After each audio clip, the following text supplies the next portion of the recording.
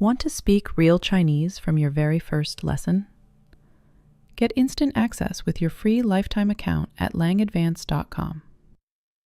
大家好 Hello everybody. This is a short tutorial to go over the basics of using the Quizlet flashcard system to help you absorb the lessons of this course. If you're not familiar with Quizlet, it's an online flashcard system that helps you memorize new knowledge. So once you go to my Quizlet link, you'll be taken to this page where if you don't have a Quizlet account, you'll be prompted to sign up for one. So to sign up for Quizlet, it's really easy. You just click sign up for free and then, it takes no time. So once you're signed up and logged back in, you should be able to see this page where it has a join class option. Even though you don't technically have to join my class to access all my flashcard sets, I highly recommend it because that way you don't have to keep going back to that link. It will just be already there with your account. And also, it's a good idea to have an account with Quizlet because that way you can easily keep track of your progress. Okay, so as you can see here, once you go to the folder, you will see a list of flashcard sets, which includes lesson 1 through lesson 24.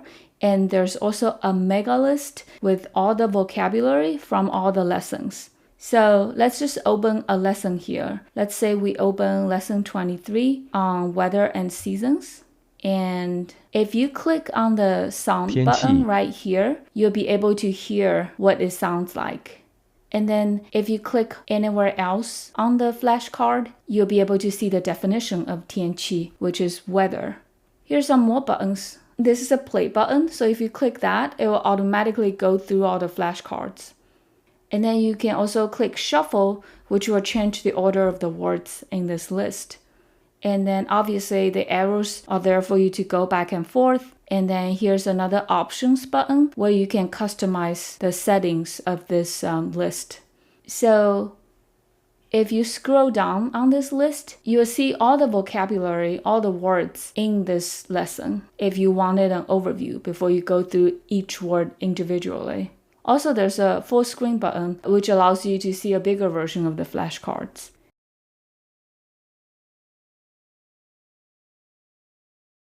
Other than the flashcards feature, you can also try one of these things out. So for example, for Learn, if you click on that, it will show you a multiple choice question to test your knowledge. And you can also click on options to customize your settings. So for example, if you want to type your answers, you can do that. And if you want them to shuffle terms, you can do it too. And you can decide what you want to answer with. And similarly, if you click on test, they will also give you a list of questions for you to answer. And you can print the test.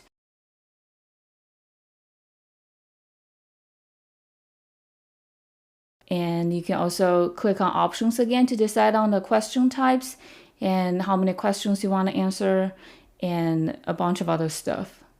And there's also a match feature, which is a game. So basically you have to match the English definition to the Chinese characters and pinyin. And then once you match them, they disappear. And there's a QChat, an AI feature, which is new. Apparently they can make a story out of this vocabulary. And this is a brand new feature and I'm not super familiar with it, but feel free to play with it, see if it's helpful. Let's go back to the list of flashcards. So let's say you want to customize one of these sets. You want to either add more vocabulary to it, more phrases, or you want to delete some that you already know. So what you can do is to click here where it says save and edit. And then once you have it duplicated, then you can make modifications to it. So like right here, if I click on it, it would allow you to type and change the terms. You can change the Chinese terms or change the English definitions, or you can delete a whole entry. You can add your own entries, and then when you finish, you can click create. And then this will be your own customized vocab list. So another thing you can do, let's say you want to combine 2 or more flashcard lists together so you can quiz yourself on multiple lessons. You can do this. Click on the 3 dots and then here's a combine option. And once you go to a combine option, you can click here where it gives you, again, more options. If you want to create a set, then choose create a set. And then, so this is one of the sets in it. And then you can just pick another one. Let's say we pick this one. And then you hit go. And then it will make a new set for you. And if you don't want to create a set, but you just want to practice, you can also pick one of these other options. For example, cards. And then it will just automatically combine all the flashcards for you to study, but it won't create a separate set. So I hope you found this helpful. If you want to look into more Quizlet functionalities, you can go explore on the website or check out other people's YouTube videos.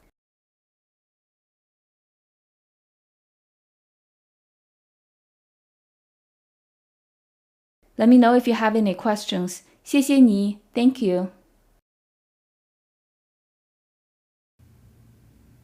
Hello everyone. Welcome to Beginner Conversational Chinese. Lesson 1. Greetings and Small Talk. Our objectives for this lesson is to learn how to greet others and conduct some basic small talk. Okay, so let's dive in. So the easiest way to greet somebody is to say hello. And in Chinese, we say 你好. Now let's try it together. 你好. Okay, so let's break it down. 你 means the singular you. In Chinese, we don't actually differentiate between the subject and the object, so 你 is both you as the subject and you as an object. And 好 means good. So a lot of you guys might know in Chinese we write with characters, but there's also a handy way of representing Mandarin Chinese sounds called pinyin, which is what you see here. And each pinyin consists of a consonant, which we call an initial, and a vowel, which we call final, which, as you can see here, N, the ni, N part is the initial, and the I part is the final. And don't worry about these technical terms. Some of these sounds are really similar to English. In the future, we'll go over how to say all the pinyin combinations as they come up, so as not to overwhelm you. You might have also noticed some accent marks on the pinyin. These are tone marks. In Mandarin Chinese, we have 5 tones: first, second, third, fourth, and neutral. We're not going to worry too much about the tones in this course, so just imitate me as much as you can. And the reason why we don't emphasize too much on the tones is because the tones are extremely hard to reproduce perfectly as a non-native speaker, and it's harder for people to understand you if you say them wrong versus not saying them at all. For example, in Chinese songs, all the tones get lost because they get carried away by the melody of the song. But we can still understand the lyrics of the song because in most of the situations, you can just tell by the context. So as long as you try to practice it and imitate the words as much as you can, you'll do just fine. And this course is a conversational course, so we are not going to focus a lot on characters. I'll have the characters on there, so if you're interested, you can look them up. If you're really invested in learning Chinese characters, stay tuned for a future course specifically on Chinese characters. When you put a person before 好, that's how you greet them in Chinese. It's pretty simple, huh? So 你好, we're greeting you. And we can swap out the 你 for other persons. Now let's practice 你好 one more time before we move on to the next slide. 你好, 你好. Very good. Here's another way to say hello. 您好, 您好. So 您好is a way to show respect to the person that you're talking to, because 您 is the honorific form of 你, you. For example, if you're talking to your teacher or your boss, you might want to use 您. Now let's say it one more time. 您好. Here's another hello. 你们好, 你们好. Notice the meng in the middle doesn't have an accent mark. That's because it's the neutral tone, so we kind of say it without any emphasis on it. 你们 means you, plural. 你们. Meng is a plural marker that you can use for pronouns and persons. We'll see more examples of meng later. 好 means good again. 你们好, hello you guys. Okay, very good. Let's move on. The way you say how are you in Chinese is very easy. 你好吗? 你好吗? Now we've already seen 你 and 好. The only new word here is ma. Ma is a question particle and basically it just serves a grammatical function. So when you make a statement and you put a ma at the end, it turns the statement into a yes or no question. So literally, 你好吗 means you good, yes or no, which is are you good? But we often use it to mean how are you? Let's say it again. 你好吗? Okay, next slide. So how would you answer 你好吗 when you're feeling pretty good? You can just say 我很好. Let's say it together. 我很好. 我 means I or me. 我. 很 literally means very, but we often use it to just connect subjects and adjectives.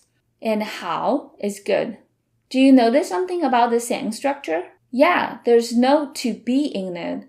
I'm literally saying I very good instead of I am very good. This is one idiosyncrasy with the Chinese language that we don't always need to be with adjectives.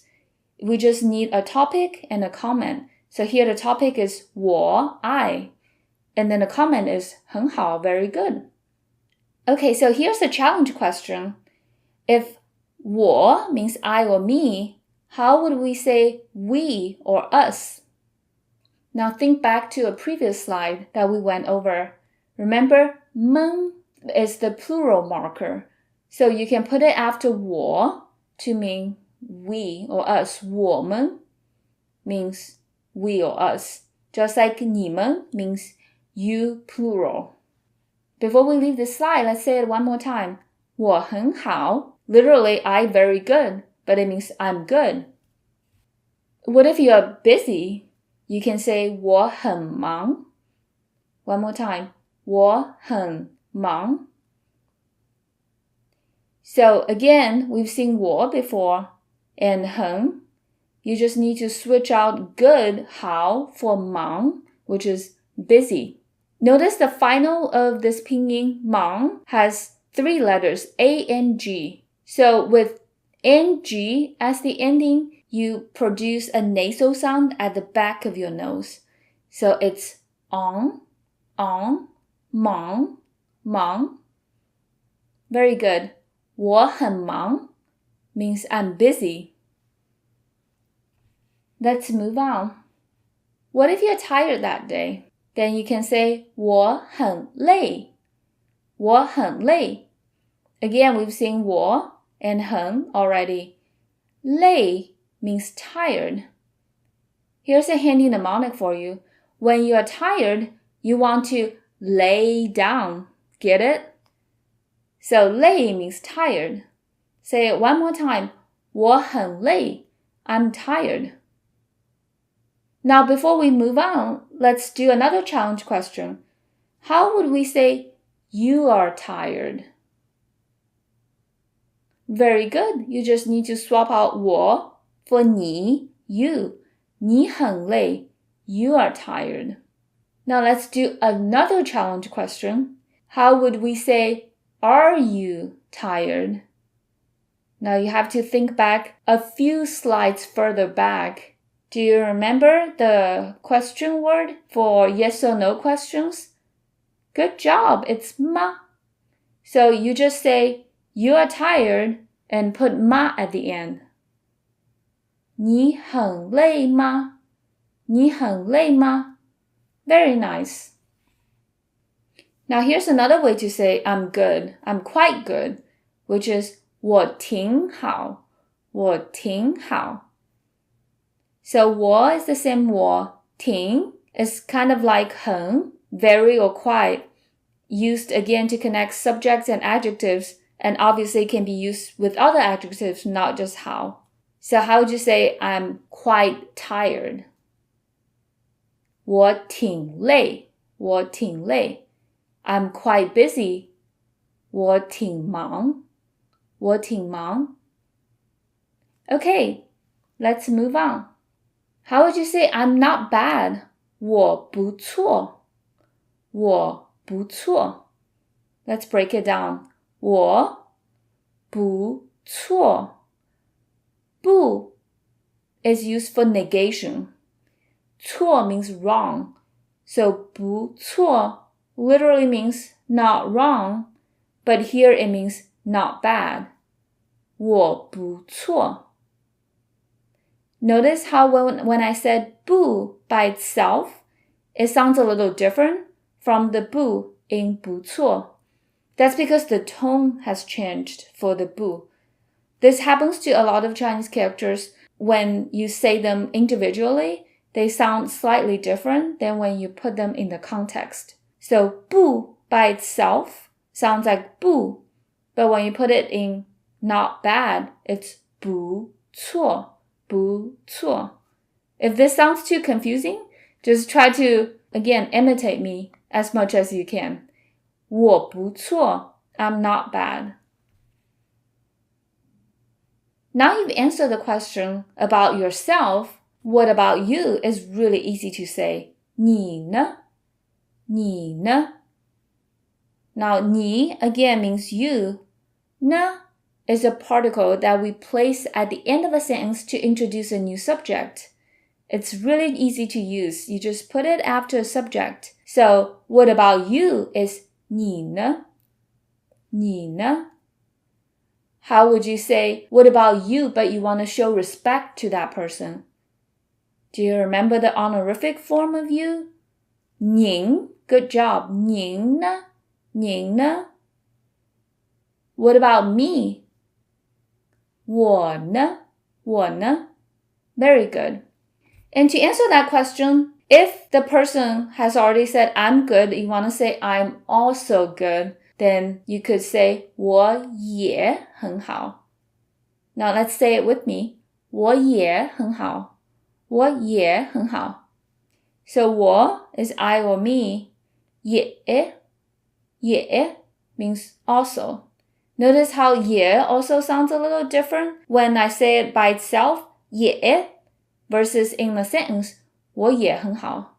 It's not quite as stressed and long as when I say it by itself. And we've already seen 很好. So the way you use 也, you just put it after the subject before a verb or adjective. Pretty simple. 我也很好. Okay, so how would you say I am also tired? I'm also tired. Remember the mnemonic for tired? When you're tired, you want to, yeah, very good. You want to lay down. So you could say, 我也很累. 我也很累. What about I'm also busy? So you just need to swap out 好 for 忙, and it becomes 我也很忙. Okay, very good. We've gone over a lot of stuff, so it's time for review. So, do you remember the 3 ways to say hello? Very good. We can just say 你好. If you want to show respect, you can say 您好. If you're saying hi to a group of people, you can say 你们好. Next one, how would you say how are you to one person? Very good. You just say 你好 and put 吗 at the end. 你好吗? Again, it literally means are you good? But we use it to mean how are you? So the next question is, what are the 3 ways to say I'm good? It could be I'm good, I'm quite good, or I'm not bad. Yeah, so it's 我很好, literally I very good. 我挺好, I quite good. 我不错, I not bad. The next question is, how would you say I'm tired? Now, if you remember my mnemonic, this one should be a piece of cake. 我很累. Because if you're tired, you want to lay down. The next one is a little challenging. How would you say, we are also busy? Yeah, so first of all, we need to figure out how to say we, which is I plus the plural marker, which is 们. So 我们. We don't need to say are, but we do need to say also, which is 也. And then busy is 忙. You can throw a 很 in there. 我们也很忙. 我们也很忙. Okay, the last one. How would you say, what about you, as in plural you? This one should be easier. 你们呢? So you plural is 你们, 你 plus the plural marker 们. 呢 indicates a change of subject. 你们呢? Very good. Confucius once said, isn't it a happy thing to practice often after learning something? So now let's practice. We're going to do a practice conversation. And you're going to be conversing with me. I'm going to say something and give you a moment to think about it and answer before I review the answer. Okay, are you ready? Let's get started. 你好. That one should be easy. You just have to repeat it back to me and say 你好 back. 你好吗? So that one is also pretty easy if you understood it. 你好吗 means how are you? So depending on your own condition, you can respond with I'm good, 我很好, or I'm tired, 我很累, or I'm busy, 我很忙, or I'm quite good, 我挺好, or I'm not bad, 我不错. You have quite a few choices. Now I want you to say back to me, what about you? Yeah, that's very easy, just 2 syllables. 你呢? 你呢? Unless you want to show respect, then you can say 您呢? 您呢? Now I'm going to answer this question and have you tell me what I just said. 我也很好. 我也很好. Yep, that means I'm also good. 也 means also. Very good. We've accomplished a lot in today's lesson. Thank you so much for being with me, and I'll see you in our next lesson. 你们好. Hello everyone. Welcome to Beginner Conversational Chinese, and this is Lesson 2, Courtesy Words. 你好吗? I hope your answer was 我很好, or 我挺好, or 我不错. If you need a little refresher on greetings and small talk, check out Lesson 1 of the course. In today's lesson, our objectives are to learn courtesy words such as excuse me, thanks, sorry, and more. The way we say excuse me in Chinese is 打扰一下. 打扰一下. 打扰 by itself means to disturb. So the Chinese R sound is a little different from the English R. It is a retroflex sound, meaning you have to curl the tip of your tongue backwards. 扰 扰 打扰 打扰 Very good. 一下 means one quick moment. Now the Chinese X sound is kind of similar to the English SH sound, but the tongue placement is different. Instead of putting the tip of your tongue high up, you put it right behind your lower front teeth. 下一下 Okay, so just try to imitate me as much as you can. These sounds are kind of difficult in Mandarin, but with practice, you'll get the hang of it. Now, before we move to the next slide, let's say it again. 打扰一下. It literally means disturb you one moment, but it means excuse me. 打扰一下. You can use it to initiate a conversation with a stranger. Okay, So we have a way of politely asking someone a question, which is 请问. Now repeat after me, 请问. 请 by itself means please or to treat someone to something. 请. The Chinese Q sound is a little difficult too. It's a little similar to the English CH sound, and it has a similar tongue placement as the Chinese X. Instead of putting the tip of your tongue high up, you put it right behind your lower front teeth again. Ch. 请 请. Notice the ng in the pinyin? That means you have to produce the sound in the back part of your nose. 请 请. Now, depending on which part of the Chinese-speaking regions you're in, you might hear the ng part a little differently. In southern parts of mainland China, sometimes people would drop the g at the end and just say it like qin, 请. But in northern parts of mainland China, people say it in the more standard way, 请 请. So 请 by itself could also mean to treat. For example, I treat you, as in I'll treat you to dinner, I'll treat you to, a meal, would be 我请你. Do you remember the pronouns from the last class?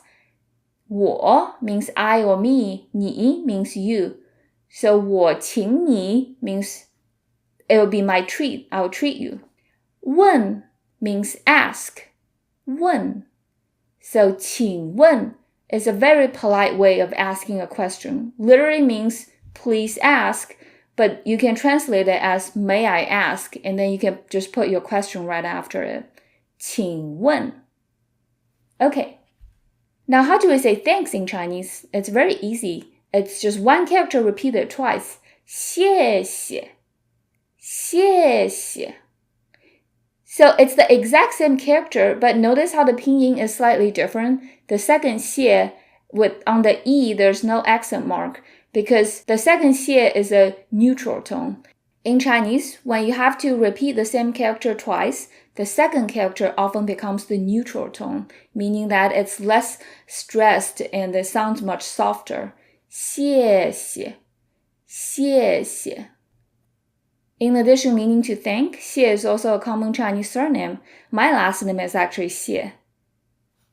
You might remember from the last lesson that the word for you is 你, so the word for thank you is 谢谢你, 谢谢你.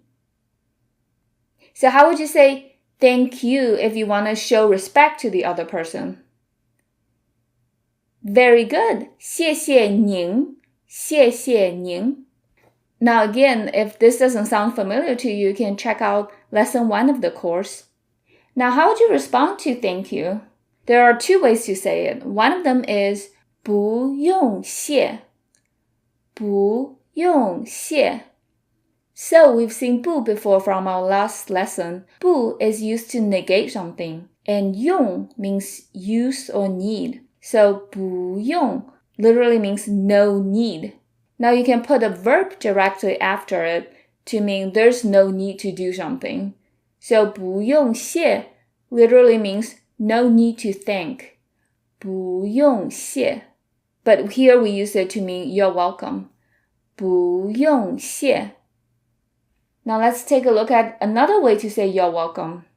不客气, 不客气. Now we've seen 不 already. 不 again is used for negation. 客气 means to be polite. 客气. So the qi is the neutral tone, so we don't have to put any emphasis on it. So 不客气. 很好, very good. Let's look at the next one, which is sorry. 对不起, 对不起. 对 by itself means correct. 不 we've seen before, which is a way of negating something. And 起 by itself means to get up. But the whole phrase means sorry. 对不起, 对不起. Okay, very nice. Next one. It's another way to say I'm sorry. This one has a slightly softened tone compared to 对不起. It means I'm sorry, I'm embarrassed, my bad. And it is 不好意思,不好意思. Now we've seen 不 before for negation, and we've seen 好 before. 好 means good. 意思 by itself is meaning. Notice this at the end as the neutral tone again. 意思不好意思 could be used to excuse yourself or say I am embarrassed. When you say 我不好意思, that means I am embarrassed. Okay, next one, we'll learn how to respond to 对不起 or 不好意思。没关系，没关系。没 is to negate to have, so it means to not have. 关系 means relationship between people, or here it means consequence. 关系. So 没关系 literally means there's no consequences, which means it's okay, it's not a big deal. 没关系. There's another way to respond to 对不起 or 不好意思, and that one is 没事,没事. Again, 没 means to not have. 事 means things to do or matter. So the Chinese sh is a little different from the English sh. It's like the Chinese r. It's also a retroflex sound, meaning you have to curl the tip of your tongue backwards. But here's the easy trick to make the sh sound in Chinese. Just try saying the English word shirt, S-H-I-R-T, without the T at the end. 是,是. So the whole thing again is 没事,没事. So in our last lesson, we forgot to learn how to say goodbye, which is 再见,再见. 再 by itself means again. The Chinese Z sound is similar to saying the TS sound in the word cats, the plural form of cat, except you don't let out the puff of air. The Z sound is almost identical to the Chinese C sound, which we've seen in 不错, not bad, 错, 错. So the difference between the C sound and the Z sound is in Z, we don't let out a puff of air, versus the C we do. So the Chinese C is exactly like the TS in the word cats. And the Chinese Z is like saying ts in cats, but you just don't let out a puff of air. So let's say it together. 再,再, it means again by itself.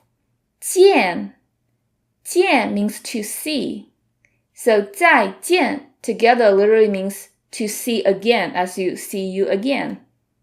Now the Chinese J sound is really similar to the Chinese Q sound. The only difference is the same as the difference between the Chinese Z and the Chinese C. In J, we don't let out the puff of air, but in Q we do. So it's 见, 见.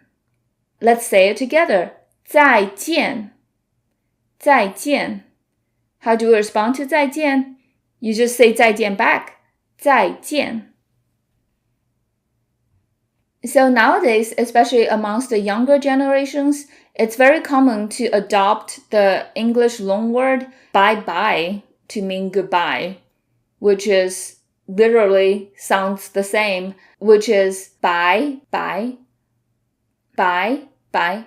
Again, the second bye is kind of softer without much emphasis. Bye, bye. To respond to bye-bye, you say bye-bye back. Very easy, right? Okay, so we've learned a lot of courtesy words today. Let's review them. What are the two ways to say thanks or thank you? Very good. 谢谢 and 谢谢你. So 谢谢 is just thanks. The other one is thank you. Now, how would you say you're welcome? And there are two ways to do that. 不用谢 literally no need to thank, and 不客气 literally don't be polite. Okay, what are the two ways to say sorry? 很好 very good. 对不起对不起 and 不好意思不好意思 could also mean I'm embarrassed. Now, how would you respond to sorry? There are also two ways to say that. Yep, it's 没关系没关系 Literally, there are no consequences. And 没事没事 no matter. What are two ways to say bye? Yep, one of them is very Chinese, 再见 Literally, to see again. And the second way is bye-bye. It's borrowed from English. Okay, last but not the least, how would you say, excuse me, may I ask?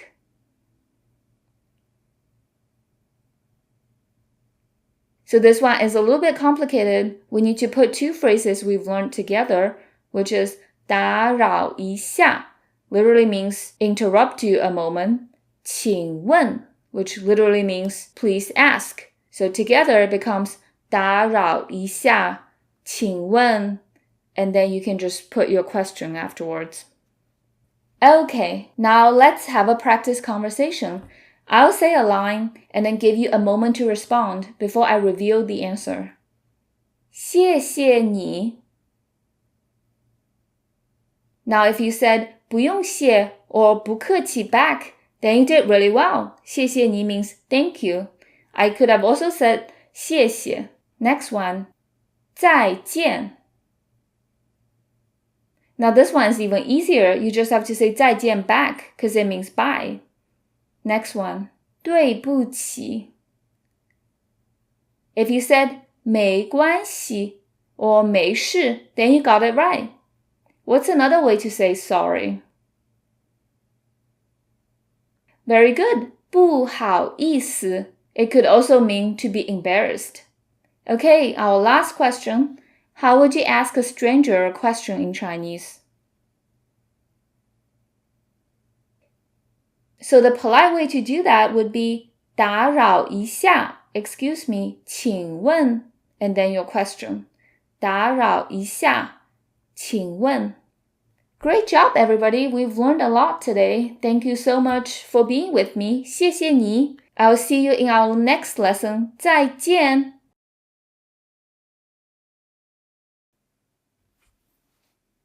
你们好，你好吗?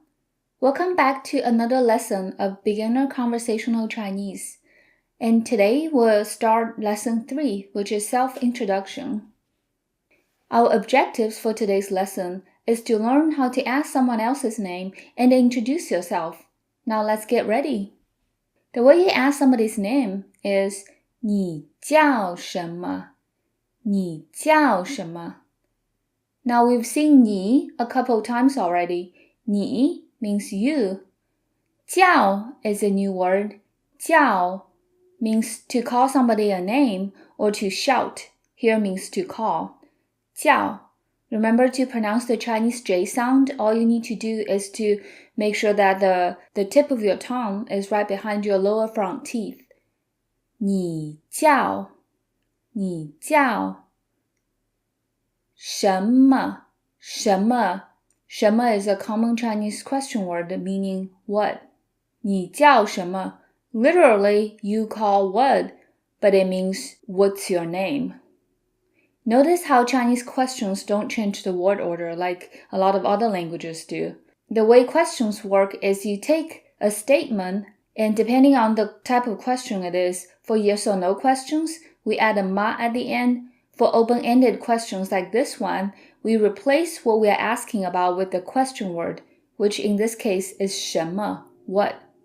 So the whole thing is 你叫什么? What is your name? There's another way to ask that question. It's a more complete way of asking. 你叫什么名字? 你叫什么名字? Now the first part is the same. 你 you, 叫 to call, 什么 what, 名字 means name, 名字名字你叫什么名字? What's your name? So the first way we learned 你叫什么 is slightly more casual, and this is just a more complete way of asking that. To answer that question, it's pretty easy. You just say 我叫 followed by your name. 我叫. Now we've seen 我 quite a few times already. 我 means I or me, and we've seen 叫 already too. 叫 means to call, so here it means I call myself 我叫. Now here's a question to test how much you've remembered from previous lessons. If 我叫 means my name is, how would you say your name is? Very good. 你叫. 你叫, because 你 means you. Now how would you say, is your name blank? Is your name Jack? So for this one, unlike in English, you have to change the word order. You keep 你叫, your name is, and whatever name you're asking about, and just put a ma at the end, because ma is the question word for yes or no questions. 你叫 Jack ma, is your name Jack? Now how would you say, my name is not Jack? If you remember how to negate something in Chinese, this one should be easy. You just need to put 不 in front of 叫, so it becomes 我不叫. 我不叫. And whatever name the person just asked you about. 我不叫. Okay, so let's go over this one more time. 我叫 plus your name. So I could say 我叫微微. Now sometimes you have a legal name, but everyone calls you by a different name. So this is a way of saying that. 大家都叫我 blank. 大家都叫我. Okay, let's break it down. 大家 大 means big by itself. 家 by itself means family. So 大家, even though it literally means big family, we often use it to mean everybody. So here's another challenge question for you. How would you say hello everyone? Very good. 大家好. 大家好. Remember in lesson 1, we talked about in order to greet someone, you just need to put the person and 好 at the end. So 大家好 means hello everyone. So in this sentence, 大家都 means all or both. So it's here for emphasis. All of everybody. 叫 to call. 我 since 我 could mean I or me, here it can be used as an object as well. 大家都叫我 and insert the name that you go by. So for example, 我叫雨薇，大家都叫我薇薇。雨薇 is my legal name, but everyone calls me 薇薇。大家都叫我。Again, this is how you can say the name that you go by. Here's another way to say it. 你可以叫我。你可以叫我。It just means you can call me, insert the name that you go by. 你 you 可以可以 is a very useful word to know. It means can or may. We often use it to ask for permission.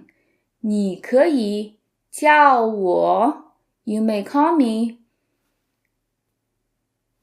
So sometimes you just need the person's last name, and we have a very easy way to ask that. 你姓什么？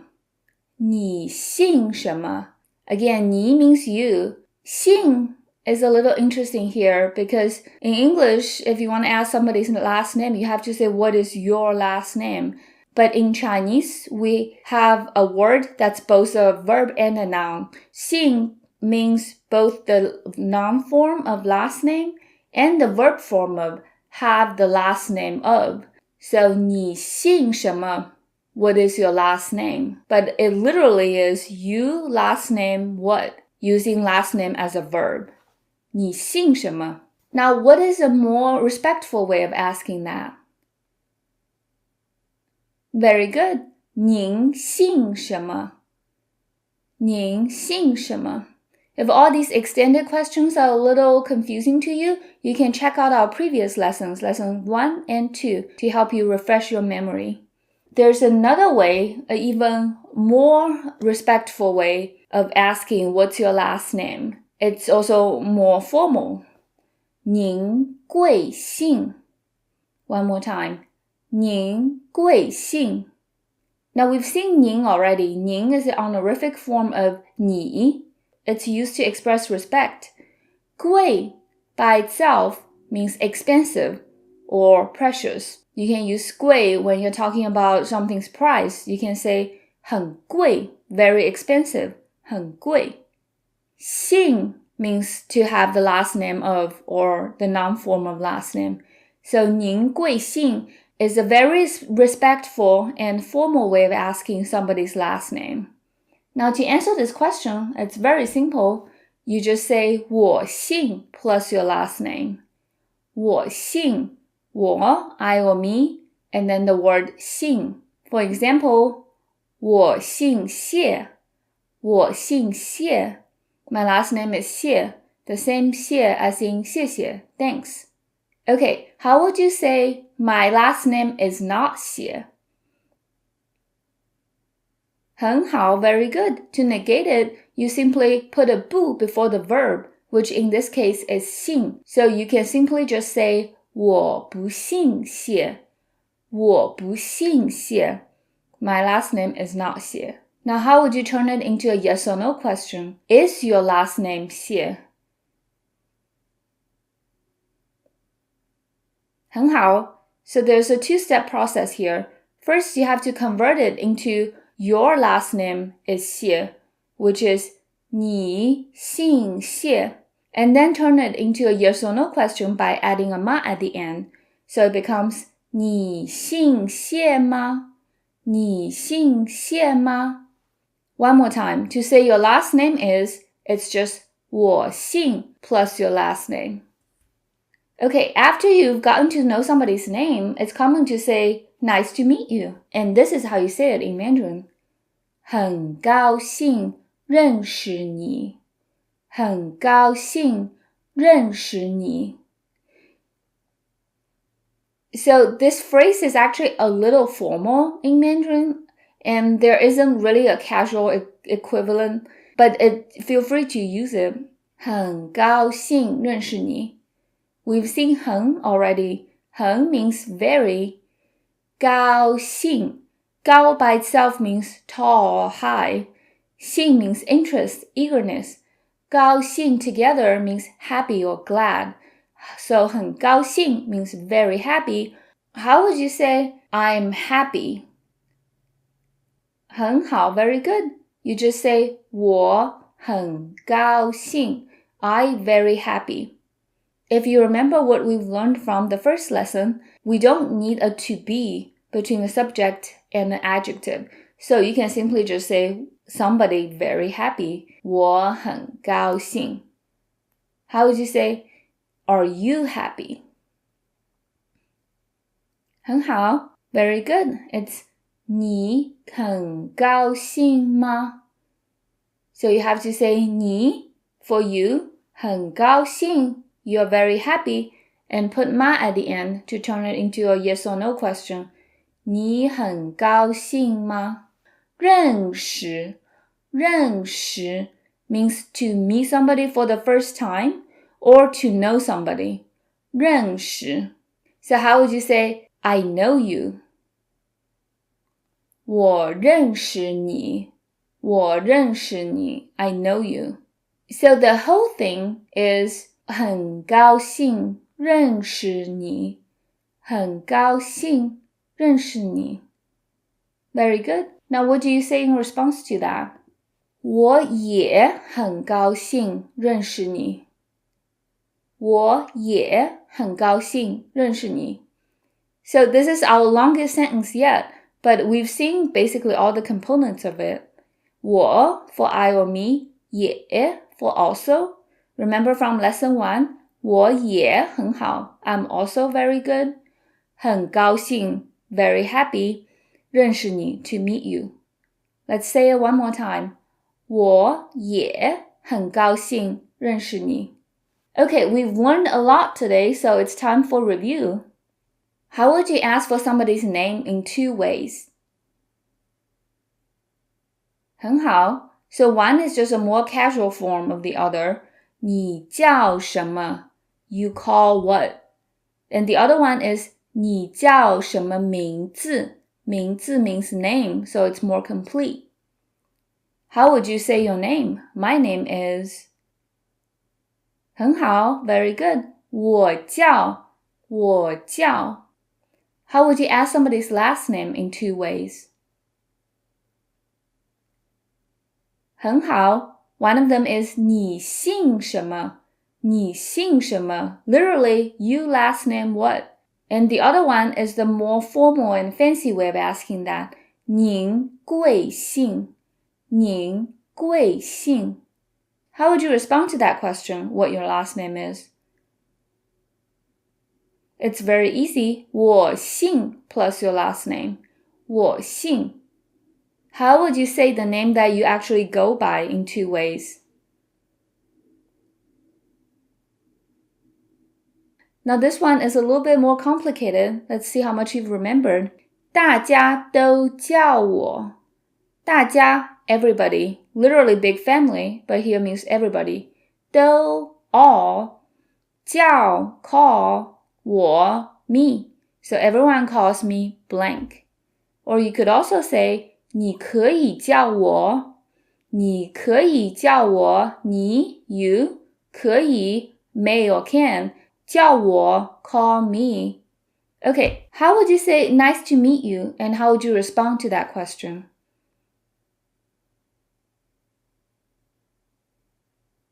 Very good, 很好. So to say nice to meet you, it's simply 很高兴认识你.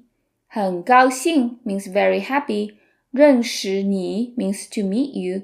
So 很高兴认识你 means nice to meet you. Literally, very happy to meet you. And to respond to that, you may just say 我也很高兴认识你. I also very happy to meet you, which means nice to meet you too.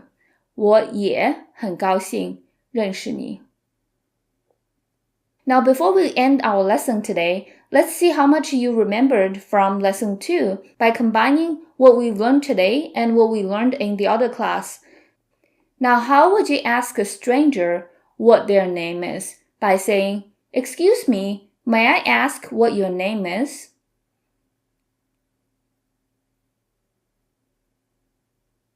It's quite a long sentence, but it should be 打扰一下. Excuse me. 请问, may I ask? 你叫什么? Or 你叫什么名字? Did you get it right? Okay, so we've learned a lot today, and let's have a practice conversation. I will say a line and give you a moment to respond before I tell you the answer. Okay, first one. 您好, 您贵姓? So I'm using the respectful way of saying hi to someone and asking for their last name. To answer that, you could just say 我姓 plus your last name. 我姓. Okay, my second question. 你叫什么名字? Now I want you to answer this question in the most complete way that you can.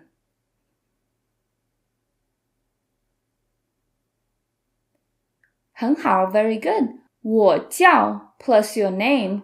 And if you have a name that you go by, you can say 大家都叫我 blank. Or 你可以叫我 blank. For example, 我叫雨薇. 大家都叫我薇薇.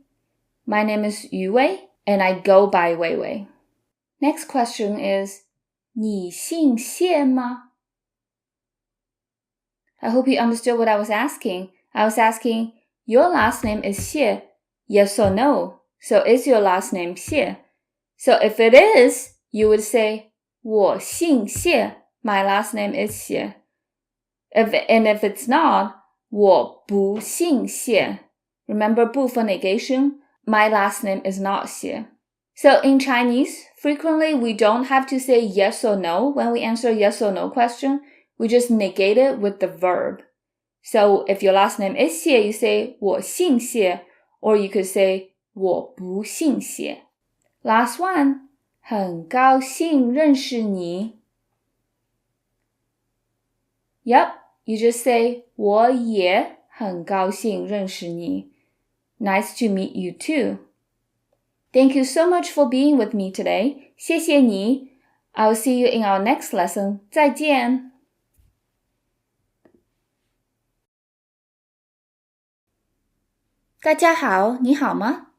Hello everyone, I hope you're having a good day. Welcome back to another lesson of beginner conversational Chinese. And today we'll talk about countries and places. Our objectives for today is to learn the names of countries and places you've lived in. Okay, let's get started. Now, how would you say, where are you from? It's pretty simple in Mandarin Chinese. It is, 你是哪里人? 你是哪里人? Now, if you've been with me for a few lessons already, 你 must look super familiar by now. 你 means you. 是 means to be. In Mandarin Chinese, we don't conjugate verbs at all. So, 是 is all kinds of to be. I am, you are, he is, she is, I was, they were. It's all 是. And again, a reminder of how to pronounce the SH sound in Chinese. It's a retroflex sound. Here's a handy trick to how to say it. It's like saying the English word shirt, S-H-I-R-T, without the T. 是, 你是 together means you are. 哪里? 哪里 means where. It's a new question word. 哪里? There's another way to say 哪里, which we'll learn later. And then the last one is 人. 人 means person or people. The R in 人 is a retroflex sound, which requires you to curl the tip of your tongue backwards, which can be tricky at the beginning, but with practice, I'm sure you will learn the hang of it. So together, the sentence is 你是哪里人? Which literally means you are where person, which means where are you from? Now, before we address how you would answer it, let's go over another way of asking where you're from. This time, we're specifically asking about the country that the person you're talking to is from. 你是哪国人? 你是哪国人? So it's very similar to 你是哪里人, right? 你是 means you are. 哪? So 哪里 means where. 哪 by itself could also mean which. So here it means which. 国 means country. 哪国 means which country. 人 again means person. So literally, you are which country person. So it means which country are you from. 你是哪国人? 很好, very good. Let's take a look at how we would answer these two questions. So to answer both 你是哪里人 as well as 你是哪国人, we can use the same response. 我是 insert place 人. 我是 blank 人. So I'm sure you're familiar with 我 by now, I or me. I 是 here means am. Since 是 is super versatile, we don't have to conjugate it for different pronouns. 我是 and 人 means person again. So you just have to put the place that you're from before 人 to mean I am from that place. Now you can be as specific or as broad as you want with the first question, 你是哪里人? Where are you from? Depending on the context, you can say the country you're from, the city you're from, the village you're from, whatever. The second question, 你是哪国人 specifies the country, so you would need to answer with the country. Now let's take a look at a few countries in Chinese. So here are 12 countries that we're going to learn how to say in Chinese. The good news is the majority of them are phonetic. So let's get started from the top and we'll go clockwise. So the first one is 西班牙, 西班牙, which means Spain. It's supposed to sound like España, 西班牙. And then the next one is 俄国, 俄国, which means Russia. So you might remember 国 means country. So 俄国 is technically an abbreviated way of saying Russia. You could also call it 俄罗斯, 俄罗斯, but 俄国 is easier, 俄国. When you see the E in the pinyin, you might be tempted to pronounce it as the English way, like E, but in pinyin it's so 俄国. 很好. Next one is China, 中国, 中国. Now the CH sound is again a retroflex sound in Chinese. So to pronounce that, you have to curl the tip of your tongue backwards. But the easy way to do the ZH sound is to think of the word jerk, J-E-R-K, and you say it without the K sound at the end to approximate the retroflex sound. 中国, 中国. 中 by itself means middle, because in ancient China, people in China thought that they were in the middle of everything, so they called themselves the middle country, which is 中国. Now next one, 日本, 日本. So this pinyin combination might be a little challenging for RI, 日. The R sound is a retroflex sound, requiring you to curl the tip of your tongue backwards, and then the vowel sound is a little unusual as well. 日, 日. So try it a few times with me. 日, 日. Don't worry if you can't get it exactly right. Just keep practicing and you'll get better. 本, 日本 is Japan. Now the next one is hopefully easier. 澳大利亚, 澳大利亚. There's no difficult consonants or vowels in here, and it sounds like Australia. 澳大利亚. 很好. Next one is India, 印度, 印度. India sounds a little like Hindu, 印度. 很好. Next one is 南非, 南非, South Africa. 南非 is an example of a combination of literal translation and phonetic translation. 非 is supposed to be phonetic for Africa. 南 means south, so it's a combination of both ways of translation. 南非, South Africa. Next one, 巴西, 巴西 means Brazil. 巴西. Now, the X sound is kind of similar to the English SH sound, except you put the tip of your tongue right against your front lower teeth. 巴西. Okay, the next one is super phonetic again. 墨西哥, 墨西哥, Mexico. 墨西哥. Okay, the next one is 美国, America. 美国. So 美 is supposed to be phonetic for America, the ME part of America. But 美 by itself also means beautiful. So it is a very nice name for America, 美国. The next one is 加拿大. 加拿大 sounds like Canada, right? 加拿大. And then we have 英国, 英国, which is the United Kingdom. The yin part is supposed to be phonetic, as in England. 很好. If there's a country that you want to know how to say that's not on the list, it's really easy to look it up. There's many online dictionaries that you can use. For example, there's MDBG, which is a very handy dictionary that you can look up things and it will give you the explanation and a lot of useful information. And there's also another dictionary called Line Dictionary, which is also very helpful. And there's apps that you can download like Pleco and other apps. You can even use Google Translate. But just remember, for the words that are homophones with multiple meanings, you might want to double check. So for example, the country Turkey could also be a bird. So you want to double check to make sure you're getting the word that you want. Now let's take a look at smaller places, cities, states, or provinces. The first one is my hometown, Shanghai, Shanghai, which is obviously Shanghai, Shanghai. Next one, 纽约, 纽约, highly phonetic. It means New York, 纽约.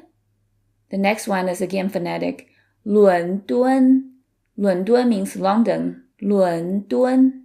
Next one is not so phonetic, 东京. 东 means east, 京 means capital. So it's the eastern capital of Japan. So it's called Dongjing, Tokyo. Next one is my current city, 奥斯汀, 奥斯汀, Austin. See how it's highly phonetic? 马德里, 马德里 is for Madrid, 马德里. Now let's take a look at some states and provinces. 四川省, 四川省. Now Sichuan obviously means the Sichuan province.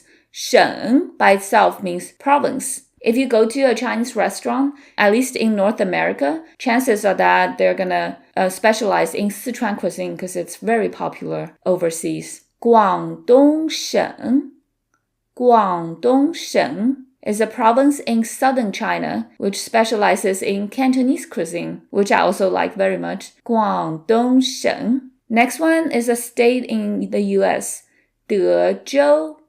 德州 is a shortened way to say Texas. The complete way is 德克萨斯州, which is a mouthful, so people usually just shorten it to 德州. 州 by itself means state, so you're literally saying 德 state. Next one is 加州. Again, a shortened way to say California, because the complete way is 加利福尼亚州, which is a mouthful. So 加州 is a lot easier. Now the next one is 安达卢西亚. 安达卢西亚. A region in Spain, in southern Spain, Andalusia. 安达卢西亚. Very phonetic. Next one is 安大略省. 安大略省. 省 again means province. 安大略 is the Chinese approximation of Ontario. Okay, so if you want to look up your city name or state or province names, it could be hard to do it in a dictionary, as most dictionaries are limited in terms of specific place names. Here's where Google Translate has its advantages, because you can look up most places in Google Translate and it will give you the right phonetic translation.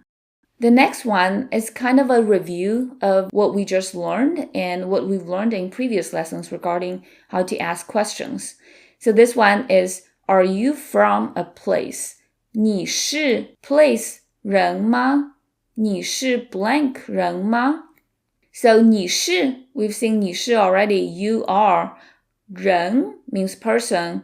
吗 is a question word for yes or no questions. For example, 你是上海人吗? Literally, you are Shanghai person, yes or no, which is, are you from Shanghai? 你是上海人吗?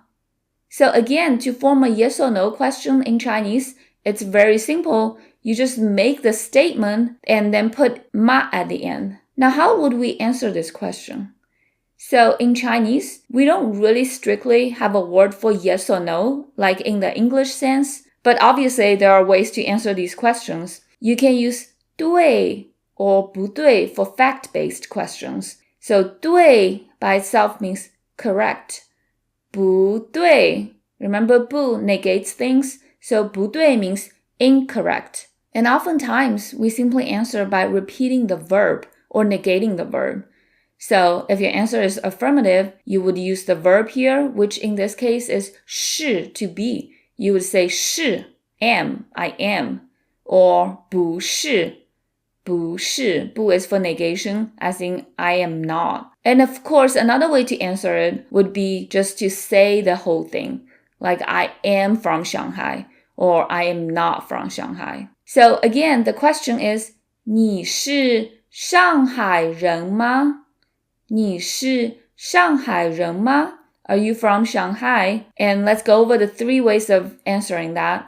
So first of all, you can say 对 correct or 不对 incorrect. Since it's asking about a fact, so it's appropriate to use correct or incorrect to answer.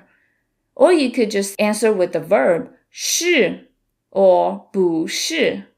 Or you can say the whole thing 我是上海人 or 我不是上海人。很好， we'll do more practice later. The next one is a similar question, it's just a different way of asking. Where's your hometown? 你老家在哪儿？你老家在哪儿？ Now let's break it down. 你 you, 老家 means hometown. 老 means old. 家 means home or family, which we saw in our last lesson. 大家 literally means big family, but it means everybody.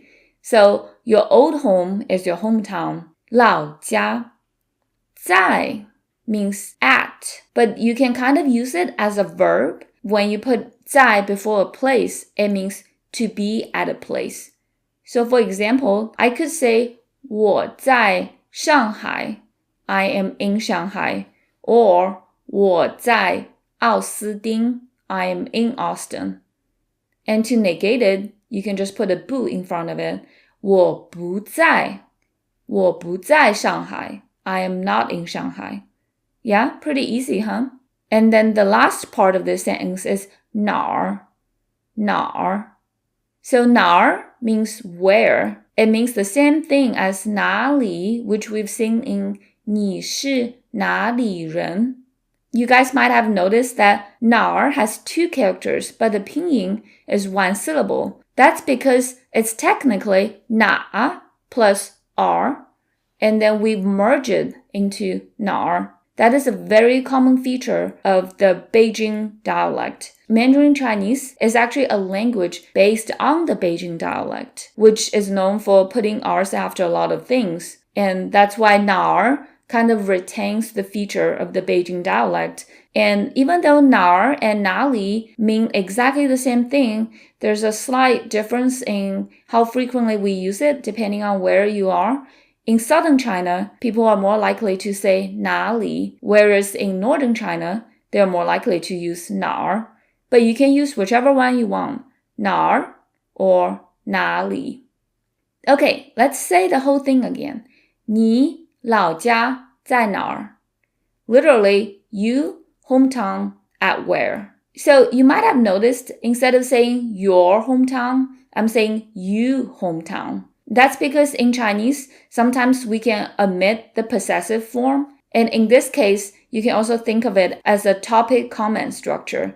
That my topic is you, and my question is hometown where.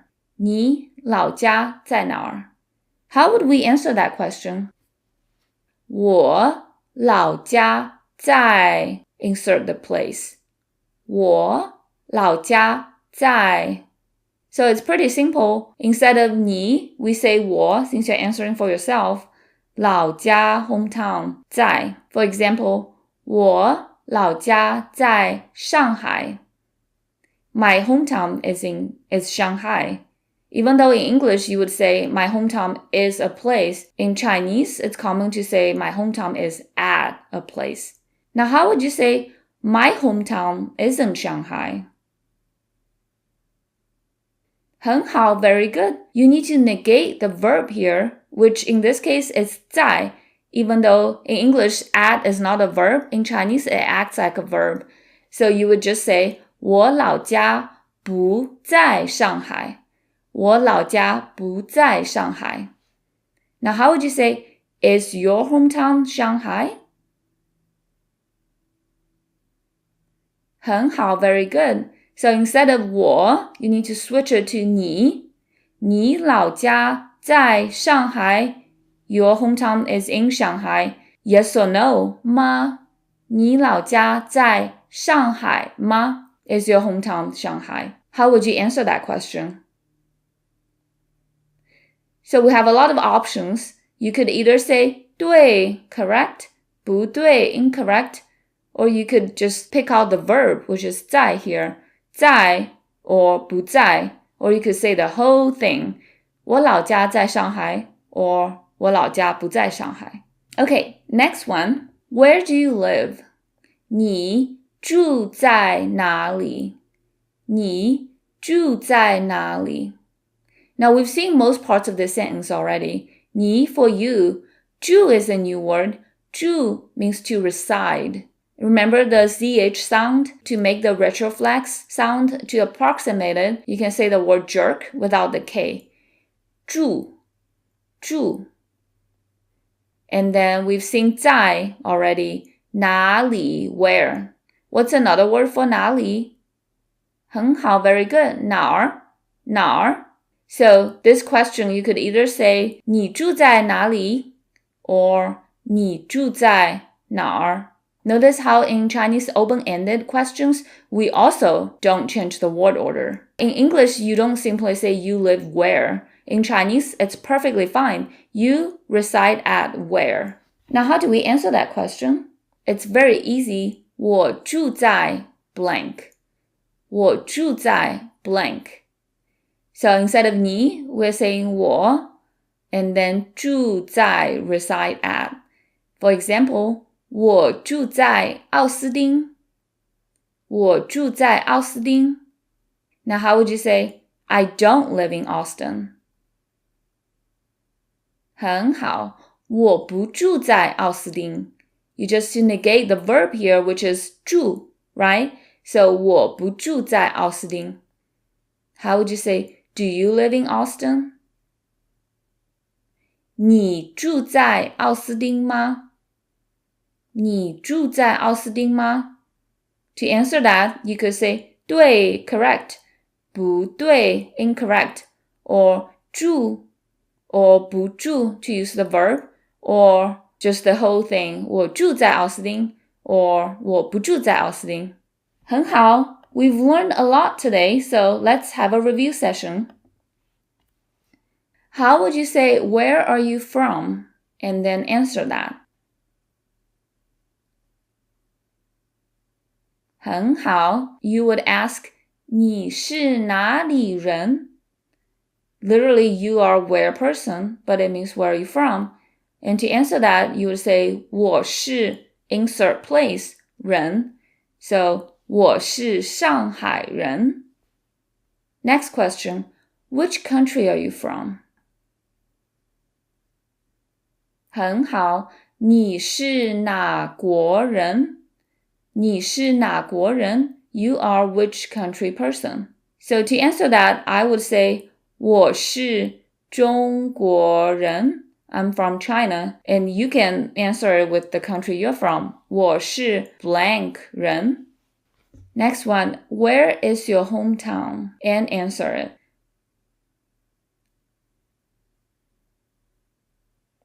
So there are two ways to ask the question. 你老家在哪儿?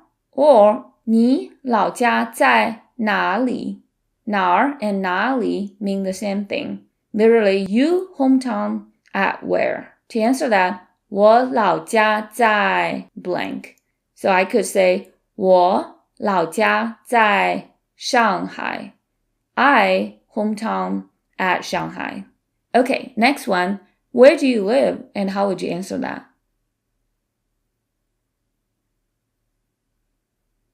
Again, there's two ways to ask the question. 你住在哪里? Or 你住在哪儿? You reside at where? And to answer that, 我住在 place. For example, 我住在奥斯汀. I live in Austin. Okay, the next one. Are you from China? And how would you answer that?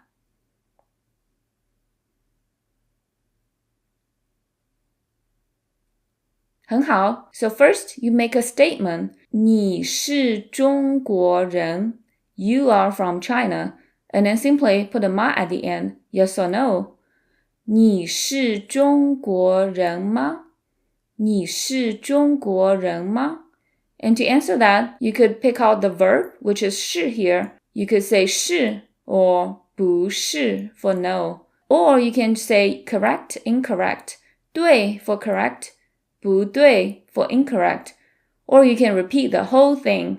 我是中国人 I am from China. Or 我不是中国人 Okay, last but not the least, is your hometown the US? And how would you respond to that?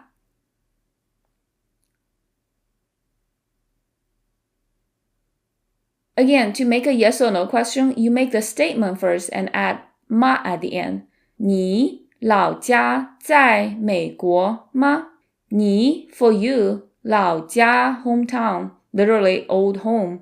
在 add 美国 America 吗？你老家在美国吗？ And to answer that, you can say 在 add, because we use add here as a verb, or 不在 not add. Or 对 correct, 不对 incorrect, or the whole thing, 我老家在美国 or 我老家不在美国 Okay, now let's have a practice conversation to see how much we've remembered. So I'll say a line and give you a moment to respond before I tell you the answer. The first one, 你好，请问你是中国人吗？你好，请问你是中国人吗？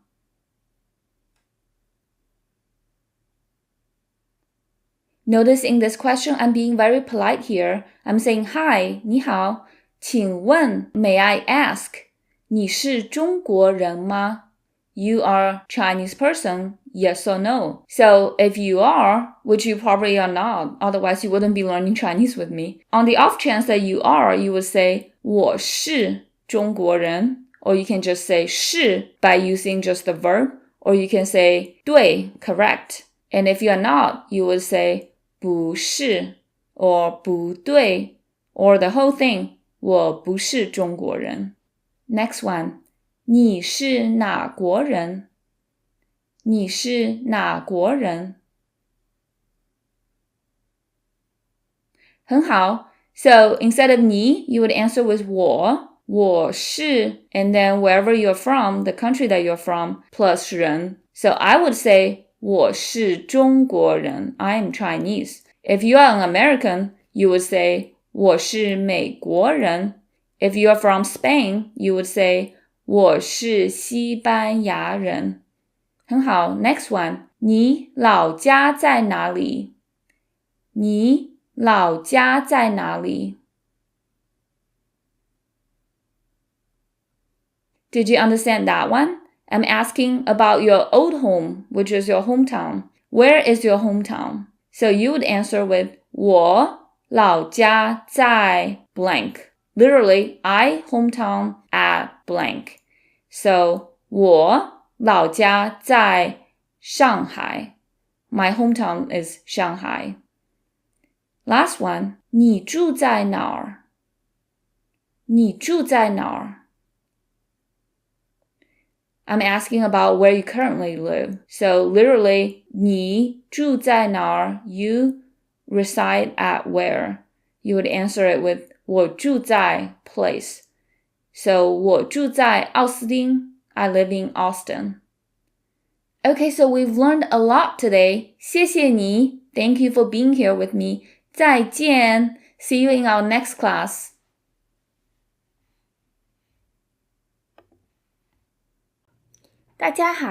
Hello everyone. Welcome to another lesson of beginner conversational Chinese.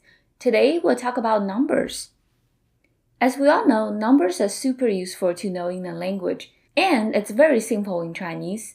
With only 15 words, we'll be able to count to millions. Now let's get started. So we'll learn first 1 through 3, and it's E for 1, E, and then 2 is R. It's similar to the English R, the letter R, but it's a little different. R. 三. So 1 through 3 is ER, 三. Notice how the characters for these three numbers are also super easy. 4 is 四. So So this vowel is a little interesting because it doesn't exist in English. 4. So 4 is an unlucky number in Chinese and in a lot of Eastern Asian cultures because it sounds like the word for to die or death, which is 死. So it's a slightly different tone, but they sound really similar. 4. 5 is 五, 五, 五. And then 6 is 六. Sounds like the horoscope Leo, Leo, right? Okay, so 4 through 6 is 4, 5, 6. 4, 5, 6. 7 through 10, 7, 7. 8, 8. 8 is a lucky number in Chinese culture because it sounds like the word 发, which means to make a fortune. Next one, 9, 9 for 9. And then 10, 10 for 10. Now let's say them together. 7, 8, 9, 10. So before we move on to larger numbers, let's review 1 through 10. So the word for 1 is 一, 很好. And then, 2 and 3 and 4, 5, 6 for 6, 7, 7, 8, 9, 10. Very good. So let's do a quick quiz. You can close your eyes if you really want to challenge yourself. I'll say a number in English and you tell me how to say it in Mandarin. 3. Yep, it's 3, 9. 9, 很好, very good. Number 2. R, yep. What's the unlucky number in Chinese? Yep, it's 4, number 4. What's a lucky number in Chinese? 8 for number 8. 很好, very good. So 11 through 19, unlike in English and a lot of Latin-based languages, you have to learn a new set of words. In Chinese, there's no need. We can just combine 10 and another digit to form these numbers. For example, the word 11 is 10 plus 1, so you would just say 10 and 1, which is 11. For number 12, it's 10 plus 2, so it would be 12. Let's take a look at all these numbers together. So 11, as we just went over, 11. So 12 would be 12. And 13, 10 plus 3, 13. 14, 10 plus 4, 14. 15 is 15. 16, 16. 17, 17. 18, 18. And then 19, 19. Very good. Let's do another quick quiz. How would we say 15? 15, 很好. Now I'm going to say a number in Chinese for you to translate into English. 13. If you said 13, then you got it right. 17. That's 17. 很好, very good. Last one. 16. 16. Did you get them all right? Okay, let's move on to the next one. 20 through 99. We also don't need any new words for them. So the word 20 is 2 times 10, so you just need to say 210. 20. Pretty simple, huh? And the word 21 is 2 times 10 plus 1, so it's 21. So we apply the same rule to all the other numbers. 30 would be 3 times 10, 30. 62, 6 times 10 plus 2, 62.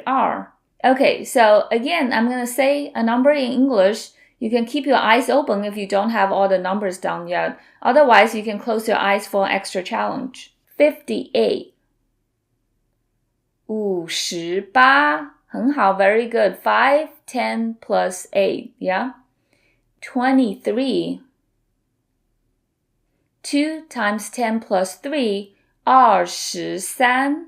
Next one, 67.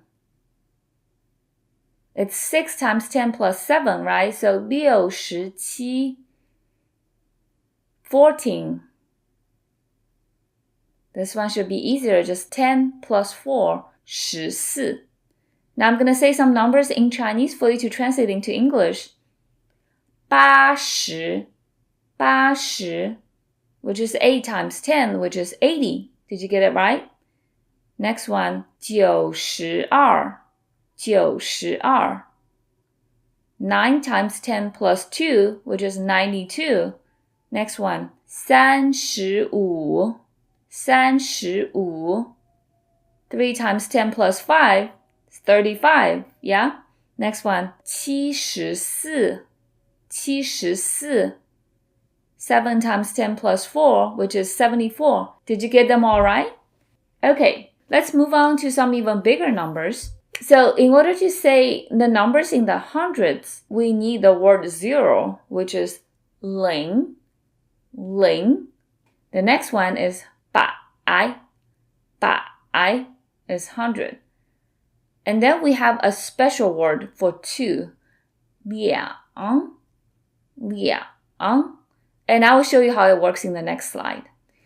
So 0 for 0, 百 for 100, 两, which is a special 2, a little different from 二, which is a regular 2. Okay, so 100 is 1 times 100, so it's just 100, 100. Now to say 101, that's where the word 0 comes in handy, because you don't say 101, you say 101. You say the 0 in the middle, so it becomes 101, 101. And next one, 111, so it's 100 plus 11, 10 plus 1, so it's 111, 111. And we can use the same rules for all the other numbers in the hundreds. We'll practice them in a bit. For 200s, we typically say 200. Remember the special 2, 两. 200 sounds better than 200. It's just an idiomatic thing that we do in Chinese. 200 versus 200. There's a special number in Chinese, 250, which in order to say the number, the most natural way would be 200, 2 times 100, plus 5 times 10, 250, 250. If instead of 两, you are sticking to a traditional 2, 250 would also work. But sometimes, if there's a 0 at the end, a casual way to say it would be 250. You can use it for other numbers. For example, if it's 350, you could totally say 350, and that's totally fine. But if this confuses you, don't worry about it. But 250 is actually a phrase in Chinese, and it means a silly and crazy person. So it's an insult. So you might want to be careful with saying 250 as 250. You might want to stick to 250. Okay, so let's practice the numbers in the hundreds. So again, I'm going to say some numbers in English and have you translate them into Chinese. If you want an extra challenge, you may close your eyes. Okay, 119, 119. 119. So it's 100 plus 10 plus 9, right? So it's 119. 很好. Next one, 376. 376. So it's 300, 7 times 10 plus 6, right? So it's 376. 376. The next one is 542. 542. Yep, so it's 542. 542. Now I'm going to say some numbers in Chinese and have you translate them into English. 223. 223. So 200 is 200. Remember the special word for 2? 2. 23. 2 times 10 plus 3. So it's 223. Next one. 485. 485. 485. 603. 603. That's 603.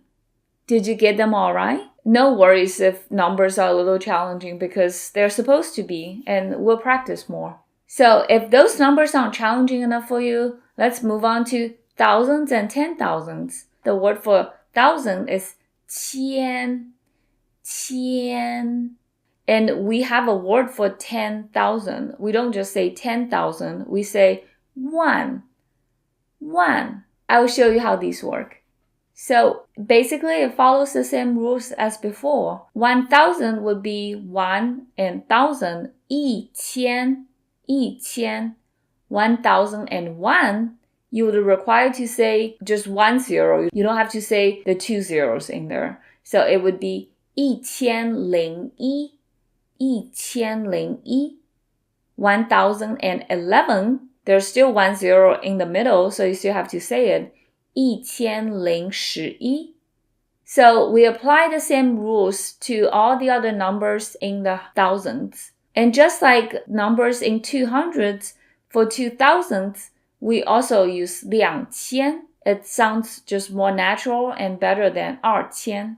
Now let's practice. So I have this number, 4,375. Can you figure out how to say it in Chinese? If you just said 4,375, then congrats, you got it right. Next one, 2,103. Yep, it's 2,103. 很好, very good. Last one, 1,068. So that one is 1,068. Did you get them right? Okay, so let's move on to tens of thousands. 10,000, we don't say 10,000. Again, we have a word for it. It's just 10,000, which is 1,000. 1,000. So for 10,001, because there's zeros in the middle, so you have to say 0. So it's 1001. 1001. 10,011, 1011. 10,100, 1100. 1100. Again, we apply the same rules to the other numbers in the tens of thousands. For 20,000, we use 2万 instead of R1. So 21 is 2万. Sounds more natural. Okay, let's practice. How would we say 42,375? So again, remember, we have a word for 10,000. So it should be 42,375. Did you get that right?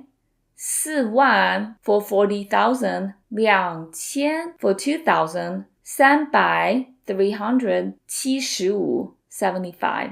Now let's do another one. 25,103.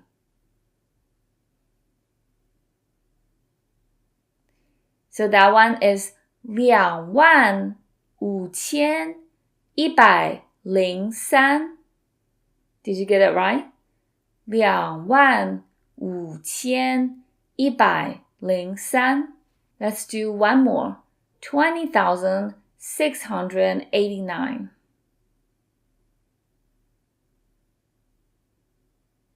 So this one, again, it's 20,689. For the thousands, we have a zero, so you have to say the zero. 20,689. You might be tempted to say 20,000, 20,000, but we don't say it. You have to say to 10,000, 2,000.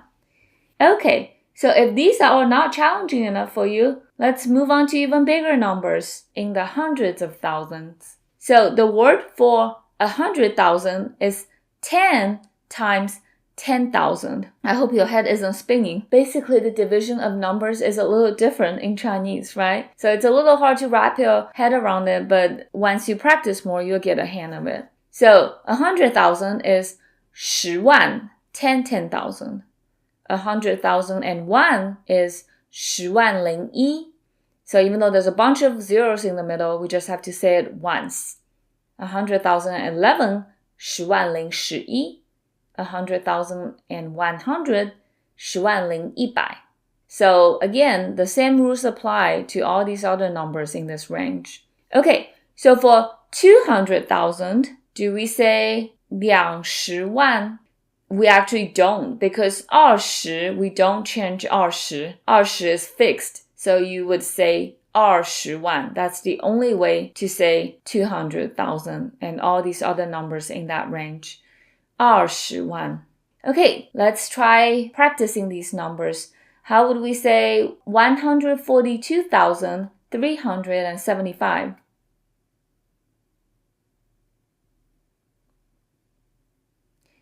So it's 14,275. Now I know it's tough, but you have to think of it as 14 10,000. So 14,000. And then 2,000 instead of 2,000. Now next one, 206,908.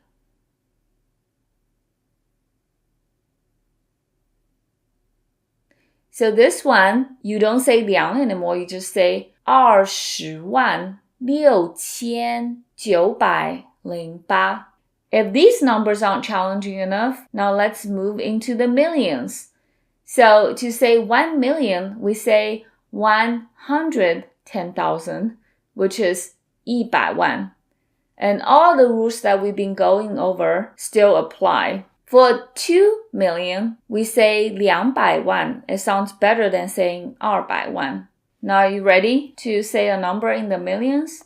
Okay, how would you say this number? 2,846,379. So if you're still with me, the answer is 284,6,379. Did you get it right? Okay, if this is still not challenging enough for you, let's move on to 10 million and beyond. The word for 10 million is 1,000, 10,000. So you would have to say 1,000,000. 1,000,000. So for 20 million, you would say 2,000,000 versus 2,000,000. Now you ready for a number in this range? How would you say 12,846,379? So the answer should be 1,284,6,379.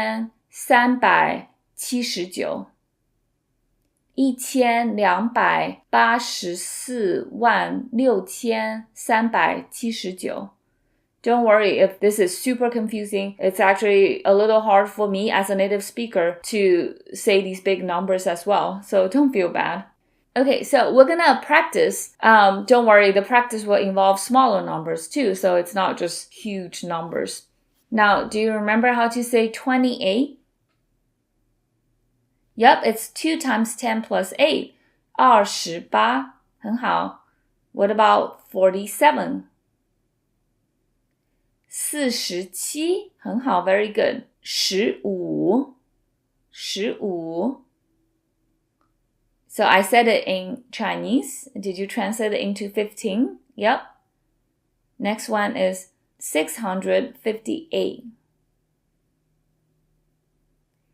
658. 658. So the next one I'll say in Chinese again.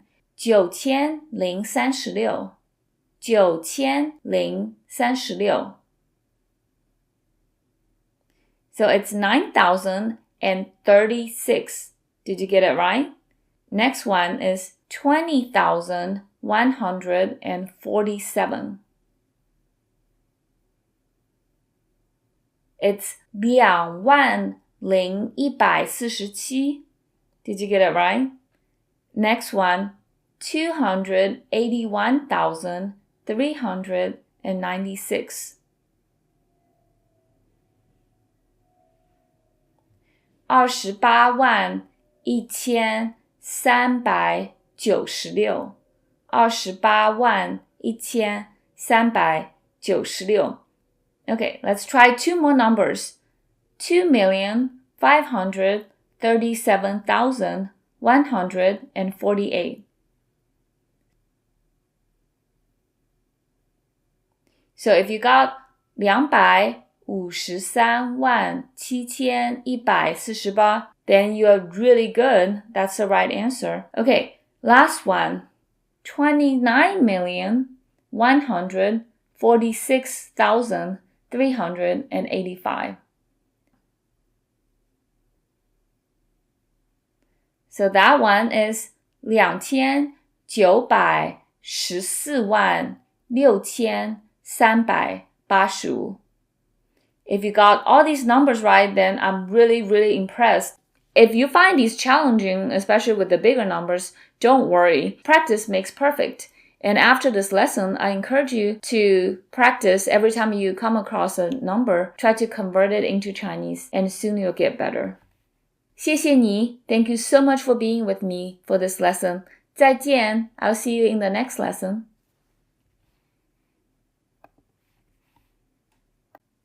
大家好. Hello everyone. Welcome to another lesson of beginner conversational Chinese. Today we'll be talking about dates. So in this lesson, we'll learn how to say month, dates, days of the week, and years. Let's get started.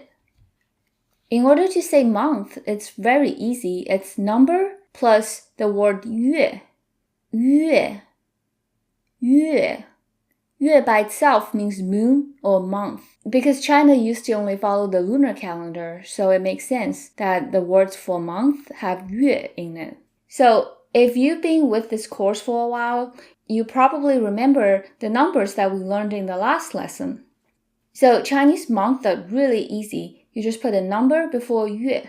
For example, January is the first month, so it's 一月. 一月. And what follows January? Yep, 二月, February, the second month. 二月. And then the third month is March. 三月. 三月. Fourth month, April. 四月. 四月. Followed by 五月. 五月. And then followed by June. 六月. 六月. Followed by July. 七月. 七月. August. 八月. 八月. September. 九月.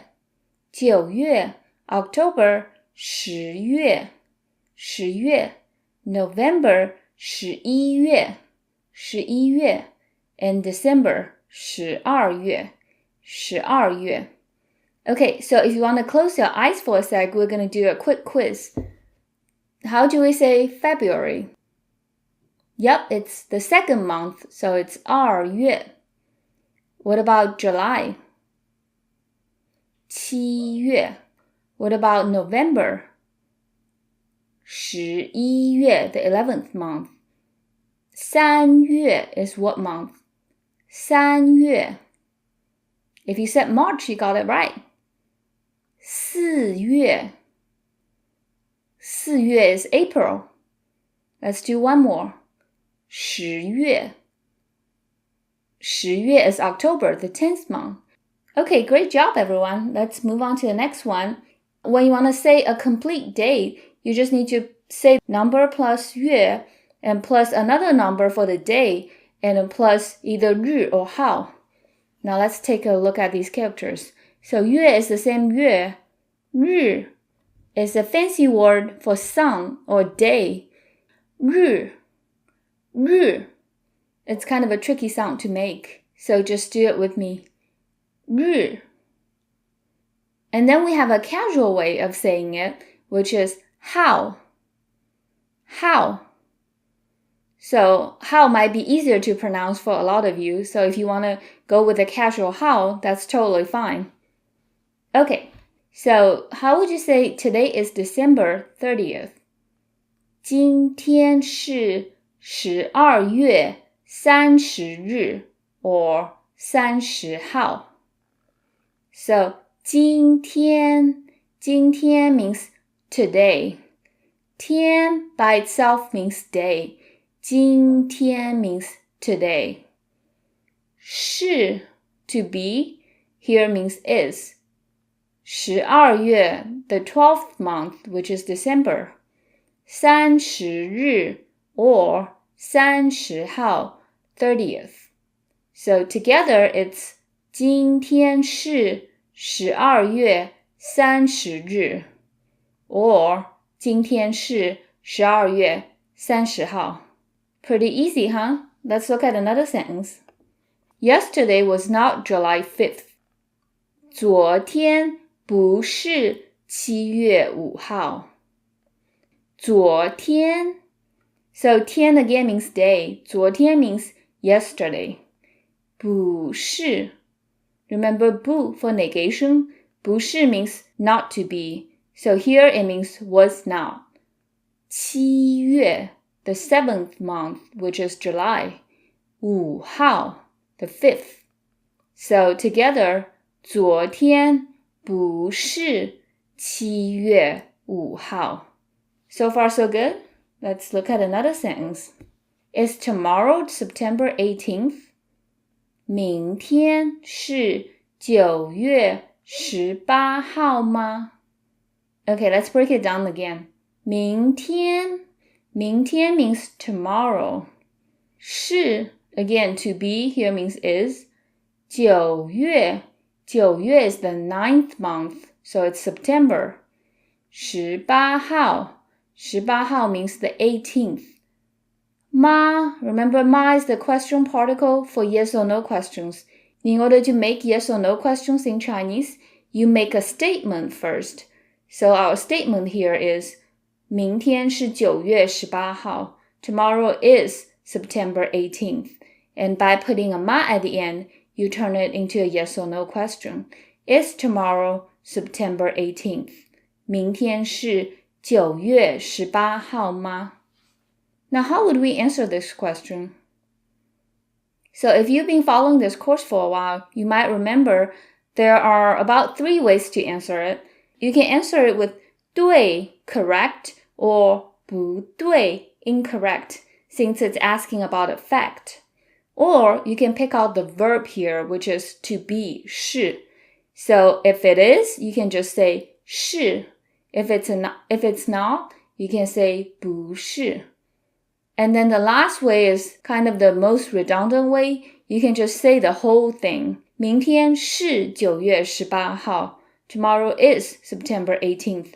Or 明天不是9月18号. Since we're talking about dates, let's talk about everyone's birthday. So the question for when is your birthday is 你的生日是几月几号? 你的 你 means you.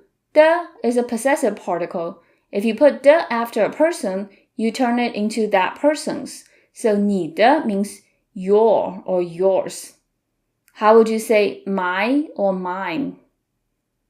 很好，我的 我 plus 的. The next word is 生日. 生 means birth or to give birth. 日 as we've seen before, 日 means day. So 生日 means birthday.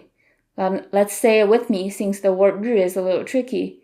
生日生日 birthday 是 to be, here is 几月几号 Now 几月几号 literally means what month, what day 几 is the Chinese question word for numbers.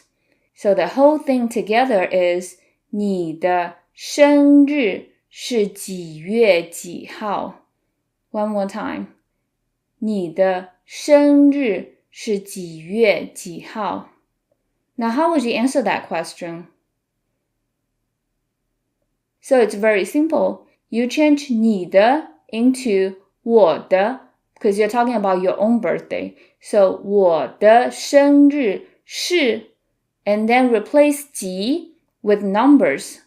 So if you were born on, say, December 1st, you would say 我的生日是12月1号 Now, I'm going to ask you the question and try to answer with your actual birthday.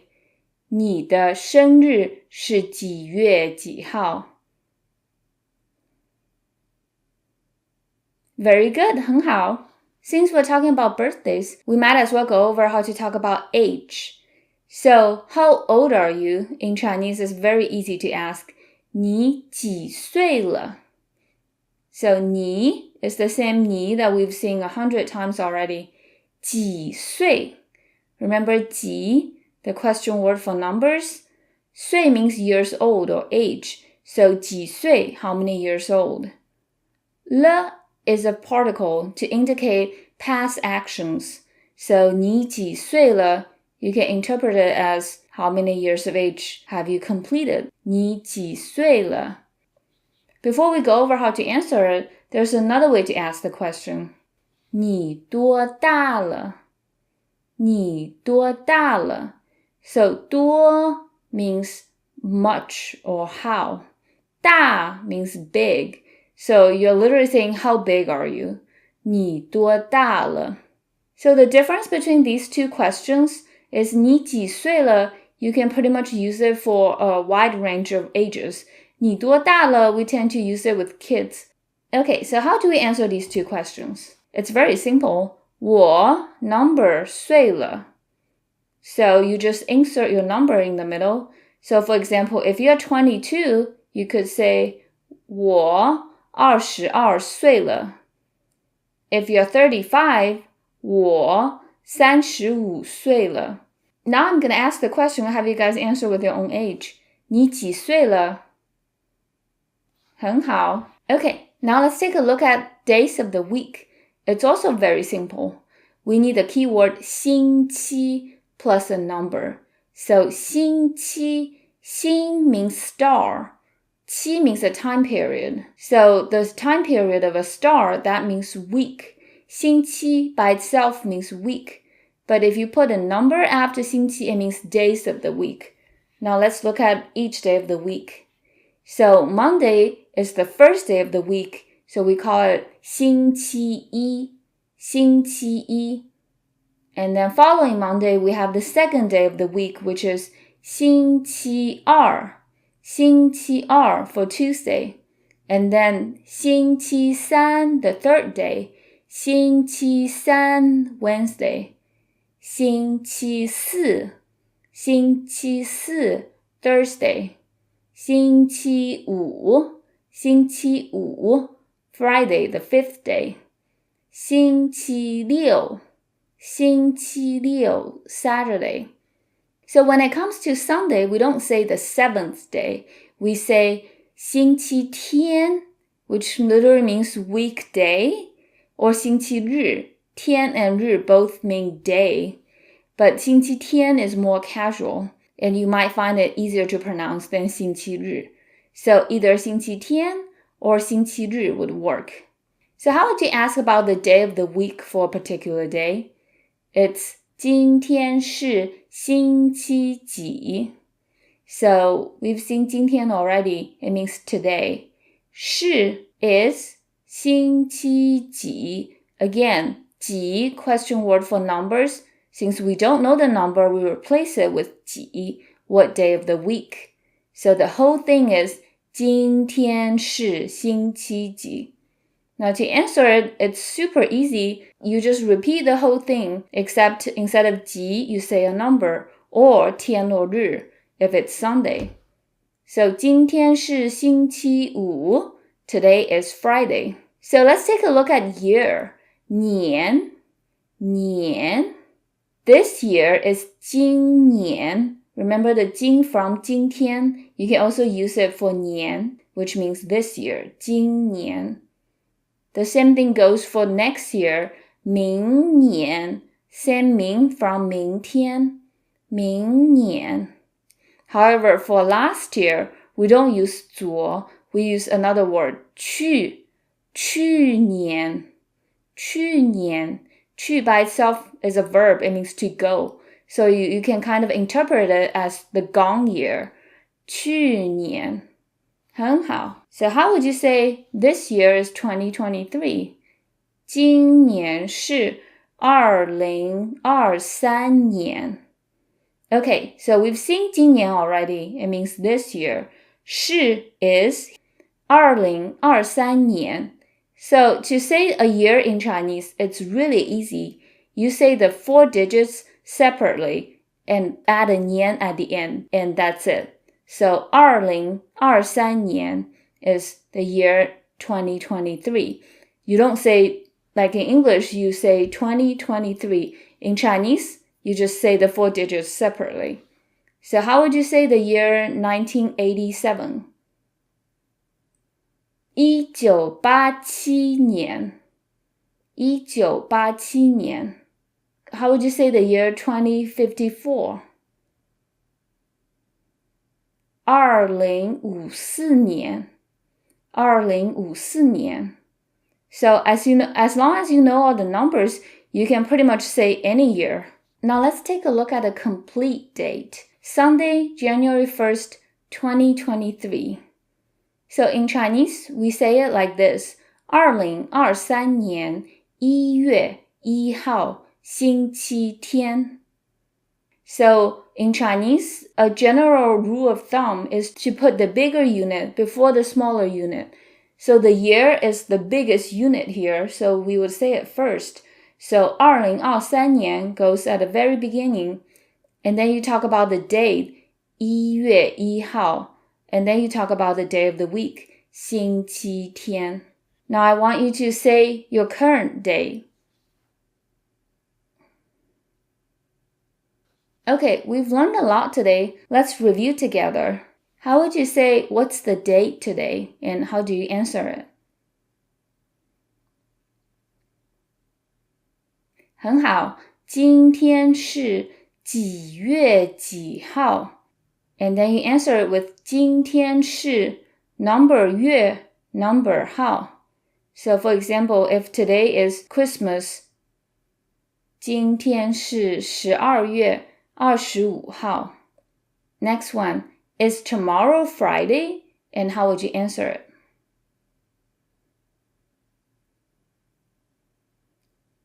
So that one, you basically make a statement and then put a 嘛 at the end. Tomorrow is Friday, 嘛.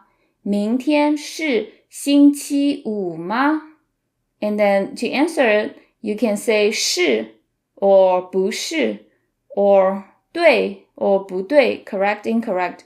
Or you say the whole thing, 明天是星期五 or 明天不是星期五. Next one, yesterday wasn't May 24th. So yesterday is 昨天, wasn't is 不是. May is the 5th month, so it's 5月24 24 号. 昨天不是5月24号. Okay, next one. When is your birthday and how would you answer it? So the question should be 你的生日是几月几号? 你的 means your. 生日 means birthday. 是 is 几月几号? What month, what day? And to answer it, you just say 我的生日是 blank 月 blank 号. So if your birthday is May 4th, you would say 我的生日是5月4号. Next one is, how would you ask somebody's age? There are 2 ways to ask it and 1 way to answer it.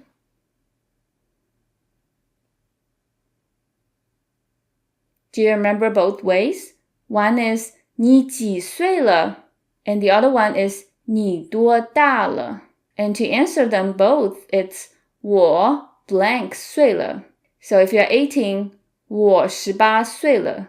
If you're 81, 我81岁了. Okay, last one. How would you say, today is Wednesday, March 26th, 1954?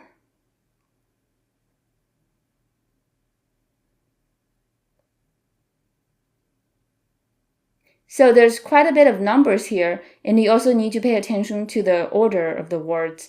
So 今天是 today is, and then we say the year 1954年, and then the date 3月26号, and then the day of the week 星期三. 很好. Now let's have a practice conversation together. I'm going to ask you a question in Chinese and pause a moment for you to answer before I reveal the answer. So first question is, 请问今天几月几号? 请问今天几月几号?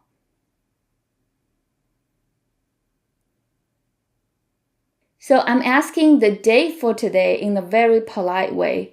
请问, may I ask, 今天 today, 几月几号? What month, what day?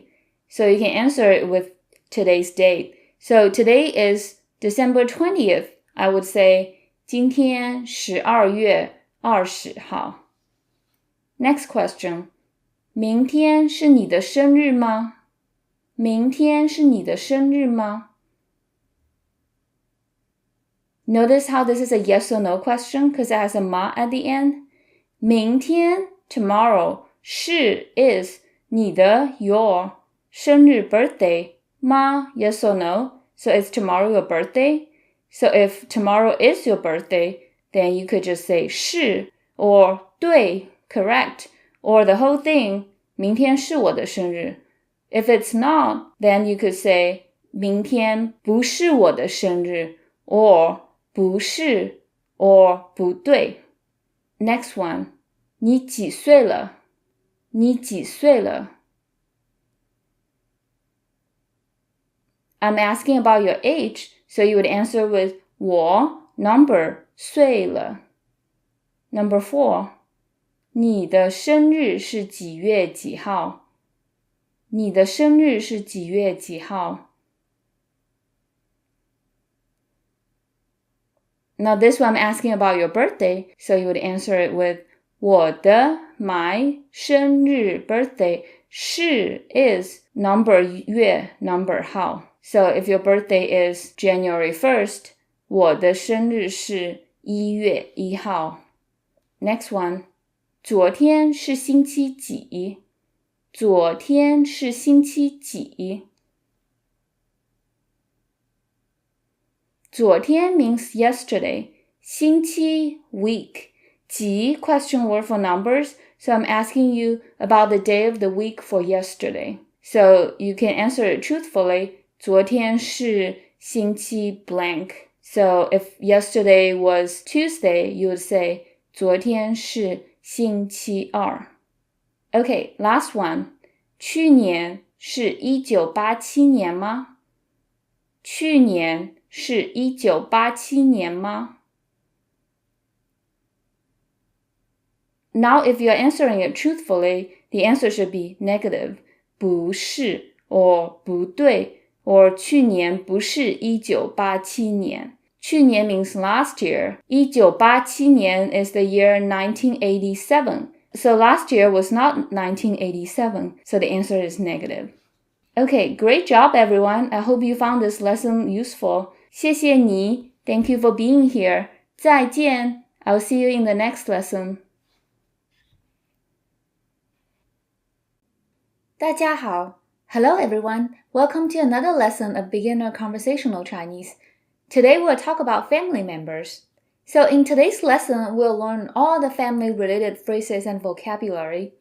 And here's a cultural note. In China and many Asian countries, people would inquire into aspects of your life considered to be private in Western cultures.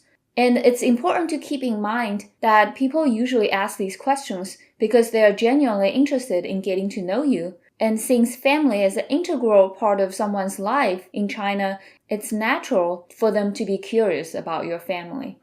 Okay, let's get started. So how would you ask about the number of people in somebody's family? It's 你家有几口人？你家有几口人？你家 means your family or your home. 你 by itself means you. 家 means family or home. Now you might remember from the last lesson that we learned a possessive particle, 的. When you put 的 after a person, it means that person's. So 你的 means your. But when 的 is followed by certain nouns such as people, you can skip the 的. So with your family, we can skip that 的. So instead of 你的家, we can just say 你家。有 is a very important word to know. 有 means to have. Here it means has. Since in Chinese, there's no need to conjugate in a verb, so we keep the verb as it is. So 你家有 means your family has. 几口人 几口人 literally means how many mouths of people. 几 is a question word for numbers. You might remember it from our last class, 几月几号, what date.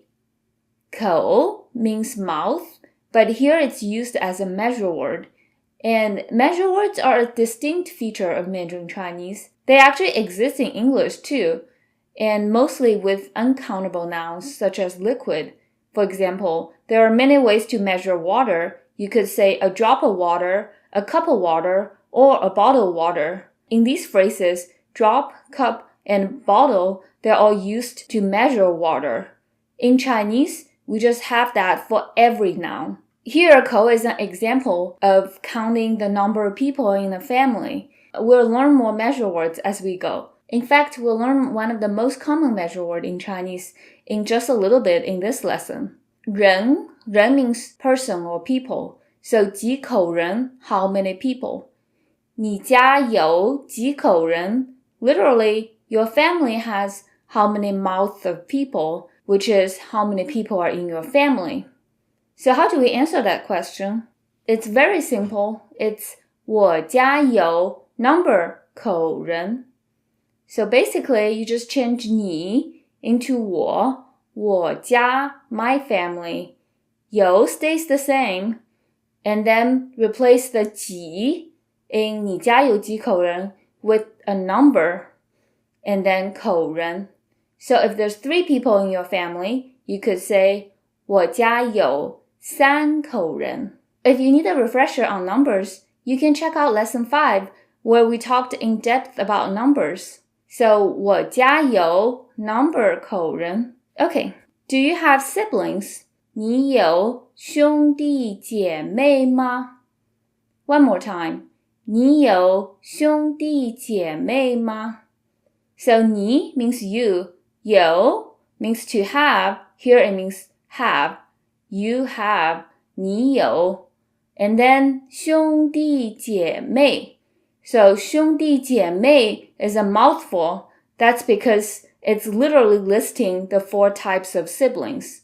So 兄 means older brother, and it's a formal term for older brother. We'll learn the casual term in a minute. And then 弟 means younger brother. 兄弟 together means brothers. 姐 means older sister. 妹 means younger sister. So together, 姐妹 means sisters. So 兄弟姐妹 all together is literally older brother, younger brother, older sister, younger sister.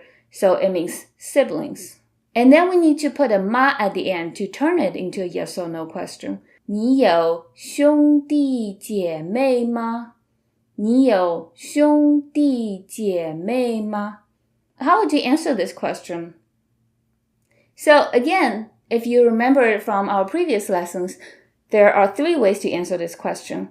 You could either just say 对 correct or 不对 incorrect, or you can pick out the verb 有 to have here. So you could say 有, or I'll teach you guys how to say not to have in the next slide because it's different from the regular negation of verbs. Or you could say the whole thing, 我有兄弟姐妹. Okay, let's take a look at how you negate the answer, I don't have siblings, which is 我没有兄弟姐妹. 我, I or me, 没有. 没有 means to not have. Here it means don't have.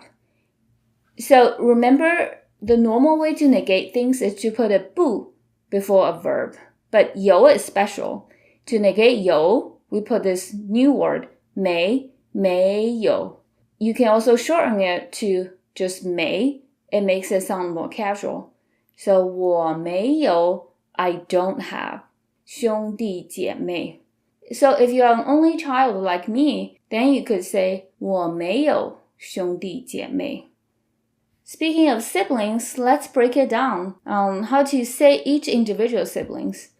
So we learned 兄 as a formal way to refer to an older brother, but there's a more casual term, which is 哥哥. Even though the character is the same, the second 哥 is the neutral tone, so it's softer and without any emphasis. 哥哥, older brother.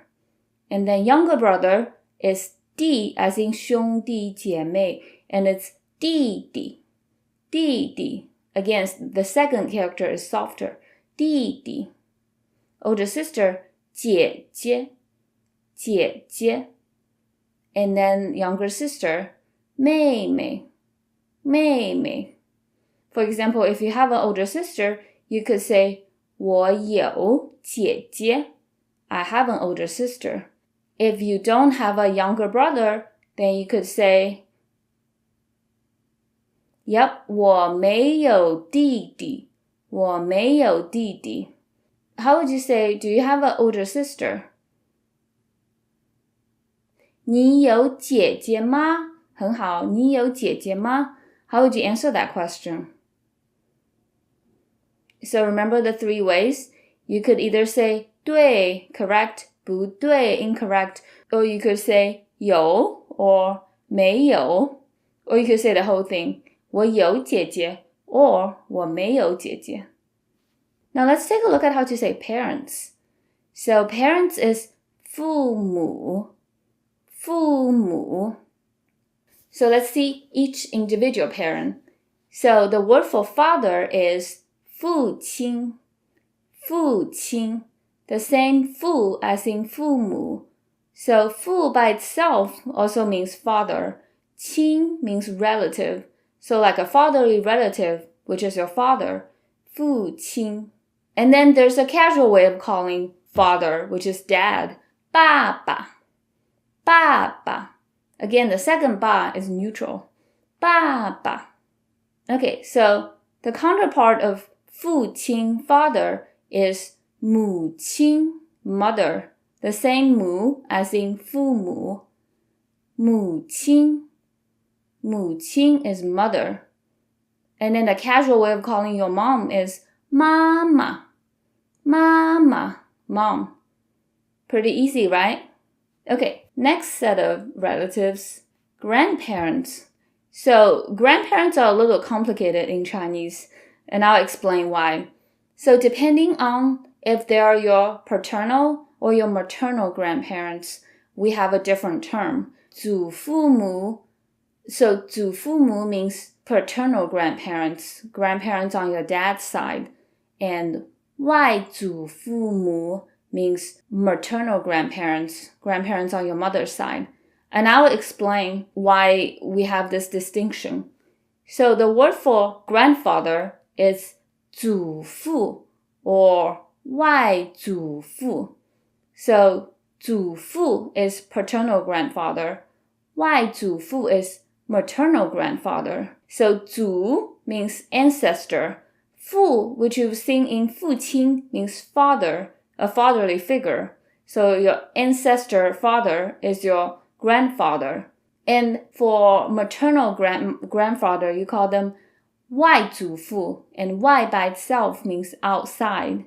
So the reason why we call our maternal grandfather an outside grandfather is because in a traditional Chinese household, a couple lives with the man's parents, and therefore the children grow up with their paternal grandparents, and that's why they call their mother's parents, their maternal grandparents, outside grandparents. The casual way of calling grandpa is 爷爷, 爷爷, and that's also on your father's side, 爷爷. The casual way of calling your mom's dad is 外公.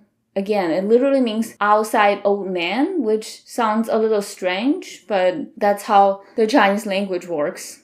And then let's take a look at grandmothers.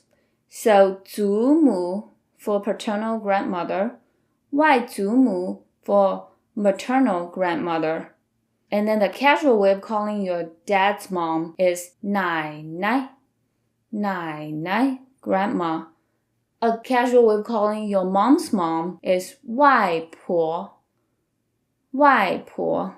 And depending on the region of China or Chinese-speaking regions that you are in, there might be different terms for 爷爷, 奶奶, 外公, 外婆. So again, 祖父 or 外祖父 for grandfather. 爷爷 is a casual way of calling grandpa on your dad's side. 外公, casual way of calling grandpa on your mom's side.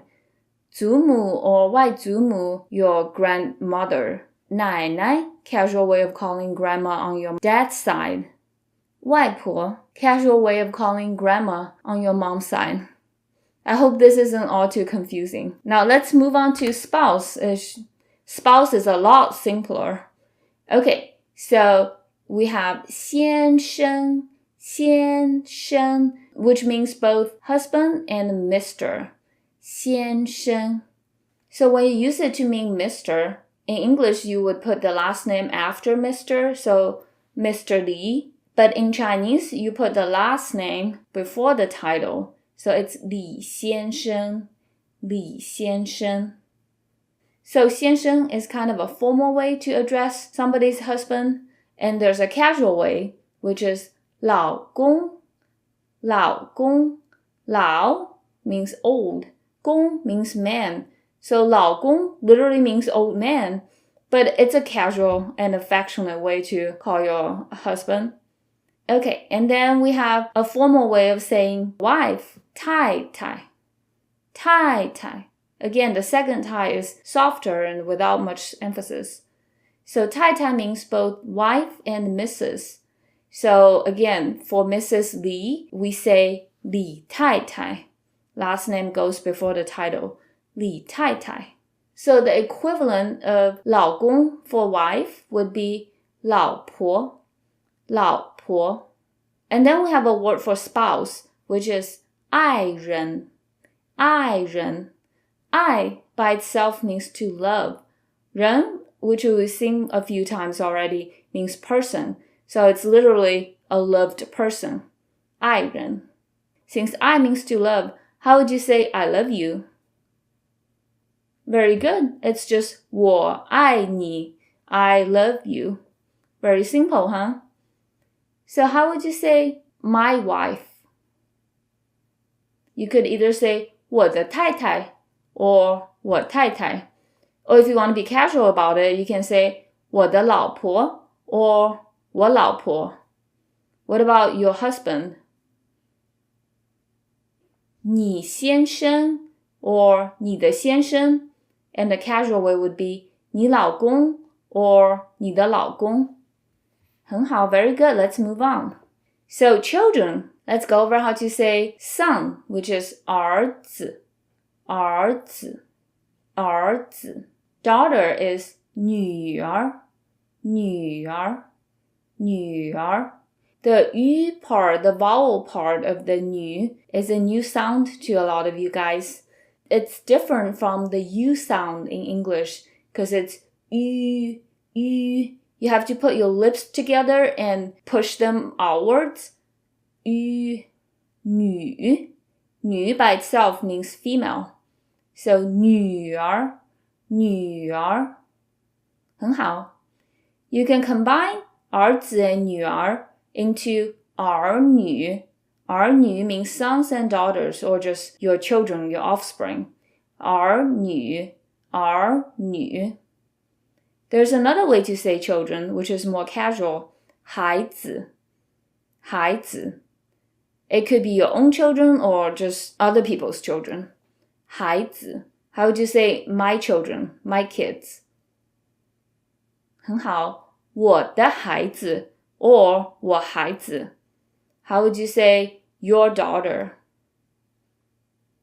你的女儿 or 你女儿 How many children do you have? 你有几个孩子？你有几个孩子？ Let's break it down. 你 for you, 有 for to have, here it means have, 几个 So 几 is the question word for numbers.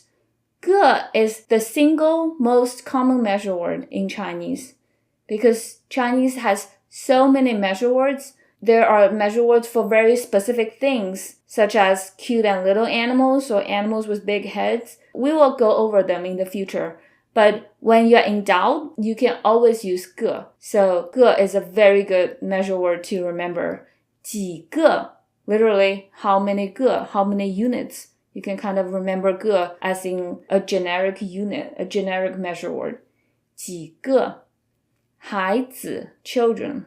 So 你有几个孩子 Literally, you have how many units of children? How many children do you have? Now, before we answer this question, how would we say how many siblings do you have?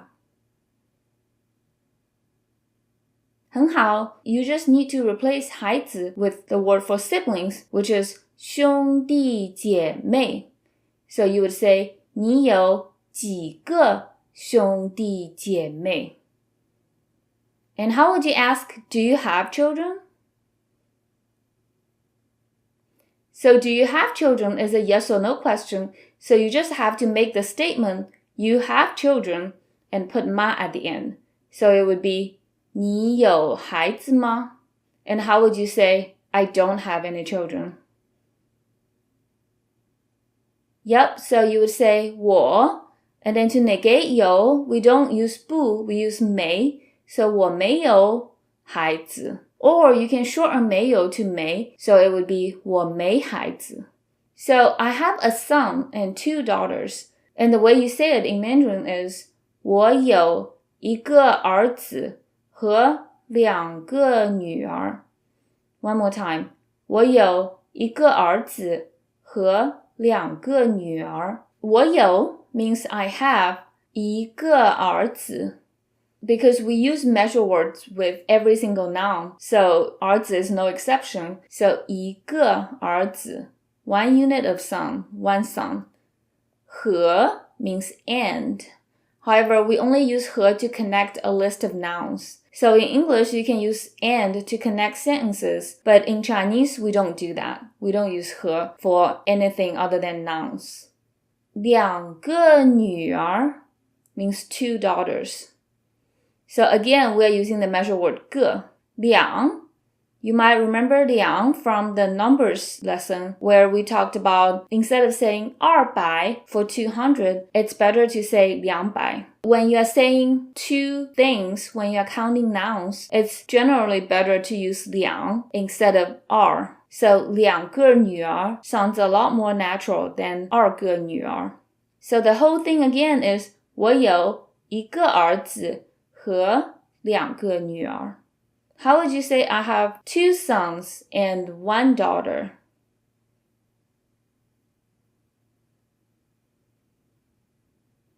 Yep, so you just need to swap the numbers here. So 我有2个儿子和1个女儿 How would you say I have 2 brothers? 我有2个兄弟我有2个兄弟 I have 3 sisters. 我有3个姐妹。我有3个姐妹。So when you're counting the nouns in Chinese, the measure word is indispensable. And when in doubt, you can always use 个. In future lessons, I will introduce more measure words. If you want to introduce a family member, this is how you do it. 这是我太太，她叫。这是我太太，她叫。So 这 is a new word here. 这 means this or here. So in this case, it means this. 这 It's like saying the word jerk, J-E-R-K, without the K. 这是 means to be, here it means is. So 这是 means this is. 这是我太太。So 我太太 is the shortened way of saying 我的太太, since the can be dropped when it's followed by a person. If you remember our lesson on self-introduction, you remember how to introduce yourself, which is 我叫, my name is. So to say her name is, you just swap out 我 for 她叫. 她叫. Literally, she calls, but it means her name is. 她叫。这是我太太. This is my wife. 她叫 blank. Her name is. How would you say, this is my older sister. Her name is. 这是我姐姐. 她叫. Now, how would you negate a sentence like that? Like, this isn't my younger sister. To negate it, you pick out the verb here, which is 是, and then you just put a 不 before it. So, 这不是我妹妹. 妹妹 means younger sister. How would you say, is this your wife? You basically make a statement, this is your wife, and put 吗 at the end. 这是你太太吗? 这是你太太吗? Okay, how would you introduce the masculine members of your family? Now we need to learn more pronouns. So the third person pronouns are super easy in Chinese. They all share the same pronunciation, 他, even though the characters are different. So for he or him, it's 他. She or her is also 他. And then it. Unlike in English, we only use it with animals. We don't use it to refer to an inanimate object, or we don't use it to refer to something grammatical. So 他 is only for animals here. And then the third person plural pronouns are also really easy. You just put 们 at the end. You guys might remember from earlier in the course where we learned 我们 for we or us, 你们 for you, plural. So for they or them, it's 他们. So the characters are a little different, but they all sound the same, 他们. So how would you say his name is?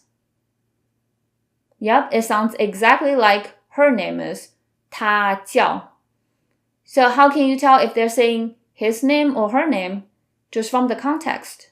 Okay, so we've learned a lot about family members today. Let's review together. How would you ask the question, how many people are in your family? And how would you answer it?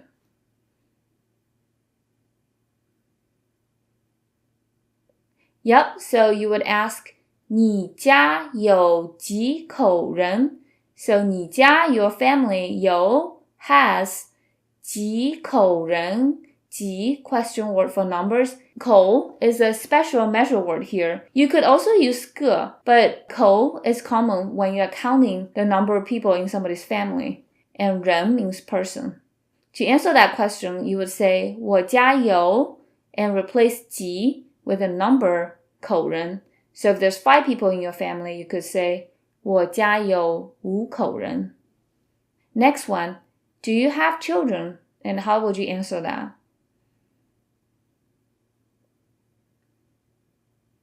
So again, to make a yes or no question in Chinese, you make a statement first and put a 吗 at the end. So it's 你有孩子吗?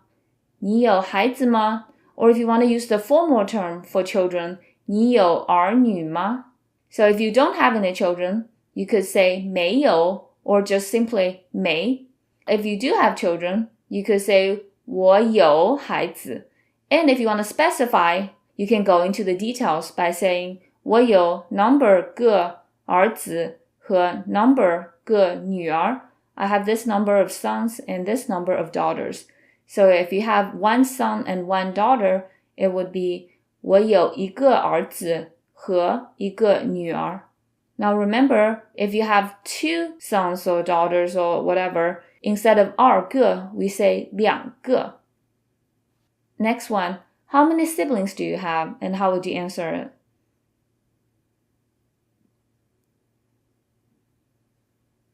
So, 你有几个兄弟姐妹? Literally, you have how many units of siblings? 你有几个兄弟姐妹?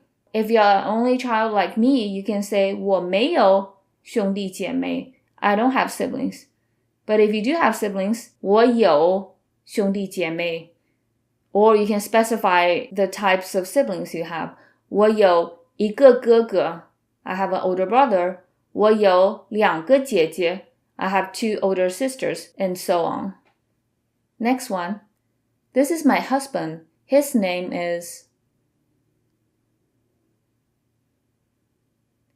So this is 这是 my husband, 我先生, or you could say 我的先生. And if you want to sound casual about it, 我老公 or 我的老公. And then 他叫 his name is. Next one is again a review of what we learned in the self-introduction lesson. How would you ask about your mom's name? What's your mom's name? And how would you answer it? So if you remember that lesson, you remember the way you ask somebody's name is 你叫什么 or 你叫什么名字. But here, instead of 你, we're asking about your mom. So it's 你妈妈 or 你的妈妈叫什么. Or you can put 名字 in there. And to answer that, it's simply 她叫. Last one, this is again a review of a lesson that we did on places. Where is your wife from? And how would you answer it? So your wife is 你太太 or 你的太太, or if you want to be casual about it, 你老婆 or 你的老婆. And then remember the question for where are you from? 你是哪里人? So here it's 你太太是哪里人? And to answer that, you would simply say 她是 she is blank 人. So if she's from America, you could say 她是美国人. If she's from China, 她是中国人. 很好, very good. Let's have a practice conversation. So again, I'm going to ask you questions in Chinese, and after each question, I'll give you a moment to think about it and answer before I tell you the correct answer. So the first one, 你家有几口人? 你家有几口人? So I'm asking about the number of people in your family. 你家 your family, 有 has 几口人 how many mouths of people. So you would answer it with 我家有 number 口人. So if there's 4 people in your family, 我家有4口人. Next one, 你有几个兄弟姐妹? 你有几个兄弟姐妹? So I'm asking about the number of siblings you have. So if you don't have siblings, you could say 我没有 or just 我没兄弟姐妹 or just 没有 or 没. If you do have siblings and you want to specify, you can say 我有 number 个哥哥 or 弟弟 or 姐姐 or 妹妹. Next one, 你有女儿吗? 你有女儿吗? So I'm asking if you have a daughter. 你有女儿吗? So if you do, you can say 有 or 我有女儿 or just 对 correct. And if you don't have daughters, 我没有女儿 or just 没有 or 不对。Next one. 这是你的爷爷吗？这是你的爷爷吗？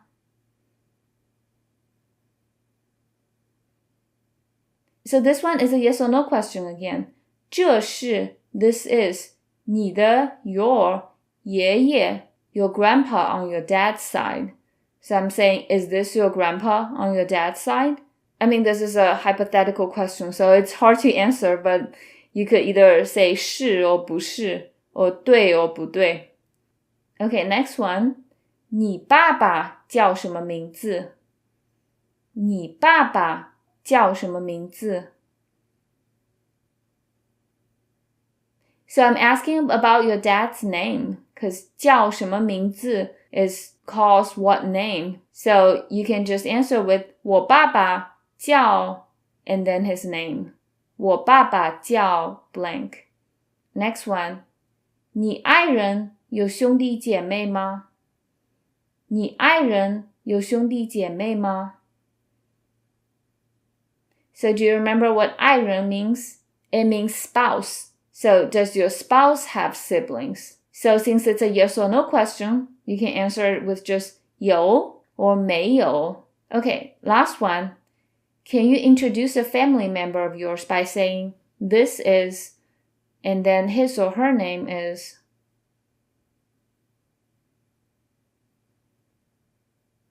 Okay, so this is 这是我 or 这是我的 blank. So if this is my mom, 这是我的妈妈. His or her name is 她叫.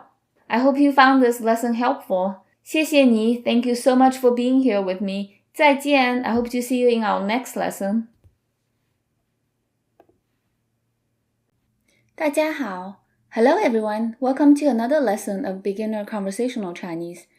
Today our topic is about asking somebody for their number. In this lesson, we'll learn how to start a conversation with a stranger and hopefully get their phone number. So this lesson is packed with interesting phrases that hopefully you can use to strike up a conversation with that cute guy or girl in the coffee shop, or you can just learn the phrases for the sake of learning Chinese. Okay, so let's get started. Obviously, to start a conversation, you can just say, hello, how are you? Which I hope you remember is 你好,你好吗? But I'm here to provide you with some alternative phrases that you could use. They might sound a little corny, but just bear with me. So you could say something like, do you come here often? If you happen to meet somebody at a coffee shop or a park or something. So you could say, 你常常来这里吗？你常常来这里吗？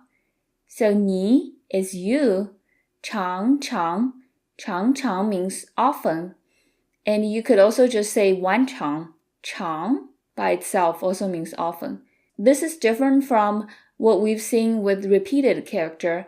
And the second character is often neutral, which means it doesn't have a lot of emphasis and it sounds softer. Here, both characters of 常 have equal emphasis, so it's 常常. 来 means to come. 来. 这里 means here. 这里.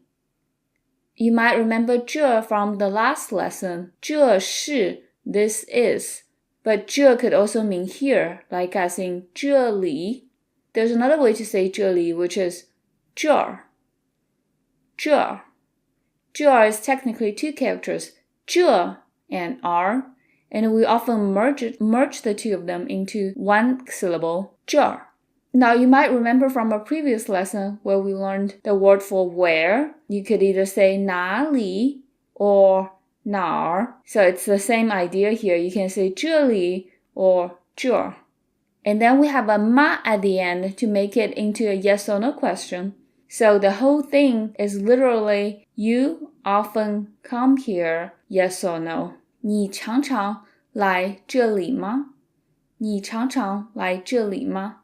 Now, if you want to sound extra casual, you can even omit the ma at the end and just convey this question by ending the sentence on a rising tone. 你常常来这里? Like people do in English. But with a ma, that's just a more proper way of asking this question. So you might hear a response like 常常来. If you remember from previous lessons, we talked about for yes or no questions, you can answer with the verb, but it actually depends on the emphasis of the question. So it's not strictly the verb that we need to use to answer every time. So in this question, the emphasis is more on the frequency, as in do you come here often? So the answer should include 常常. So you could say 常常来 or 不常常来. Okay, another corny pickup line. You look very familiar. 你看上去很眼熟. One more time. 你看上去很眼熟. So 你 is you. 看上去means to appear, to look, and it's followed by an adjective. 看 by itself also means to look or to read. So you can use 看 by itself. For example, if you want to attract somebody's attention to something, you could say 看 look, or 你看 you look. 很 means very, and then 眼熟 means familiar. So 眼 by itself is your eye or eyes. 熟 means familiar or cooked. So you look familiar to the eyes. So 熟 can also be used in other phrases such as 熟人. 熟人, it means acquaintance, like a familiar person. Okay, so the whole thing is 你看上去很眼熟. You look very familiar. Now, how would you say he looks very familiar? Yep, so it's very easy. You just need to switch out 你 for he or him, which is 他. So it's 他看上去很眼熟. The next corny pickup line is, do we know each other or have we met before? Which is 我们认识吗? 我们认识吗?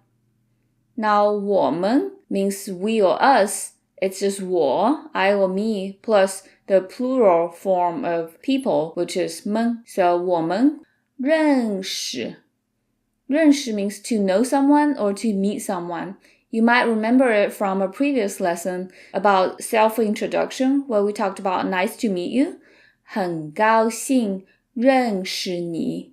Literally, very happy to meet you. And then we have 吗 at the end, question word for yes or no questions. 我们认识吗? So hopefully the person you're talking to will be receptive to starting a conversation with you. Then you can ask him or her more questions. You can start by asking about their name. 你叫什么名字? 你叫什么名字? And the 名字 at the end is optional. So the person can respond by saying 我叫. And then you could also ask them where they're from. 你是哪里人? 你是哪里人? And they can answer by saying 我是 place 人. And then you could review what we've learned in the previous lesson about siblings. You could ask them if they have siblings. 你有兄弟姐妹吗? 你有兄弟姐妹吗? And then they'll respond with 有 or 没有. So if these questions sound unfamiliar to you, you can review our previous lessons. Okay, so hopefully your conversation has been going well and you're ready to take the plunge and ask your question to get their phone number, which is 你可以给我你的电话号码吗? So this one is a little bit long, but once we break it down, it's not that complicated. So 你可以, 你 means you, 可以 means can or may, which we have also seen in a previous lesson. In the self-introduction lesson, if you want to say you can call me this name, it's 你可以叫我. So 你可以 means you can. 给我means give me. 给 by itself means to give. 我 means I or me. So 你可以给我 that means you can give me. 你的 you or yours. 你的电话号码电话号码 So 电话号码 together means telephone number. 电话 means telephone. 电 means electric. 话 means speech. So together, electric speech means telephone. Now I have a pretty bad pun here to help you remember 电话, especially the 话 part, because you pick up the phone and you go, hello. I know it's bad, but hopefully it'll help you remember it. Number is 号码. 号码. Now, 号码 isn't just any kind of number. Like, for example, numbers in a math class isn't necessarily 号码. 号码 usually refers to a sequence of digits, as in phone number. 电话号码 phone number. And then 吗 at the end for yes or no. Let's say the whole thing together. 你可以给我你的电话号码吗？One more time. 你可以给我你的电话号码吗 Now, sometimes we can omit the subject of the sentence, 你, since it's pretty obvious you're talking to the person, so you're asking them to give you the phone number. So you could just say, 可以给我你的电话号码吗Actually, in mainland China, people nowadays typically add each other on this messenger app called WeChat. That's how they keep in touch nowadays. And I know in regions like Taiwan, there's other apps that are popular like Line. So I guess asking for somebody's phone number is a little old-fashioned, but it's a good phrase to know. 你可以给我你的电话号码吗So hopefully, the person that you're asking will be happy to give you their phone number. So they would say 可以, and then they will just give you their phone number, which is 我的电话号码是我的电话号码是 So 我的 means my or mine. 电话号码 phone number 是 and then you can just recite your phone number. Now, do you remember all the numbers from the numbers lesson? And here's something to pay attention. The number one, which typically is E, is often pronounced 幺 when it's in the sequence of numbers. And that's to avoid confusion with the number 7, 七, because 七 and E, they can sound kind of similar. So we say 幺 instead of E when it's in a phone number. So phone numbers, at least in mainland China, are different based on if they are landlines or mobile numbers. Landlines have 8 digits, not counting area codes. Mobile numbers have 11 digits. So I want you to try to say your number in Chinese, starting with 我的电话号码是Okay, I hope you were able to say your number in Chinese. If you are struggling a little, you can brush up on your numbers by reviewing the numbers lesson. Sometimes, however, things don't always go your way, and the person you're talking to might already have a boy or girlfriend.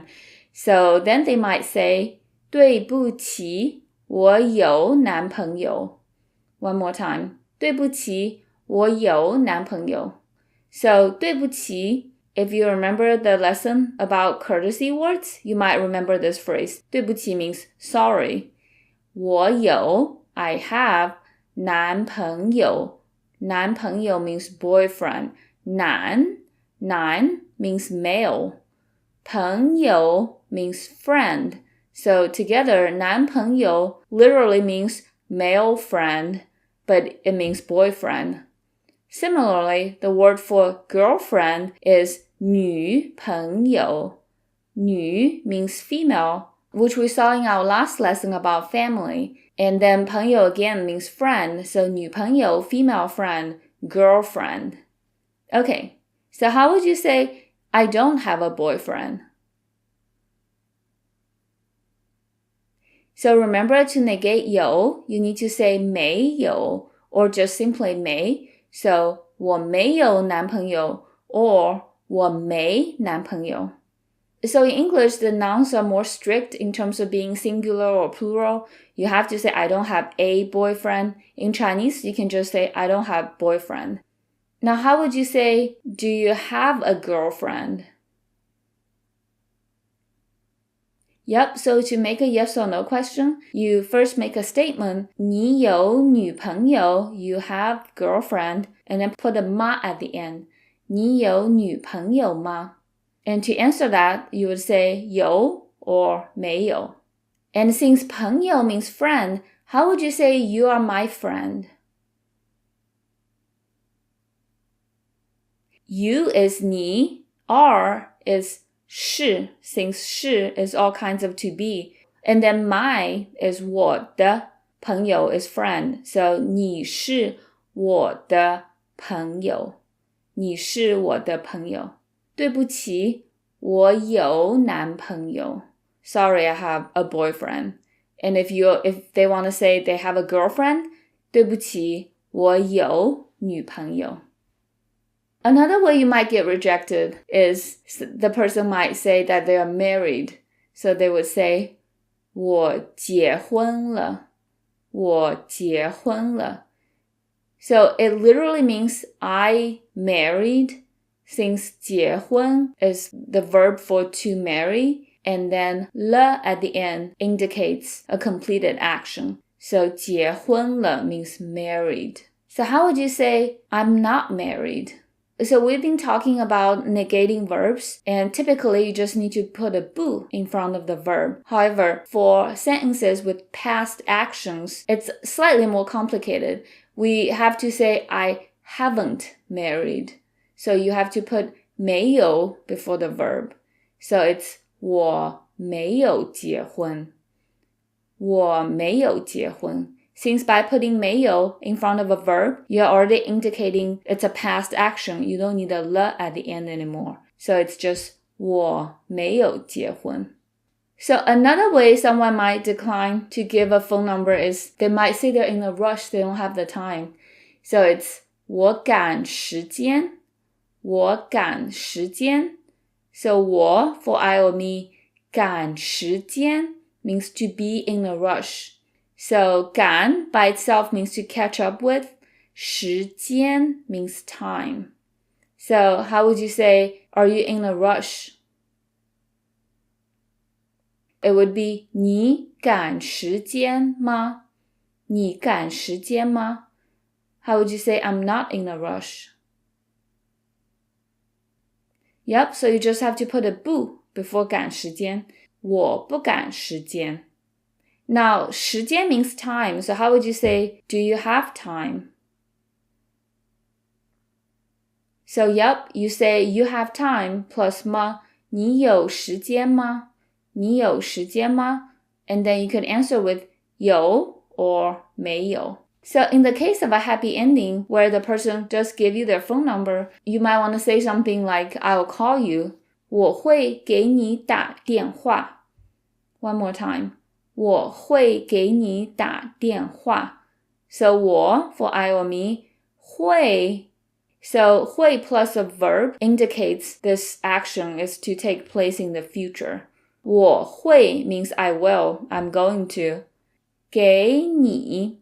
So we've seen 给 before. 给 could mean to give, but it could also mean to somebody, for somebody. So here it means to you. 给你. 打电话. 打电话.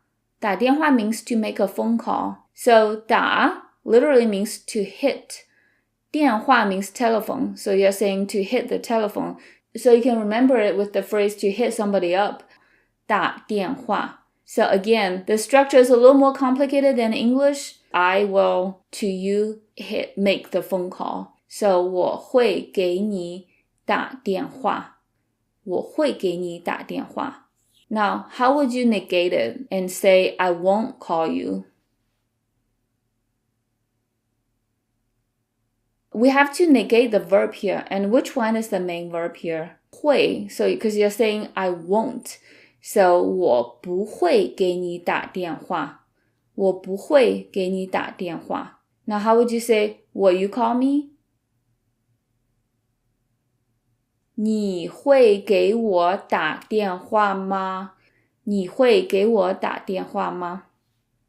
So we've learned a lot of interesting phrases. I hope you find them helpful, even if you're not looking to meet somebody new at a coffee shop. So let's review.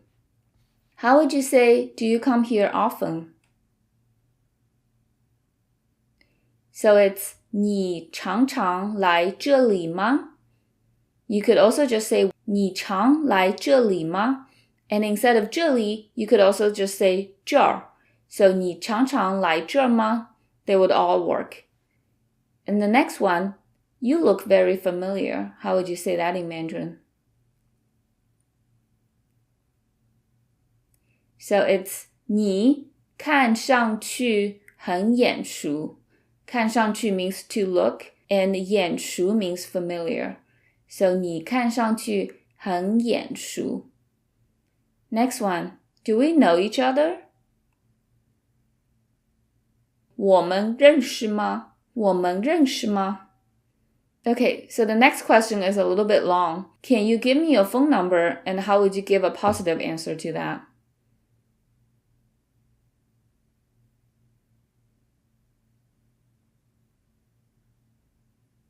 So the question should be, 你可以给我你的电话号码吗? So 你可以, you can or you may, 给我, give me, 你的, your, 电话, telephone, 号码, number, 吗, yes or no questions. So again, it's 你可以给我你的电话号码吗? And then the positive answer should be 可以我的电话号码是 phone number. The next question is, can you think of a few ways to decline to give somebody your phone number?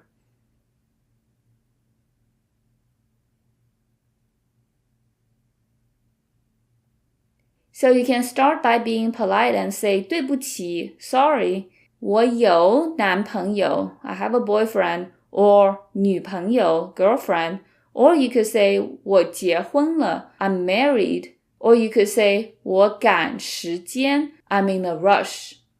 Okay, last one. How would you say I'll call you? So again, the structure is a little more complicated than in English, but it's 我会给你打电话. So 我会, I will, 给你 to you, 打电话, make a phone call. 我会给你打电话. I hope you find this lesson useful. 谢谢你, thank you so much for being here. 再见, I hope to see you in our next lesson. 朋友们好. Hello friends, welcome to another lesson of beginner conversational Chinese. Today we'll talk about languages. So in this lesson, we'll learn how to talk about the languages that we speak and the ones that we want to learn or are learning. So let's get started. So how would you say, can you speak Chinese? 你会说中文吗? One more time. 你会说中文吗? Now let's break it down. 你 is for you. 会means can or capable of. We've learned another can before, which is 可以, such as 你可以叫我, you can call me a name, or 你可以给我你的电话号码吗? Can you give me your phone number? If these aren't familiar to you, you can check out our previous lessons. There's a big difference between the usage of 会 and 可以. So 可以 is used for permission, as in, am I permitted to do something? 我可以. Versus 会 is used for capability, as in, I am capable of doing something. So when we're talking about being able to speak a language, that's talking about the ability versus you're asking for permission to speak a language. So 会 works better here. 会 also marks future tense, which we've also seen in the previous lesson. 我会给你打电话. I will call you. So 会 has many different uses. Here it means can or capable of. 你会 means you can or you are able to. 说 means to speak or to say. So the U in the middle of the syllable is pronounced kind of like a W. So it's 说. So speak Chinese would be 说中文。说中文。中文 means the Chinese language. If you remember from the countries lesson that we did, 中国 means the country, China. So 中文 means the language. 中 again means middle. 文 means text or language. There's another way to say the Chinese language, which is 汉语。汉语。Han is one of the major ethnicities in China. Some 97% of the Chinese people you will meet, they are from the Han ethnicity. That's why 中文, the Chinese language, is also called 汉语. So in Chinese, for most languages, we have two ways to call them, which we'll go over in a minute. And at the end of the question, we have ma, which is the question word for yes or no questions. So let's say the whole thing together. 你会说中文吗? Literally, you are able to speak Chinese, yes or no. One more time. 你会说中文吗? So to answer that question, you might remember what we talked about before. Since it's a yes or no question, since it's asking about a fact, you can answer it with 对 correct or 不对 incorrect. Or you can answer it with the verb. Am I asking you about the speaking part or the ability part? Since I'm asking you about the ability part, so 会 is the main verb here. So we can answer with 会. So you could say 会 to mean you can speak Chinese, or 不会, I cannot speak Chinese. Or you can say the whole thing, 我会说中文 or 我不会说中文. Okay, so let's take a look at some other common languages in the world. So let's start from the top. Let's start from French, and then we'll go clockwise. Some of you guys might know the word for the country, France, is 法国. The word for the language, French, is 法语. So for countries that end in 国, which literally means country, the way we form the language is we remove the 国 and add 语 at the end. You can also add 文 at the end, as we've seen in 中文. So for French, there are two ways to say it. You could say 法语 or 法文. Technically, 文 means text. It emphasizes the written language. But nowadays, we kind of use 语 and 文 interchangeably. So you could either say 法语 or 法文 for French. Okay, so let's move on to the next one. 俄语 for Russian. You might remember 俄国 means Russia. 俄语, so you may also say 俄文, 俄语 or 俄文 for Russian. So we've already seen this before for Chinese. 汉语 or 中文 So Chinese is pretty much the only language I can think of where you need to change 中 from 中文 into Han in 汉语. All the other languages, the first part remains the same, and you can change 语 or 文 kind of interchangeably. So 汉语 or 中文 for Chinese. So the one for Japan is 日语, or you may also say 日文. So 日语 or 日文.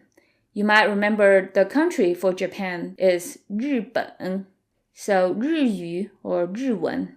The next one is Korean, 韩语 or 韩文. 韩语 or 韩文. The word for Korean, 韩语, and the word for Chinese, 汉语, they sound very, very similar. So this is one of the few cases where it might be confusing depending on how accurately you can pronounce the tones. Because most of the time, the words are sufficiently different that even if you say everything monotone, people will be able to understand you. But this is one of the few cases. For Korean, it's 韩语. Han is a rising tone. We call it the second tone. It sounds like you're asking a question. Han, so it's 韩语. And for Chinese, it's the falling tone. We call it the fourth tone as well. So it's 汉语. If you want to avoid the confusion, you might just want to refer to Chinese as 中文 and Korean as 韩文, so people know exactly what language you're talking about. Okay, so let's move on to Hindi, which is 印度语 or 印度文. 印度语. So 印度 means India and 语 means language, so 印度语. Okay, next one is Arabic. 阿拉伯语. 阿拉伯语. So 阿拉伯, it means Arab. And then you put a 语 at the end to mean the language. 阿拉伯语. Okay, next one is Portuguese. 葡萄牙语. 葡萄牙语. So 葡萄 by itself means grape. 牙 by itself means tooth or teeth. What does grape tooth have anything to do with Portugal? Nothing. This is purely phonetic. 葡萄牙 sounds like Portugal. So 葡萄牙语 is Portuguese. Next one is also very phonetic. Spanish. 西班牙语. 西班牙语. So the word 西班牙 means Spain. So you put a 语 at the end for it to mean Spanish. Next one is 英语. 英语 is English. So you might remember 英国 means the United Kingdom. So 英语 is English. Next one is also super phonetic. 意大利语. So 意大利 sounds like Italy, right? So you put a 语 at the end to mean the language. 意大利语. Next one is 德语. 德语 means German because the word for Germany is 德国. It sounds like Deutschland, the D part in Deutschland.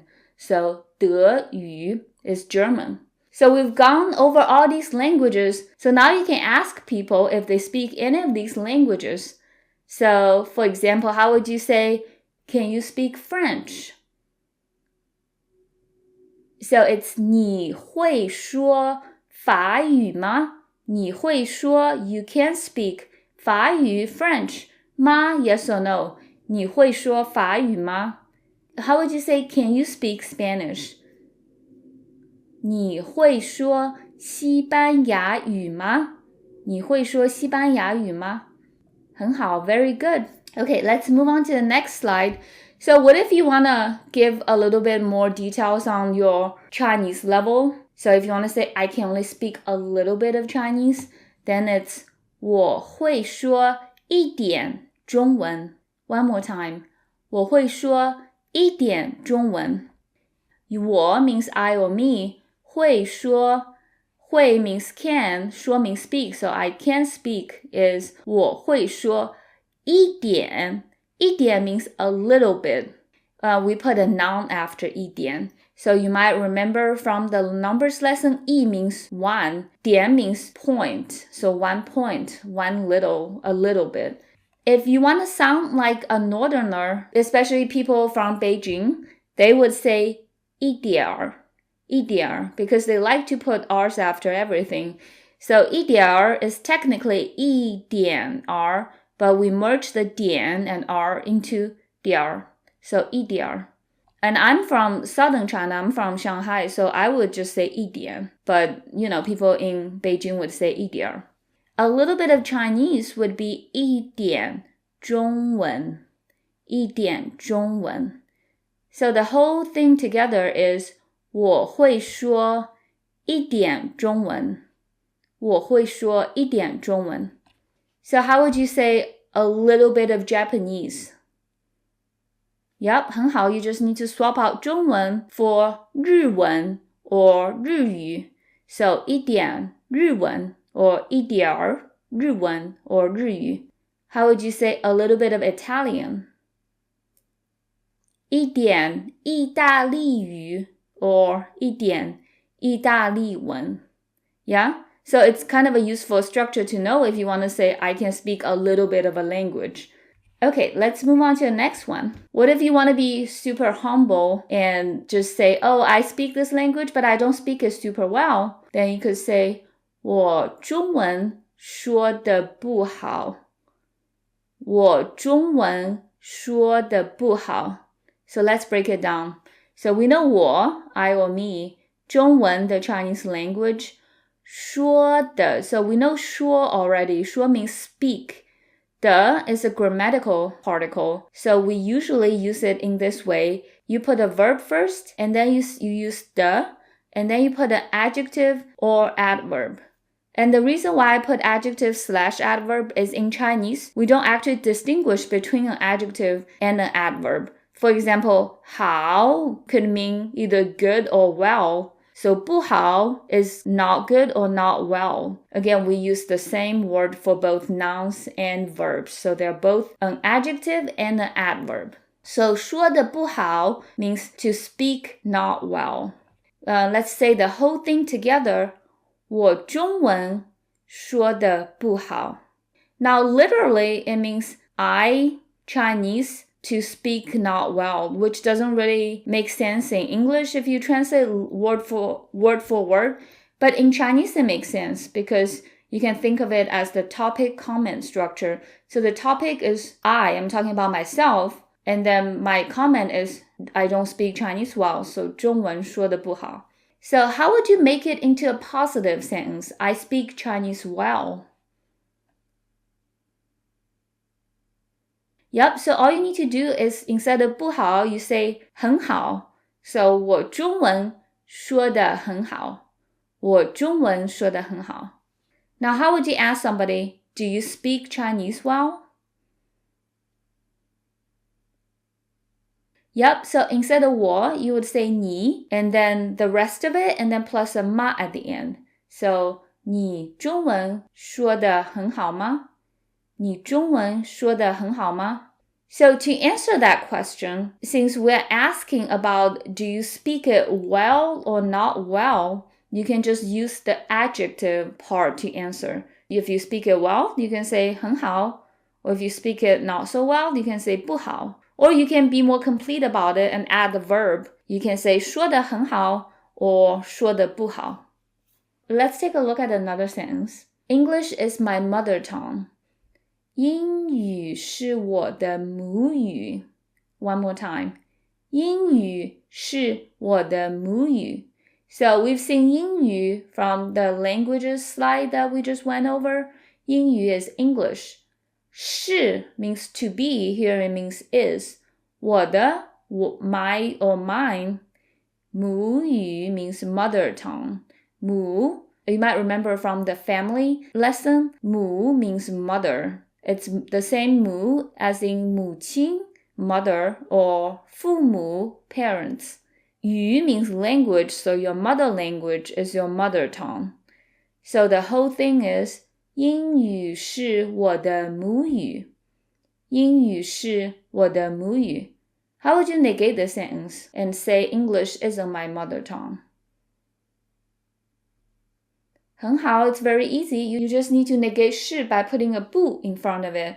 So it's simply 英语不是我的母语.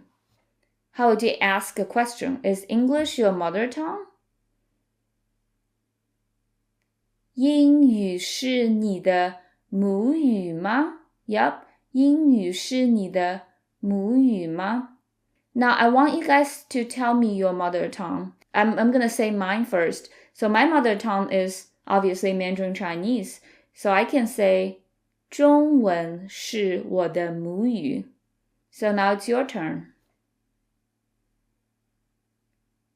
Okay, so I hope you were able to figure out how to say that. So hopefully you remember how to say the Chinese word for your mother tongue. So if your mother tongue is Spanish, you can say 西班牙语. If your mother tongue is Korean, you could say 韩语, and then 是我的母语. Another way to say this sentence is basically you can say my mother tongue is, which in English you can do too. So you could also say 我的母语是英语. So 我的母语是中文. My mother tongue is Chinese. Okay, next we're going to learn how to say what languages can you speak. 你会说什么语言? One more time. 你会说什么语言? Now we know 你 for you, we know 会说 can speak, and then we know 什么 means what, Remember it from 你叫什么? What's your name? 语言 means language. Now we've seen 语 already from 汉语, 英语, 法语, all the language words. 言 also means language. So together, 语言 is the complete way of saying language. 你会说什么语言? Literally, you can speak what languages, but it means what languages can you speak? Now, can you try answering this question? 你会说什么语言?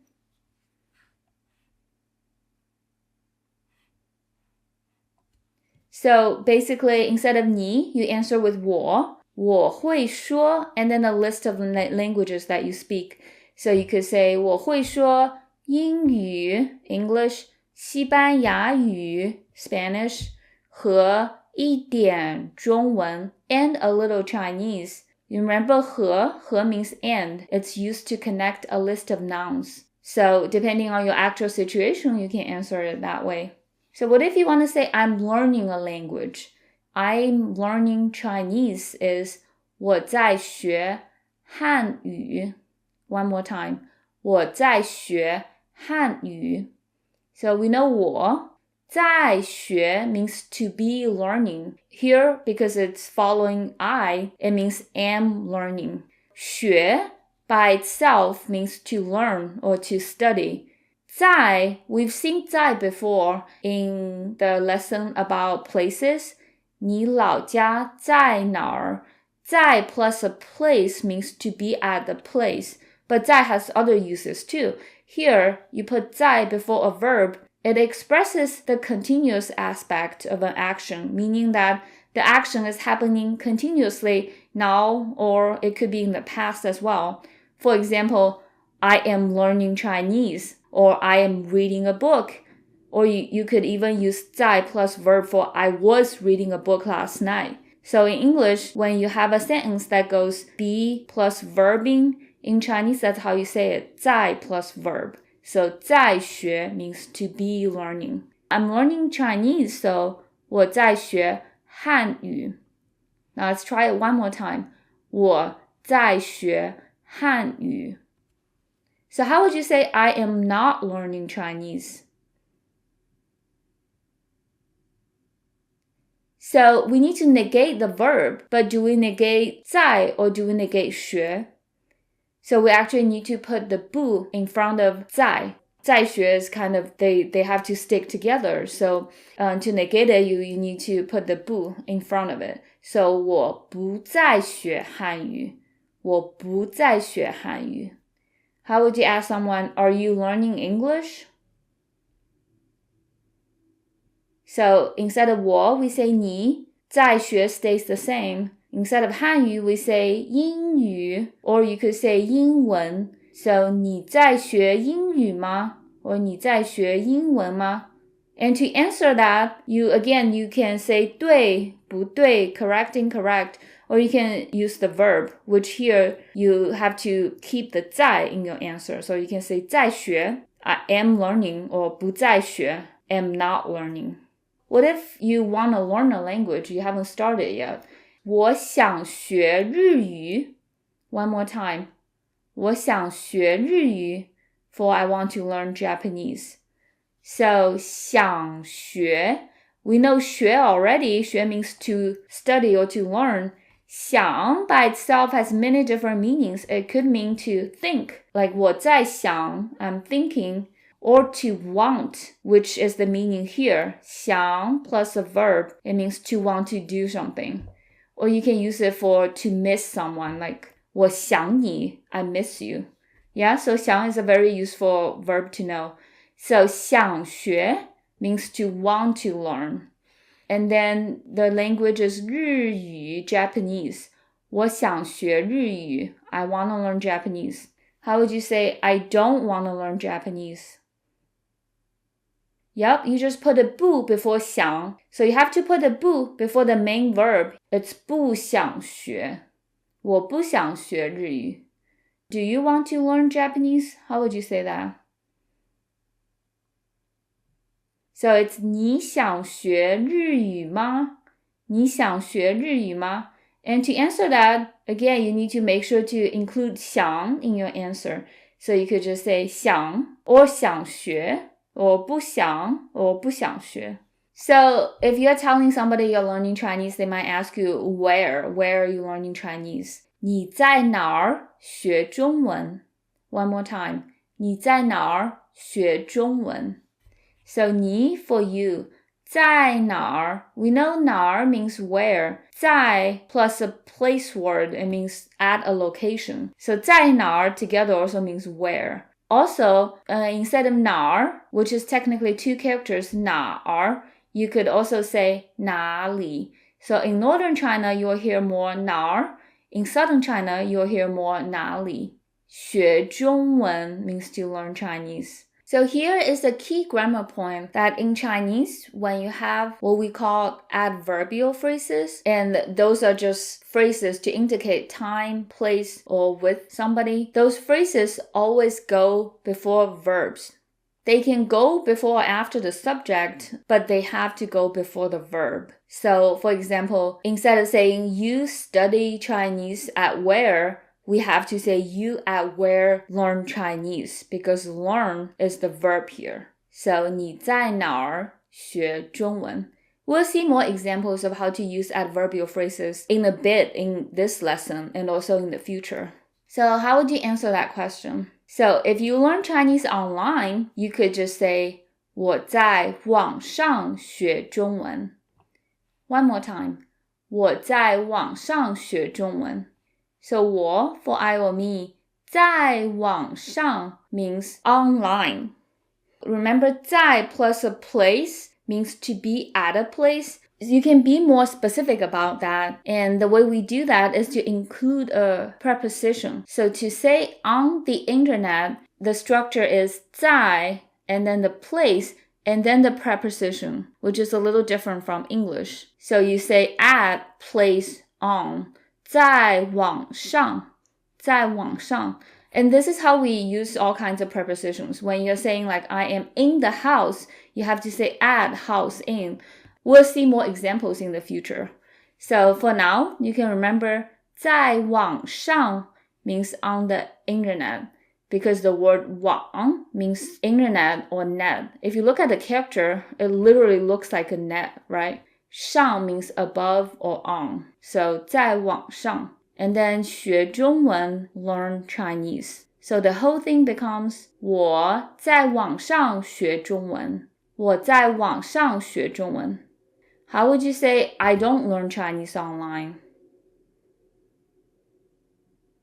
Typically, we negate a sentence by negating the verb, right? But that rule isn't 100% strict because it just depends on what you're trying to negate. If you're trying to say, I don't learn Chinese online, but I learn Chinese like in person, then you want to negate online, right? Because you're negating the online part. So you would say, 我不在网上学中文 because you're negating the online part. But if you are trying to say, I do go online, but I do other things, I don't learn Chinese, you could say, 我在网上不学中文. So it just all depends on your emphasis. Okay, who do you learn Chinese with? So basically, who's teaching you Chinese? 你跟谁学汉语? 你跟谁学汉语?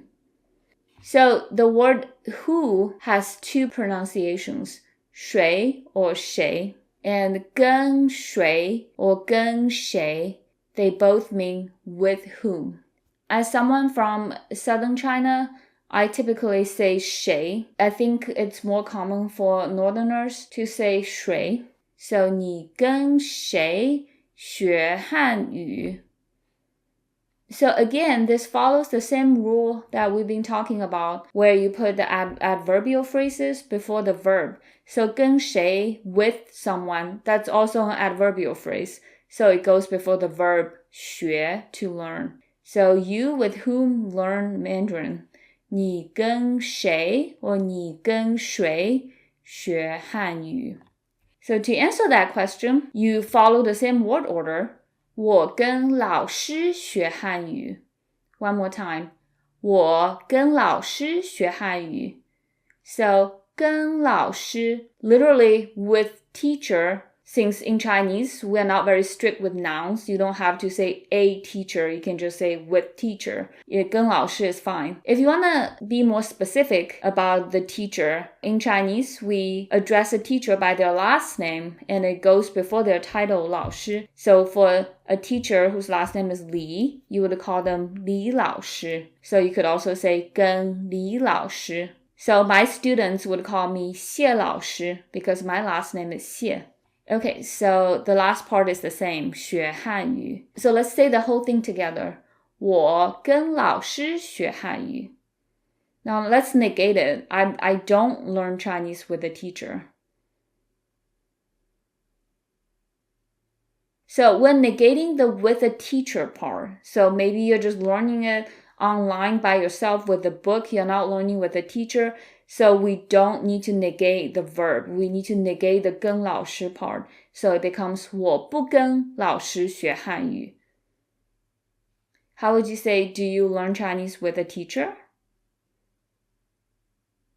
Yep, so it's the same word order, just instead of 我 it's 你. 你跟老师学汉语吗? Okay, so we've learned a lot today, so it's time for us to have a review session. Let's take a look at a few review questions. Okay, so the first question is, can you speak Chinese? And how would you answer that?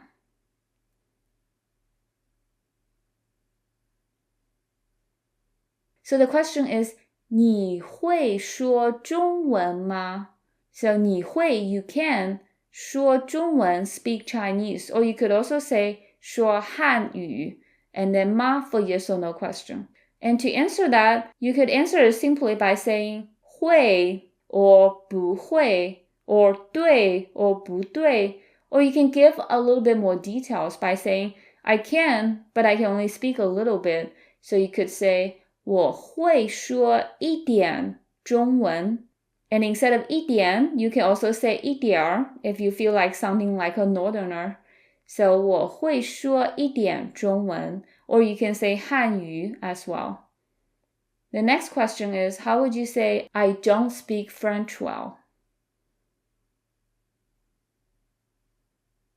So the word order is a little tricky here. So you want to start it by saying 我, and then you say the French part, 法语, and then you say to speak not well, 说得不好. So the whole thing is 我法语说得不好. Next one, Japanese isn't my mother tongue.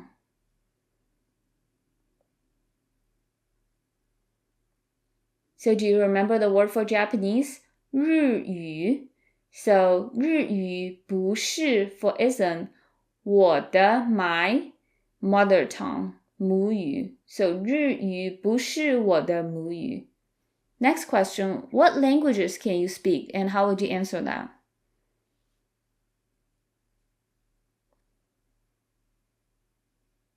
So the right word order for the question should be you can speak what languages, which is 你会说什么语言?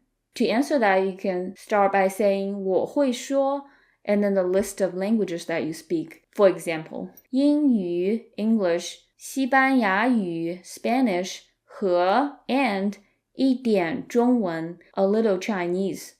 Okay, next one. I'm learning Russian. I want to learn Arabic. Okay, so I hope you at least remember the main structures.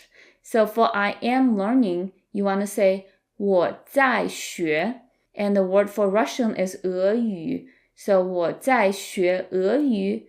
And then for want to learn, the word is 想学. So 我想学阿拉伯语. Last one, who do you learn German with and where do you learn Spanish? So the key to getting both of these questions right is to remember by putting the with whom or at where before the verb. So for the first one, it should be 你跟谁 or 你跟谁学德语. So you with whom learn German. And then to answer that, you could just say 我跟老师学德语. I with teacher learn German. And then the last one is 你在哪儿 or 你在哪里学西班牙语? You at where learn Spanish? And the answer should be 我在 place or 我在网上 online 学西班牙语.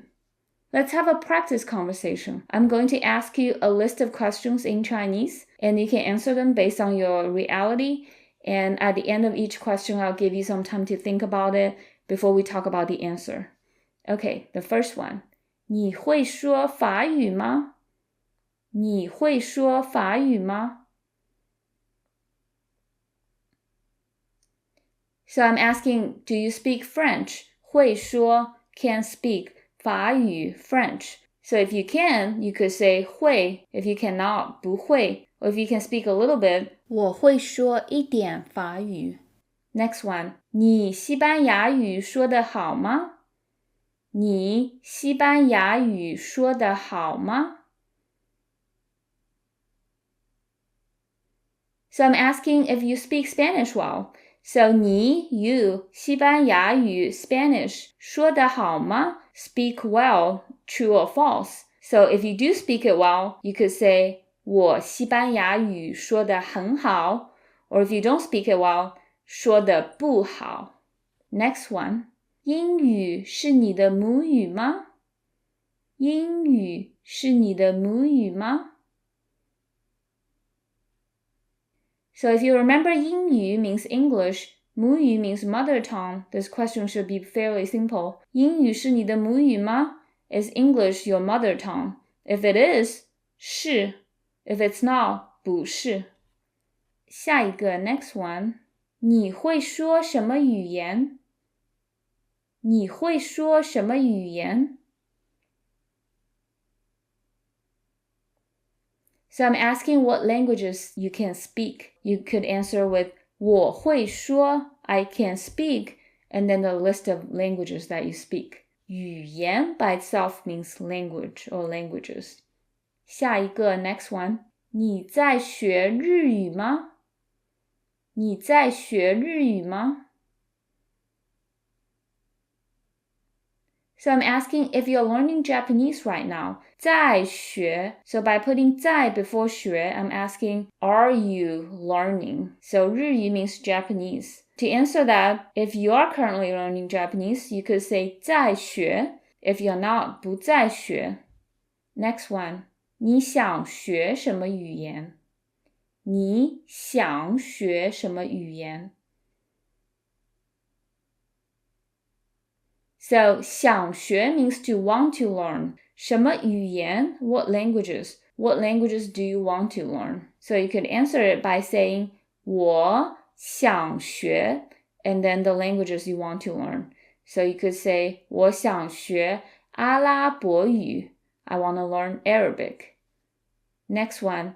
你在哪儿学中文？你在哪儿学中文？So remember, 在哪儿 means where, or literally at where. So I'm asking, where do you learn Chinese? So 我在网上学中文 learning Chinese online. Okay, the last question. 你跟谁学汉语？你跟谁学汉语？So 跟谁 means with whom. So I'm asking, who are you learning Chinese with? So if you have a teacher, you could say 我跟老师学汉语. Okay, so we've learned a lot about languages and how to say I speak whatever languages or I want to learn whatever languages. So I hope you found this lesson useful. 谢谢你. Thank you so much for being here. 再见. I hope to see you in our next lesson. 大家好. Hello everyone. Welcome to another lesson of beginner conversational Chinese. So in today's lesson, we'll learn about how to talk about time, parts of the day, and how you would apply these time phrases in everyday situations. Let's get started. So how would you ask someone what time it is now? 现在几点了？ One more time. 现在几点了? So 现在 means now. We've seen 在 before. You can use 在 before a place to mean at a place, or you can use 在 plus a verb to mean that action is happening continuously. But 现在 means now. So 现在几点 is the way you ask about a specific time in Chinese. So you might remember 几 from our previous lessons. 几 is a question word for numbers. 点 by itself could mean point. Here it means a clock. So 几点 literally means what o'clock.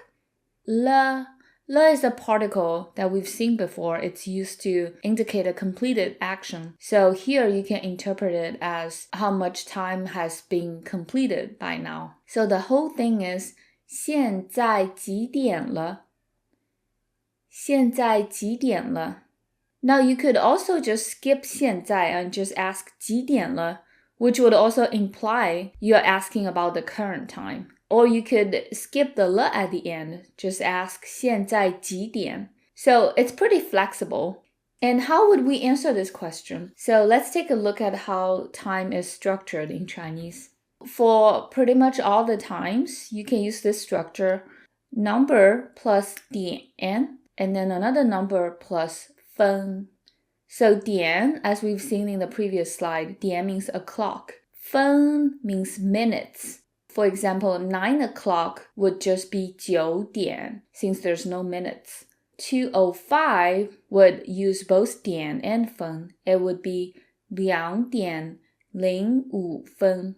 Remember 两? Oftentimes we use 两 instead of r when the number 2 is before a noun. 2点. And then in English you would say 2:05. In Chinese you often just say 0:05. So 2点05分. And then another example I put here is 12:48, which would be 12点48分, because it's 12 o'clock 48 minutes. So even though this time also has a number 2 and it's right before a noun, but because r is part of 12 and 12 does not change, so you don't say 12ever, you say 12 点48分. Now, if you want to be really, really precise about your time, precise to the second, you could say 秒. It sounds like the noise that a cat would make, right? Because in Chinese, the onomatopoeia for cat meow is meow. It's a different tone, but the word for seconds is 秒. So if you want to be super precise about it, if it's 12 o'clock 48 minutes and 13 seconds, you could say 12点48分13秒. Sometimes when it's 30 minutes, instead of saying 6:30, you could say 6:30. In Chinese, we also have a pretty easy way of doing that. So the word for half is 半. 半. Notice how the character looks like something getting cut in half. So 半 means half. And then to say 6:30, you could just say 6点半. So 6 o'clock half, 6点半. You could also say 6点30分, 6 o'clock 30 minutes. Like we do in English sometimes, we also have specific words for a quarter of an hour. In Chinese, it is 刻. So for 15 minutes, it's 一刻. And at 45 minutes, it's 三刻. So obviously, we don't have 2 quarters, 两刻, because then you would just say 半, a half. So the only thing that we can use 刻 for is 一刻 or 三刻.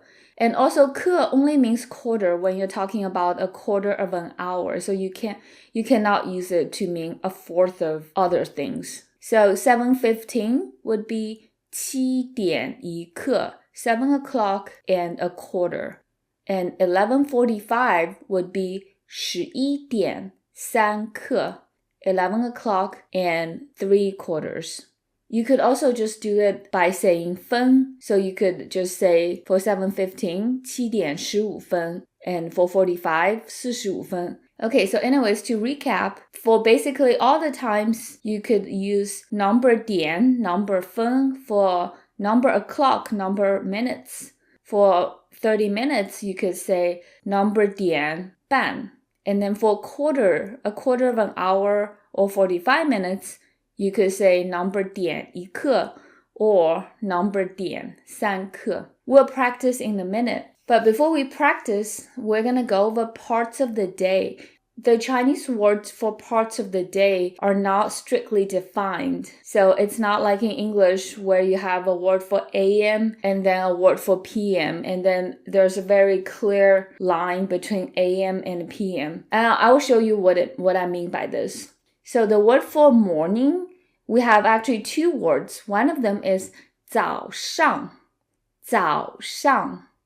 早 by itself also means early. So 早上 means early morning, and it's roughly between midnight and 10 or 11 a.m. depending on who you're talking to. So that's what I mean by it's not very clearly defined. It's just people have different notions of early mornings. So early morning is 早上. And then the other word for morning is 上午. 上午. So 午 means noon. So 上 means up. So the upper part of noon would be morning, right? But we typically use 上午 to mean late morning. So roughly between 9 a.m. and 12 p.m. Again, it's not super strictly defined. But if you're talking about 5 a.m., I wouldn't use 上午. I would use 早上. So when you're talking about 上午, then the sun should be shining. Like it's definitely after the sunrise. And then we have a word for midday, which is 中午. 中午. 中 means middle. 午 means noon. So it's kind of like the middle of noon. But 中午 is different from the English word noon because it's not strictly 12 p.m. 中午 means midday. It's again a time window. And it's roughly between 11 a.m. and 1 p.m. 中午. And then the word for afternoon is 下午. 下午. 下 by itself means below. So the under part of noon is afternoon. So again, 下午 is roughly between 1 p.m. and 5 or 6 p.m. depending on who you're talking to. Some people consider 6 p.m. as afternoon. Some people consider it as night. The word for evening or night is 晚上. 晚上. 晚 by itself means late. So you know it's definitely later in the day. And again, it's roughly between 6 or 7 p.m. and midnight. 晚上. And then when it gets really late, we have a word for midnight, which is 半夜. 半夜.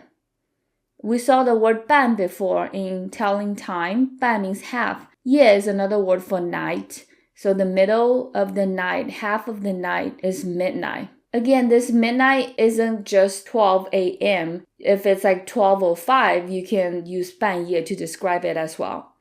Okay, so let's recap this whole thing. So we have early morning, which is 早上. 早上. Later in the morning, 上午. 上午. And there might be an overlap between 早上 and 上午, just like there's an overlap between 下午 and 晚上. So midday is 中午.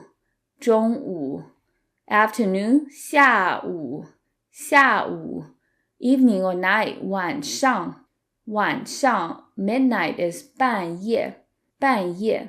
The next thing we're going to do is to combine these parts of the day with times. Let's look at a few examples. 5:23 a.m. So in English, you would say 5:23 a.m. or 5:23 in the morning. But in Chinese, the bigger units always go before the smaller units. So you talk about the parts of the day first before you go to the more precise time. So for this time, it's 早上5点23分. 早上 morning, early in the morning. 5点 5 o'clock. 23分 23 minutes. 5 a.m. it's super early. Depending on the time of the year, the sun probably hasn't risen yet. So that's definitely not 上午. Yeah, so 早上 is pretty much the only option for this time. And then we have 10:30 a.m. That one is more flexible. You could either say 早上 or 上午10点半. Either way works. 早上 or 上午10点半. So it's 10 and half of an hour. So 10点半. You could also say 30 minutes. 30分. That would also work. And then we have 12:15 p.m. So that's definitely in the midday window. So you want to say 中午12点一刻. So midday, 12 o'clock and a quarter of an hour. And again, instead of 一刻, you could also say 15分. So let's also be a little more specific about the time, like by including what day we're talking about here. So here, 12:16 p.m. today. So again, we want to say the biggest unit first. And I hope you remember today from one of our previous lessons. Today is 今天, 今天. And then the afternoon part of today, which is 下午. And then 2 o'clock, 2点, 16 minutes, 16分. One more time. 今天下午2点16分. Again, when you see 2 in front of a noun, we typically say 2. Unless the 2 is part of the number 12, then you say 12. You don't want to change the number 12. But you do change numbers like 200, which you would say 200, because we count 100 as a noun as well. Okay, so the next one is 9:48 p.m. yesterday. So again, the biggest unit is yesterday, which is 昨天. And then p.m., this is definitely at night now, so we use 晚上. And then 9点, 9 o'clock, 48分, 48 minutes. So the whole thing is 昨天晚上9点48分. The next one is 12:07 p.m. tomorrow. So again, we say tomorrow first, 明天. And then 12:07 is in the midday window, so we use 中午. And then 12点 for 12 o'clock. 07 would be 07分. So the whole thing is 明天中午12点07分. Now let's apply it in practice. How would you say, what time does the movie start tonight? 电影今天晚上几点开始? One more time. 电影今天晚上几点开始? So let's break it down since it's a pretty long sentence. 电影 means movie. 电 by itself means electric. 影 means shadow. So electric shadow is a movie. 电影. And then 今天晚上. 今天晚上 means tonight. Literally today night. So remember the rule that we were talking about? You always put the bigger unit before the smaller unit. So 今天 encompasses more than tonight. So it's 今天晚上 instead of the other way around. Okay, the next part is 几点, which we've seen before. What time? 几点. 开始 means to start. 开始. So the whole thing is 电影今天晚上几点开始? So you might remember from our previous lesson where we talked about where to put adverbial phrases in a sentence. And by adverbial phrases, I mean phrases referring to time, place, with someone. And here we definitely have phrases referring to time, such as 今天晚上几点, tonight, what time.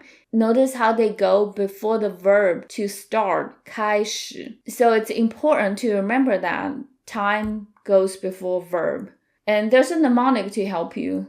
So you can remember TV as in time before verb. We're more flexible with where to put the verb in reference to the subject. So you can put the whole time before 电影. And it would be grammatically correct. 今天晚上几点电影开始? That would work too. Or you can even split 今天晚上 and 几点. So you can talk about 今天晚上 first, and then say 电影, and then ask what time it starts. So it would be 今天晚上电影几点开始? That would also work. So as long as you put the time before the verb, the rest of it is pretty flexible. Okay, so how would you say the movie starts at 7:45 tonight?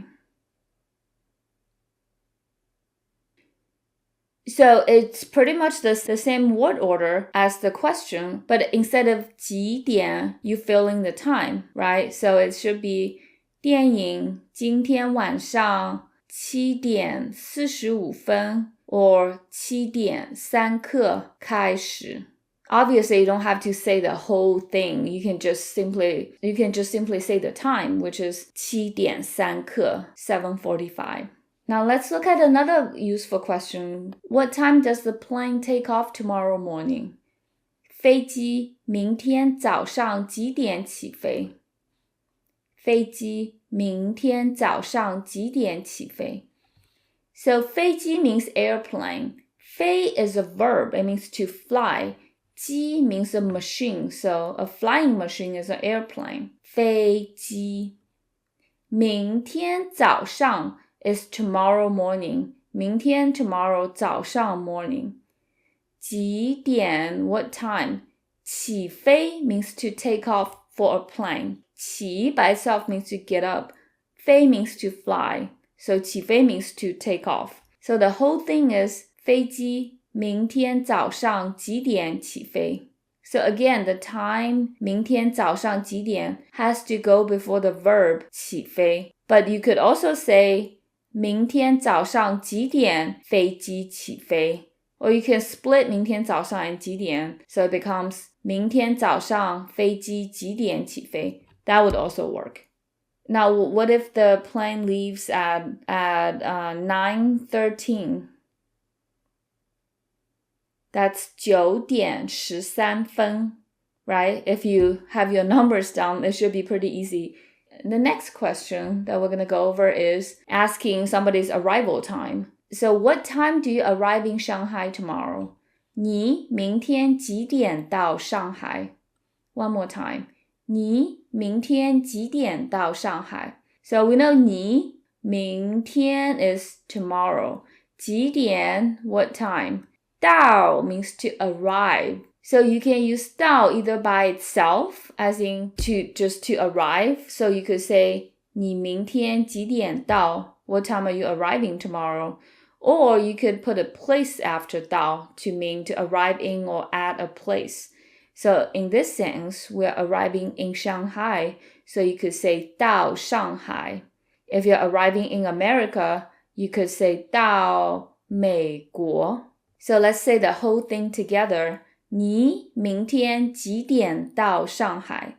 One more time. 你明天几点到上海? So let's say you're arriving at 6:20 p.m. tomorrow. How would you answer this question?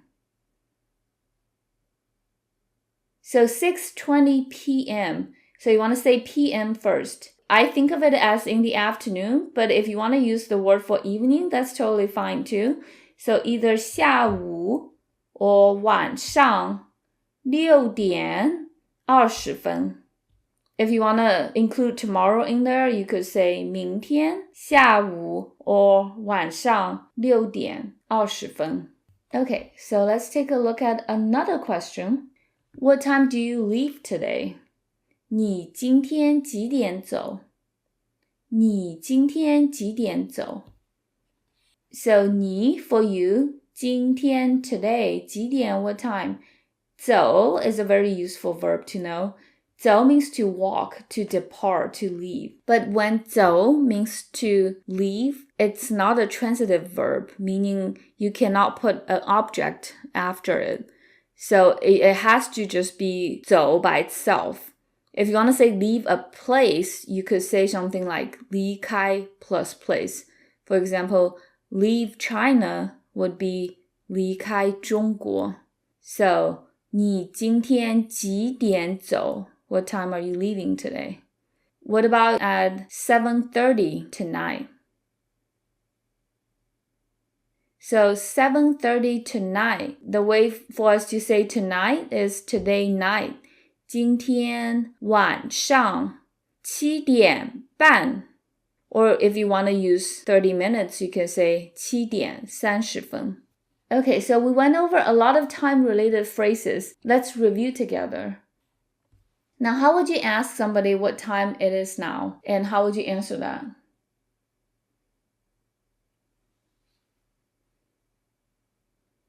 The way you ask it is simply 现在几点了? 现在 means now. 几点 means what time. 了 is a grammatical particle. Now, my local time is 7:23, so I would say 7点23分. And it's PM, so if I want to include that, I would say 晚上7点23分. Let's look at two very specific times and figure out how to say them. 2:30 p.m. yesterday and 10:15 a.m. tomorrow.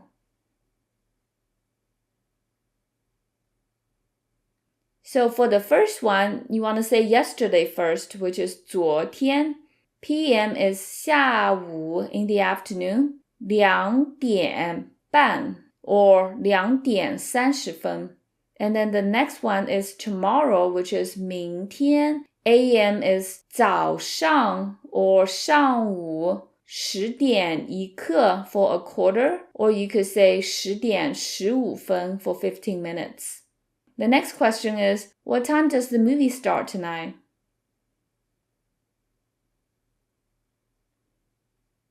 Okay, so you can start with the word movie, which is 电影, and then you want to talk about tonight, what time. So 今天 today, 晚上 night, 几点 what time, 开始 start. So 电影今天晚上几点开始?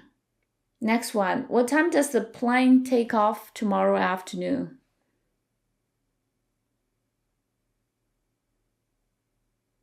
So the word for airplane is 飞机, flying machine. Tomorrow is 明天, afternoon 下午几点起飞? The whole thing is 飞机明天下午几点起飞?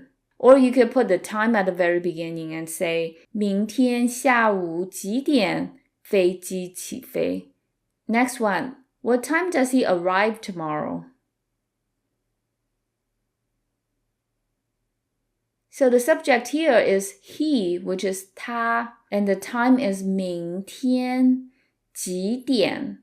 The word for arrive is 到. So 到 can either take an object or not. So if you want to say arrive in a place, you could say 到 plus place, or you can just use 到 by itself. The last one, what time do you leave today? 你今天几点走? 走 means to leave, and you cannot put an object after. So it's simply 你今天几点走? Okay, so we've learned a lot today. I hope you found this lesson useful. 谢谢你. Thank you so much for being here. 再见. I'll see you in the next lesson. 朋友们好. Hello, friends. Welcome to another lesson of Beginner Conversational Chinese. In today's lesson, we'll learn to talk about professions. Now let's get started. So how would you ask somebody what they do for a living? In Chinese, it's 你做什么工作? One more time. 你做什么工作? So 你 means you. 做 means to do. 做什么? We've seen 什么 before. 什么 means what? 工作. 工作 can be used both as a verb and as a noun, and it means to work or work. And this 做 in 工作 sounds identical to the 做 in to do, but they're two different characters, just in case you're curious. Okay, so the whole thing is 你做什么工作? One more time. 你做什么工作? It literally means you do what work or you do what job, but it's one way to ask somebody what they do for a living. Okay, so how would you answer that question? In English, if somebody asked you, what do you do for a living? You would usually answer with I am plus your profession, right? So in Chinese, it's the same way. So 我是 I am. 我是. And then you just have to put the profession after it. So let's take a look at a few professions. We have 职业, which means profession. 职业. You could also say 工作 for jobs, but 职业 is just another way to say it. Okay, so the word for teacher is 老师. 老师. We've gone over it already, but here's a review. So 老 by itself means old. 师 means master. So it literally means an old master. If you want to be specific about the kind of teacher you are, you could say, for example, Chinese teacher, 中文老师. And then if you teach other subjects, feel free to look it up. And then you can say subject 老师. So I could say 我是中文老师. And if you're a student, you could say 我是学生. 学生 means student. So 学 by itself, if you remember it from previous lessons, 学 means to learn. And 生 means student or pupil. So 学生 means a student. Another common profession is 工程师 engineer. 工程师. So 师 is the same as in 老师, it means master. 工程 by itself means project. So a master of projects is an engineer. And if you want to be specific about it, for example, if you want to say computer engineer, you could say 电脑工程师. 电脑工程师. So 电脑 means computer. 电 by itself means electric. 脑 means brain. So an electric brain is a computer. So 电脑工程师. So if you are a lawyer, you could say 律师. The U with the umlaut on the top, it's pronounced like yu. It's different from the U sound. So you have to put your lips together and push them forward. Yu, 律, 律师. So we learned 3 professions that end in 师. 老师 teacher, 工程师 engineer, and 律师 lawyer. Now let's look at a few more. If you're a business person, you could say 商人. So 商 means business, 人 means person. 商人. And if you're a doctor, you could say 医生. 医生. And then if you're a stay-at-home mom or dad, you could call yourself 全职妈妈 or 全职爸爸. So 全职妈妈 or 全职爸爸. So 全职 means full-time. So you're literally saying a full-time mom or a full-time dad. 全职, it's a little tricky to say. So try it with me. 全职. Another profession is the police. 警察. 警察. 警察. So I figure some of these professions are also good to know. Like if you travel to a Chinese-speaking area and if you're in need of a doctor or a police, it would be super helpful to know these terms. So 医生 is doctor and police is 警察. So let's move on to the next one. Where do you work? And it's 你在哪儿上班? 你在哪儿上班? So 你 again means you. 在哪儿 means literally at where, but it means where. So you might remember 哪儿 has another way of saying it, which is 哪里. So you could either say 在哪儿 or 在哪里. 上班 means to go to work or to start work. 上班. So you could also use the word that we've learned before, 工作. 你在哪儿工作 would work as well. I just thought I could introduce a new vocabulary, which is 上班 to go to work. 你在哪儿上班 literally you at where work, but it means where do you work. Now to answer that question, you just need to replace 哪儿 with a place. So it would be 我在 blank 上班, right? 我在 place 上班. Now let's look at a few common places where people work. 地方 means place. 地方. A lot of people work at companies, so the word for company is 公司, 公司, company. And as a teacher, I've worked at schools, so the word for school is 学校, 学校. So you can also specify what kind of school that you work at. So 大学, big school, is college. 中学, 中 means middle, so it doesn't mean middle school though, it means secondary schools. So 中学 includes both middle school and high school. And then you have little school, which is 小学.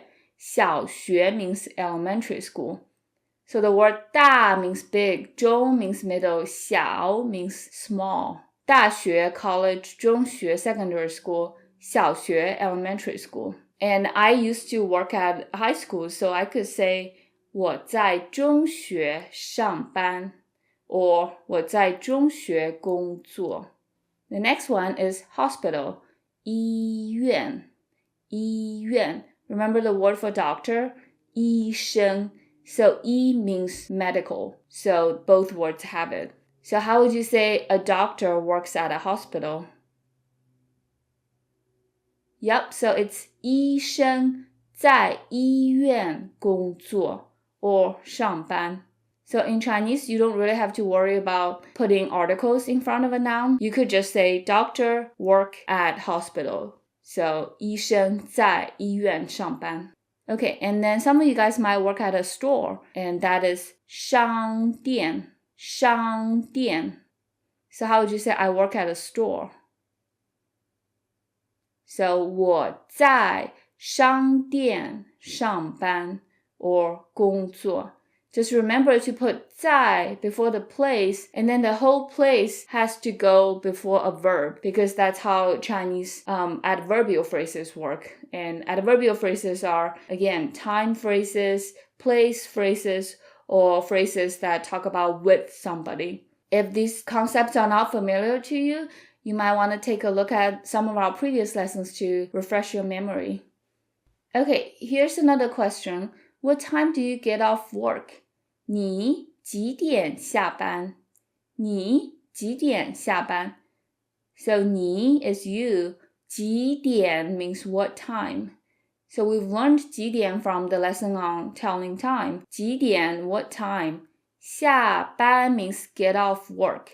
So 下班 is the opposite of 上班, which is to start work. If you want to ask somebody what time do you start work, you just need to switch out 下班 for 上班.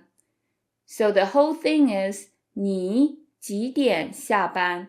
You, what time, get off of work. So again, we put time phrases before verbs, which in this case is 下班 to get off work. So how would you ask somebody what time do you go to work? Yep, so you could say 你几点上班? And to answer that question, I hope you still remember the stuff we talked about in the time lesson, and you just need to say number 点, number 分. So for example, if you get off of work at 4:30, you could say 我4点30分下班. Since 30 minutes is half of an hour, you could also say 我4点半下班. How would you say I get off of work at 5 o'clock? Yep, so it's 我5点下班. 我5点下班. How would you say I start work at 9 o'clock? So 我9点. Instead of 下班, we have to say 上班. So 我9点上班. Okay, the next question. Do you like your boss? So I know a lot of us have strong feelings about our bosses. So that's a useful question to talk about. 你喜欢你的老板吗? One more time. 你喜欢你的老板吗? So 你 for you. 喜欢 is a super useful word to know. 喜欢 means to like. 喜欢. 喜欢. 你的 means your or yours. Here means your. 老板 means boss. 老板.老板. So 你的老板 is your boss. How would you say my boss? Yep, so instead of 你的, you say 我的老板. 吗 is a yes or no question word, so you just put it at the end. Okay, so the whole thing is 你喜欢你的老板吗？你喜欢你的老板吗？ Do you like your boss? And to answer that question, since it's a yes or no question, you can answer with the verb, which in this case is 喜欢 to like. If you like your boss, you could say 喜欢. If you don't like your boss, 不喜欢. 不 is how you negate most verbs in Chinese. 不喜欢. If you don't feel very strongly either way, you like your boss okay, you could say 还行. 还行. There's 3 ways to answer that. 喜欢 or 不喜欢 or 还行. So in China, a lot of people are curious about how much money somebody makes. So don't be surprised if, someone asks you how much money you make, because that's a pretty common question to ask even strangers. And the question is, 你拿多少工资？你拿多少工资？ So 你 for you. 拿 means to take, to hold, or to earn. Here it means to earn. 多少 means how much. It's another question word for numbers. So we've seen 多 before. 多 means much, many, large in quantity. 少 is the opposite. It's small in quantity. So 多少 together means how much or how many. And then 工资 means salary. So the whole thing is 你拿多少工资？你拿多少工资？ Now, if you're not offended by the question, you're open to answering it, you can just go ahead and give a number. And you can take a look at our numbers lesson for a refresher on numbers. But if you would rather not talk about it, here's a polite way to decline to talk about it. 不方便说. Again, 不方便说. So 不 is how you negate something in Chinese. 方便 means convenient. 方便. So 不方便 means inconvenient, not convenient. 说, which we've seen before. 说 means to say or to speak. So it literally means it's not convenient to say, but it's your way of declining to answer a question. 不方便说. Sometimes people would ask you about your pay in an indirect way, which is 待遇怎么样? How's the pay? 待遇怎么样? So 待遇 means treatment or compensation, which here means pay. 待遇怎么样 means how. 怎么样? So you have to put 怎么样 after subject, which means how is that subject. So 待遇怎么样 literally means how is the compensation, how is the pay. And for this question, you don't have to get super specific about numbers. You can answer with qualitative words, such as 很好, very good, or 不好, not great. Hopefully that's not the case. Or you could say 不错, not bad, or 还行. You can use that word that we just learned. Okay, it's okay. 还行. So that's another way that people might ask you about the pay. 待遇怎么样? Okay, so we've learned a lot about profession-related vocabulary and phrases. Now let's review. So how would you say, what do you do for a living? And how would you answer that? So the question is, 你做什么工作? Literally, you do what work. And to answer that, you would just say I am, which is 我是, which in my case, I would say 我是老师. I am a teacher. And if I want to be super specific, I could say 我是中文老师. I'm a Chinese teacher. Next question, where do you work and how would you answer that? So the question is, 你在哪儿上班? You at where work. So instead of 上班, feel free to use 工作. And to answer that, you would say 我在 place 上班. So in my case, I would say 我在学校 school. 我在学校上班. Or I could be more specific. 我在中学上班。I work at a secondary school.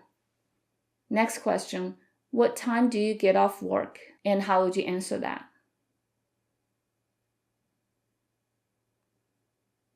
So, 你几点下班? You, what time get off work?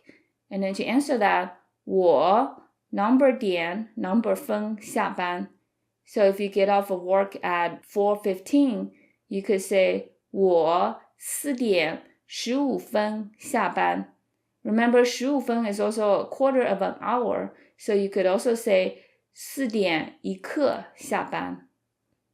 很好. Next one, do you like your boss? And how would you answer it?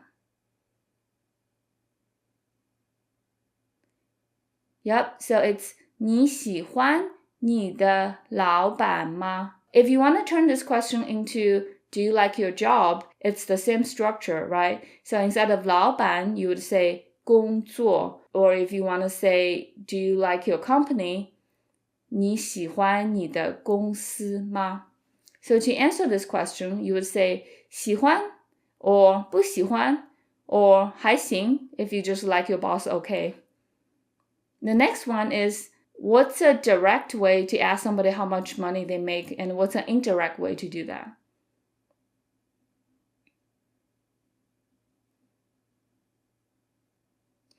So the direct way is, 你拿多少工资? How much money do you earn? 你拿多少工资? The indirect way is, 待遇怎么样? How's the pay? 待遇怎么样? And then if you want to decline to answer that question, what would you say? Yep, so you would say 不方便说, literally inconvenient to answer or inconvenient to say, 不方便说. So let's have a practice conversation. I'm going to ask you questions in Chinese and you will answer me in Chinese. So after each question, I'll pause for a minute for you to think about it and give your answer before I tell you the correct answer. Okay, the first one. 你做什么工作? 你做什么工作? So this question, I'm just asking what you do for a living. So you do what work? 你做什么工作? And to answer, you just have to say 我是 plus your profession. And the next one. 你在哪儿上班? 你在哪儿上班? So 你在哪儿上班 is asking where you work. 你在哪儿 at where 上班 go to work. So you at where go to work. Where do you work? And to answer that, you could just say 在 a place. So if you work at a company, 在公司. Next one. 你几点上班? 你几点上班? Now, 几点 means what time. So I'm asking what time you go to work. So if you go to work at 9 o'clock, 9点. Next one. 你几点下班? 你几点下班? So this is a very similar question to the last one. I'm asking what time you get off of work. So if you get off of work at 5, 5点 or 我5点下班. 下一个 next one. 你喜欢你的工作吗? 你喜欢你的工作吗? So keyword here is 喜欢. 喜欢 means to like. Another keyword is 工作. 工作 means work. So do you like your work? If you like it, 喜欢 or 不喜欢 for not liking your work. Or if you just like it okay, 还行. Last one. 待遇怎么样?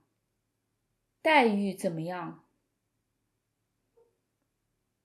So 待遇怎么样 is asking about your pay. So you would say 很好, very good, or 不好. Hopefully that's not the case. 不好 means not good, or 不错, not bad, or 还行, okay. So that's it for our practice conversation.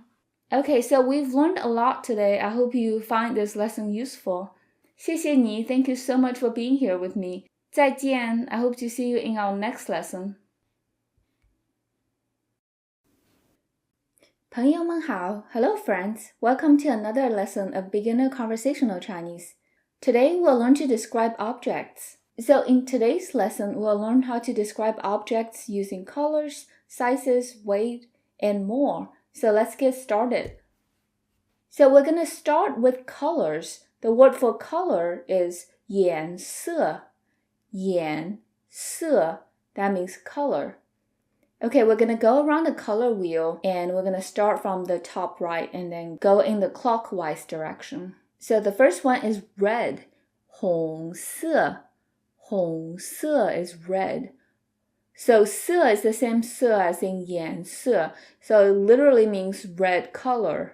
So 红色, red color. It's a noun. I will show you guys how we could make it into an adjective in a minute. And the next color is blue, which is 蓝色. 蓝色. And then we have green, which is 绿色. So again, the U with the umlaut, it's pronounced by keeping your lips together and then pushing them forward. 绿, 绿, 绿色 is green. And then we have black, which is 黑色. 黑色. And then the color white is 白色. 白色. And then yellow is 黄色. 黄色. So there are two ways to say brown. You could either say 棕色, 棕色, or you could say 咖啡色, 咖啡色. 咖啡色 literally means coffee colored, because 咖啡 is how you would say coffee in Chinese. So now you know how to say coffee as well. 咖啡. And then for gray, it's 灰色. So gray and black sound kind of similar in Chinese. Black is 黑色, and the other one is 灰色. 灰色. The color purple is 紫色. 紫色. And then we have pink. 粉红色. 粉红色. Now you might have noticed 粉红色 contains the word for red, 红色. That's because in Chinese, pink is powdered red. 粉 means powder. So 粉红色 is pink. And then we have orange, which is 橙色. 橙色. Just like in English, 橙 could also be used to refer to the fruit. So 橙子 is an orange. 橙色. Okay, so now we've gone over a bunch of colors. You can talk about the colors that you like and the ones that you don't like. So how would you say, I like blue and green? Yep, so you just need to remember the word for to like, which is 喜欢. So 我喜欢蓝色和绿色. So 和 means and. So 我喜欢蓝色和绿色. Now how would you say I don't like purple? So to negate to like, you just need to put a 不 before 喜欢. So it becomes 我不喜欢紫色. 我不喜欢紫色. Now how would you say my older sister likes gray? So this is a little review of family members. Older sister is 姐姐. So you would say 我姐姐 or 我的姐姐喜欢灰色. Okay, so I'm going to ask you a question in Chinese and you can answer based on your true situation. 你喜欢黄色吗? 你喜欢黄色吗? So I'm asking if you like the color yellow. So if you do, you can just say 喜欢, or if you don't, you say 不喜欢. Let's try another one. 你的妈妈喜欢橙色吗? 你的妈妈喜欢橙色吗? I'm asking about your mom's color preference. Does she like orange? So again, 喜欢 for like, 不喜欢 for to not like. 你的朋友喜欢红色吗? 你的朋友喜欢红色吗? So I'm asking if your friend likes the color red. So again, you can answer with 喜欢 and 不喜欢. Now let's take a look at how you can use a color to describe an object. And in today's lesson, I picked some common objects that you might have with you when you travel, because I thought that might be useful if you've misplaced something and you need to locate it, and then you can describe your belonging. My suitcase is blue. 我的行李箱是蓝色的。我的行李箱是蓝色的。So 我的 means my or mine. Here it means my. 行李箱means suitcase. 行李 means luggage. 箱 means a big box. So a big box for luggage is a suitcase. So 行李箱 is the word for suitcase. 是 means to be. Here it means is. 蓝色 so 蓝色 is blue. 的 is the possessive particle. 的 has another use. It turns nouns into adjectives. So you might remember from previous lessons where I've said we don't usually use 是 with adjectives. For example, when you say I'm good, you don't say 我是好. Instead, you say 我很好. But we do have exceptions where there are certain structures that we can use with 是. So when you have 是before an adjective or a noun, and then you have a 的 at the end, that's fine. That's one of the acceptable grammatical structures in Chinese. So 是蓝色的 is how you can say something is blue. How would you say my suitcase is black? Yep, so you just need to swap out 蓝色 for the word for black, which is 黑色. So it would be 我的行李箱是黑色的. How would you say, is your suitcase green? So it would be 你的行李箱是绿色的吗? Remember, by putting a 吗 at the end of a statement, we turn it into a yes or no question. So how would you answer that? So to answer yes or no question, an easy way is to pick out the verb, which in this case is 是. So if your suitcase is green, 是. If it's not, 不是. So another way you can describe something is to simply put the adjective before the noun. So for example, if you want to say a pink suitcase, you could just say 粉红色的行李箱. Now it's important to put the 的 after the color because these colors are nouns. So 粉红色, pink, that's the noun form. In order to turn it into an adjective, we add a 的 after. So 粉红色的行李箱, a pink suitcase. How would you say I have a pink suitcase? 我有粉红色的行李箱. Okay, so to recap this slide, to say an object is a color, you just have to say object 是 color 的. So in this example, my suitcase is blue. 我的行李箱是蓝色的. Let's take a look at another example of how to use color. Is your coat black? 你的外套是黑色的吗? 你的外套是黑色的吗? So 你的 means your or yours. 外套 means coat or outerwear. So 外 by itself means outside. 套 means to wrap. So something that you wrap yourself in when you're outside is an outerwear or a coat or jacket. So 你的外套 means your coat. How would you say my coat? Yep, so it's just 我的外套. So again, we're using 是 plus color plus 的 for this structure. So 你的外套是黑色的. Your coat is black. And by putting 吗 at the end, we're turning it into a yes or no question. 你的外套是黑色的吗? So to answer that question, if your coat is indeed black, you'll say 是, and if it's not, 不是. Now how would you say, is your coat red? 你的外套是红色的吗? 红色 is red. Is your coat yellow? 你的外套是黄色的吗？黄色。So sometimes people have difficulties differentiating 红色 from 黄色.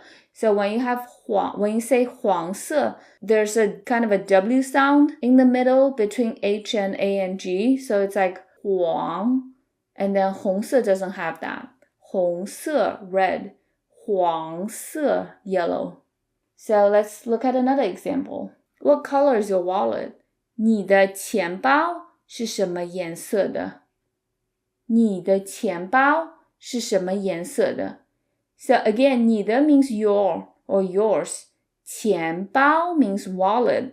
Again, another very important word to know if you're traveling. 钱 by itself means money. 包 means a bag or a purse. So a money bag is a wallet. How would you say I have money? 我有钱, right?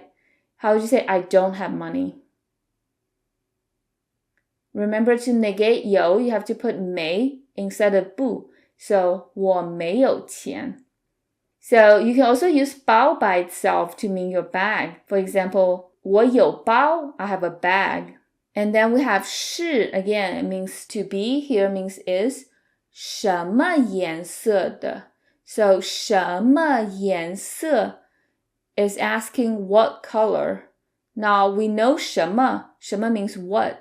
颜色 means color. So together it's what color. And then again, 的 turns it into an adjective because 什么颜色 by itself is just a noun. So the whole thing is 你的钱包是什么颜色的? Literally, your wallet is what color, but that's how you ask somebody the color of their wallet. Now, what if your wallet is brown? How would you answer that? So you can give a simplified answer by just saying the color. So do you remember the word for brown? Yep, there are two ways to say it. 棕色, 棕色, or 咖啡色, coffee colored. So 咖啡色 might be easier to remember if you want to stick with that. Or you can answer it in a complete sentence by saying 我的钱包是咖啡色的. How would you say my wallet isn't purple? So 我的钱包不是 you need to negate 是不是紫色的紫色 means purple. How would you ask somebody about the color of their suitcase? Yep, so you just need to swap out the 钱包 for the word for suitcase, which is 行李箱. 你的行李箱是什么颜色的? What about the color of their coat? Yep, so it's instead of 钱包 we're saying 外套. 你的外套是什么颜色的? Okay, so let's take a look at another way that we could describe things. We can talk about something's size. So for example, in this sentence, my ring is neither big nor small. I included ring in this lesson because I wouldn't want anyone to lose their ring when they're traveling. So it's important to know how to describe it. And it's 我的戒指不大也不小. 我的戒指不大也不小. So 我的 again for my. 戒指 is the word for ring. 戒指戒指不大也不小 means neither big nor small. So 大 by itself means big. 也 by itself means also. 小 means small. So it literally means not big, also not small. But that's one way to describe something that's of medium size. So 不大也不小. So the whole thing is 我的戒指不大也不小. Now, if you do have a big ring, how would you describe it? So we can use the word 很 for very, and we don't need a 是 in there. So you can simply say 我的戒指很大. Or if you have a small and dainty ring, you could say 我的戒指很小. If you want to say my ring isn't big, and you could say 我的戒指不大. How would you say my suitcase is neither big nor small? Yep, so it's 我的行李箱不大也不小。Another way to describe something is describing that thing's weight. If you have a heavy computer, you could say 我的电脑很重。我的电脑很重。So again, 我的 for mine. 电脑 means computer. So we've talked about this a little bit in the previous lesson, but 电 is electric. You will see 电 in all words for things that are electric. And then 脑 is your brain. So an electric brain is a computer. So that's pretty self-explanatory. Yeah, so 电脑 is computer. 很重. 重 means heavy.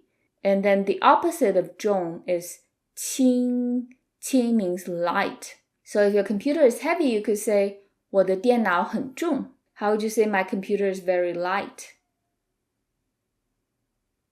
Yep, so it's simply 我的电脑很轻.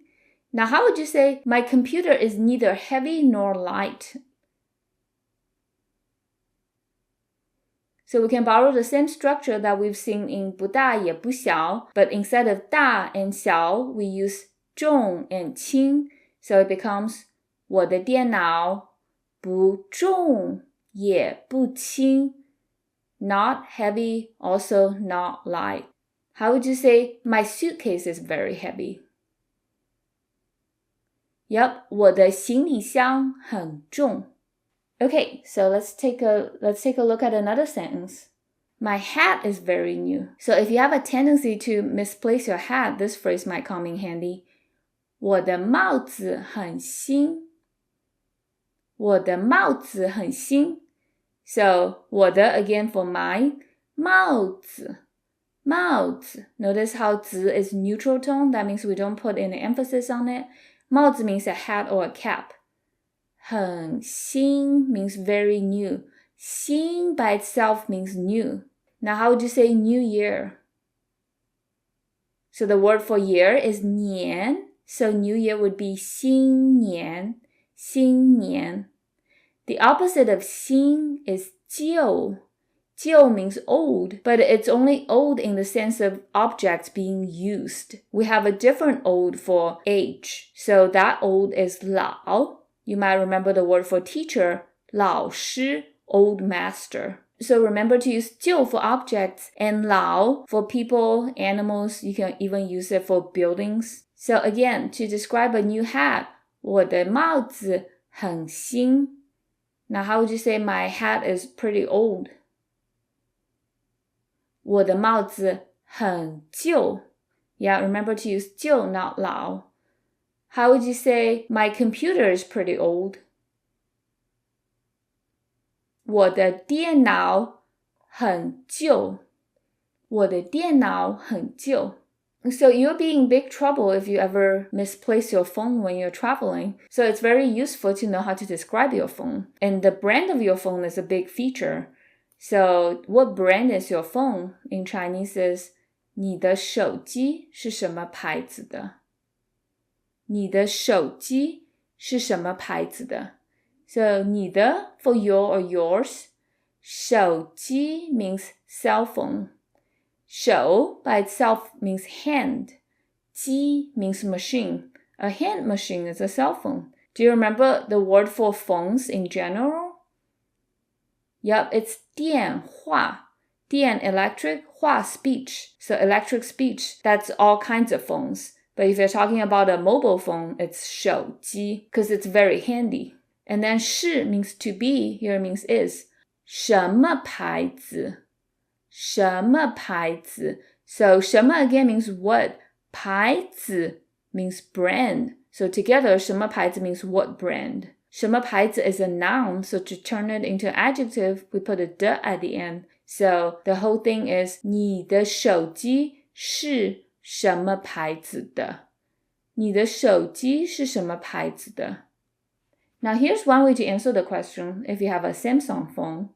我的手机是三星的. 我的手机是三星的. So 我的 for my, 手机 for phone, 是 for is. 三星is the Chinese transliteration of Samsung. If you remember the numbers, 三 means 3. 星 means star, so literally means 3 stars. 三星. Now, of course, you don't have to say the whole thing. You can just simply reply with 三星. What if you have an iPhone? Do you know the word for apple? It's 苹果. 苹果 is the word for the apple fruit as well. So you could say 我的手机是苹果的. Okay, so we've learned a lot today, and let's have a review session. Now, how would you say my coat is red? Yep, so 我的外套是红色的. So remember the word for coat is 外套, and red is 红色. Remember the structure 是 plus a noun plus the. Now the next question, what color is your wallet, and how would you answer that?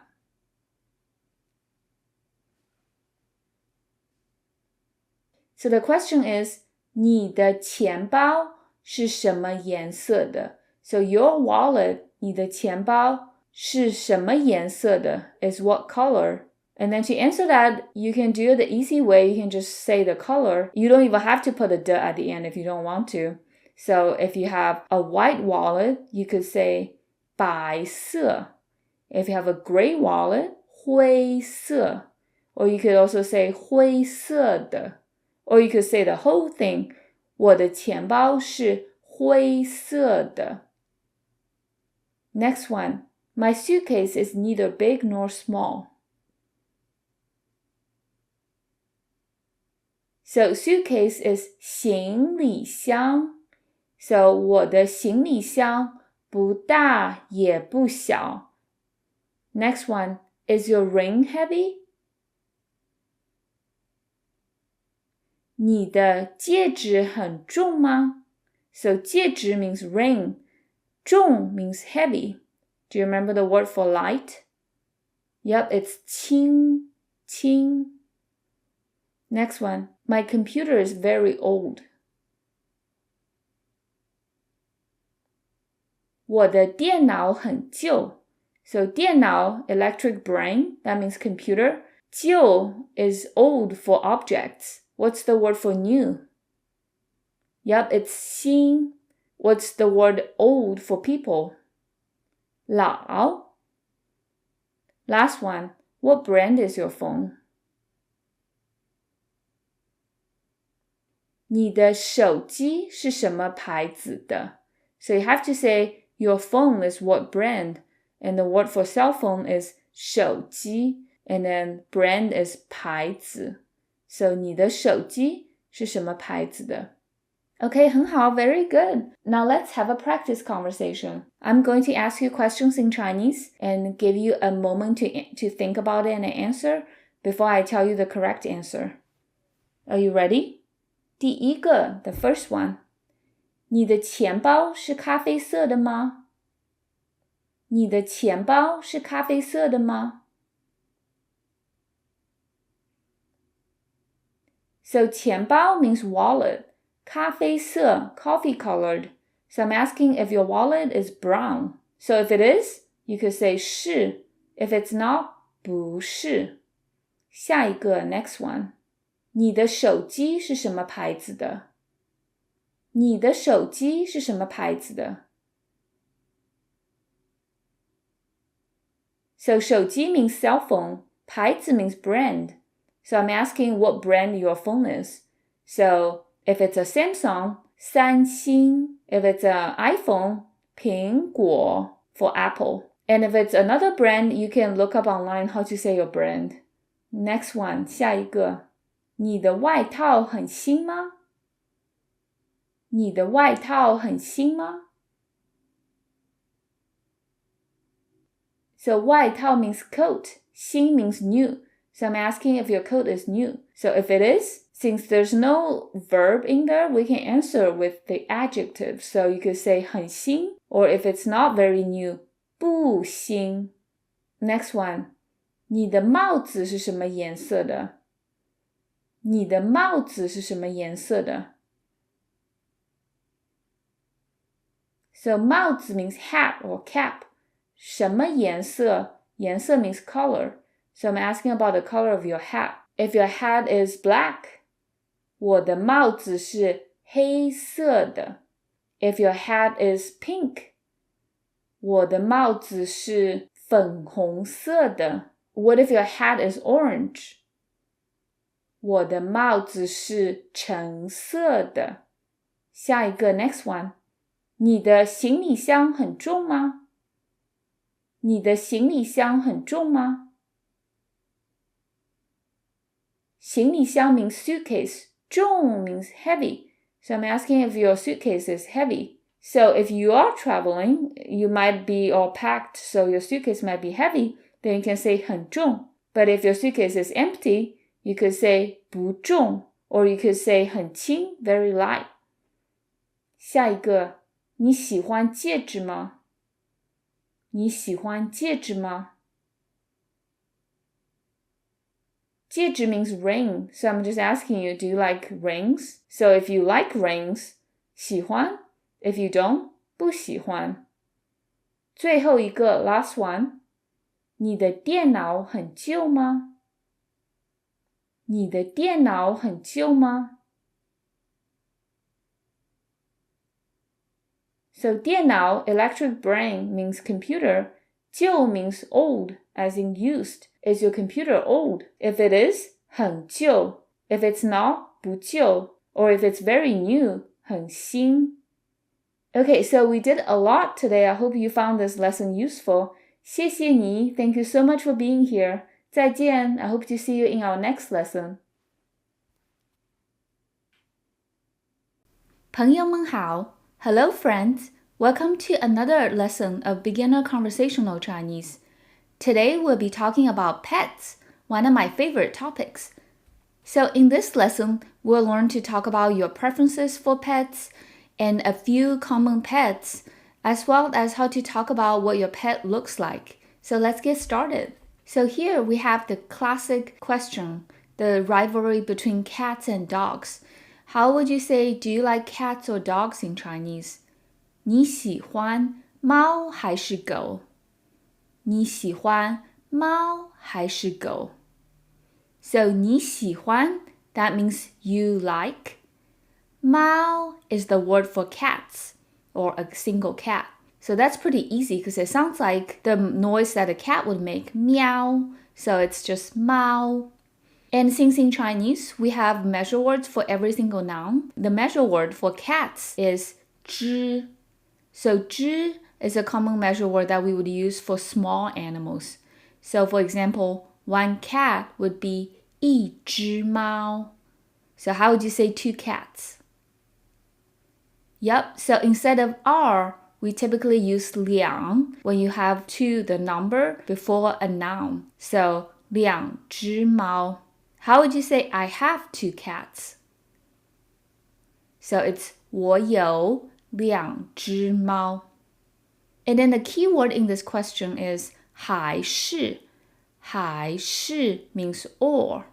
So we have two words for or in Chinese. One is 还是, the other one is 或者. 或者. So the distinction between the two is that 还是 is only used in a question that involves choosing between two or more options. So for example, 你喜欢猫还是狗? You have to choose either the cat or the dog.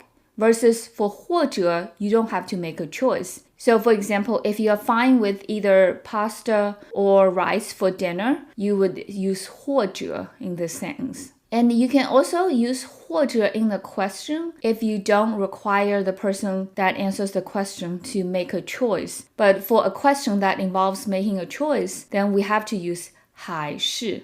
So hopefully that's not too confusing. So 还是 for making a choice. And then the word for dog is 狗. 狗. So you can use the same measure word as cats, 只 for dogs. So how would you say I have 3 dogs?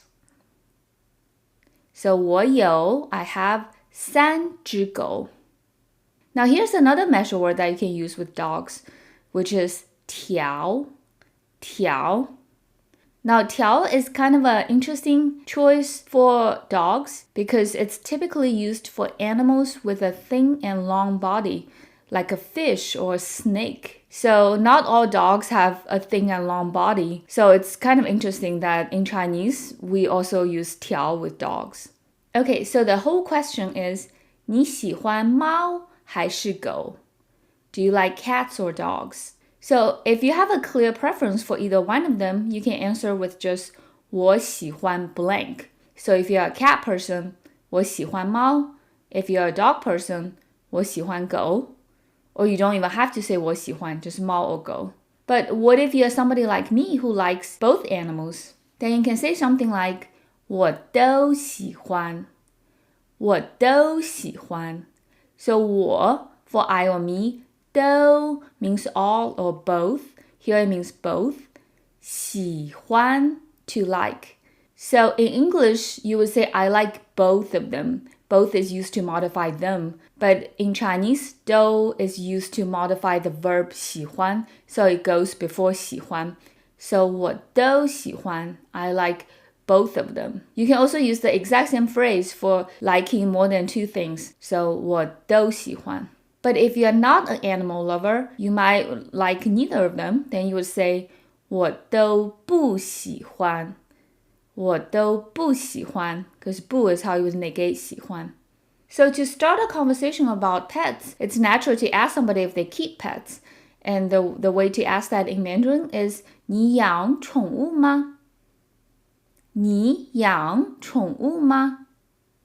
你 for you, 养 Yang means to raise or to keep both animals and people. Yang. So you can use it with pets. For example, I keep dogs. I would say 我养狗. Or I keep cats. 我养猫. But you can also use it with children. 我养孩子. Remember 孩子 from the family lesson? 我养孩子. You can even use 养 with other people that you are responsible for. So if you're supporting somebody else, you could say 我养他. I support him or her. 宠物 is how we say pet. 宠物.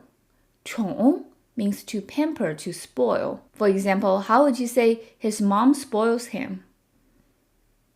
So it would be 他的妈妈宠他. You can even put a 横 before 宠 to describe the extent to which the spoiling happens. So if somebody spoils someone very much, 很宠. 我很宠你. I spoil you very much. I pamper you very much. And 物 means an object. So something for you to pamper is your pet. 宠物. And then 妈 at the end, because we need that for a yes or no question. So the whole thing is 你养宠物吗? And it's easy to answer that. You could just answer with the verb 养. So if you do keep pets, 养. If you don't, 不养. Now another way to ask this question could be, do you have pets? 你有宠物吗? And then you could answer with 有 or 没有. But 养 is the proper word that we use for keeping pets. If you want to describe the kind of pets that you keep, this is how you can say it. 我养几条金鱼. 我养几条金鱼. So 我 for I or me, 养 to raise, to keep. 几条 means several 条. So we've seen 几 before as a numbers question word, but here it's not a question word. It just means several, a few. 条, again, it's a measure word for animals like fish or snake. 几条, several 条. 金鱼 means goldfish. 金鱼. So 金 is the metal gold. 鱼 means fish. So 几条金鱼, a few goldfish. How would you say a few dogs? 几条狗. Remember, you can use 条 with 狗 as well. But you could also say 几只狗. So 我养几条金鱼. I keep a few goldfish. Now, you can also use 几 to ask about the numbers, right? So how would you say how many goldfish do you keep?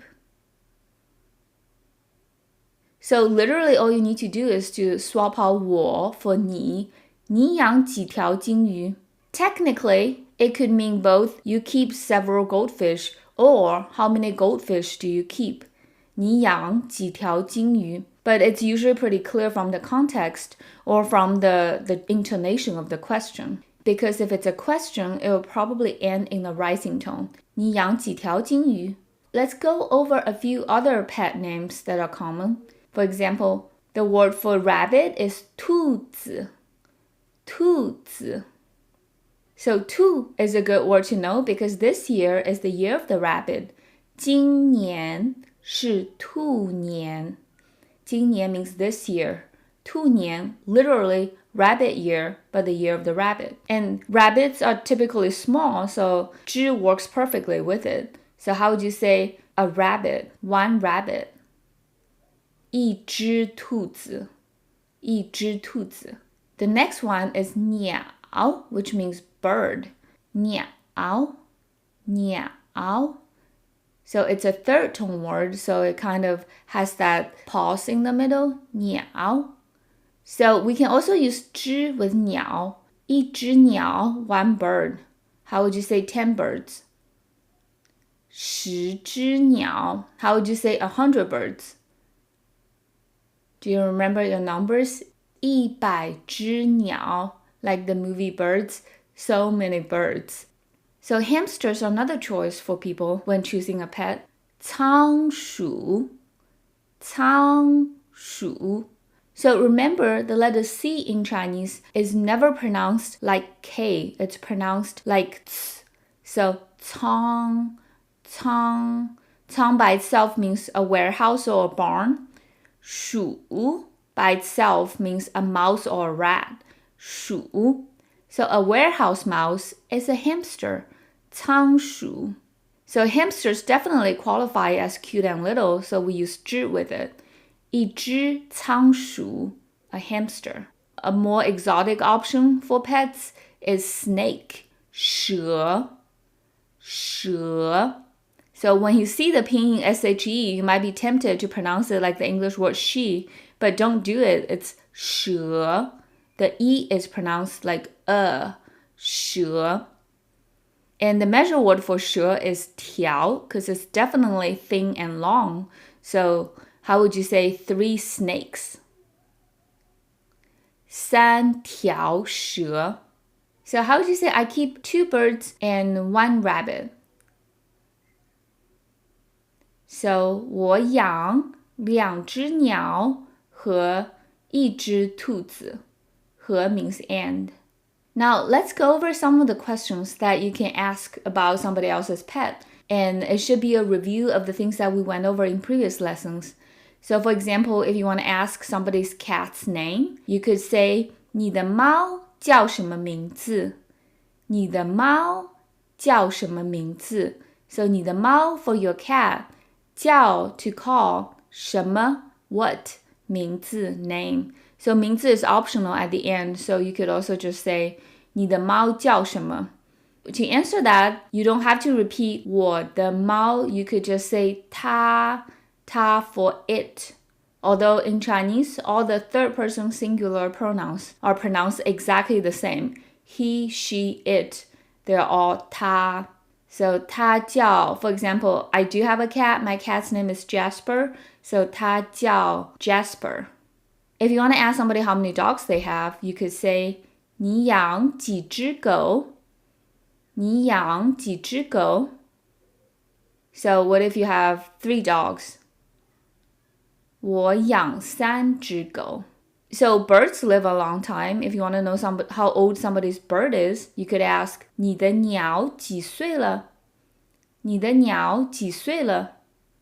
And then to answer that question, 它 blank 岁了. So if it's a 10-year-old bird, 它10岁了. A lot of us like fluffy animals, and this is how you say I have a fluffy dog. 我有一只毛茸茸的狗. 我有一只毛茸茸的狗. So 我有 for I have, 一只 since we have to use a measure word, and you can use either 只 or 条 for dog. 毛茸茸的 means fluffy. So this word sounds pretty cute. 毛茸茸 by itself also means fluffy. So we use a 的 to connect an adjective and a noun. So 毛茸茸的狗 fluffy dog. How would you say a fluffy cat? So don't forget the measure word. 一只毛茸茸的猫. How would you say a fluffy bunny? 一只毛茸茸的兔子. So alternatively, you might want to say my dog is fluffy. How would we say that? So my dog, to turn I into my, you just need to add a 的, 我的狗, my dog. And remember the structure that we went over in our last lesson? 是 plus adjective plus 的. So 我的狗是毛茸茸的. My dog is fluffy. Okay, so if you want to ask somebody what their pet looks like, this is how we ask that in Mandarin. 你的兔子长什么样？你的兔子长什么样？ So 你的 for your or yours, here it means your. 兔子 rabbit. 长什么样 to look like what? So 长 by itself means to grow. So 长大 means to grow up, literally grow big, but that means to grow up. 什么样 So 什么 means what? 样 here refers to somebody's appearance. So 什么样 basically what look, what appearance. So 你的兔子长什么样 is how you would ask somebody what their rabbit looks like. How would you say, what does your cat look like? Yep, so instead of 兔子 we say 猫. So 你的猫长什么样 How would you say, what does your mom look like? 你的妈妈长什么样 So 长什么样 you can use it with both animals and people, but you have to use it with living things. You cannot use it with an inanimate object. Okay, so if your rabbit has long ears, this is how you say it. 我的兔子有很长的耳朵。我的兔子有很长的耳朵。So 我的 for my or mine, here it means my. 兔子 rabbit, 有 to have, here it means has. 很长的，很长的 means very long. 长 by itself means long. If you have been paying attention to characters, you might remember that the character for to grow, 长, looks exactly the same as this character, 长. That's because they are the same. So when it means long, it's pronounced 长. When it means to grow, it's 长. And then the opposite of 长 is 短. 短. So the U in the middle is kind of like a W sound. 短 means short, but you can only use it for the length of an object. You cannot use it to describe somebody's stature. For that one, you have to say 矮. We'll go over that in another lesson. And the word for ear is 耳朵. 耳朵. 朵 is neutral, so we don't put any stress over it. 耳朵. So 很长的耳朵 means long ears. How would you say short ears? 很短的耳朵. So the whole thing goes, 我的兔子有很长的耳朵. My rabbit has very long ears. Now how would you say my dog has very short ears? 我的狗有很短的耳朵. The next one is talking about the fur color. Its fur is brown. 它的毛是咖啡色的。它的毛是咖啡色的。So 它的 means its, since 它 is the word it for animals. But if you want to say his or her, it's also 它的, just with a different character for 它. The word for fur or hair is 毛. 毛. It sounds like the word for cat, but it's a different tone. 毛. So it's worth noting here that we have two different words for hair on your head and hair on the rest of your body or animal fur. fur and hair on your body is 毛. The head hair is 头发. 头发. 头 means your head. 发 is the hair on it. So 头发 is head hair. 是咖啡色的. To be brown, here it means is brown. Remember, there's two ways to say brown. 咖啡色. You could also say 棕色. So you could also say 是棕色的. And here we've encountered that structure again. 是 plus noun or adjective plus 的. That's how you can describe the property of something. 它的毛是咖啡色的. So its fur is brown. How would you say its fur is black? Now the word for black is 黑色. So 它的毛是黑色的. How would you say its fur is short? So here are two ways that you can do this. 它的毛是短的. So you can still use the 是 and the structure. 它的毛是短的. Or you can just use 很 instead of 是的. 它的毛很短. Now how would you say it has brown fur? So 它有咖啡色的毛. So we need the to connect an adjective and a noun. So 咖啡色的毛. Okay, the next one. Its tail is neither long nor short. 它的尾巴不长也不短. 它的尾巴不长也不短. So 它的 again for its.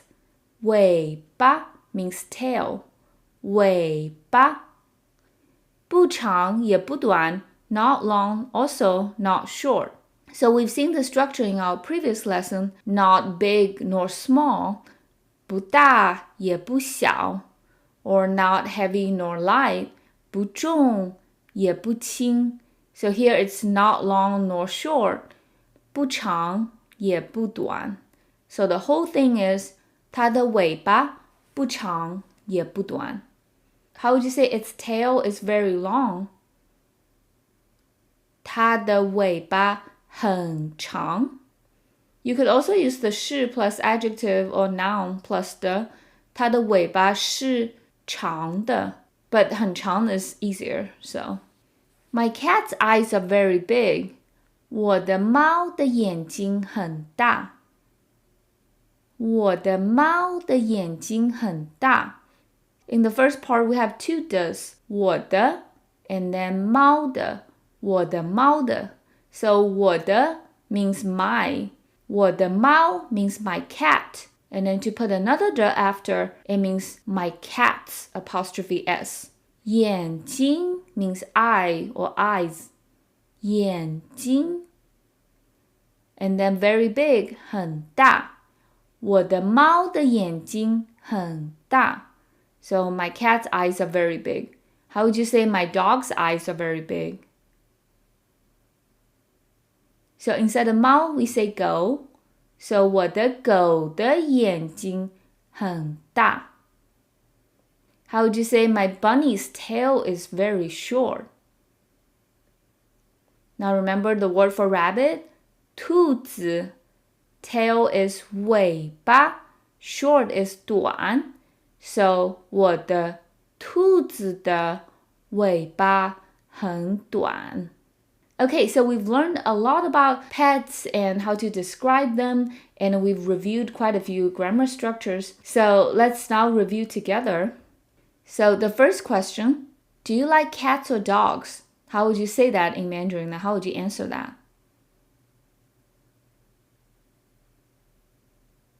So the key word for or here is 还是. So 你喜欢猫还是狗? So to answer that, if you have a clear preference, 我喜欢猫 or 狗. If you like both of them, 我都喜欢. If you like neither of them, 我都不喜欢. Next one, do you keep pets? And how would you answer that? So the word for keep in Chinese is 养. So 你养宠物吗? 宠物 means pets. To answer that, you can just say 养 or 不养, or you can give a more descriptive answer by telling us what animals you have and how many of them. So, 我养一只猫. I keep a cat. Next one, what's your dog's name?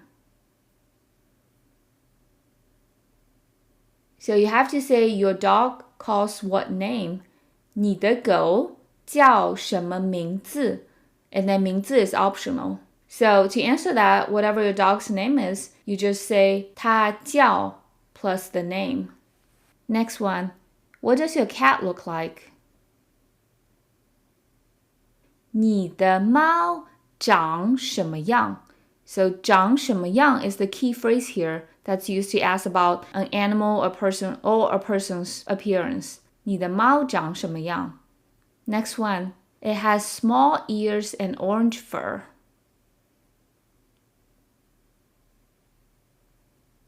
So it has 它有 small ears 小的耳朵 and 和 orange is 橙色 but then we need a d to connect the orange and fur so 橙色的毛 together 它有小的耳朵和橙色的毛 Last review question My dog's tail is neither long nor short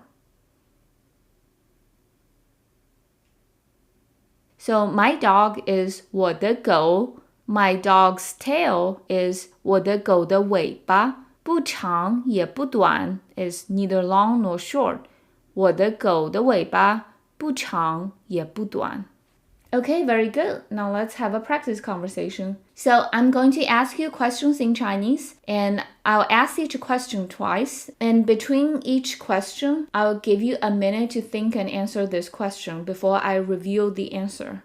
Okay, the first one. 你喜欢猫还是狗? 你喜欢猫还是狗? So I'm asking if you like cats or dogs. So you could say 我喜欢猫 or 狗 or 我都喜欢 I like both of them 我都不喜欢 I like neither of them next one 你养宠物吗? 你养宠物吗? So I'm just asking if you keep pets. So if you do, 养 If you don't, 不养 Or you can be more descriptive. For example, 我养2只狗 I keep 2 dogs. Next one. 你喜欢毛茸茸的猫吗? 你喜欢毛茸茸的猫吗? So I'm asking if you like fluffy cats. 毛茸茸 means fluffy. If you do, 喜欢. If you don't, 不喜欢. 下一个 next one. 你的宠物叫什么名字? 你的宠物叫什么名字? Since I'm not sure what your pet is, I'm just asking the name for your pet. So what's the name of your pet? So 它叫 could mean his name is, her name is, its name is. So 它叫 Jasper. His name is Jasper. 你的宠物几岁了? 你的宠物几岁了? I'm asking about the age of your pet. For example, my cat is 10. 我的猫10岁了 or 我的宠物10岁了 or just 10岁了。下一个 next one. 你的宠物有什么颜色的毛? 你的宠物有什么颜色的毛? There are 2 keywords here. One of them is 什么颜色? 颜色 means color. So what color? 毛, not to be confused with 猫, which means cat. 毛 means fur. Also, you can probably tell from the context, because otherwise it wouldn't make sense to ask somebody, what color cats does your pet have? So it could only mean fur. So what color is the fur of your pet? Literally, your pet has what color fur? So I have an orange cat. I could say, 我的猫有橙色的毛. Now, if you have a white dog, you could say, 我的狗有白色的毛。下一个 next one， 你的宠物的毛很长吗？你的宠物的毛很长吗？ So again, I'm asking about your pet's fur. 很长，长 means long. So is your pet's fur very long? Do you have a long-haired animal? In my case, my cat is long-haired. So 很长. You can answer with the adjective since we don't have a verb here. And in Chinese, adjectives often function like verbs. So 很长 or 不长 or 很短 very short or 不长也不短 neither long nor short. 最后一个 last question. 你的宠物的眼睛很大吗？你的宠物的眼睛很大吗？眼睛 means eyes. 大 means big. Are your pet's eyes big? So I think my cat has pretty big eyes. 我的猫的眼睛很大。If your pet doesn't have big eyes, 很小 or 不大也不小 neither big nor small. Okay, so I hope you enjoyed today's lesson. 谢谢你 Thank you so much for being here with me. 再见 I hope to see you in our next lesson. 大家好 Hello everyone. Welcome to another lesson of Beginner Conversational Chinese. Today our topic is shopping and bargaining. So in this lesson, we'll learn how to shop in Mandarin and how to bargain in Mandarin. So let's get started. So we're going to start with a straightforward statement to say that you want to buy something. So it's 老板，我要买一件外套。老板，我要买一件外套。So 老板 is the perfect way to get the shop owner's attention. 老板。老板 literally means boss, but we often use it to refer to shop owners. And then the female version of 老板 is 老板娘. 老板娘. So 娘 means mom or wife. So 老板娘 could either be a female boss or the boss's wife. So 老板 or 老板娘 to catch the shop owner's attention, and then you state your intent. 我要买一件外套 So 我要 means I want to. 要 means to want to. And 要 can take either a verb or a noun after it. So you could just say 我要 blank. I want something. So for example, if you want a puppy, you would say 我要一只小狗. So 我要一只 is the measure word for little animals. 小狗 little dog. But in this case, we have a verb following 要, which is 买. 买 means to buy. 买. So here's where it's a little confusing in Mandarin because the word for to buy is 买 and the word for to sell is 卖. So the only difference between the two is the tone. So 买 is third tone and 卖 is fourth tone. So the fourth tone is more forceful and it sounds a little bit angry. And the third tone has kind of a dip in the middle. So again, to buy is 买 and to sell is 卖. And then you can say them together, 买卖 to buy and to sell. And there's a phrase 做买卖 which means to do business. 做买卖. So for example, if your dad is a businessman, you could say 我爸爸做买卖. My dad does business. And then the thing that I want to buy is a coat. So it's 一件外套. 一件外套. So you might remember 外套 from our previous lesson. It means a coat or a jacket. 件 is the proper measure word for certain clothing items. 外套 is one of them. 一件外套. So how would you say two coats?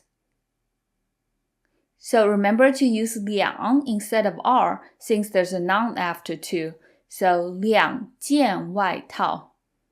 So the whole thing is 老板，我要买一件外套. So hopefully after you said that, the shop owner will show you to the section where they have the things that you want. And you might want to inquire about colors. So do you have red ones? 有没有红色的？有没有红色的？有没有 here means do you have? You can also interpret it as is there. So we know 有 means to have. Here we don't really have an explicit subject, but it's implied that I'm asking about you since I'm talking to you. This is actually a new way of forming a yes or no question because we've been talking about forming yes or no questions by making a statement and put a ma at the end. So this sentence could also be 你有红色的吗? But we could also say the verb and then negate the verb. And that way, we don't have to put ma at the end. So, 有没有? And we'll see more examples of this usage later with other verbs. So again, 有没有 is to have or not have. 红色的 red ones. 红色的. So technically, it's 红色的外套 red coats or whatever you're trying to buy. But 红色的 is just a shortened way to say the red ones. So how would you say, like if you want a size small, the small ones? Yep, so instead of 红色, you would say 小. So 小的, 有没有小的? What about size large? Do you have size large? 有没有大的? Do you have brown ones? 有没有棕色的 or 咖啡色的? So with this question, the shop owner will probably just tell you 有 or 没有 if they don't have it. Once you spot something that you like, you might want to try it on. 可不可以试一下? 可不可以试一下? So again, we're practicing the structure, verb, and the negation of verb to form a yes or no question instead of putting ma at the end. So 可不可以 is another example of that. Again, we're omitting the subject here. So instead of 我可不可以, we're just saying 可不可以 since it's pretty clear from the context. Technically, it should be 可以不可以 since 可以is the complete version of the verb. But when you're using this structure, you can sometimes drop the second character of the verb if it has two characters. So can or cannot becomes 可不可以. So in that case, how would you say, do you like or not like? So it would be 喜欢 and then 不喜欢. But since we can drop the 欢 in the first 喜欢, so it becomes 喜不喜欢. So how would you say, do you like the color red using this new structure? So 你喜不喜欢红色? And what's the way of asking the exact same question with 吗? So 你喜欢红色吗? Okay, the second part of this question is 试一下. 试一下 means to try once. So it's not limited to trying on clothing. You can also try other things, like let me try eating this food, or let me try this computer. Because 试 means to try. 试一下 means once. So can I try it once? 可不可以试一下? And hopefully the shop owner will happily let you try on the thing that you want to buy. So they would say 可以. Now, if you're happy with the thing that you're looking at, you might want to ask about the price. 这个多少钱? 这个多少钱? How much is this? So 这个 means this. 这个by itself also means this, and 个 is the measure word. And since 个 is the most common measure word, it's pretty safe to use 这个 with most things. But if you know the right measure word to use with the thing that you're trying to buy, go ahead and use that. For example, if you're looking at a coat, you could ask 这件多少钱? And that's definitely more proper. If you're asking about these things instead of this thing, you want to say 这些 So 这些多少钱? And if you're asking about that thing, you want to say 那个 So 那个多少钱? Or 那些 for those. So 那些多少钱? So with 这个, you could also put a noun after it to mean this thing. So for example, this person is 这个人. How would you say this cat? So the word for cat is 猫, but 这个猫, is that a perfect way of saying this cat?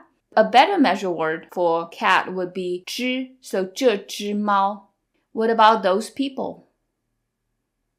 那些人 So 些 is already kind of a measure word here, so you don't have to put another measure word. You can just put a noun right after 那些 and 这些. So 那些人 those people. 这些人 these people. 多少钱 is an extremely useful phrase. 多少钱? We've seen 多少 before. It means how much or how many. Since 多 means a lot of, 少 means very few or little in quantity. So 多少 means how much or how many. 钱 means money. I think we saw it in 钱包, money bag or wallet. 这个多少钱? How much is this? Now let's go over how to say prices. So if something is $7.99 each, you would say 7块9毛9分一个 7块9毛9分一个 So let's break it down. 7块 So 块 is a casual way of saying yuan, which is the Chinese currency unit, but you can also use it with other currency units. So it's basically a casual way of referring to any currency unit. 块 7块 7 yuan or $7, 7 pounds. You can use 块 for all of them. But if you want to sound more formal about it, especially if you're talking about the Chinese currency, you can use yuan. So 7 yuan would work too. So how would you say 10 块? Yep, it would just be 10块. For 99 cents, instead of saying it like that, we say each digit separately. So you have to say 9 dimes, 9 cents. So for 9 dimes, it's 9毛 9毛 So 毛 is another casual way to say 角 角 is the formal way of saying dime. You might remember 毛 from the pets lesson. 毛also means fur or hair.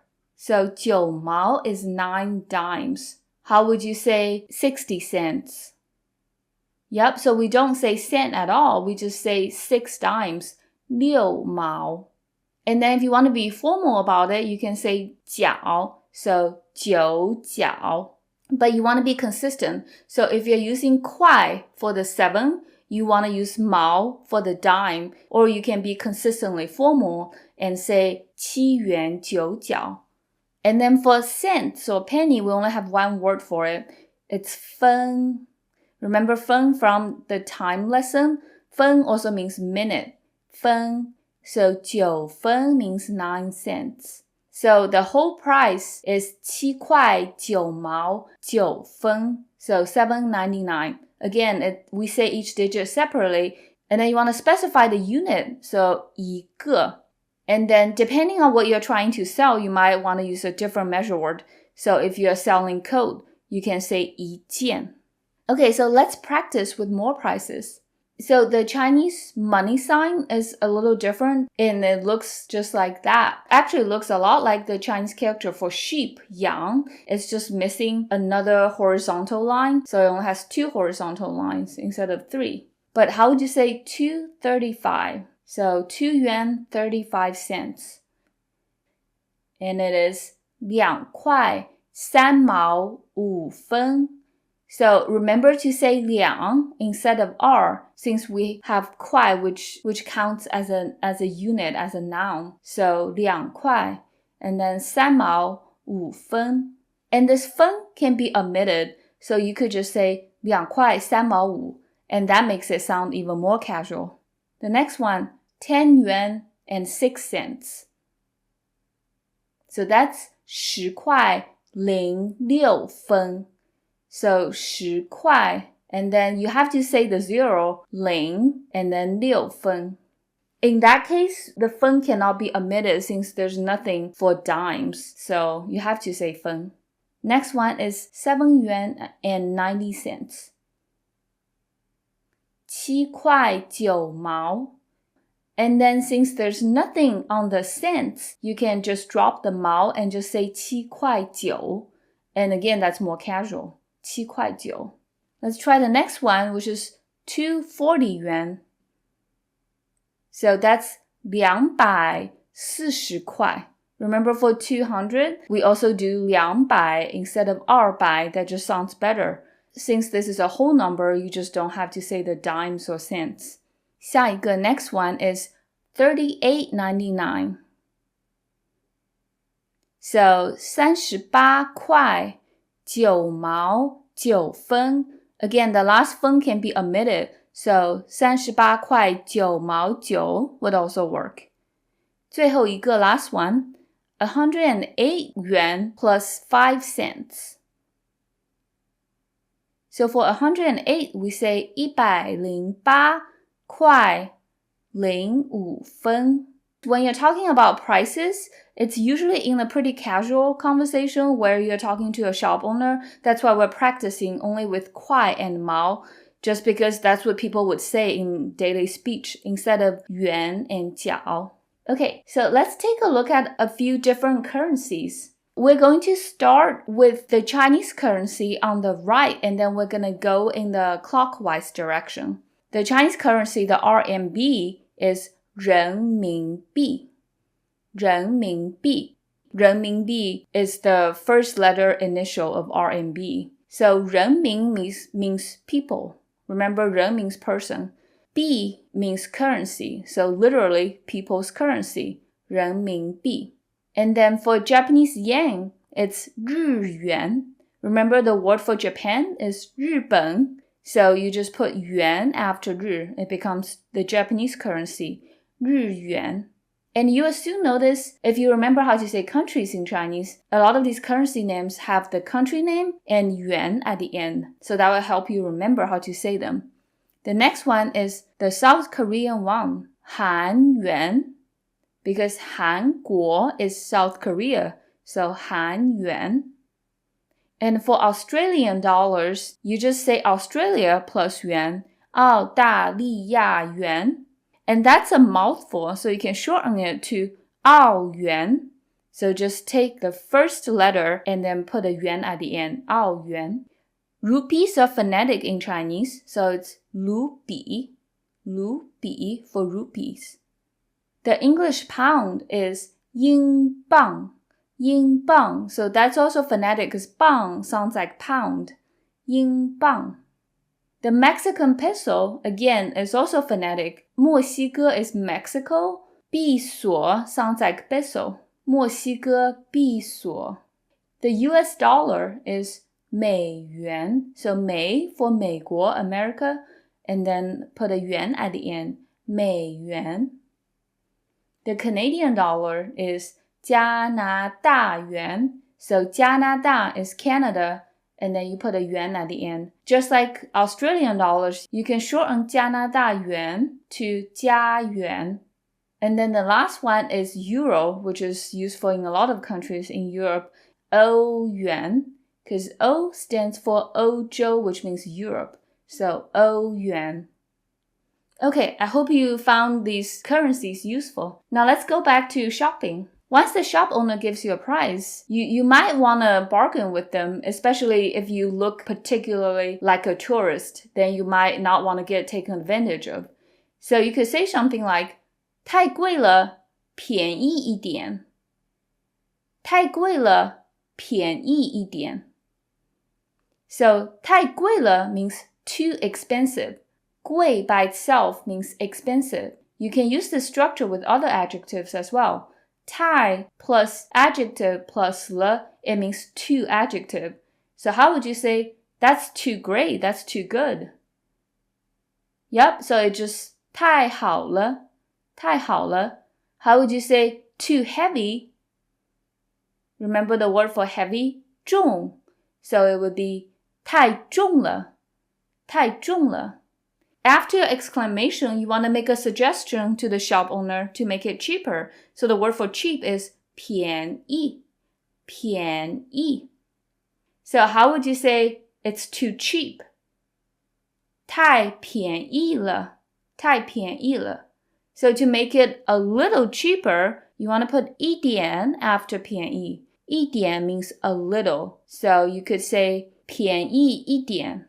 And if you want to sound like a northerner, you could say 一点儿, which is technically 3 characters, 一点儿, but we shorten 点 and r to 点儿, so 一点儿,便宜一点儿, that also works. How would you say this coat is too expensive? Okay, so how do we say this again? Yup, it's 这.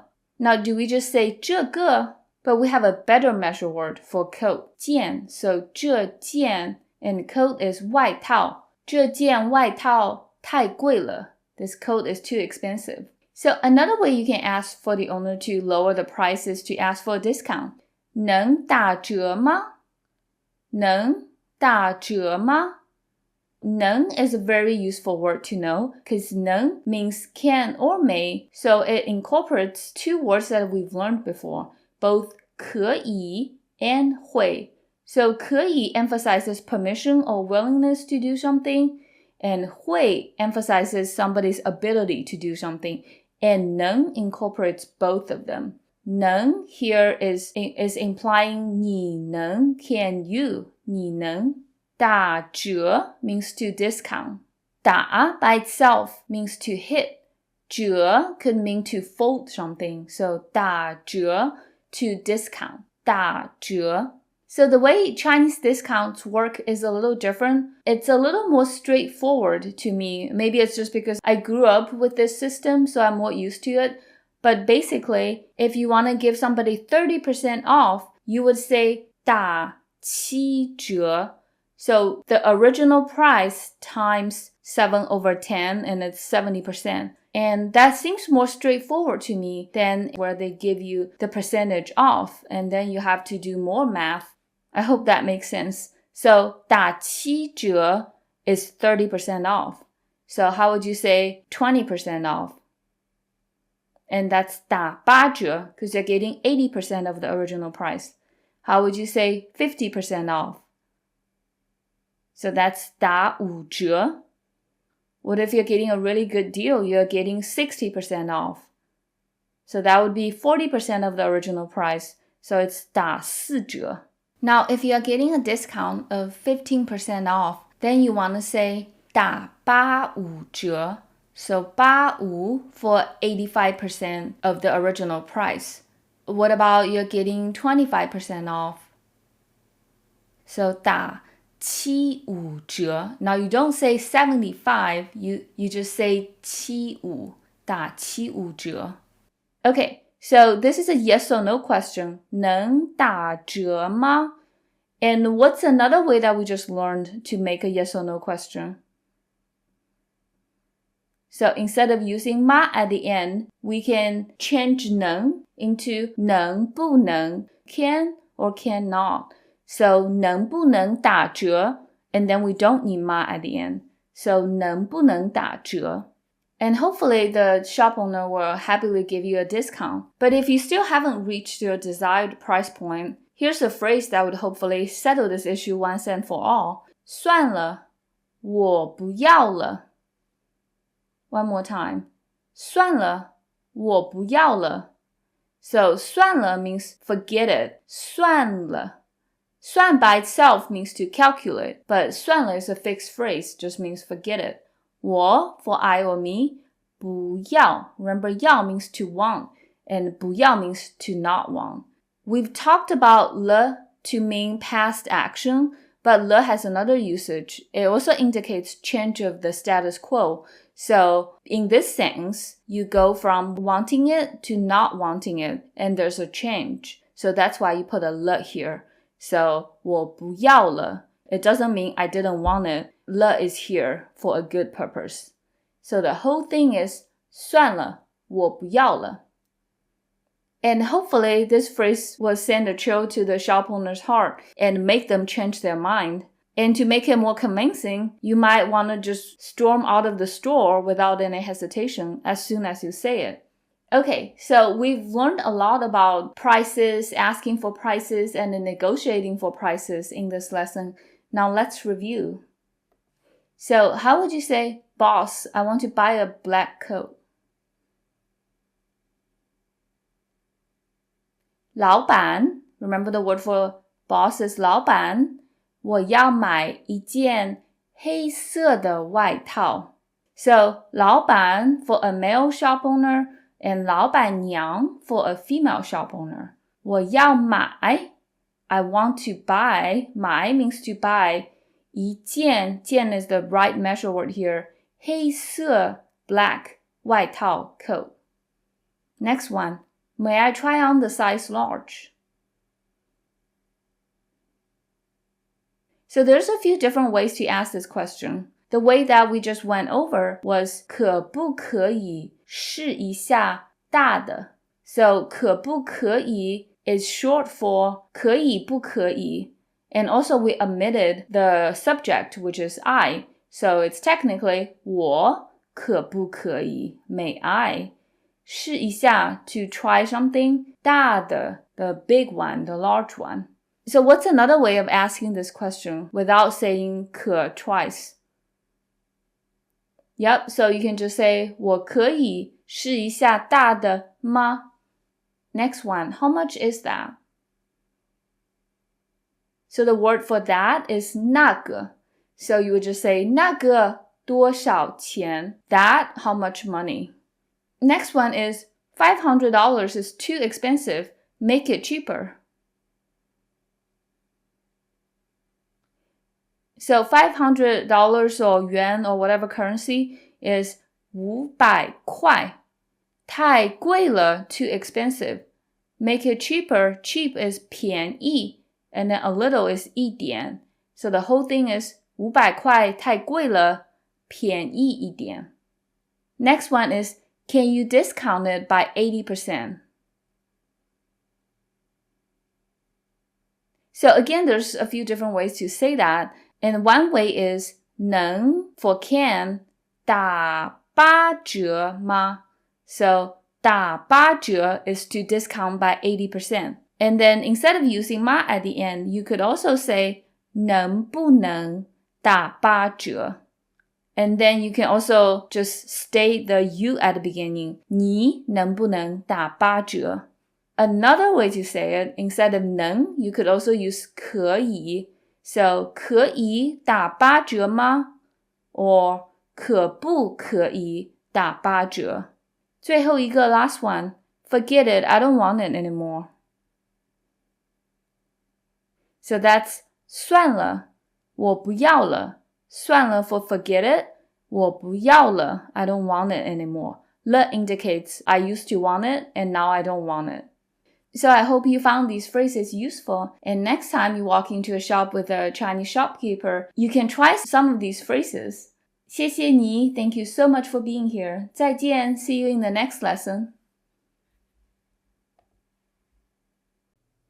大家好 Hello everyone, welcome back to another lesson of Beginner Conversational Chinese. Today our topic is making plans. So in this lesson, we'll learn how to make plans with someone in Mandarin. So let's get started. So in order to make plans, you want to ask them if they're free at a certain time. So if you want to ask them if they're free tomorrow afternoon, 明天下午你有空吗? 明天下午你有空吗? So 明天下午 is tomorrow afternoon. 明天 is tomorrow. 下午 means afternoon. How would you say tonight? So tonight is today night. Today is 今天. Night is 晚上. So 今天晚上. What about tomorrow morning? So there are two ways to say morning. So early morning is 早上 and later in the morning 上午. So 明天早上 or 明天上午. If you need a refresher on the days and parts of days, you can check out lesson 10. Okay, so 明天下午你 for you 有空有空 means to have time. 空 by itself means vacancy, or if you say it with the first tone, 空, that's an adjective, it means empty. So if something is empty, you can say 是空的. For example, if this bag is empty, 这个包是空的。这个包 is bag, 是空的。So 有空 to have vacancy means to have time, which you could also say with 有时间. 时间 means time. So there's two ways to say to have time. And then we have a 吗 at the end to indicate it's a yes or no question. So 明天下午 is a time word here. Remember the rule for time words in Chinese? They have to go before verbs. So we can put it at the very beginning like what we did here. 明天下午你有空吗? But it can also go after 你明天下午有空吗? As long as it goes before 有空, it should work. So in our last lesson, we went over another way to make a yes or no question without using 吗? Do you remember that? So we have to say the verb and then negate the verb. So in this case, the verb itself is 有, so you just need to say 有 and then the negation of 有没有空? So another way to form this question would be 明天下午你有没有空? And that way we don't need 吗 at the end. Hopefully, the person you're trying to make plans with will give you an enthusiastic 有 to indicate that they have time. And then you can propose the activity you're planning on doing. So let's say we want to watch a movie. 我们一起去看电影吧。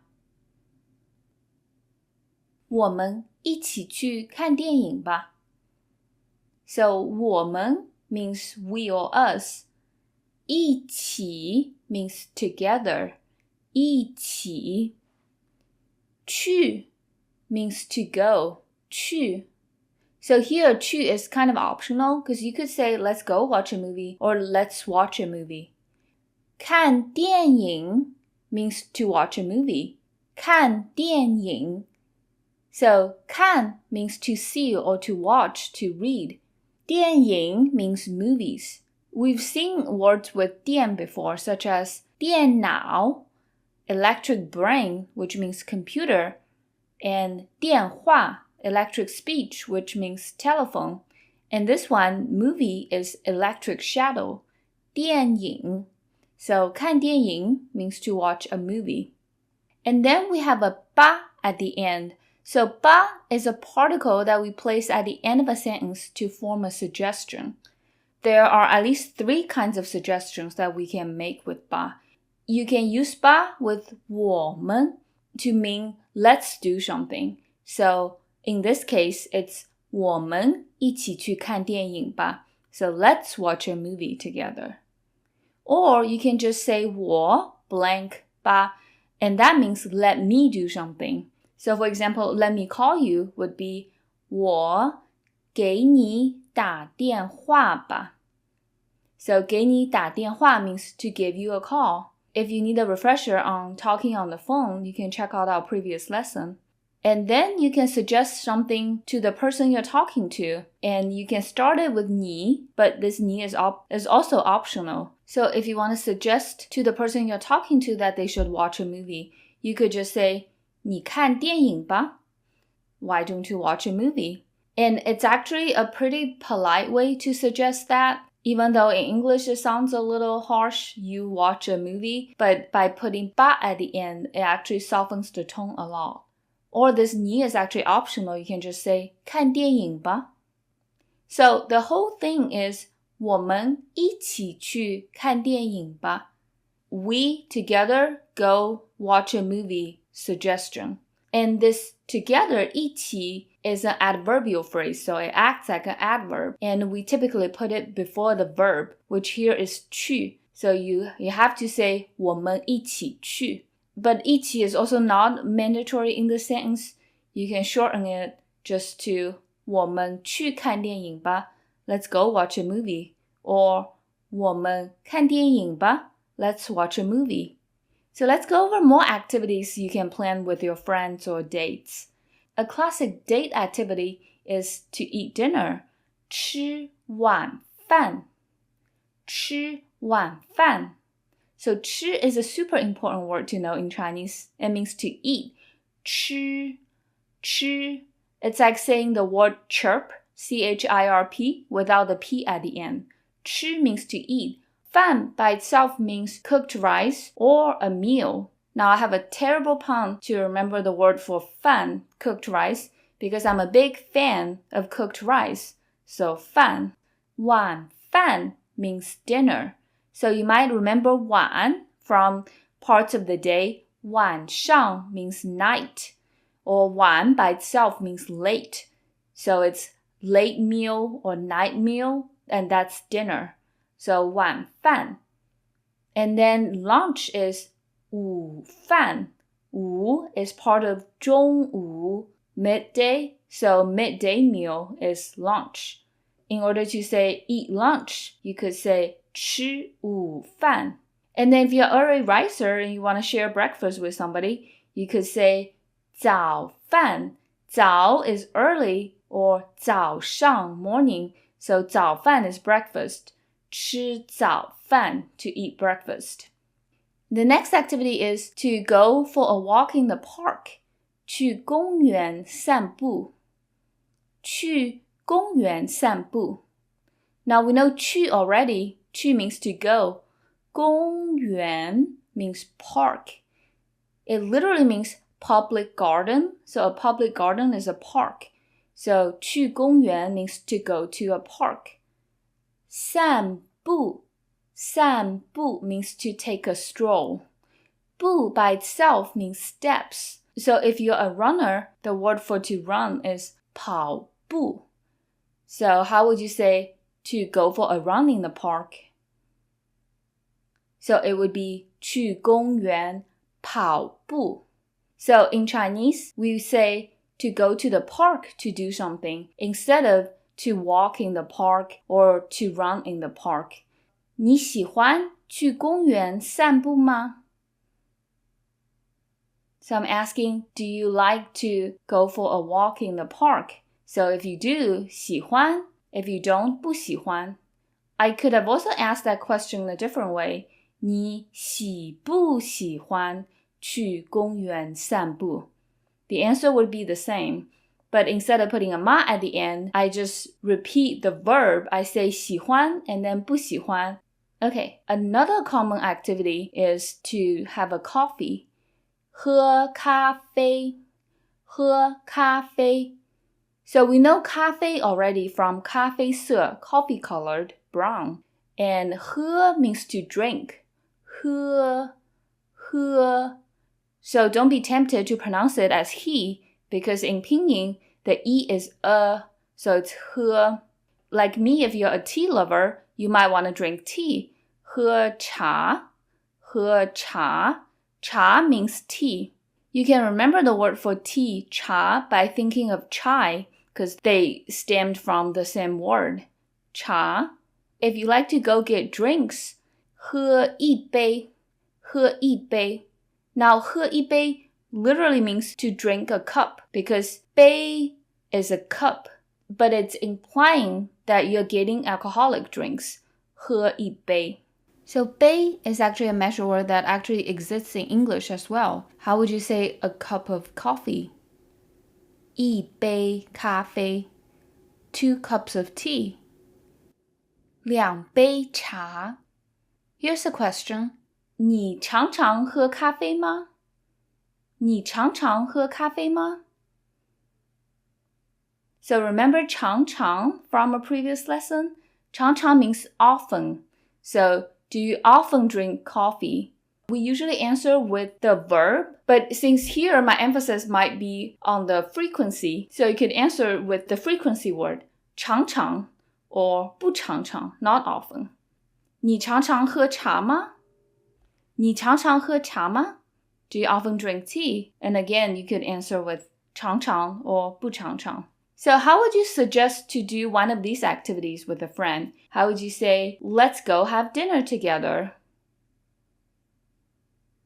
Yep, so 我们一起去吃晚饭吧. So 我们 for we, 一起, remember 一起 has to go before the verb, and then 去吃晚饭, eat dinner, and then we put a 吧 at the end to make it into a suggestion. So 我们一起去吃晚饭吧, or 我们一起吃晚饭吧. Now how would you say, let's go for a walk together in the park? So again, it's the exact same structure. 我们一起去公园散步吧. Now let's go get a coffee together. 我们一起去喝咖啡吧. So hopefully your friend is up for it, and they will probably ask you about the details of your plan. So they would go, 好，几点，在哪儿？好，几点，在哪儿？ So 好 is good. 几点 means what time. Remember it from the time lesson? 现在几点了? What time is it? How would you say 9 a.m.? So 9 is pretty early. So 早上9点. But if you want to say 上午9点, that's also fine. What about 8 p.m. tonight? 今天晚上8点. So you have to say today night 8 o'clock. What about 2:30 in the afternoon tomorrow? So you have to say tomorrow, and then afternoon, and then 2:30. So 明天下午2点半. So besides knowing time, you also need to know where to meet. 在哪儿？在哪儿？ So 在哪儿 literally means at where, but that's how you would ask where. And again, 哪儿 is the same thing as 哪里. So 在哪儿 and 在哪里 are the same thing. So let's go over a few locations. We've already gone over one, to walk in the park. The word for park is 公园. So if you want to meet at a park, 在公园. Some other locations might be a movie theater, 电影院. 电影院. So we know 电影 means movie. 院 by itself means a big yard. So it's like a movie yard, 电影院. Another location with 院 in it is 医院. 医院 means a hospital. Remember, 医生 means doctor. So like a medical yard is a hospital. 医院. And then to have a meal, you want to go to a restaurant. 饭店. 饭店. So 饭 means cooked rice or a meal. 店 means a store or a shop. So 饭店 means a restaurant. Now to drink coffee, you might need to go to a coffee shop. 咖啡馆. 咖啡馆. So 馆 means a little restaurant or an indoor space. So 咖啡馆, coffee shop. If you are a tea lover, you might want to go to a tea house. 茶馆. 茶馆. And to get drinks, you need to go to a bar. And that doesn't end in 馆. That's 酒吧. 酒 by itself means alcohol. 酒. Ba is the phonetic approximation of bar. So 酒吧. If your friend asks you where to meet, you could say 在咖啡馆 or 在饭店 or 在电影院. Here's a question. 你喜欢去酒吧吗？你喜欢去酒吧吗？ So I'm asking if you like going to bars. What's another way of asking that question without using ma at the end? 你喜不喜欢去酒吧？ Here's another one. 你常常去饭店吃饭吗？你常常去饭店吃饭吗？ Now 常常 means often. 去饭店 go to a restaurant. 吃饭 Now we know 吃晚饭 eat dinner. 吃午饭 eat lunch. 吃早饭 eat breakfast. 吃饭 is just to eat a meal, any kind of meal. So the whole question is, do you often go to a restaurant to eat a meal? 你常常去饭店吃饭吗? Basically asking, do you dine out often? So you can answer with 常常 or 不常常. Sometimes, unfortunately, your friend might not be free on the day you proposed. Then they might say something like, 对不起，星期六我没空。对不起，星期六我没空。So 对不起 means sorry. Remember what you would respond to 对不起 with? 没关系. So this is from a very early lesson. 没关系 literally means there's no consequences, but it means it's okay.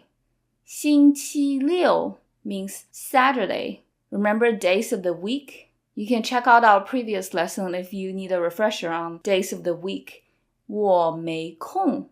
I don't have time. So remember 有空 means to have vacancy, to have time. 没空 means to not have vacancy. So 没空 is a casual way of saying 没有空.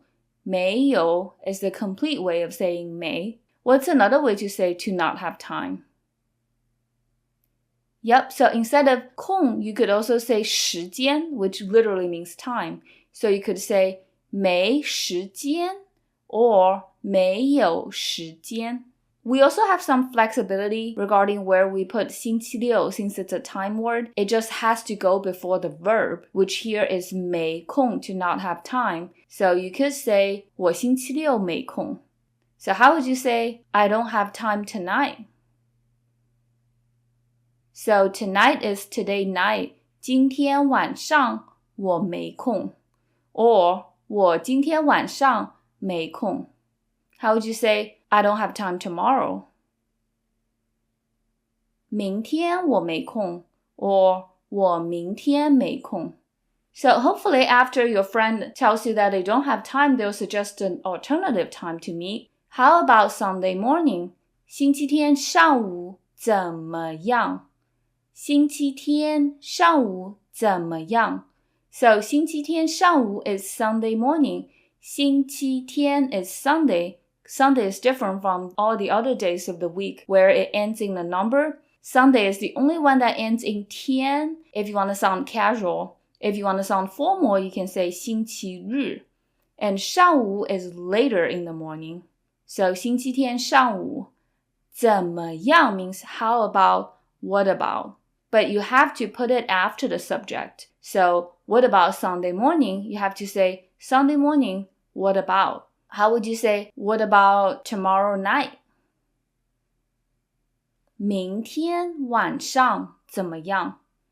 You can also use 怎么样 for how is or how are somebody. So for example, how would you say, how are your parents? So 你的 or just 你, 爸爸妈妈怎么样? Since with people, we can omit the de, so it's just 你爸爸妈妈怎么样? If you want to be extra nice to your date or your friend, you can offer to pick them up. 我来接你吧. 我来接你吧. So 我 for I or me, 来 means to come. It's the opposite of 去, to go. 接你 means to pick you up. 接 plus a person means to pick up somebody. For example, pick up my friend would be 接我朋友 or 接我的朋友. And then 吧 is to make it into a suggestion instead of an order. So 我来接你吧. Why don't I pick you up? Let me pick you up. Once you're done with all your plans and you get all the details out of the way, you can confirm it by saying, see you tonight. 今天晚上见. 今天晚上见. So 今天晚上, today night. 见 means to see. Remember the word goodbye, 再见, literally again see. So in order to use it for see you at a certain time, the time again has to go before the verb, which is 见 here.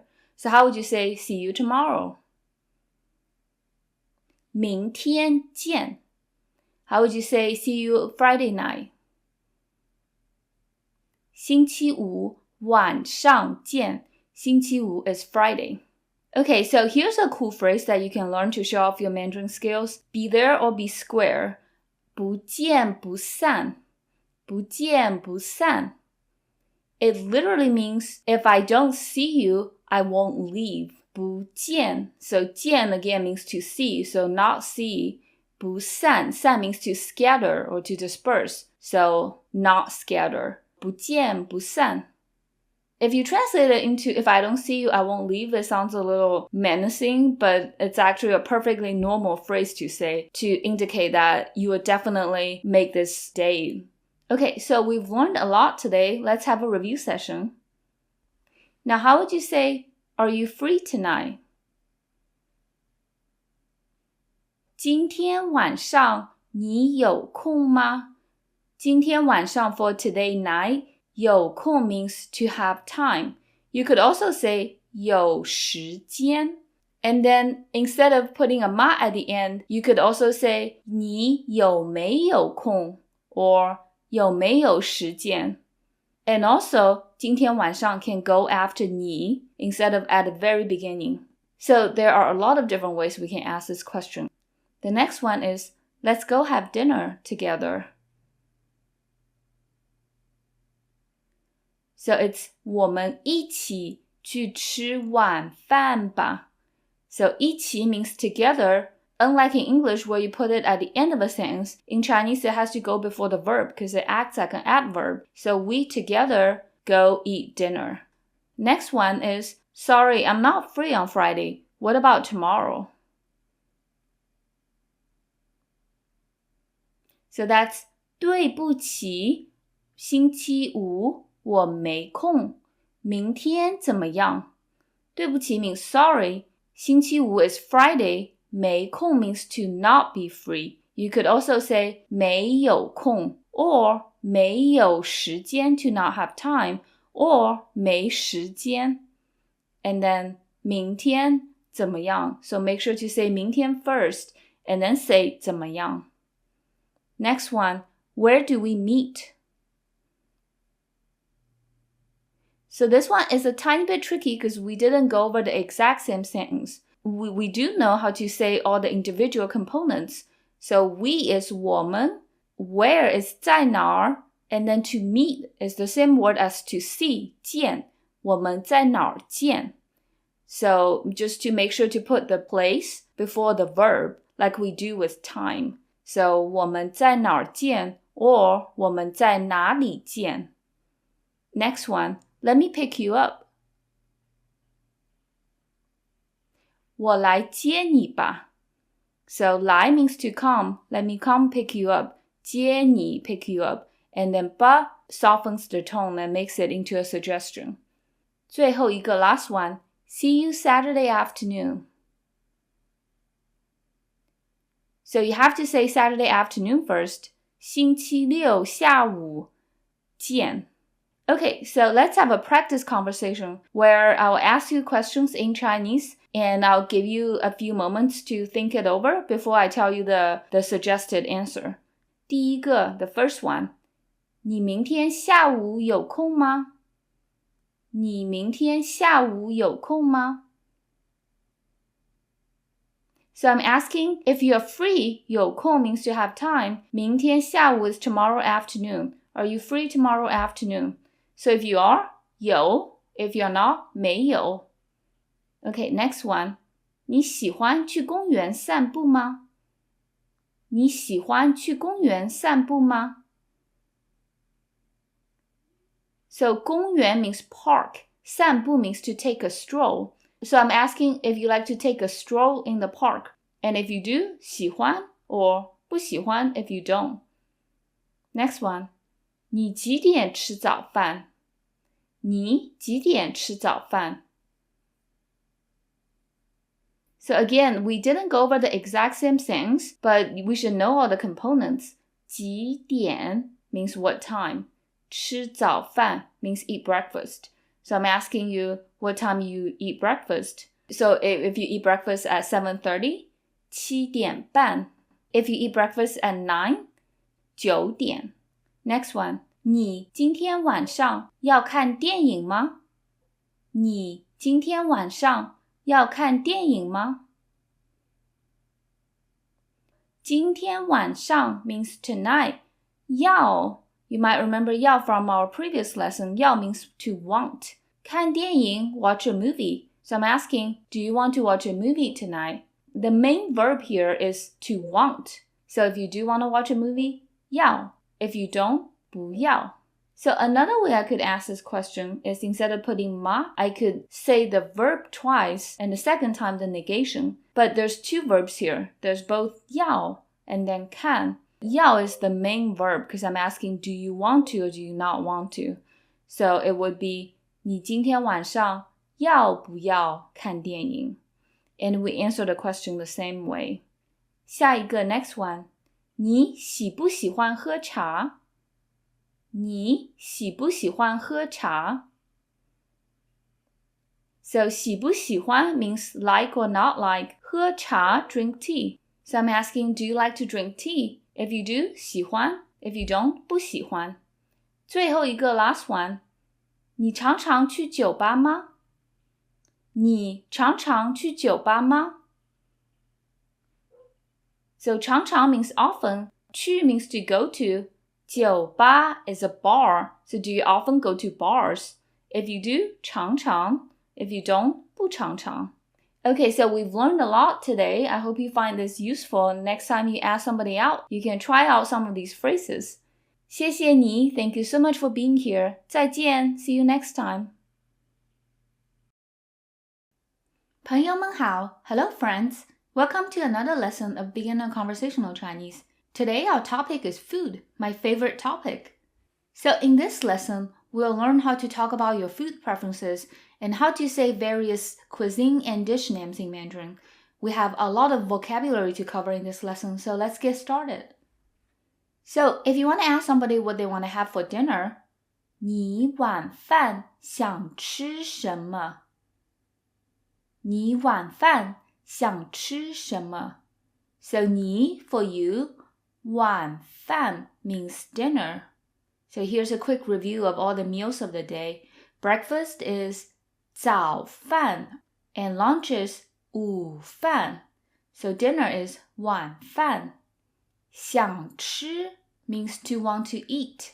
想吃. So we've covered 想 before. 想 could mean to think, to meet somebody, or to want to do something. And here it means to want to, and then the verb is to eat. And there's other ways to say to want to do something besides 想 plus a verb. You could also use the word 要. So you could say 要吃. That also means to want to do something. But 要吃 could also mean to need to do something. So it kind of has two meanings. Or you can combine 想 and 要. So 想要吃, 想要 plus a verb. That would also work. And then the last one is 什么, what. So the whole question is, 你晚饭想吃什么? Literally, you, dinner, want to eat what? Notice how here dinner has to go before the verb 想吃 to want to eat, even though in English it shows up at the very end. And that's because we're not using dinner as a noun. We're technically saying for dinner. So it's used as an adverb. And adverbs typically go before verbs in Chinese. That's why 晚饭 has to go before 想吃. And you can even put 晚饭 at the very beginning before 你. So this sentence could also be 晚饭你想吃什么? So how would you say, what do you want to eat for lunch? Yep, so instead of 晚饭, you need to say 午饭. So 你午饭想吃什么? Or 午饭你想吃什么? Or instead of 想吃, you could say 你午饭要吃什么? Or 想要吃什么? That would also work. How would you say, what do you want to drink? So we don't have for dinner or anything. So it's simply 你想喝什么? 喝 means to drink. Or 你要喝什么? Or 你想要喝什么? Okay, so let's go over a few different cuisine names. So 中餐. 中餐 means Chinese food. 中 stands for 中国, China. So 餐 is a formal way to say meal or food. 餐. Make sure to not pronounce the C sound in Chinese as the K sound, because the C is never the K sound. It's the ts, as in the Z in pizza. So 吃, 餐. And here are some other words with 餐 in it. 西餐. 西餐 means Western food. 西餐. 西 by itself means west. And then we have 快餐. 快 means fast. So literally fast meal, which is fast food. 快餐. We just went over how to say breakfast, lunch, and dinner. There are also another way with 餐 to express the same thing, except with 餐, it's a little bit more formal. So 早餐 is the same thing as 早饭, just a slightly fancier way of saying that. So 早餐. And then for lunch, 午餐. And then dinner, 晚餐. And then the word for buffet also has 餐 in it. 自助餐. 自助餐. 自 means self, 助 means help, and 餐 means a meal. So a self-helping meal is a buffet. 自助餐. 你喜欢吃自助餐吗? Do you like to eat at a buffet? 喜欢 if you do, 不喜欢 if you don't. 你喜欢吃快餐吗? Do you like fast food? Again, the same answer as before. 你喜欢吃中餐还是西餐? So remember 还是. 还是 means or, and you have to make a choice between two options. So I'm asking, do you like Chinese food or Western food? So you can just answer with one of them. So for me, definitely 中餐. I prefer Chinese food. If you prefer Western food, you would say 西餐. If you don't have a clear preference, 都喜欢. I like both of them. Or if you clearly prefer another type of food, you could say 都不喜欢. I like neither of them. So here's another way of saying cuisine from a specific country. 泰国菜 means Thai food. 泰国菜. So we know 泰国 means Thailand, the country. 菜 by itself means vegetables, but it could also mean dishes or food. So a country name plus 菜 at the end, it means the cuisine from that country. So for Chinese food, instead of 中餐, you could also say 中国菜. And this way, it's a slightly more casual way of saying that country's cuisine versus 中餐 is slightly more fancy. So to say Italian food, you just have to say Italy菜. Italy is 意大利. So 意大利菜. French food, 法国菜. Indian food, 印度菜. Mexican food, 墨西哥菜. How would you say, I often eat Italian food? Remember the word for often is 常常. So you would say, 我常常吃意大利菜. How would you say, I don't like French food? 我不喜欢法国菜. French food is too expensive. 法国菜太贵了. Remember 太贵了 from talking about prices lesson? Okay, so let's go over the next one. 你吃过韩国烧烤吗? 你吃过韩国烧烤吗? So 你 means you. 吃过 means to have eaten. So here's a new structure. Verb plus 过 to mean to have ever done something. And I want to contract that with verb plus le, because verb plus le means something that happened in the past, and that refers to a very specific instance. For example, if I want to ask you what you ate for dinner last night, I would use 吃了. But when you say 吃过, that means have you ever had? I don't care if you had it last night or 2 years ago, but I'm just asking if you've ever done something. So that's the difference between verb plus 过 and verb plus le. How would you say to have ever been somewhere, to have ever gone to a place? So the word for to go is 去. So 去过.去过. To have ever drunk something. It sounds kind of funny, but to have ever had a liquid. The word for to drink is 喝, so that's 喝过. How would you say to have ever come to China? 来过中国. 来 means to come. 韩国烧烤. 韩国烧烤. So 韩国 means South Korea. 烧烤 means barbecue. 烧 by itself means to cook. 烤 means to roast or to bake. So 烧烤 together is barbecue. So 韩国烧烤 Korean barbecue. 我非常喜欢吃韩国烧烤.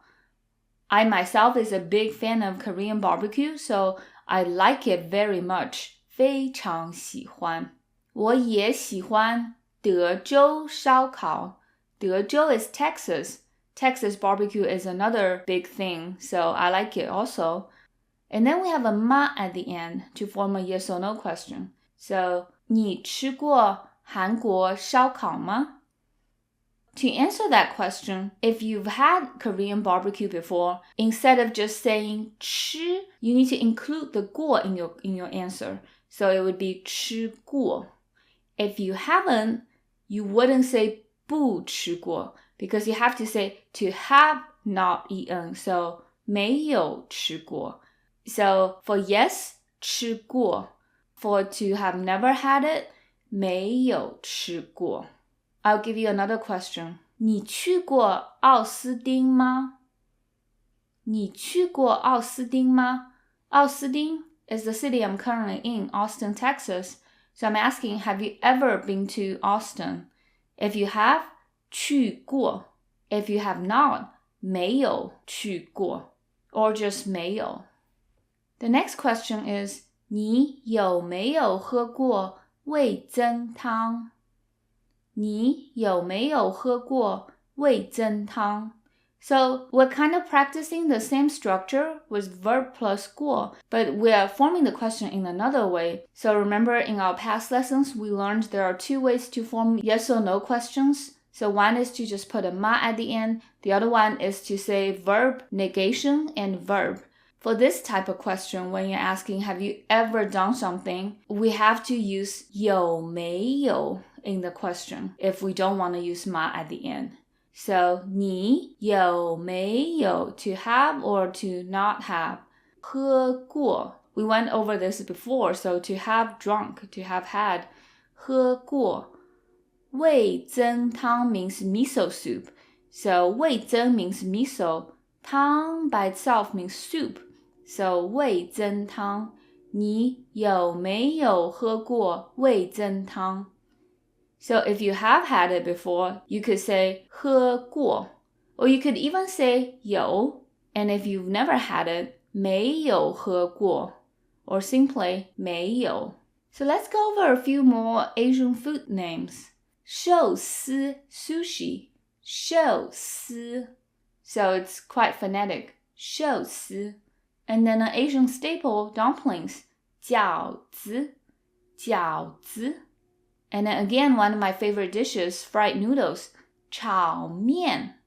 炒面. So 炒 means to stir fry. 面 means noodle. So stir fried noodles is 炒面. So in order to say fried rice, 炒饭. Because 饭 means cooked rice. 炒饭. And then 包子. 包子. The English name for 包子 is 包. If you don't know what 包子 is, it's a type of dumpling, and it's typically bigger with like a thicker dough wrapper on the outside, and then you can put meats or vegetables or sesame paste or red bean paste on the inside. It's pretty good if you've never had it before. I recommend it. 拉面 for ramen, also phonetic. 拉面, but 拉 by itself means to pour. So 拉面 literally means poured noodles. And then 火锅, another one of my favorite dishes. 火锅 is a hot pot. 火 by itself is fire.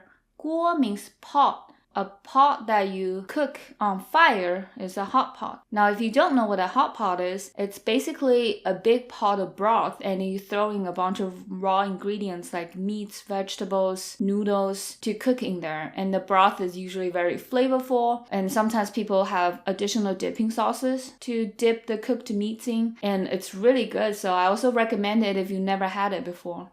How would you say, have you ever had hot pot? So there are two ways to say that.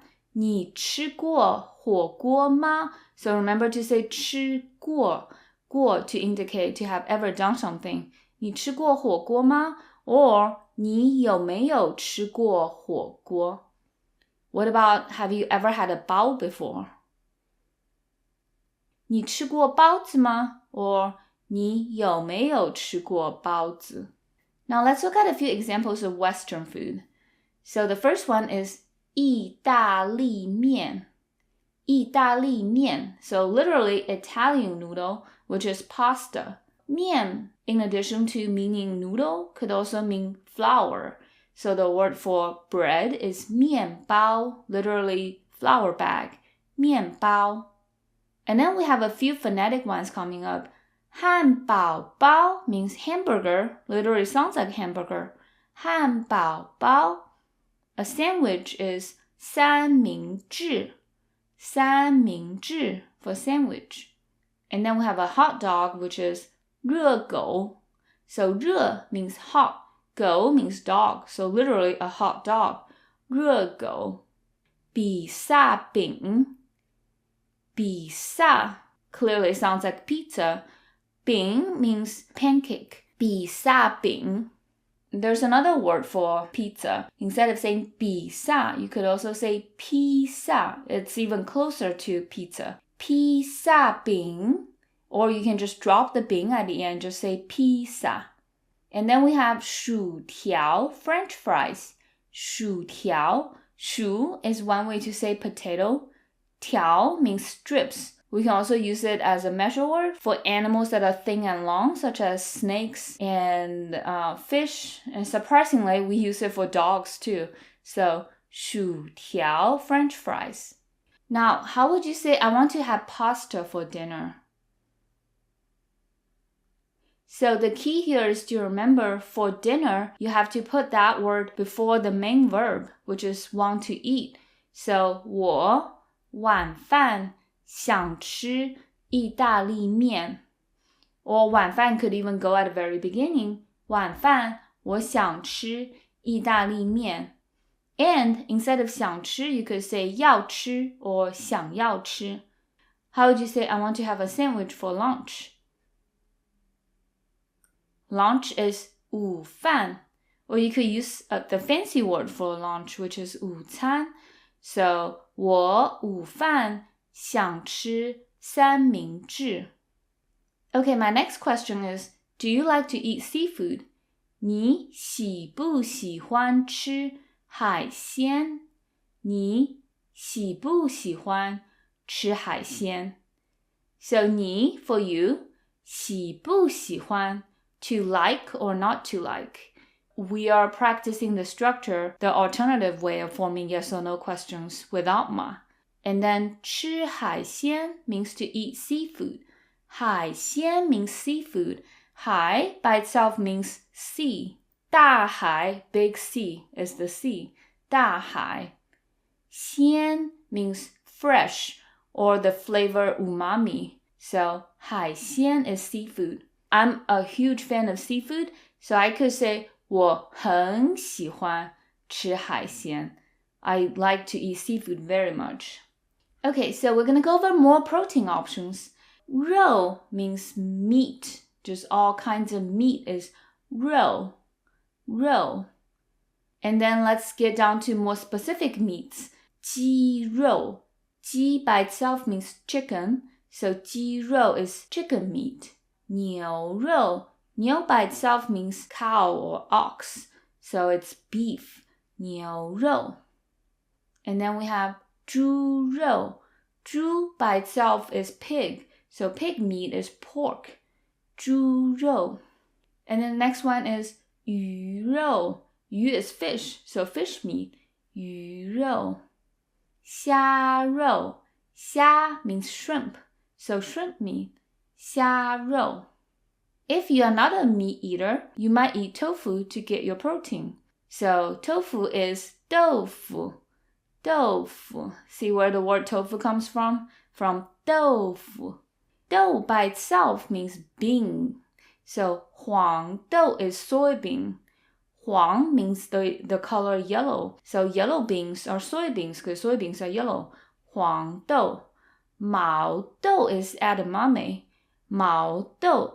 Because edamames, if you look closely at them, they have this thin layer of fur on the outside, and 毛 means fur, so 毛豆 is edamame. And then the word for chicken egg is 鸡蛋. So remember, 鸡 means chicken, 蛋 by itself means egg, so 鸡蛋. A word with 蛋 in it is 蛋糕 cake, 蛋糕. Let's combine what we just learned here with some of the other things that we learned before. Now, how would you say chicken fried rice? So, 鸡肉 for chicken, fried rice is 炒饭, so that's 鸡肉炒饭. What about beef fried noodle? So, beef is 牛肉, fried noodle is 炒面, so 牛肉炒面. So next time you go to your favorite Chinese takeout place, you can try out your vocabulary here. And then how would you say scrambled eggs? So scrambled eggs are just stir-fried eggs. So the word for stir-fried is 炒, remember, from 炒饭 and 炒面. So 炒鸡蛋, stir-fried eggs. How would you say pork dumplings? So pork is 猪肉. Dumpling is 饺子, so 猪肉饺子. What fruit do you like to eat? 你喜欢吃什么水果？你喜欢吃什么水果？ So 你 for you, 喜欢吃 for like to eat. 什么 is what. 水果 means fruit. 水 by itself means water. So literally, you like to eat what fruit, and that means what fruit do you like to eat? 你喜欢吃什么水果? How would you say, what meat do you like to eat? Yep, so instead of 水果 at the end, we say 肉. So 你喜欢吃什么肉?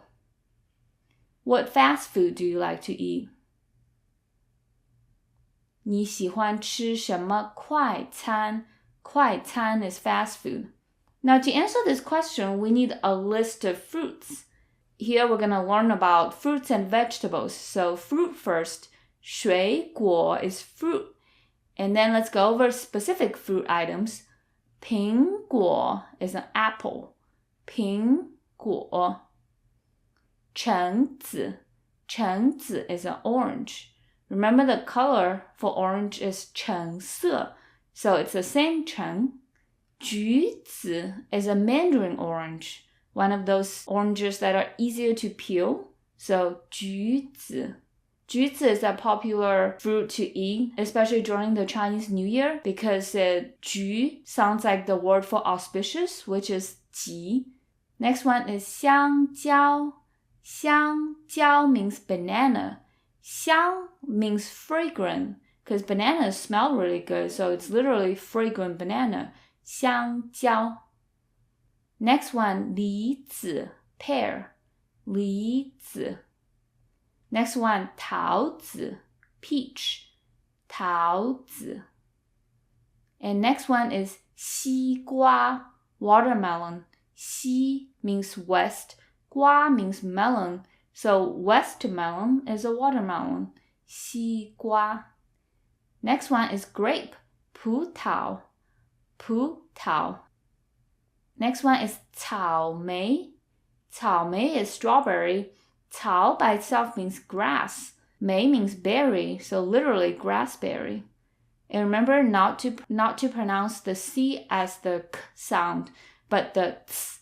So 草莓.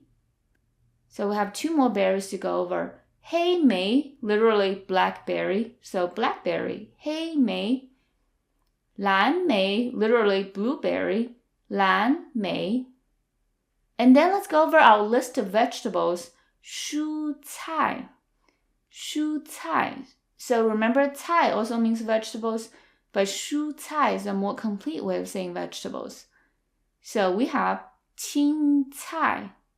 青菜 is bok choy. 卷心菜.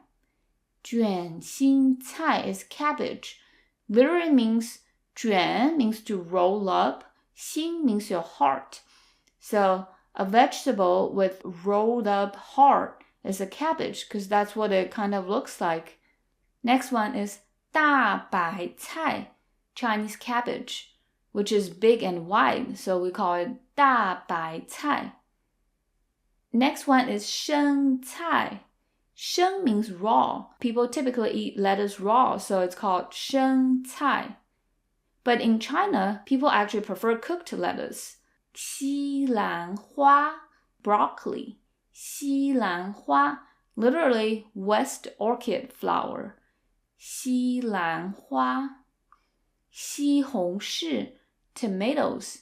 西红柿, literally West red persimmon. Because tomatoes aren't indigenous to China, they came from the West, and that's why we have West in it. 洋葱. Yang means foreign. 葱 means scallion or spring onions.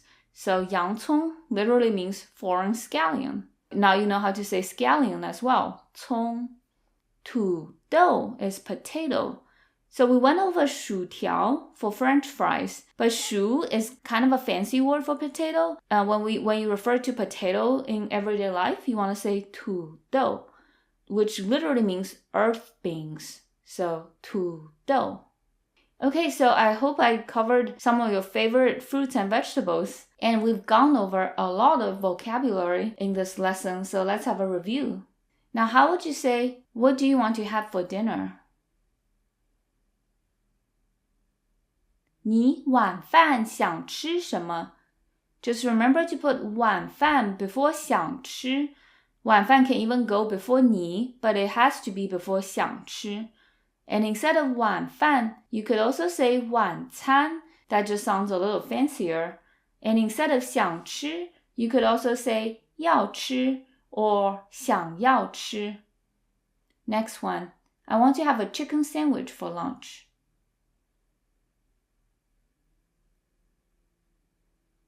我午饭想吃鸡肉三明治. So again, remember to put 午饭 lunch before the verb 想吃 to want to eat. And then chicken is 鸡肉, 三明治 is sandwich. How would you say a beef hamburger? So 牛肉汉堡包. Next one. Have you ever had Thai food in two ways?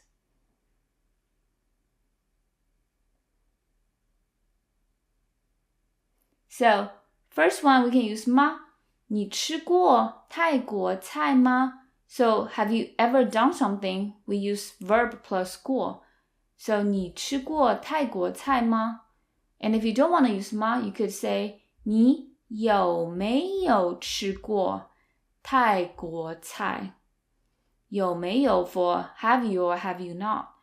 So, to answer both these questions, you answer the same way. If you have, 吃过. If you have not, 没有吃过. Next one. Do you like to eat Chinese food or Western food? 你喜欢吃中餐还是西餐? So 还是 means or, which would require you to make a choice. So either 中餐 or 西餐, or you can say 都喜欢, I like both of them, or 都不喜欢, I like neither. What vegetables do you like to eat, and how would you answer that? 你喜欢吃什么蔬菜? So literally, you like to eat what vegetables? And you can just answer simply by listing the vegetables you like to eat. 青菜和土豆 bok choy and potatoes. Or you could say the whole thing. 我喜欢吃青菜和土豆。最后一个 last one. Do you like to eat pasta? And ask that question in two ways. So the first one with 吗？你喜欢吃意大利面吗？意大利面 Italian noodle, which is pasta. The next one is 你喜不喜欢吃意大利面？ And to answer both of these questions, you just need to do 喜欢 for yes, 不喜欢 for not liking pasta. Okay, so it's practice conversation time. Let's get started. First one. 今天午饭你想吃什么？今天午饭你想吃什么？ So 午饭 is lunch. 想吃什么？ You want to eat what? So what do you want to eat for lunch today? 今天 is today. You can just say something that you want to eat. So 我想吃牛肉炒饭 Beef fried rice 牛肉炒饭 Next one 你吃过寿司吗？你吃过寿司吗？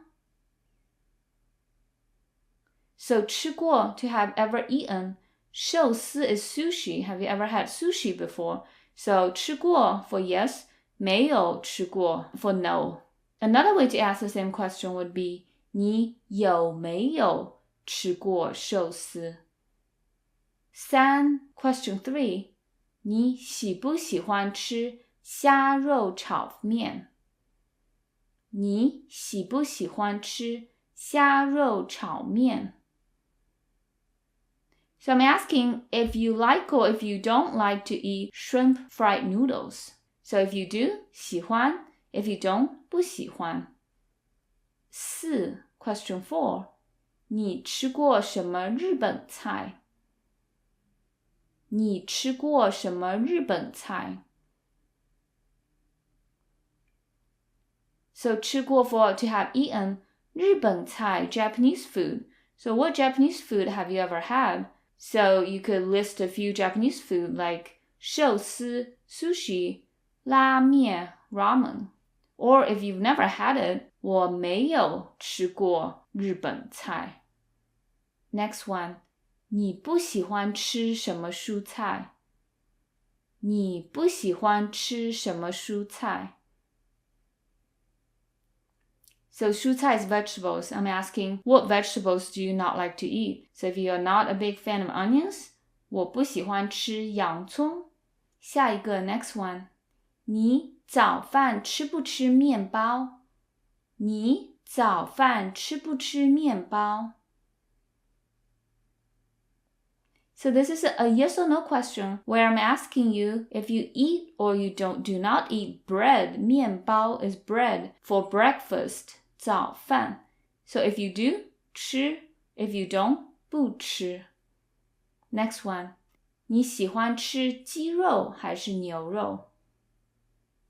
你喜欢吃鸡肉还是牛肉？ So I'm asking if you like to eat chicken or beef. So you can pick one of them or 都喜欢 for liking both or 都不喜欢 for liking neither. 最后一个 last one. 你喜欢吃什么水果？你喜欢吃什么水果？ So 水果 is fruit. So what fruit do you like to eat? For example, 我喜欢吃苹果 apples, 橙子 oranges, 香蕉 bananas, 西瓜 watermelons, 葡萄 grapes. I like pretty much all the fruits out there. So I hope you found today's lesson useful. 谢谢你 Thank you so much for being here. 再见 See you next time. 大家好 Hello everyone. Welcome back to another lesson of beginner conversational Chinese. Today our topic is dining out. So in this lesson, we'll learn how to interact with restaurant staff and order meals in Mandarin Chinese. So let's get started. When you walk into a restaurant or any business in China, you're very likely to hear this phrase, 欢迎光临。欢迎光临。欢欢迎光临 means welcome, specifically used for a business setting. 欢迎 by itself means welcome as well. 欢迎 So you can use 欢迎 by itself to mean to welcome somebody. For example, I welcome you. 我欢迎你。Welcome to my house would be 欢迎来我家。So 欢迎 to welcome, 来 to come, 我家 is my house. So 欢迎来我家。How would you say welcome to America? 欢迎来美国。Welcome to China. 欢迎来中国。光临 means to visit, specifically a business. And then you might hear this question, 堂吃还是外卖？堂吃还是外卖？ Dine in or take out. 堂吃 means to dine in. So 堂 means a lobby.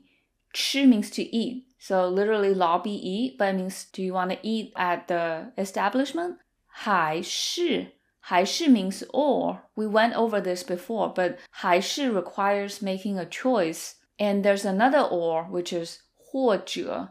So when it's 或者, it's not an exclusive or. You don't have to make a choice. 外卖 means takeout. 外卖. So 外 means outside. 卖 means to sell. Remember the word for to buy? Yeah, it's 买. So they're very similar. The only difference is the tone. So to say to sell, it's the fourth tone. 卖. And then to buy is the third tone with a dip in the middle. 买. To sell something outside, that's takeout. And if you want to say to order takeout, that's 点外卖. 点 means to order. We've actually seen 点 before in 现在几点? 几点 what time? So 点 has many different meanings. Here it means to order. We'll see it in the lesson later too. So how would you say I often order takeout? 我常常点外卖. 常常 means often. So when you get asked this question, you will just have to make a choice. If you're dining in, 堂吃. If you're getting takeout, 外卖. This lesson is focused on dining out, so we would be going with the first option, 堂吃. And then the waiter might ask you how many people are in your party. 请问几位? 请问几位?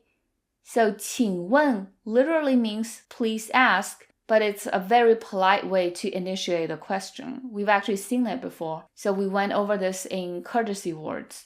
请问几位 means how many, specifically people. So 位 is a measure word for people. So we've gone over 个 before. 个 is like the most common measure word used anywhere. And you can use 个 with people as well. But 位 is just a lot more respectful. So at a restaurant where the waiter wants to show respect to you, they would use 位.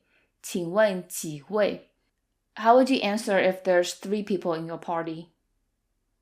三位. What about when there's 2 people? So remember to say 两位 because we have a noun. We're talking about people instead of 二位. 两位 just sounds a lot better. And then the waiter might ask you to follow him or her, and they might say something like 这边请. 这边请. 这边 means this way or here. 这 means this. 边 by itself means side, so it literally means this side. 这边 is very similar to some other words that we've gone over already. 这里 also means here. And then also 这儿. 这儿 is technically also 2 characters. 这 and r, they get merged into 这儿. So the opposite of 这边 would be 那边, over there, that side. 那边. And then 那边 is similar to 那里 or 那儿. 请 is please. So this way, please. 这边请. So after you are seated, the waiter might come and ask you what drinks you want to order. 请问想喝点什么? 请问想喝点什么? So 请问, the waiting staff is being very polite. May I ask? 想means to want to. 想. Remember, 想 has many different meanings. To think, to miss somebody, here it means to want to do something. There's technically not a subject here. So instead of 你想, it's just 想, because 你 is implied in the sentence. Since they're talking to you, they're implying there's a 你 in there. And instead of 想 here, you could also use 要 for to want to. Also 想要. We've gone over this in our previous lesson. We'll see more usage of to want to, 想 or 想要 or 要 later in the lesson as well. 喝 means to drink. So 想喝 means to want to drink. 点 means a little. 点. So we've seen 点 in 几点, what time. We've seen 点 in 点外卖, order takeout. Here 点 means a little. You could also say 点 or 一点 or 一点. 什么 means what. 喝点什么 means drink a little bit of what. So this 点 isn't absolutely necessary here, but it's commonly used in this phrase. But if you say it without 点, that's also completely fine. 喝什么 drink what. So 请问想喝点什么?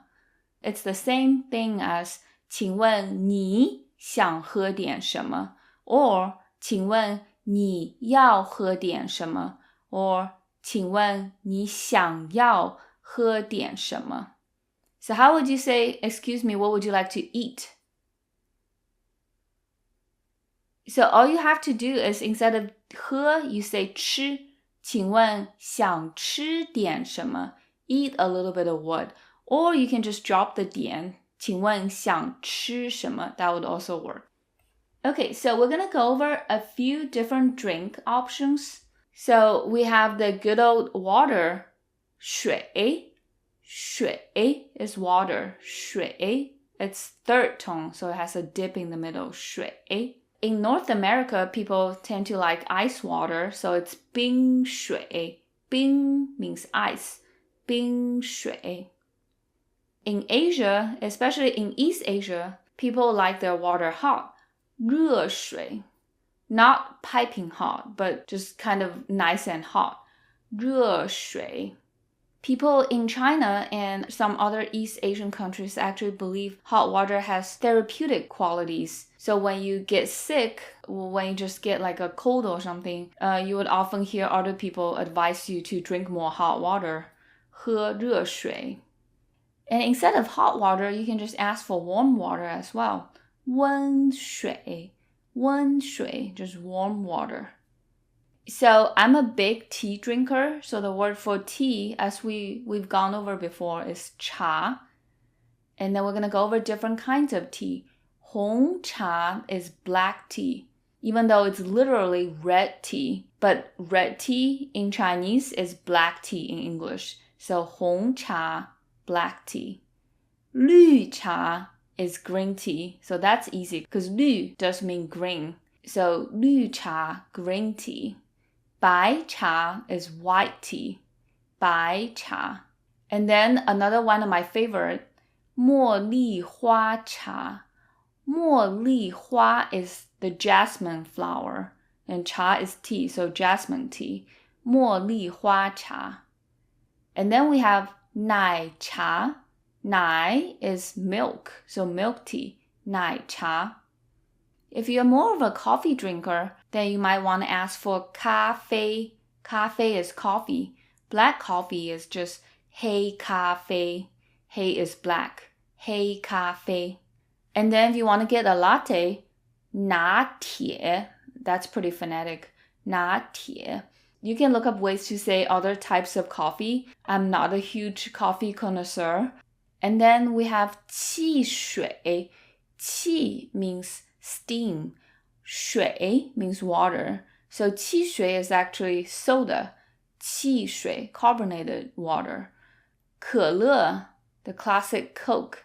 可乐. And then we have 雪碧, which is Sprite. 雪碧. And then we have 酒, which is technically not a soda. And for those of you that like to drink, this is how you say it. 酒. It sounds exactly the same as the number 9, a different character, of course. So 酒. Now, how would you ask for a cup of something? And we need measure words, right? So 杯 means cup. So 一杯绿茶, a cup of green tea. How would you say 2 cups of ice water?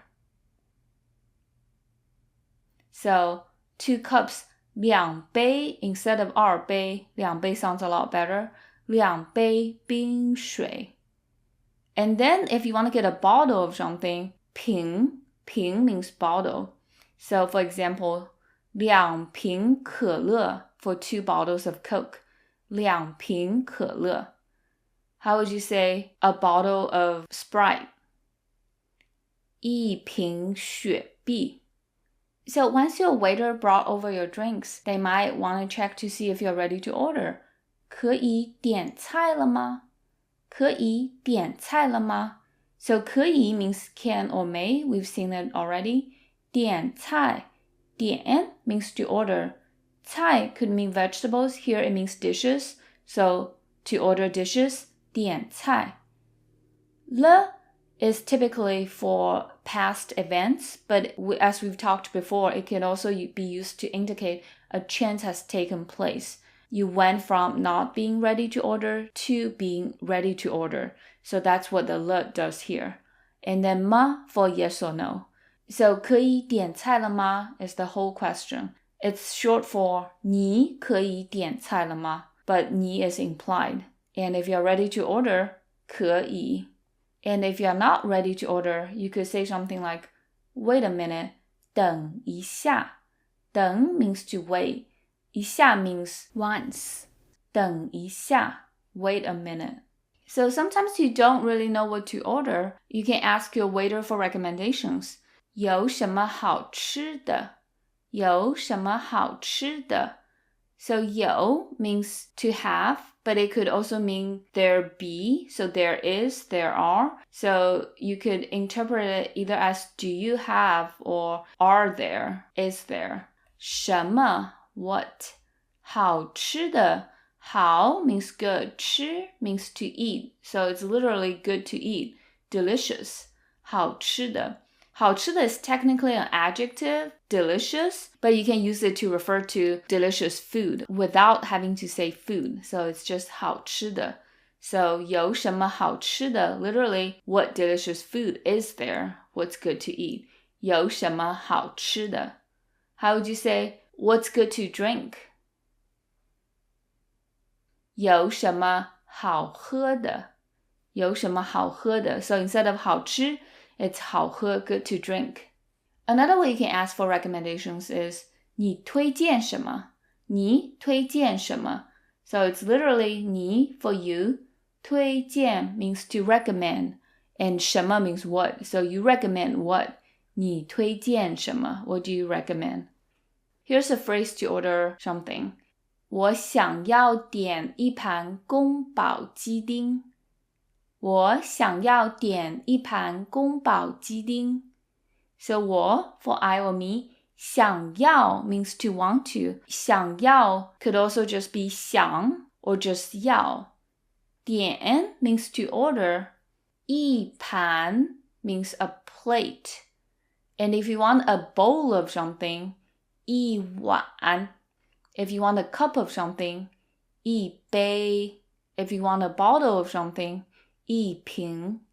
宫保鸡丁 is a famous Chinese dish, 宫保 chicken. 宫保 sounds like 空泡.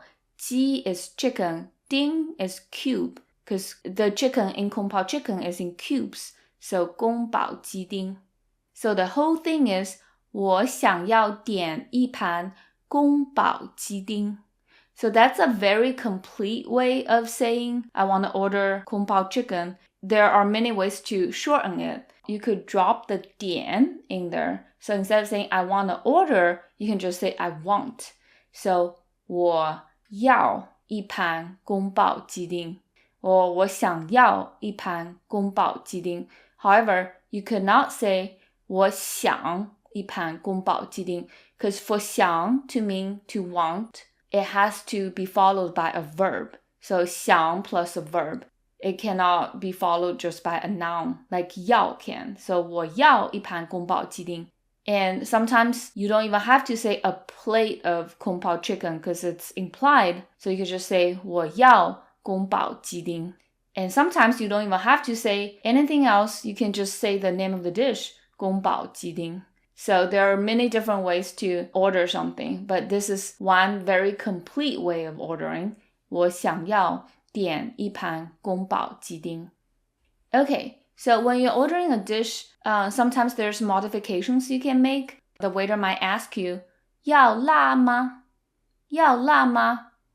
要 by itself means to want. We've seen this already. 辣 means spicy. 辣. Ma, yes or no question word. We have an implied subject here is you, right? Do you want it spicy? So 你要辣吗? But this 你 can be dropped. Just 要辣吗? So if you want it spicy, obviously you would say 要 or 不要 for if you are not a spicy food eater. And then here's a way to really drive home the point that you don't want spicy food. 我不能吃辣. 我不能吃辣. So 我 for I or me, 不能 means cannot. So remember, 能 is a way to say can or may. It incorporates both the meaning of 可以 and the meaning of 会. So 可以 is for permission or willingness. 会 is for ability. 能 can be used for both. 吃辣 literally eat spicy, but it stands for eat spicy food. 我不能吃辣. I cannot eat spicy food. But sometimes when you can eat food that is a little bit spicy, not too spicy, you could say something like 吃一点辣. 吃一点辣 means to eat food that's a little spicy. Remember, 一点 means a little. So you could also say 一点儿辣. 我能吃一点辣. I can eat food that's a little spicy. Or just 我不能吃辣. I cannot eat spicy food at all. Here's a phrase to get your waiter's attention to get another cup of iced water. 服务员请再给我来一杯冰水. 服务员请再给我来一杯冰水. So 服务员means waiter or waitress. 服务 by itself means to serve. 员 means a staff member. 服务员, it's a very common way to address waiters or waitresses in China. 服务员. 请 means please. 再 means again. It's the same 再 as in 再见, which is goodbye, but it literally means again see.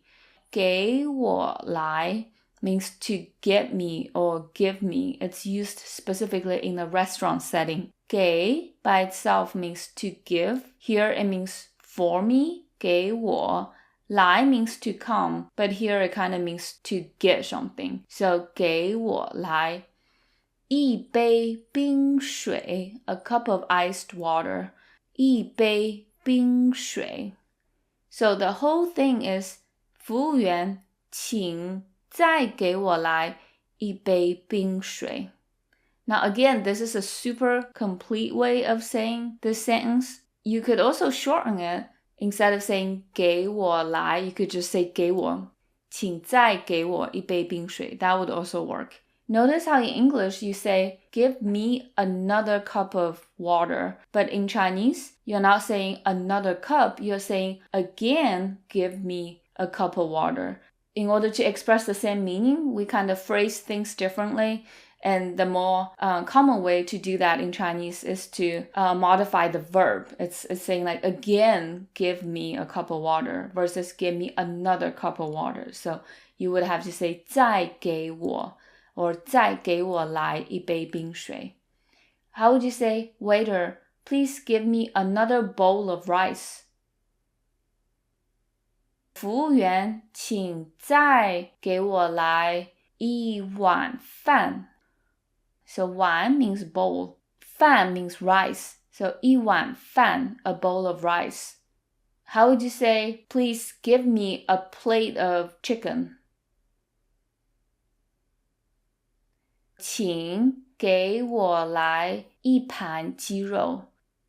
So I'm not saying another plate, so you don't need 在 because you don't have to do it again. This is the first time you're doing it. And then 一盘, a plate. 鸡肉 is chicken. So 请给我来一盘鸡肉. Or you could just say 请给我一盘鸡肉. Sometimes you want to tell the waiter there's specific things you don't want in your dish. For example, if you really don't like cilantro, 不要放香菜. 不要放香菜. So 不要放 means don't put. 不要 literally means to not want, but it could also be used as a way to start an order or an instruction to somebody. Don't do something. 不要 plus verb. So for example, don't put something. 不要放. If you're telling somebody don't buy this thing, like don't buy, 不要买. So it's pretty easy, just 不要 plus a verb. And sometimes you might want somebody to put a lot of something or put more of something in it. So you could say 多放. Again, we're modifying the verb instead of the noun, which is what we do in English, modifying the noun. But in Chinese, you're saying do that action more. 多放, like do more of that pudding. 多放. Put more cilantro. 多放香菜. Put less something. We also modify the verb. So you say 少放. 少放. So put less or put a little bit. 少放香菜. So 香菜 means cilantro. 香 by itself means fragrant. 菜 means vegetable. Because cilantro does have a very distinct fragrance or smell depending on if you like it or not. So 香菜. 不要放香菜. Don't put any cilantro. Or put more cilantro. 多放香菜. Or put less cilantro. 少放香菜. Let's go over some condiments so you can give more specific instructions. Salt is 盐. 盐. Put more salt. 多放盐. Or put less salt. 少放盐. And the result of putting a lot of salt in something is that it becomes salty. 咸. 咸 is the word for salty. 很咸, very salty. For example, this bowl of soup is very salty. 这碗汤很咸. 汤 is soup. Another condiment is 糖. 糖 is sugar. 糖. So don't put sugar in this. 不要放糖. Or put more sugar. 多放糖. Put less sugar. 少放糖. And the result of putting a lot of sugar in something is it becomes 甜. 甜 means sweet. 很甜, very sweet. 蛋糕很甜. The cake is very sweet. And then we have the controversial MSG, 味精. 味精 is MSG. It's very popular in Chinese dishes. 味精. So the result of putting a lot of MSG in something is it has this very strong umami flavor, which is 鲜. So 很鲜, very umami. For example, seafood has that umami flavor. So 海鲜很鲜. The word for seafood literally has the word for umami in it. So if you want somebody to not put MSG in the dish, 不要放味精. The next one is pepper. 胡椒粉, technically pepper powder. 胡椒 is pepper, and then 粉 means powder. So if you're talking about white pepper, 白胡椒粉. Black pepper is 黑胡椒粉. So how would you say put less white pepper? 少放白胡椒粉. Another super common Chinese condiment is 酱油, soy sauce. 酱油. 酱 by itself means sauce. 油 by itself means oil. But together it means soy sauce. 酱油. How would you say put more soy sauce? 多放酱油. So at the end of your meal, you're gonna have to ask for the check.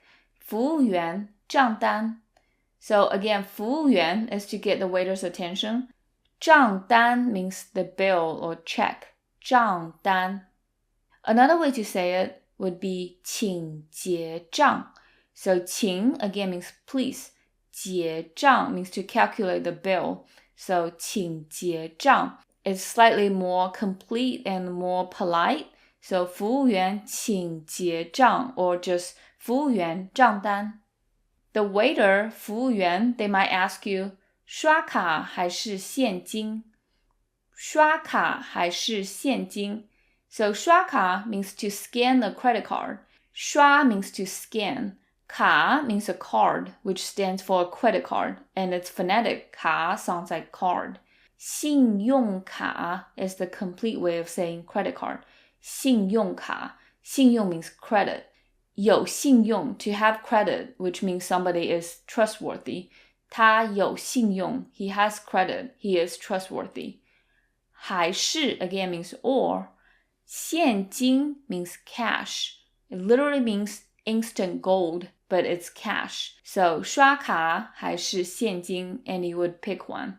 In mainland China though, people typically would pay with their phone because they would have one of the two apps installed on their phone to pay. One is 支付宝, which is Alipay, 支付宝. The other one is WeChat Pay, 微信. If you actually go to mainland China, people would ask you, 支付宝还是微信? You want to pay with Alipay or WeChat Pay? By the time you're finished paying the bill and when you're on your way out, you might hear the waiting staff say to you, 下次再来. 下次再来. 下次 means next time. 下 by itself means below, under. 下次 is next time. And the way we say last time is 上次. 上 means above or up. So 上次. 再来 literally again come, but it means come again. 下次再来. Come back again. 下次再来. Okay, so we've gone over a lot of phrases and let's have a review session. How would you say dining or takeout? 堂吃还是外卖? 堂吃 for dining, 外卖 for takeout. How would you ask for recommendations for dishes to order? And I want you to think of 2 ways to do that. So the first one is 有什么好吃的? Literally, what's good to eat? 有什么好吃的? 好吃 means delicious. Or you could say 你推荐什么? Like, what do you recommend? 你推荐什么? The next one is a little long. How would you say, waiter, please give me another cup of green tea? 服务员请再给我来一杯绿茶. So 服务员 means waiter. 请 please. 再 again. 给我来 give me 一杯绿茶 a cup of green tea. So instead of saying give me another cup, I'm saying please again give me a cup of green tea. So 再给我来. And then again, 给我来 is specifically used for ordering food at a restaurant. So you could also just be more casual and just say 请再给我. That would also work. I want to order a bowl of soup. 我想要点一碗汤. So 想要 means to want to. You can also shorten it to just 想 or just 要. 点 means to order. 一碗汤, a bowl of soup. And if you're being super casual, you can just say 我要一碗汤. I want a bowl of soup without having to say 点. Or you can just say 一碗汤, a bowl of soup. Next one. Put more spicy, put less salt.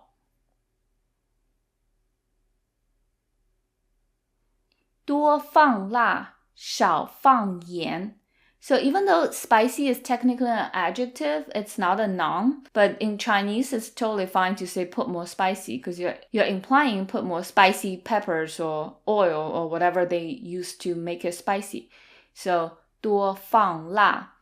And then 少放盐, 盐 means salt. How would you ask for the check? 服务员 waiter, 账单 the check, or you could say 服务员请结账. I hope you found these phrases useful. Next time you go to a restaurant where there's Chinese-speaking staff, maybe try out one or two of these phrases. 谢谢你. Thank you so much for being here. 再见. I will see you in our next lesson. 大家好. Hello everybody. Welcome back to another lesson of Beginner Conversational Chinese. Today our topic is hobbies. So in this lesson, we'll learn how to talk about your hobbies in Mandarin Chinese. So let's get started. So how would you ask somebody what hobbies they have? 你有什么爱好? 你有什么爱好?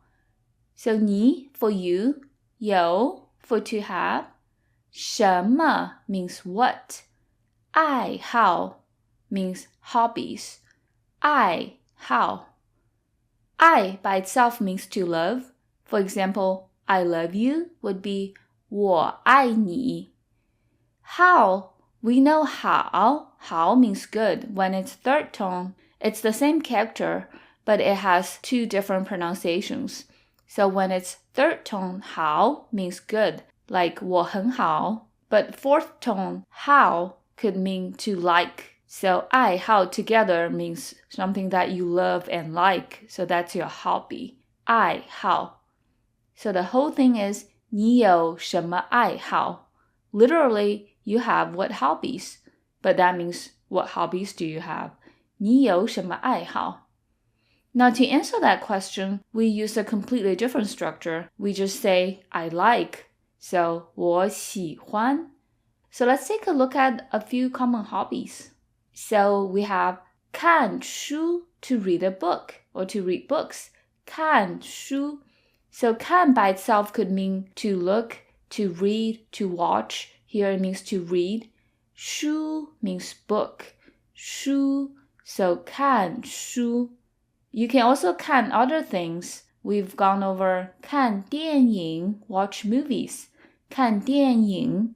电影 literally means electric shadows, but it means movie. 看电影. Also, we can 看电视. 电视 is TV, and it literally means electric sight. So 看电视 is watch TV. How would you say, I often read books? 我常常看书. I like watching movies. 我喜欢看电影. What movies do you like to watch? 你喜欢看什么电影? So literally, you like to watch what movies? 你喜欢看什么电影? Another common hobby is to listen to music. 听音乐. 听音乐.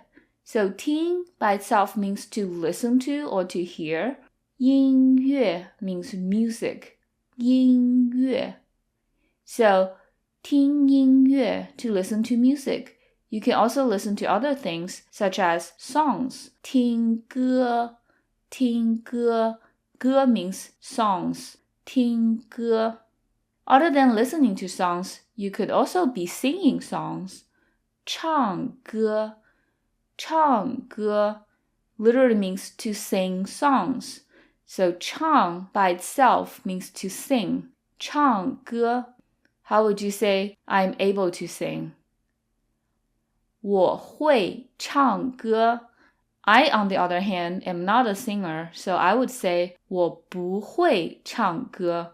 I cannot sing. I'm not a good singer. 我不会唱歌.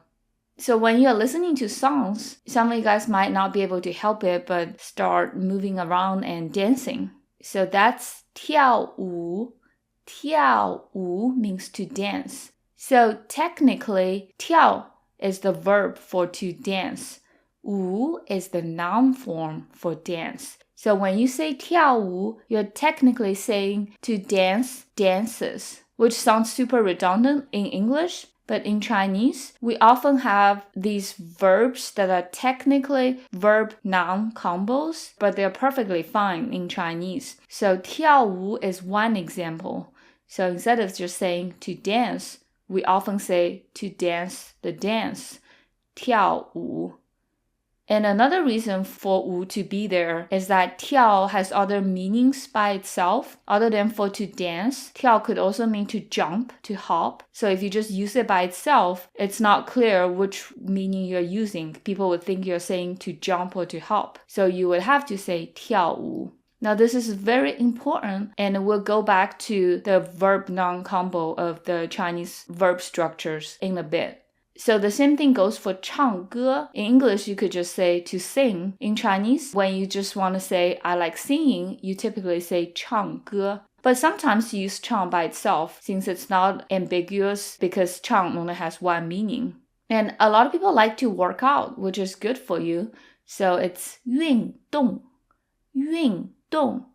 We'll have a whole lesson of workout-themed vocabulary. So in that lesson, we'll go over more specific types of exercising. For those of you that are artistic, you might like to draw or to paint. 画画. 画画. Notice how the two 画s look the same and they're pronounced the same, but they're technically different. The first 画 is used as a verb. The second 画 is the noun. So the first 画 is to draw, to paint. The second 画 is picture, painting, or drawing. So this goes back to what I was talking about, that in Chinese, a lot of verbs have built-in nouns, even though in English they don't. So if you are able to draw, 我会画画. How would you say I like drawing? 我喜欢画画. And for those of you that are writers, 写作, 写作. So 写 by itself also means to write, but that could be used just for writing characters or a sentence. It doesn't imply writing passages, articles, or a book. So 写作 implies you're doing a bit of a writing. You're writing longer things in like a more systematic way. So 写作. So if somebody asked you, 你有什么爱好? And if your hobbies are listening to music and exercising, how would you answer this question? 我喜欢听音乐和运动. We've talked about 和, which means and, to connect nouns. Even though all these hobbies are technically verbs or verb phrases, when you say I like listening to music and exercising, they function kind of as nouns. So 和 is okay here. How would you say I like reading books and writing? 我喜欢看书和写作. So here we have more hobbies. 逛街, 逛街. 逛街 means to go window shopping or actually shopping. 逛街 literally means to stroll the streets. 逛 means to stroll. 街 means the street. You don't actually have to buy anything. You could just be like taking a walk down a street full of shops. That also counts as 逛街. And then 购物 is when you actually go shopping. 购物. 购 means to purchase. 物 means objects. And 购物 is a slightly fancy word for go shopping. There's a very casual way to say it as well. 买东西, to buy things. 买, remember 买? 买 means to buy. 东西 means things, stuff. 东西. So this is a very interesting phrase in Chinese because 东 means the direction east, 西 means the direction west. So you're literally saying east-west. But when you combine them together, this phrase means stuff, things. And I don't really know what the origin is, but that's how it is. So 买东西, buy stuff. And then for those of you guys that are musically talented, we have 弹钢琴. 弹钢琴 is play the piano. 弹钢琴. 弹 is the verb here. 弹 means to play certain musical instruments. 弹钢琴 is the piano. So you can 弹 other stuff too. For example, 弹吉他. 吉他 means guitar, and it sounds like guitar. 弹吉他 to play the guitar. And if you can play the violin, we have to use a different verb. 拉小提琴. So 拉 means to play here. 小提琴 means the violin. So notice how there's a word 小 in there. 小 by itself means small. So you might wonder if there's a big version of the violin, 大提琴, which is the cello. So 大提琴 would actually work too. So play the cello is 拉大提琴. And then there's the viola, 中提琴, the middle violin. So 拉中提琴. And then if you're into drums, 打鼓. See, we're using a different verb again. Because when you play drums, you're hitting them. 打 means to hit. So 打鼓 means to play drums. 打鼓. So how would you say, I'm able to, I can play the guitar? 我会弹吉他. You could also use the word 能, since 能 could mean both the ability and to have the permission. So 我能弹吉他 would also work. How would you say, I cannot play the violin? 我不会拉小提琴 or 我不能拉小提琴. The next one is also a very common pastime, 玩游戏 to play games. 玩游戏. 玩 means to play. 玩游戏 means games. 玩游戏. So if you're into video games or computer games, 玩电脑游戏. Remember, 电脑 means computer. 电脑 literally means electric brain. 玩电脑游戏. And we actually have another way to say to play video games. 打电子游戏. So 打 again means to hit. So I think here they're referring to the action of using the console when you're hitting buttons and stuff. So 打电子. 电子 means electronic. So it's video games. 打电子游戏. So when you play video games, you often need to go online, and that's 上网. 上网. 上 could mean the direction up, above. Here it means to go on. 网 means the internet. The character itself looks like a net. So 上网 to go online. Some of you guys might be into board games, tabletop games, and that's 桌面游戏. 桌面游戏. So 桌 means desk or table. 面 means surface. So the surface of a table, that's tabletop. 桌面游戏. So how would you say, I very much like to play computer games? So to like something very much, 非常喜欢. So 我非常喜欢玩电脑游戏. How would you say, I often play tabletop games? 我常常玩桌面游戏. Another very productive hobby you could have is to make food. 做饭. 做 could mean to do. Here it means to make. 饭 literally means cooked rice, but we often use it to refer to a whole meal. So 做饭. You could also specify make breakfast. 做早饭. Remember, 早饭 means breakfast. So how would you say make lunch? 做午饭. Make dinner. 做晚饭. You can refer back to my previous lessons if all these meals of the day aren't very familiar to you. And remember how there are fancy ways to say breakfast, lunch, dinner? Instead of 饭, you could say 餐. So make dinner, you could also say 做晚餐 instead of 做晚饭. It just sounds slightly more formal. So how would you say, I like window shopping and playing the guitar? 我喜欢逛街和弹吉他. So the next question is asking about how often you do your hobbies. Do you play computer games every day? 你每天都玩电脑游戏吗?你每天都玩电脑游戏吗？ So 你 for you, 每天 means every day. So 每 by itself means every. 天 means day. So 每天 every day. We can also combine 每天 with parts of the day to form other phrases such as every morning, every afternoon, every night. So every morning would be 每天早上. We don't literally say every morning, we say every day morning. So how would you say every afternoon? Remember the word for afternoon? It's 下午.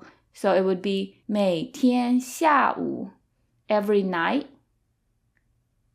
每天晚上. So it's kind of like saying tonight, which is we say today night, right? It's 今天晚上. But for every night, 每天晚上. You can also use 每 for other nouns, such as month. But when you're using it for month, you need the measure word, which here is 个. So 每个月 means every month. 每个月. So how would you say every week? 每个星期. 每个星期. So for 星期 week, we also use 个 as the measure word. How would you say every person? 每个人. 每个人. Since for 人, we also use 个 as the measure word. However, just like 天, some nouns don't need a measure word because they are already a measure word by themselves, such as 年, year. So every year would be 每年. But it's weird because it doesn't work for every time word. Like 年, year, you don't need a measure word. 天, day, you don't need a measure word. But for month or week, we typically do use a measure word. So you just have to remember it. And then we have the word 都. I think we went over 都 before. 都 could mean all or both. Remember when I ask you a 还是 question, 你喜欢 A 还是 B? Do you like A or B? And then if you say I like both of them, 我都喜欢. If I like neither of them, 我都不喜欢. But here, 都 is used to emphasize the frequency. It doesn't mean all or both. It's for emphasis. So it's really, really hard to translate directly. It's just kind of saying that do you do something every day? So it's there to emphasize every. 玩电脑游戏, play computer games. And then we have a 吗 at the end for yes or no. So 你每天都玩电脑游戏吗? Even though 都 sounds unnecessary here, it makes the sentence flow a lot better. So we tend to put it there, especially when you have frequency words like 每天, like every day, every morning, every night, every week. We tend to use 都. 你每天都玩电脑游戏吗? Now to answer that question, you could say 对, correct, or 不对, incorrect. Or you could say, since the question is emphasizing the frequency, you can incorporate the frequency words in your answer. So you could say 每天都玩, every day play.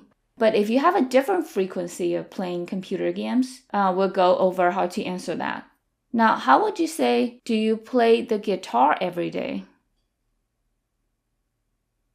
你每天都弹吉他吗?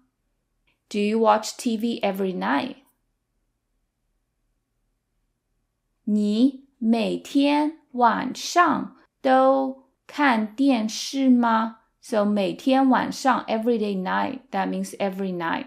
Okay, so now let's go over a different frequency. Instead of every day, how would you say, I play almost once a week? 差不多每个星期都玩一次。差不多每个星期都玩一次。差不多 is a phrase that means almost or nearly. 差不多。每个星期。每个星期 means every week. And we went over 都 already. 都 is for emphasis. Like, do you do this every week? 每个星期都。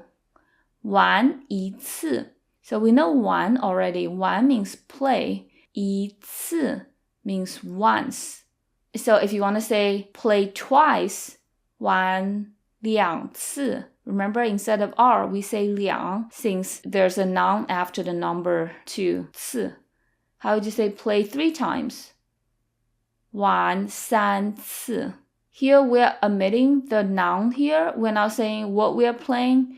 So if you want to add a noun, you can add it after the number and 次 to say to do something how many times. For example, if you want to say to make food twice, you have to split the word 做饭, which means to make food, and then to insert twice in the middle. So 做2次饭. So how would you say play video games twice? 玩2次电脑游戏 or 打2次电子游戏. 电脑游戏 is technically computer games. Video games is 电子游戏. So you could use 打 with it. But you could also use 玩 with 电子游戏. Now, how would you say to go window shopping 3 times?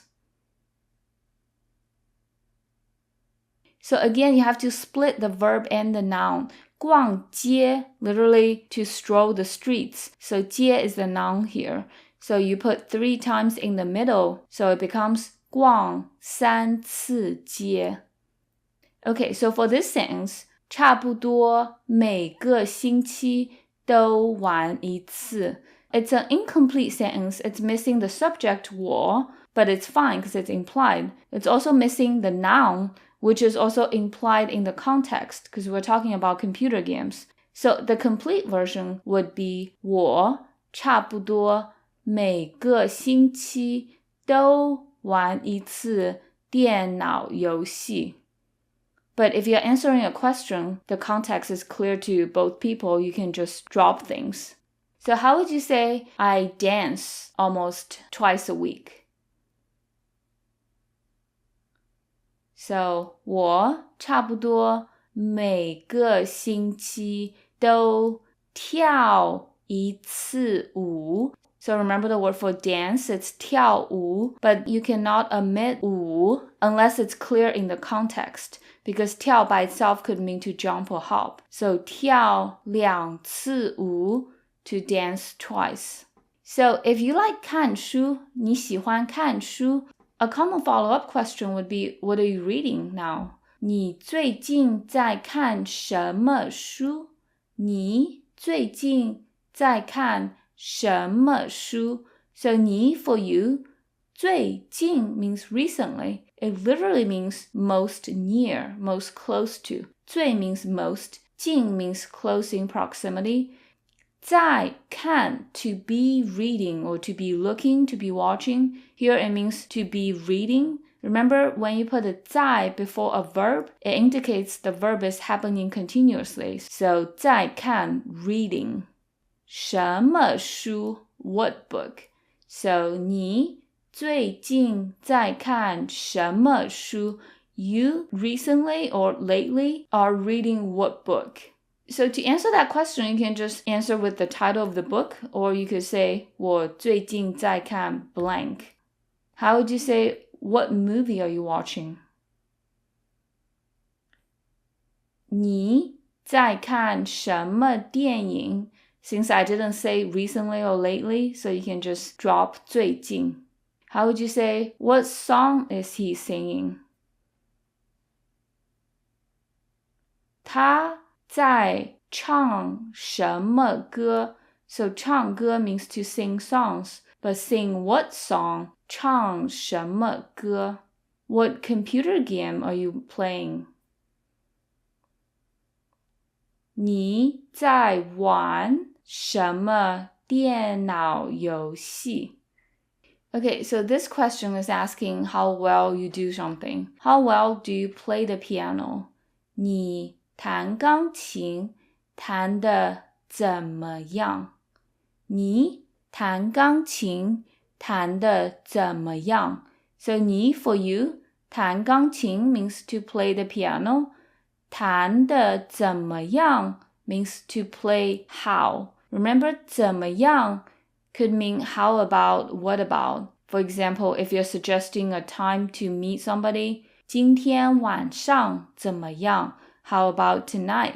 But 怎么样 could also mean just how. So 弹得怎么样 to play how. There's a special structure here. Verb plus the plus an adjective or adverb. The reason why I put both adjective and adverb in there is because we don't really differentiate between adjective and adverbs in Chinese. They are one and the same. So for example, 好 could mean good, which is an adjective. It could also mean well, which is an adverb. There are different ways to use this structure.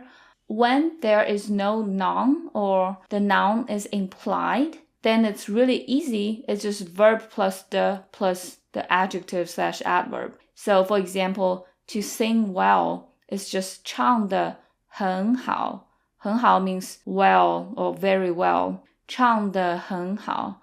Because we know when you're singing, you're typically singing songs, right? So you can sometimes drop 歌, or you've already been talking about it, so you all know what song you're referring to. Then you don't have to say the word 歌 song. So you could just say 唱得很好. But when we do need a noun in there, when you can't omit it, then it gets a little more complicated. And there are two ways to do this. So one of them is you say the verb and then you say the noun, and then you single out the verb and say the verb again, and then the adjective or adverb.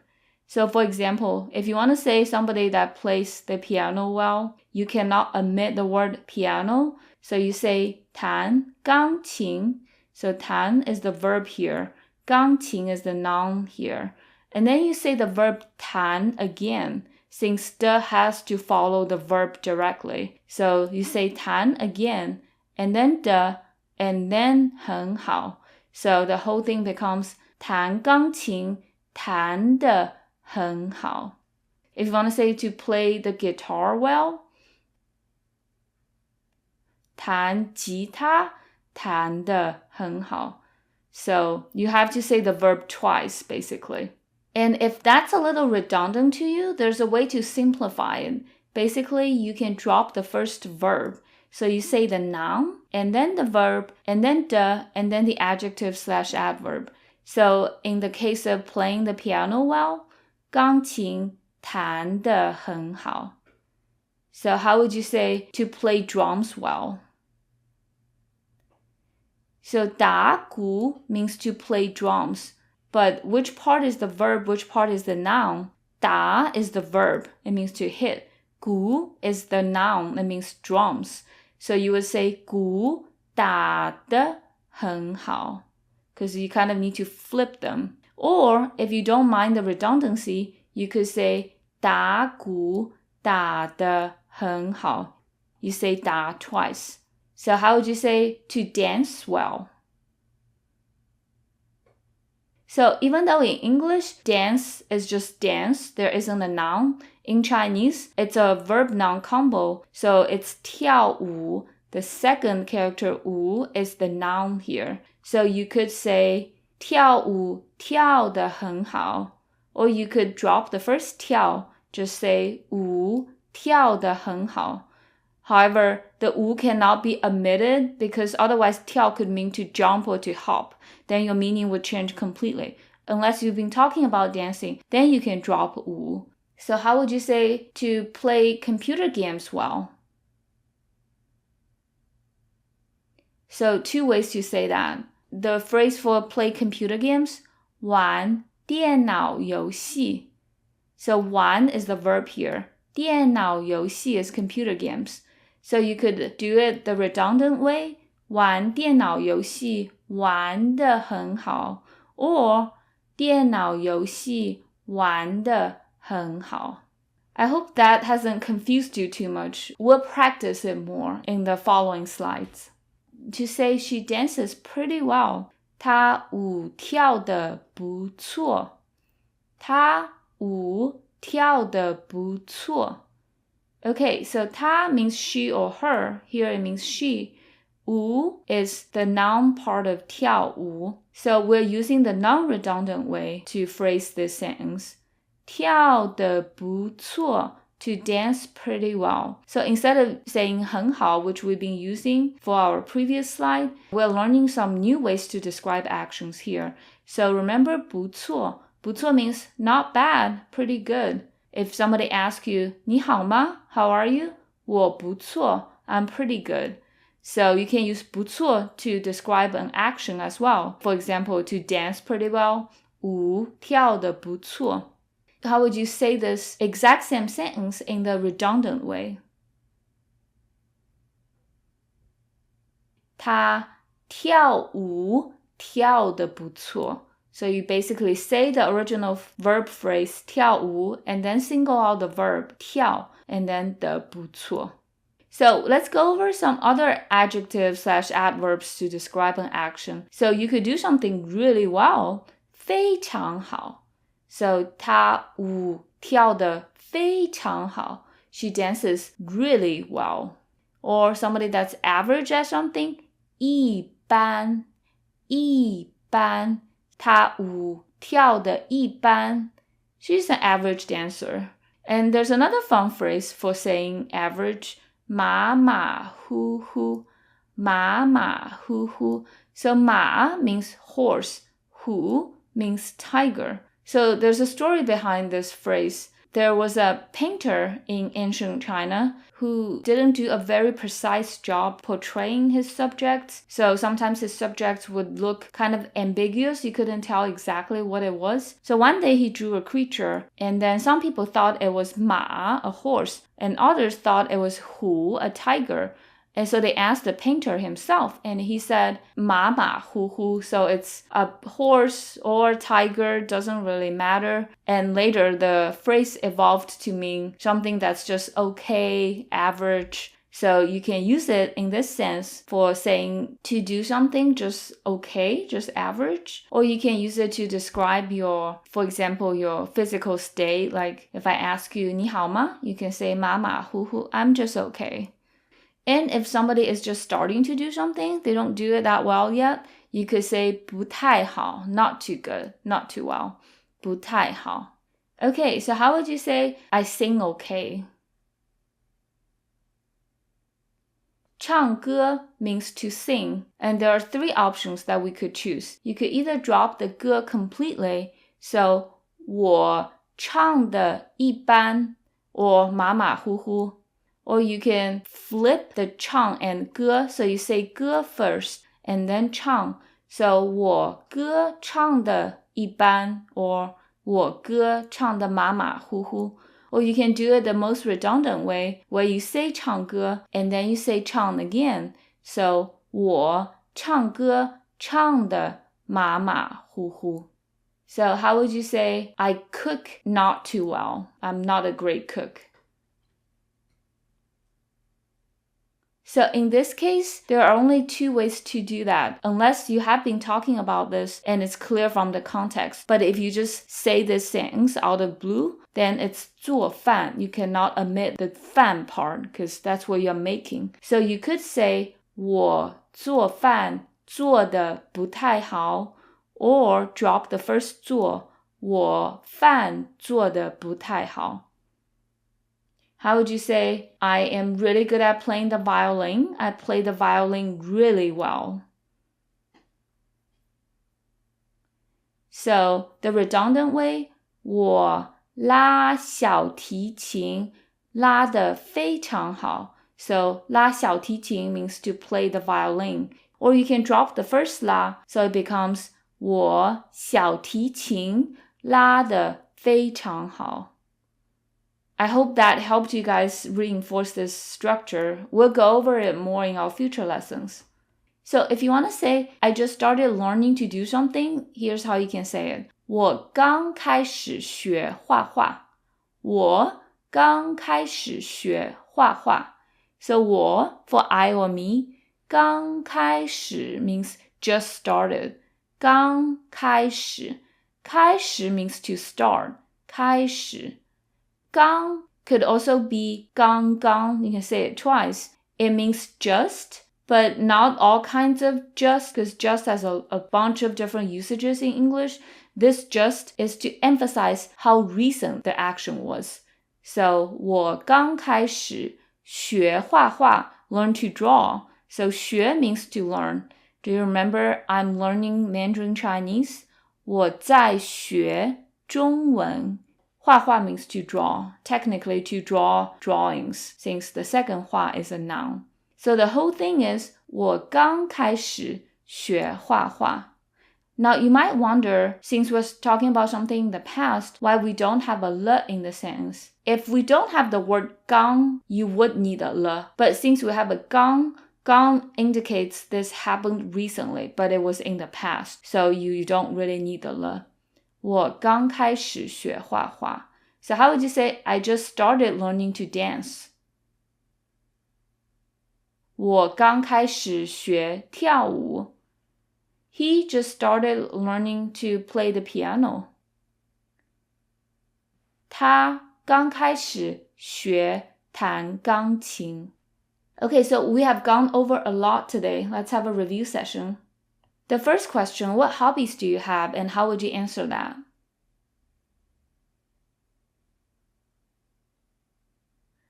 So the question is, 你有什么爱好?爱好 means hobby, so you have what hobbies? And to answer that, you just need to say, I like. 我喜欢. For example, if I like reading, watching movies, and listening to music, I would say, 我喜欢看书, 看电影和听音乐. Question number 2, do you watch TV every night? 你每天晚上都看电视吗？每天晚上 every day night, and that's how we say every night. 都 here for emphasis, it's emphasizing every night. 看电视 watch TV 吗 yes or no? Next one, I sing almost every day. 我差不多每天都唱歌。差不多 for nearly, almost. 每天 every day. 都 again for emphasis, emphasizing every day. 唱歌 literally to sing songs. So notice how you have to put 差不多 before 每天, because 差不多 is used to modify 每天, almost every day. Next one, what are you reading lately? 你最近在看什么书? 最近 means recently, here it could mean lately. 在看 means be reading. 什么书 what book? Next one, how well do you play computer games and how would you answer that? 你电脑游戏玩得怎么样? 电脑游戏 is computer games. 玩得怎么样 to play how. And remember the list of adjectives/adverbs that we can use? So you can say 不错 not bad, 非常好 very good, very well, 一般 average, 马马虎虎 also average, 不太好 not too good, not too well. And if you want to say it in like a complete way, you would have to repeat the structure that you saw in the question. So you would say 电脑游戏玩得不错 or 玩电脑游戏玩得不错. Last one, I just started learning to play the guitar. 我刚开始学弹吉他. So 刚开始, 刚 means just. It's used to emphasize how recent this action was. 开始 means to start. 学 means to learn.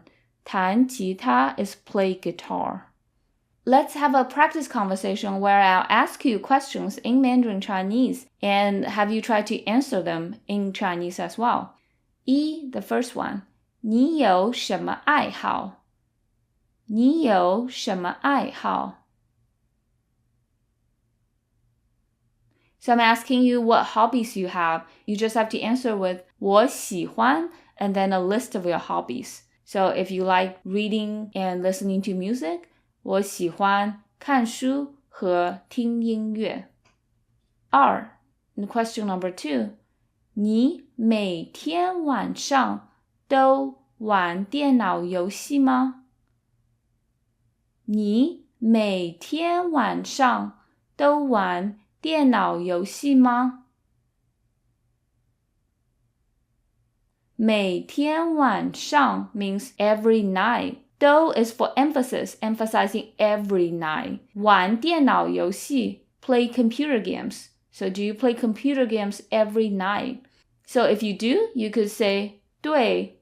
If you don't, 不对. And if you want to specify your frequency, if you play it, for example, twice a week, then it would be 每个星期玩2次. So you have to say the range first, and then the verb, and then how many times.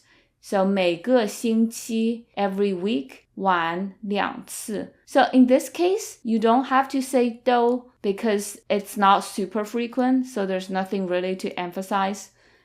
Next one. 你每个星期都做什么？你每个星期都做什么？每个星期 means every week. 做什么 do what? And then 都 for emphasis. So what do you do every week? So you just have to think of something that you do every week. So for example, if you exercise every week, 运动 play the piano every week, 弹钢琴 And if you want to practice saying the whole thing, 我每个星期都弹钢琴。下一个 next one. 你喜欢跳舞吗？你喜欢跳舞吗？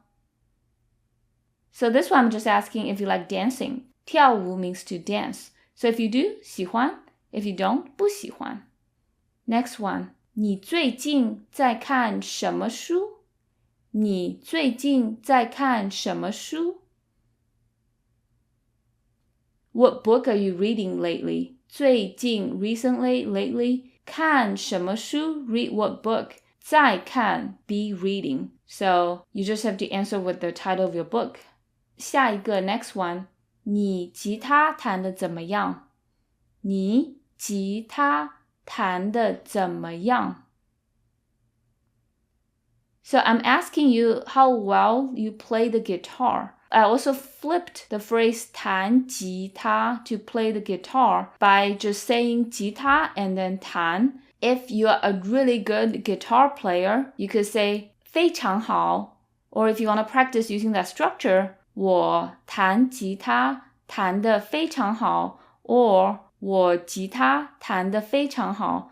But because you're answering a question, it's clear from the context you're talking about playing the guitar, so you can drop the guitar part. So you can just say 弹得非常好. What if you are an average guitar player? 弹得一般 or 弹得马马虎虎. What if you're like me, you can't play the guitar at all? Then you just say, I cannot play the guitar. 我不会弹吉他 or 我不能弹吉他。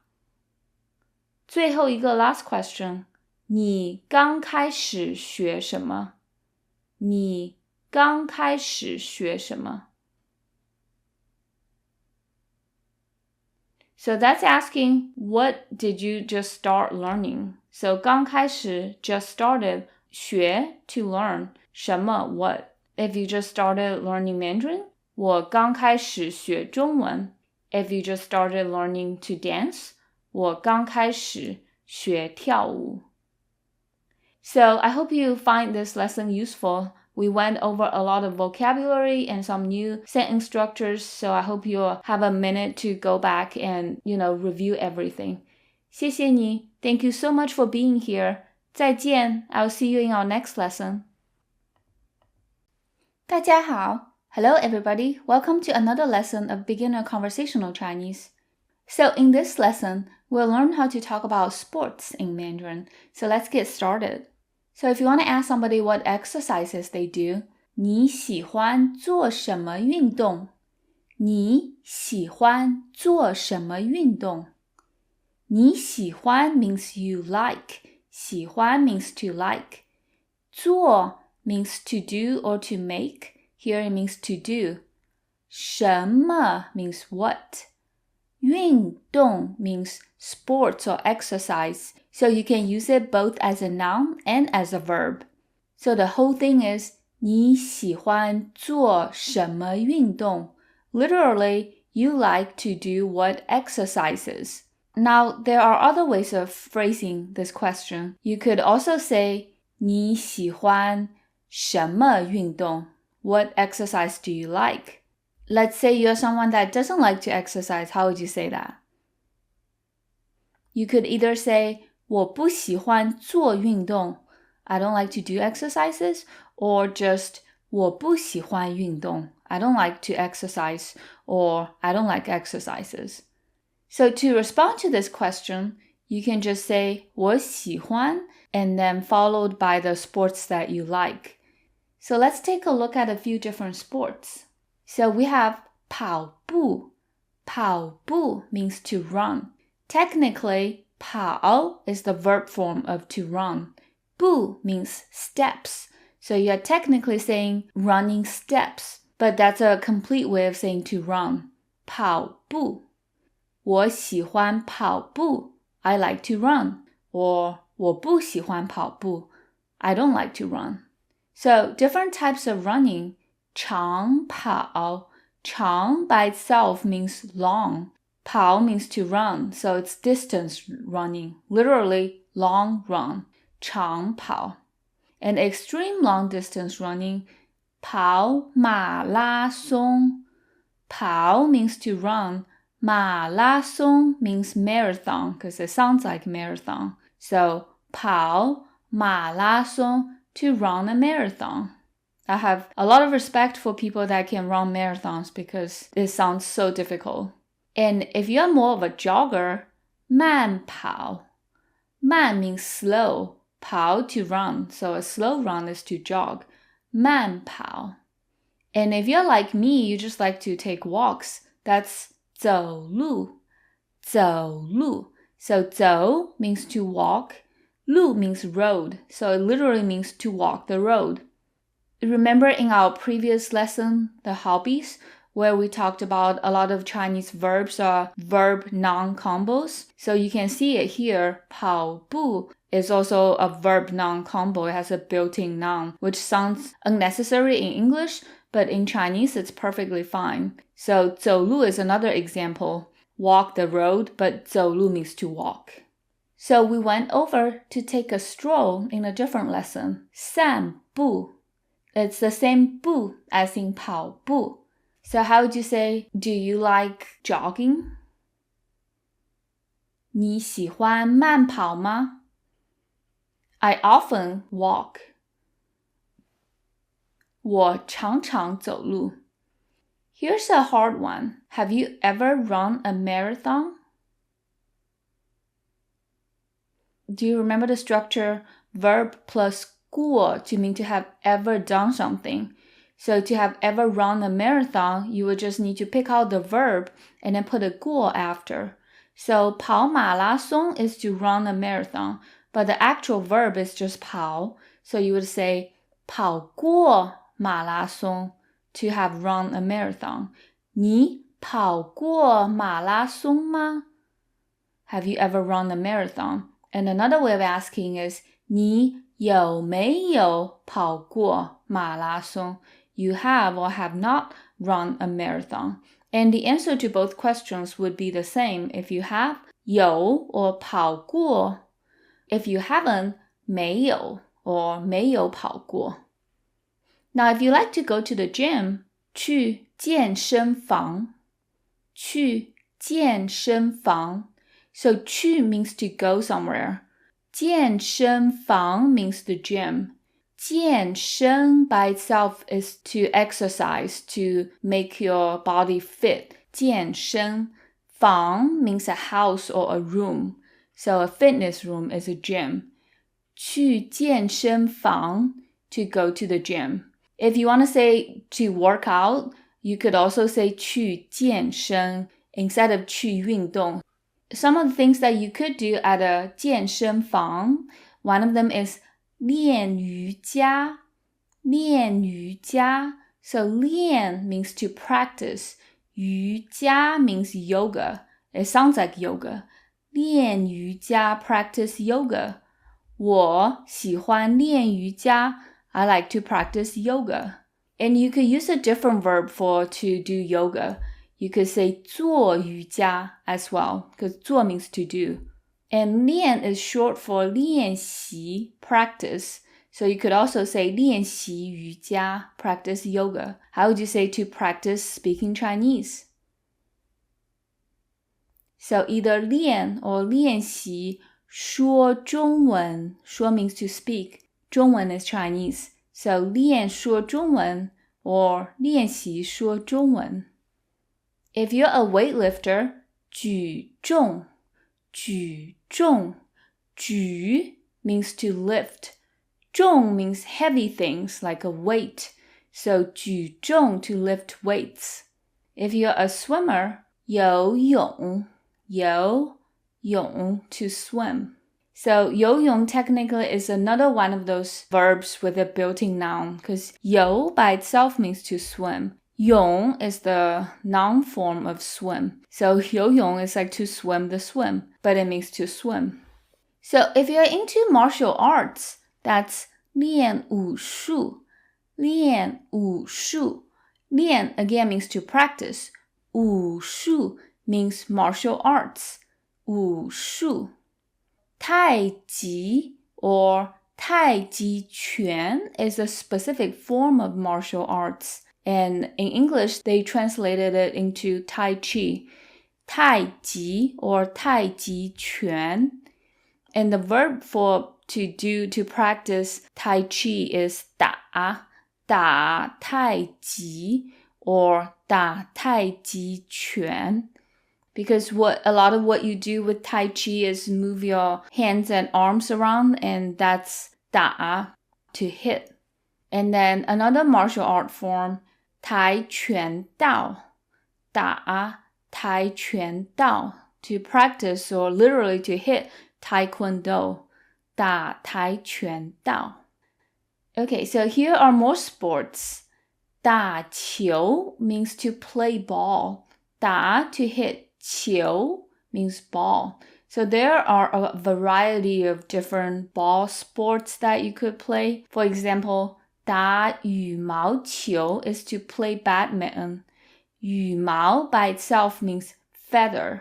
So feather ball is badminton. 打羽毛球. 打网球 is to play tennis. 网 by itself means net. The character itself looks like a net. And it's also the same net for internet. So 上网 to go online. 网球 is tennis. 打网球. 打乒乓球. So that one is easy. It sounds like ping pong. 打乒乓球. 打高尔夫球. That's golf. It's also phonetic. 打高尔夫球. 打篮球. 篮 means basket. So 篮球 is basketball. 打篮球. 打排球. 排球 is volleyball. 打排球. And then we have 打棒球. 棒 means bat. So a bat ball is the baseball. 打棒球. So all these ball sports that we use 打 with because you predominantly use your hands to play these sports. And then we have one where you use your foot to play. 踢足球. 踢足球. 踢 literally means to kick.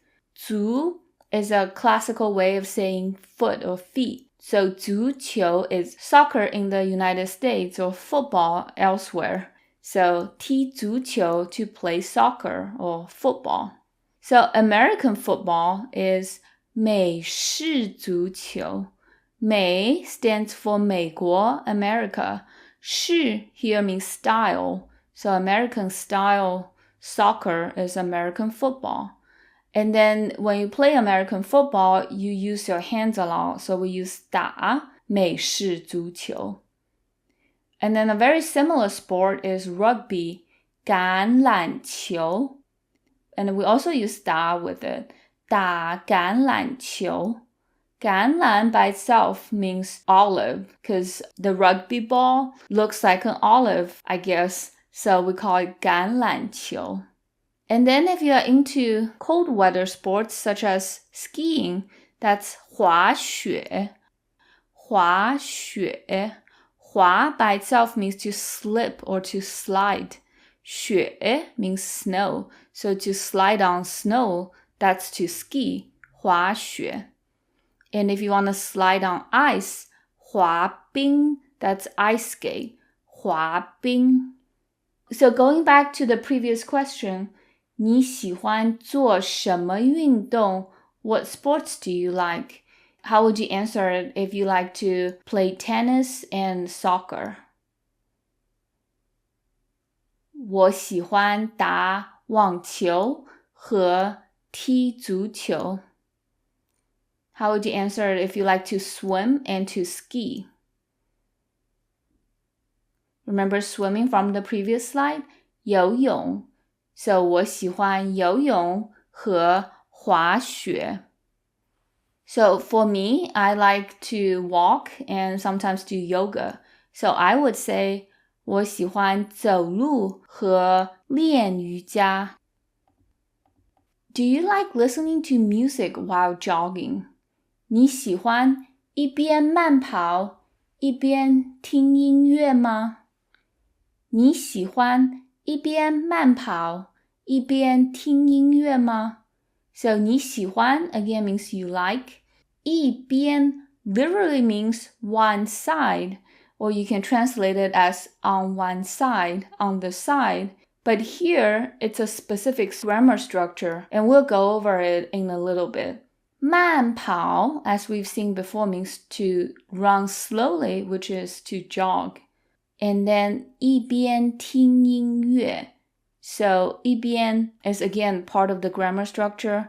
听音乐 means listen to music. And then 吗 for the yes or no question word. So the structure here is 一边 plus a verb plus 一边 plus another verb.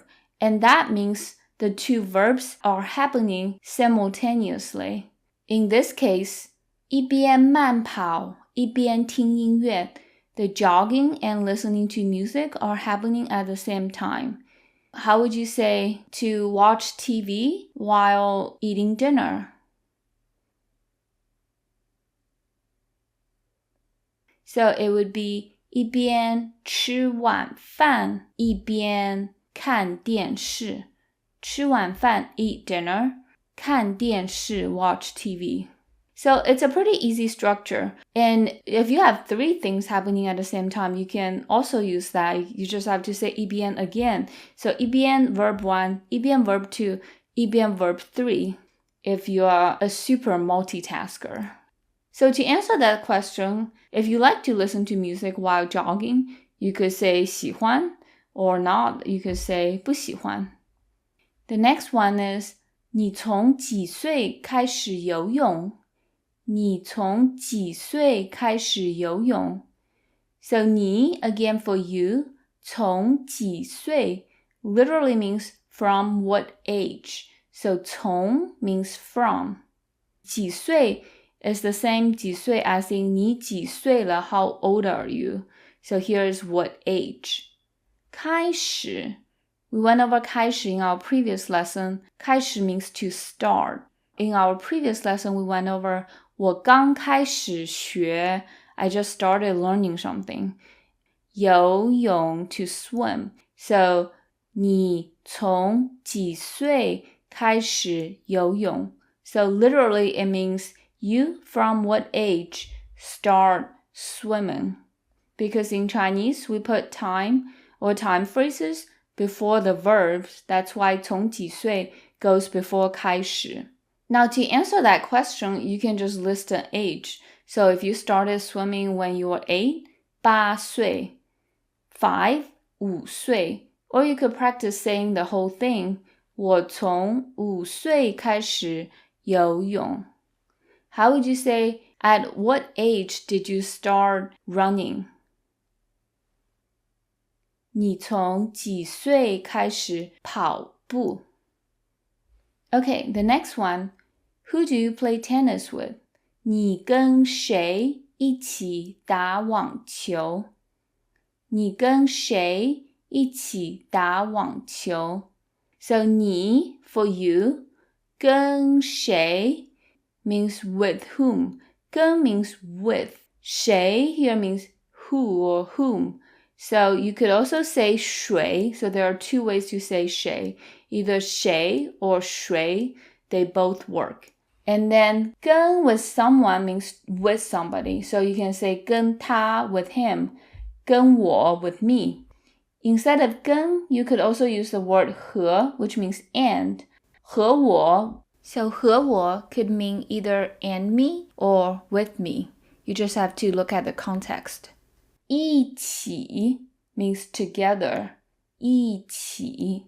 打网球 play tennis. 你跟谁一起打网球? So literally, you with whom together play tennis. Again, in Chinese, with somebody is an adverbial phrase, so it has to go before the verb. So 一起 in English, it sounds kind of redundant. Who do you play tennis together with? But in Chinese, it's very common to have it there when you have 跟 somebody. 跟 somebody 一起 means together with somebody. 跟朋友一起 with friends. 跟朋友一起 or 跟爸爸妈妈一起 with parents. 跟女朋友一起 with my girlfriend. The next question, how well do you play basketball? 你篮球打得怎么样？你篮球打得怎么样？ So we're reviewing this structure that we went over for the first time in our previous lesson. Here, 你 means you. 篮球 is basketball. 打得怎么样 is to play how. So the structure is verb plus the plus an adjective or an adverb. Since in Chinese, we don't differentiate between the two. The adjective and the adverb are often one and the same. To say to play basketball well, there are two ways. So you either say 打篮球 play basketball, 打得很好. Since the has to follow 打 immediately, so you have to say 打 kind of twice before you supply an adjective. Or if you want to make it more concise, you can omit the first 打, so it becomes 篮球打得很好. So to answer this question, you could say 篮球打得很好 or just 打得很好 or just 很好.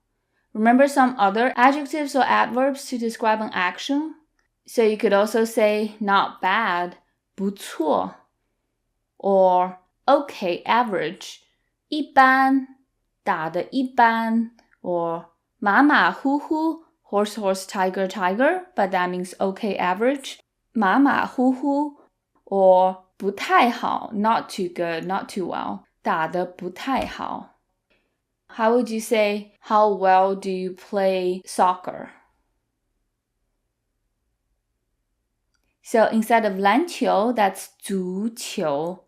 And then instead of 打, because you're predominantly using your feet, it's 踢 to kick. 你足球踢得怎么样? You could also say 你踢足球踢得怎么样? How would you say, how well do you swim? 你游泳游得怎么样? This one is a little tricky because in English, swim doesn't take an object, but in Chinese, 泳 is the object of 游. So you either say 游泳游得怎么样 or 泳游得怎么样 or you could just say 游得怎么样 when the context is clear that you're talking about swimming. Because 游 could also have other meanings, such as to travel or to roam around. Where do you play golf? 你在哪儿打高尔夫球? 你在哪儿打高尔夫球? So 你 for you, 在哪儿 literally at where, but it means where. 打高尔夫球 is to play golf. So again, because 在哪儿 is a place phrase and it's an adverbial phrase, so we put it before the verb 打. So here are some places that you would play some sports at. For example, 高尔夫球场 golf court. So 场 means an open space, either indoors or outdoors. 高尔夫球场 is a golf court. 篮球场 is a basketball court. 篮球场. 足球场 is a soccer field. 足球场. So how would you say, where do you play basketball? 你在哪儿打篮球? And you could answer with the name of a basketball court. 在 blank 篮球场. Okay, so some of you guys might like to watch other people play more than playing yourself. So here's how you can talk about it. 你常常看足球赛吗? 你常常看足球赛吗? So 你 for you, 常常看 means to often watch. So we know 常常, that means often. There's another way to say 常常, which is 经常. 经常 also means often. 看 means to see, to look at, to read. Here it means to watch. 足球赛 soccer match. 足球 means soccer. 赛 is short for 比赛. 比 means to compare. 比赛 means a match or a competition. So 足球赛 you could also say 足球比赛. And then 吗 for yes or no question. 你常常看足球赛吗? Do you often watch soccer games? How would you say, do you often watch baseball games? So we just need to swap out 足球 for the word for baseball, which is 棒球. So 你常常看棒球赛吗? If you are a frequent soccer game viewer, you would say 常常. But if you only watch it sometimes, 有时候. 有时候 means sometimes. And if you rarely watch something, 很少. 很少 means seldom or rarely. It literally means very small or very few in quantity, so you could use it before a noun. For example, 我说很少法语. I speak very little French, but you could also just use 很少 to mean rarely. 我很少看足球赛. I rarely watch soccer games. Here's how you can talk about your favorite team. 你最喜欢哪个队? 你最喜欢哪个队? 你 again means you. 最喜欢 means most like. 最喜欢. 最 by itself means most. 喜欢 means to like. You can also use 最 before adjectives. For example, biggest. 最大. Smallest. 最小. Heaviest. 最重. Lightest. 最轻. So on and so forth.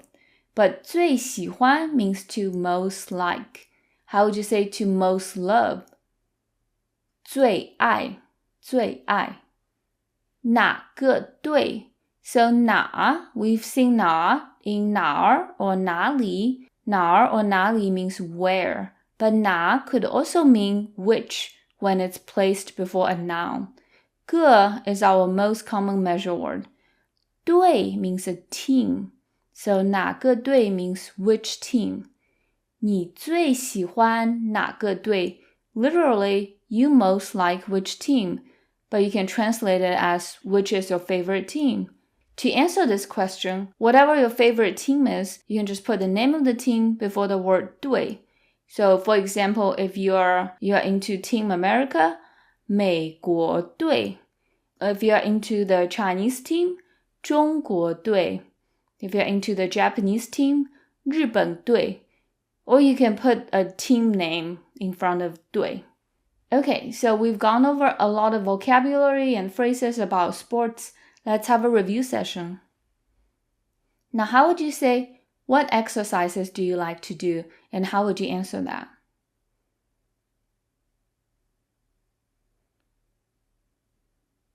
你喜欢做什么运动? You like to do what exercises? 运动 means exercises. 我喜欢 and then the list of exercises. For example, if you like running and play soccer, 我喜欢跑步和踢足球. Next one, what do you like to do while jogging?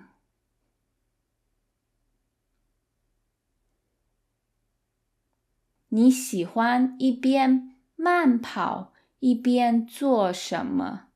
So 一边 is the structure to use with two things happening at the same time. 慢跑 is jogging. 做什么 do what? But that's how you form this question. So basically you don't change the word order, you just replace what you're asking about with the question word. So in this case it's 做什么. Next one. I started to practice martial arts when I was 8 years old. 我从8岁开始练武术。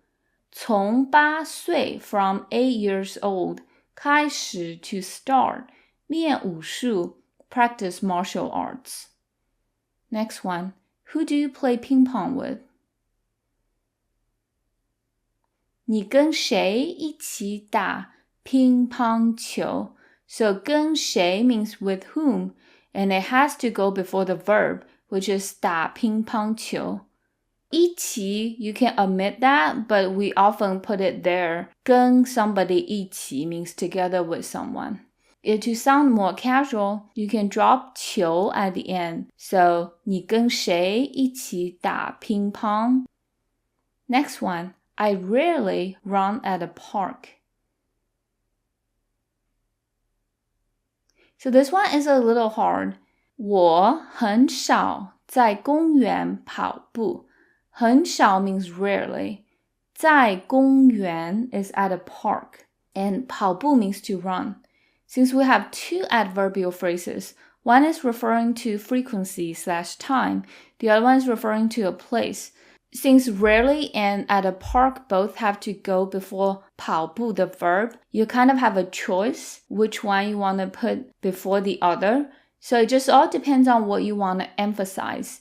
So in this case, 很少在公园跑步, that emphasizes the place. So I rarely run at a park. I might run at other places. But if you put 在公园 before 很少, 我在公园很少跑步, I at a park rarely run, you're kind of implying that you do other things at a park. The next one, and the last one is, I sometimes watch soccer games. 我有时候看足球赛. So by putting sometimes right before the verb here, I'm kind of helping you translate because sometimes it's a frequency word, which is also like a time phrase. It has to go before soccer games. So 有时候 has to go before 看足球赛. Let's have our practice conversation. I'll say my question in Chinese twice, and you'll get a chance to answer it, and then I will tell you guys the right answer. So, the first one. 你喜欢做什么运动? 你喜欢做什么运动? So I'm asking you what sports you like to do. 运动 means sports, exercises. So if you like to ski and do yoga, 我喜欢滑雪和练瑜伽. Question 2. 你常常去健身房吗? 你常常去健身房吗? So 去健身房 means to go to the gym. So I'm asking you if you often go to the gym. If you do, 常常去. Or you can just say 常常. If you go sometimes, 有时候去. If you go rarely, 很少去. Or if you just don't go ever, 我不去健身房 or just 不去。Next one. 你喜欢一边走路一边做什么？你喜欢一边走路一边做什么？ I'm using the structure 一边 verb to indicate two things happening at the same time. So I'm asking, what do you like to do while walking? 走路 means to walk. So if you like to listen to music, 一边走路一边听音乐 or you could just say 听音乐。And the next one, 你从几岁开始学中文？你从几岁开始学中文？ So 从几岁 from what age? 开始 start 学中文 means to learn Chinese. So at what age did you start learning Chinese? So if you started when you were 20, 20岁 When you were 18, 18岁 When you were 50, 50岁你跟谁一起说中文？你跟谁一起说中文？跟谁一起 together with whom 说中文 again means to speak Chinese. Who do you speak Chinese with? So if you have a teacher, 跟老师 If you have a friend, 跟朋友 If you have family members, 跟家人家人 means family members. 下一个 next one. 你喜欢在哪儿跑步？你喜欢在哪儿跑步？So 在哪儿 where 跑步 to run. So I'm asking you where you like to run. So if you like to run at a park, 在公园 If you like to run on a treadmill at a gym, 在健身房 If you don't like running, 我不喜欢跑步。Next one. 你喜欢练武术吗？你喜欢练武术吗？练武术 means to practice martial arts. If you do like it, 喜欢 If you don't, 不喜欢。Next one. 你常常看篮球赛吗？你常常看篮球赛吗？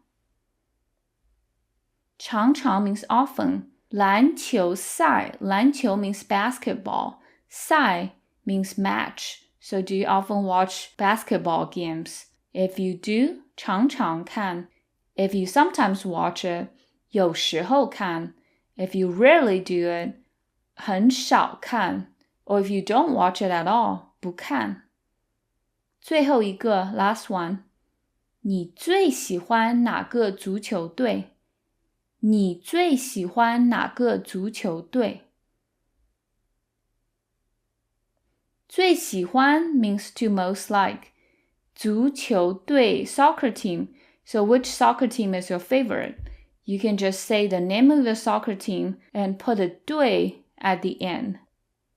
Okay, I hope you enjoyed today's lesson. 谢谢你 Thank you so much for being here. 再见 See you next time. 大家好 Hello everyone. Welcome to another lesson of beginner conversational Chinese. Today we have an unpleasant but helpful topic, getting sick. So in today's lesson, we'll learn how to talk about symptoms and how to interact with doctors in Mandarin Chinese. So let's get started. So to say that you got sick, 我生病了我生病了 So 我 for I or me, 生病 means to get sick. 生 is the same 生 in 生日 So 生 could mean to be born, 生日 means birthday, but 生 could also mean to generate. 病 means illness or disease. So 生病 to generate an illness, that means to get sick. 了 indicates past tense or change. Here, both usage would make sense. So you could either translate it as I got sick or I went from not being sick to being sick. So 我生病了 How would you say I didn't get sick? So instead of using 不 to negate, we need to use 没有 since the original affirmative sentence has a le at the end. So you have to say 我没有生病. I didn't get sick. 你常常生病吗? So I'm asking, do you often get sick? If you're lucky, you don't get sick often. 我很少生病. I rarely. Remember rarely? 我很少生病. Or if you do get sick often, 我常常生病. Or if you sometimes get sick, 我有时候生病. Here's a way to describe that you don't feel well. 我身体不舒服. 我身体不舒服. So again, 我 means I or me. 身体 literally means body, but we can also use it to refer to health. So 身体不舒服 means not comfortable or not well. 舒服 by itself means comfortable or to be well. So you could use it for like a thing. For example, 这个椅子很舒服. 椅子 means chair. So you can say this chair is very comfy. Or you can use it on a person to mean to be comfortable or to be well. So 我身体不舒服 means I don't feel well. Sometimes you can skip 身体 and just say 我不舒服. I don't feel well. Technically, 我不舒服 could also mean I'm not comfortable, but it's usually pretty clear from the context which meaning you're using. And then if you really don't feel good and you know you need to see the doctor, here's how you can say it. 我要去医院看医生. 我要去医院看医生. So 我要 could mean I want to, but here it means I need to. 去医院 means to go to the hospital. 医院, we've gone over 医院 before. 医院 means hospital. 去 means to go to. 看医生 to see a doctor. 看 means to look at, to watch. Here means to visit. 医生 means doctor. So 医 means medical related things. That's why 医生 means doctor. 医院 means hospital. 我要去医院看医生. So this is a little redundant. You could just say 我要去医院. I need to go to the hospital. Or 我要看医生. I need to go see a doctor. I'm just putting both ways in here so you have an option. Here's a question. 你的医生是谁? 你的医生是谁? So 谁 means who. So I'm literally asking who's your doctor. If your doctor is Dr. Li, for example, and in Chinese, we put their last name before their title. So it would be Li Yi Sheng, Dr. Li. If you have a Dr. Smith, Smith 医生. 我的医生是李医生. My doctor is Dr. Li. When you are at the doctor's office, they're very likely to ask you where you don't feel good. 你哪里不舒服? 你哪里不舒服? So 你 for you, 哪里 means where. It's the same as 哪儿. 不舒服, again, we saw 不舒服 earlier. It means not comfortable, not well. So literally, you were not comfortable. Remember, when you have a place, it has to go before the verb or the adjective. And in Chinese, adjectives often function as a verb. So 你哪里不舒服? So let's say your head hurts and you cough. 我头疼咳嗽. 我头疼咳嗽. So again, 我 for I or me. 头疼 means head hurts. 头疼. So we went over 头 before in the pets lesson. 头 means head. 疼 means to hurt. 疼. So we have two words for pain. One is 疼. The other one is 痛. 痛. So there's a slight difference between them.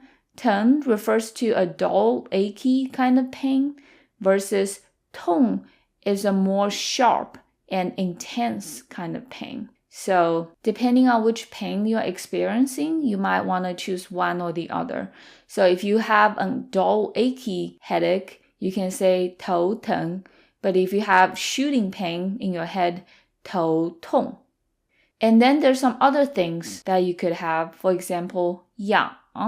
痒 means to itch. 痒. And then 晕 means to be dizzy. 晕. So 头晕 means you feel dizzy. 我头晕, I feel dizzy. And then you can have 肿. 肿 means to swell. To use 肿, we typically put a l after. So it's a noun plus 肿 plus l. It means that thing became swollen. So if your head is swollen, 我的头肿了. 我的头肿了. And we'll go over more body parts so we can practice talking about these different symptoms in a minute. 咳嗽 means to cough. 咳嗽. So in English, you can say I have a cough, but in Chinese, 咳嗽 is a verb, so you don't need to have. You just say 我咳嗽, I cough. Some other common symptoms are 发烧.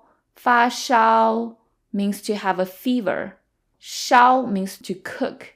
When you have a fever, you feel like you're being cooked or something. So 我发烧了. 我发烧了 means I went from not having a fever to having a fever. And then you might have a runny nose. 流鼻涕. 流鼻涕. So 流 means to flow. 鼻 means nose. T is the snot that comes from your nose. So 流鼻涕 literally means that the nose snot is flowing. That means to have a runny nose. 我流鼻涕, I have a runny nose. 我不流鼻涕, I don't have a runny nose. 鼻子塞 means to be congested. 鼻子塞. So 鼻子 means nose. 塞 means to be clogged. So literally you're saying my nose is clogged. 我的鼻子塞, my nose is congested. Or you could say 我的鼻子不塞. Since 鼻子 means nose, when you negate it, you want to negate the verb, which is 塞. 打喷嚏, to sneeze. 打喷嚏. So 打 means to hit. 喷嚏 is an onomatopoeia word for the noise that you make when you sneeze. 你常常打喷嚏吗? Do you sneeze often? And another super common symptom is to be tired. 累. I have a really good mnemonic for the word 累. Is when you're tired, you want to lay down. So 累 means to be tired. 我很累, I'm very tired. Or 我非常累, I am very tired. Or 我有点累, I'm a little tired. 我有点累. Let's take a look at more body parts. So we have 头. 头 means head. So we're going to go over the things that are on your head. 眼睛.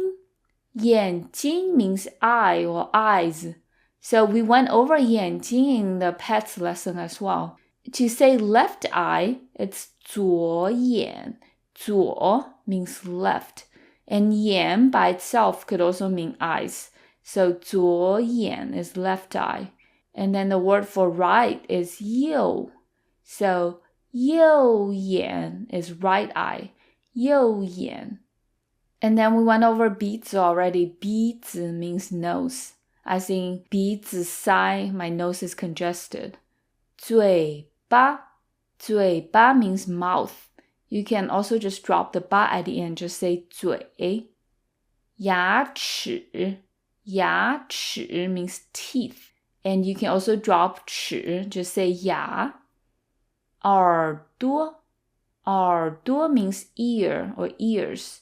耳朵. So to say your left ear, you have to drop the 多 at the end and say 左耳. 左耳. Your right ear is 右耳. 右耳. And then we have 头发. 头发 means the hair on your head, since we have a different word for hair on the rest of your body, which is That's right, it's 毛. 毛 could also mean animal fur. Next part is 上半身, which means upper body. 上半身.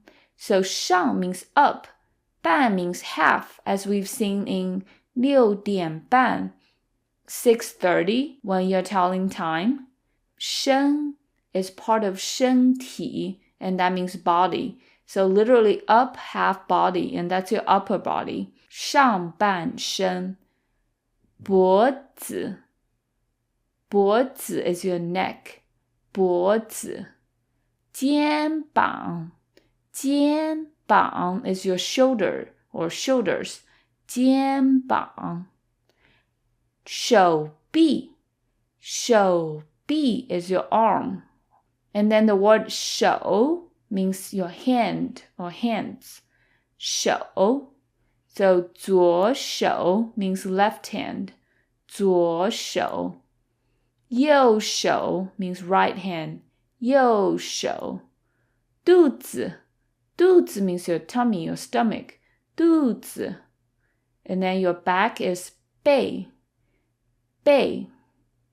And then we have 下半身. 下 means beneath or under. So the under half of your body is your lower body. 下半身.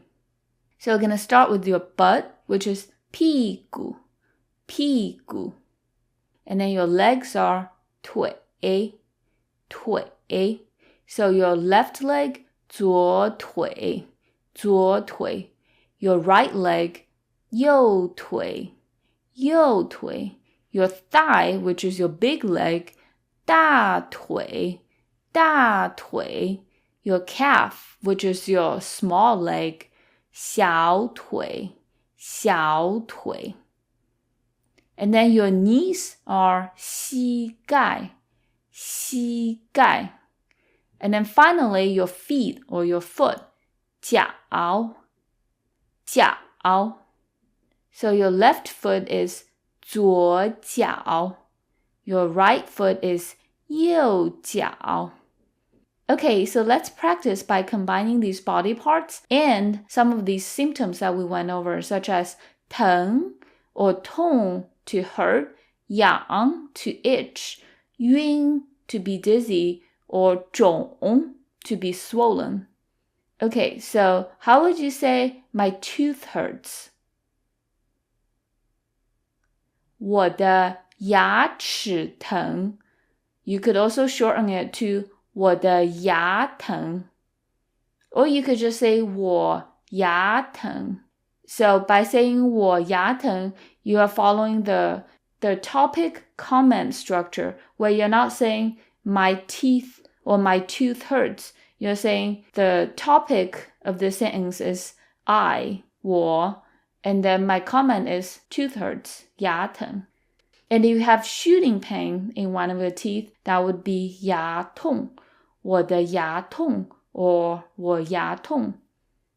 My knees hurt.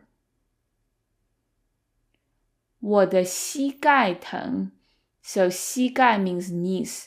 我的膝盖疼, or 我的膝盖痛 for shooting pain. My eyes are itchy. 我的眼睛痒. 我的眼睛痒. So how would you say my left eye is itchy? 我的左眼痒. My left foot is swollen. 我的左脚肿了. 左脚 left foot. 我的左脚肿了. My right leg hurts. 我的右腿疼 or 我的右腿痛. How would you say my back hurts?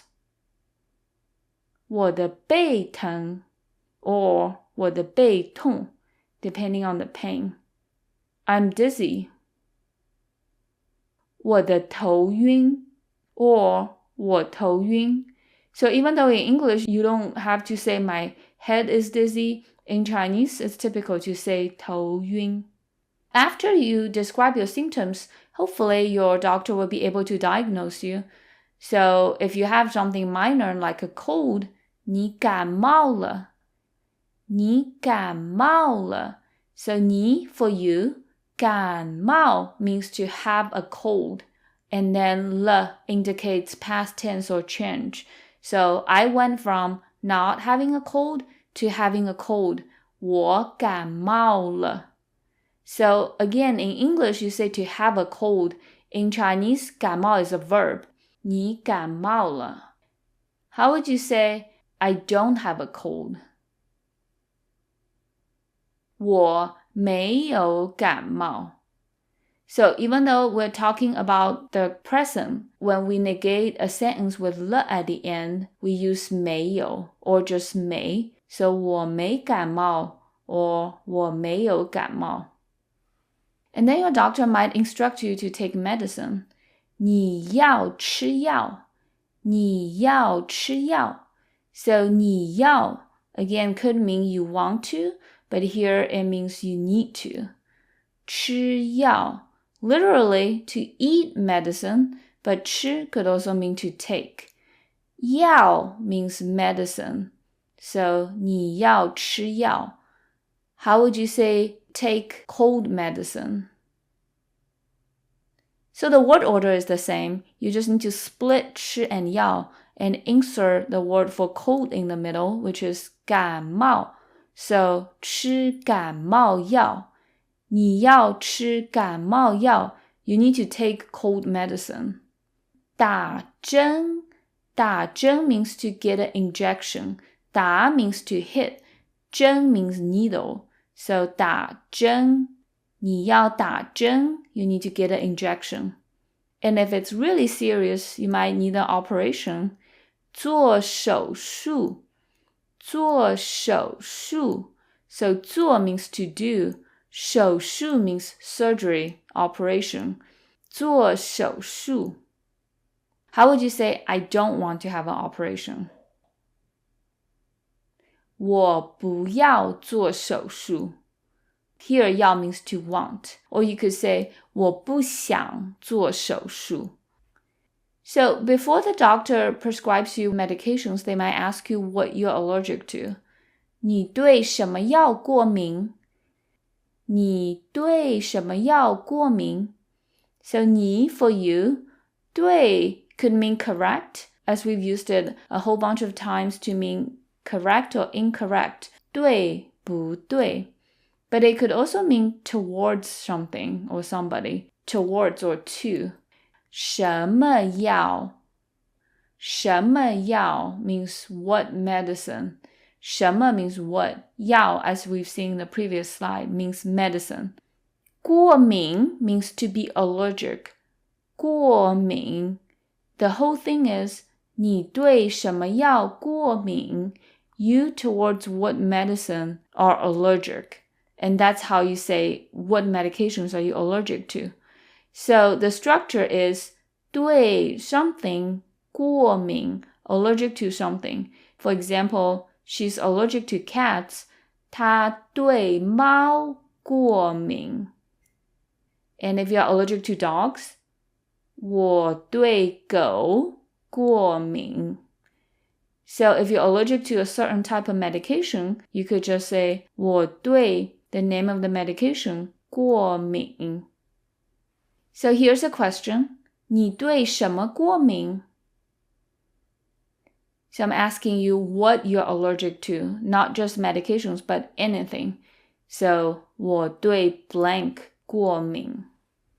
After the doctor decides on the medication, they will tell you how to take it. 一天吃2次. 一天吃2次. 一天 means one day. 吃 to eat here means to take. 2次 means twice. So we went over this before. Number plus 次 means how many times. So how would you say 3 times? 3次. So this is technically a shortened way of saying take the medication twice a day. The complete way should be 一天吃2次药. You have to split 吃 and 药 and put 2次 in the middle. So how would you say you have to take the medication 3 times a day? 一天吃3次药 Or you can just drop the 药 if it's clear from the context. 一天吃3次 Okay, and then you might have a question about when to take it. 饭前吃还是饭后吃？饭前吃还是饭后吃？ So 饭前 means before a meal. Now we know 饭 means cooked rice, but we often use it to refer to a whole meal. 前 is short for 以前. 以前 means before. So in English, when you want to say before eating a meal, in Chinese you have to say the verb first and then 以前. So before eating a meal would be 吃饭以前. We'll see more examples later. 吃 means to eat. So 饭前吃 is short for 吃饭以前吃. 还是 means or when you have to make a choice. 饭后吃 eat after a meal. So 后, just like 前, is short for 以后. 后 by itself means behind or after. 前 by itself means in front of or before. And you use 以后 the same way as you use 以前. You have to put a verb first before you say 以后. And this sentence is 饭前吃还是饭后吃? And that's a very shortened way of saying this. If you want to be super complete, you could say 我吃饭以前吃药还是吃饭以后吃药? And then the structure is subject plus verb 1 plus 以前 or 以后. And then depending on if you've said the subject already, you can drop it and then verb 2. So that means before or after verb 1, subject does verb 2. So our example here is 他吃晚饭以后常常看电视. So 他 for she, 吃晚饭 is to eat dinner. 以后 means after. So instead of saying after eating dinner, you say eat dinner first and then 以后. 常常看电视 often watches TV. So where to put your subject is very flexible. You can either put it at the beginning of the sentence or you can put it after 以前 or 以后 in the middle. And then here, 常常 is actually flexible as well. You can also put it right after 他 at the beginning. So it becomes 他常常吃晚饭以后看电视. And that would mean the exact same thing. Here's the question. 你吃早饭以前喜欢听音乐吗？你吃早饭以前喜欢听音乐吗？ The verb 1 here is 吃早饭, which is eat breakfast. 以前 means before. So before you eat breakfast, 喜欢 to like. 听音乐 means to listen to music. So I'm saying, do you like to listen to music before you eat breakfast? If you do, 喜欢. If you don't, 不喜欢.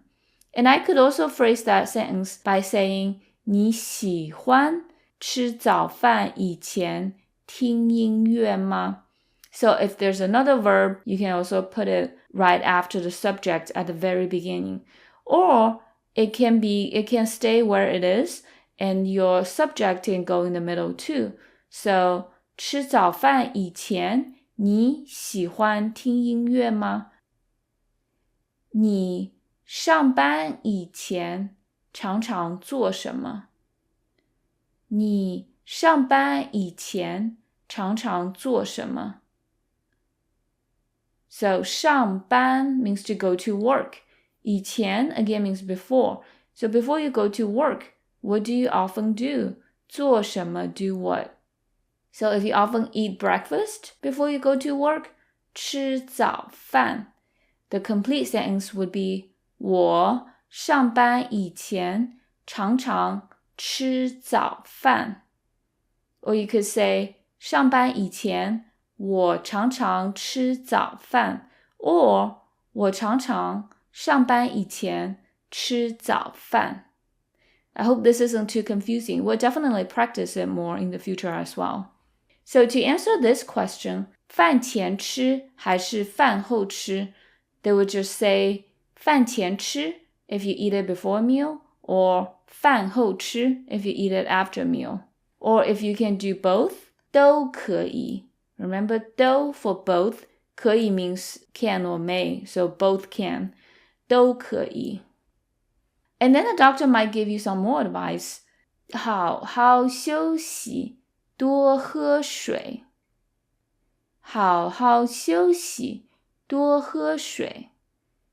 So, 好好休息 means to rest well. 好好. So even though the two haos are the exact same character, when we have two characters on repeat, the second one is usually the fifth tone, which is the neutral one. You don't put stress on it. 好好休息，休息 means to rest. 休息. And you could also say to sleep, sleep well. 睡觉，睡觉.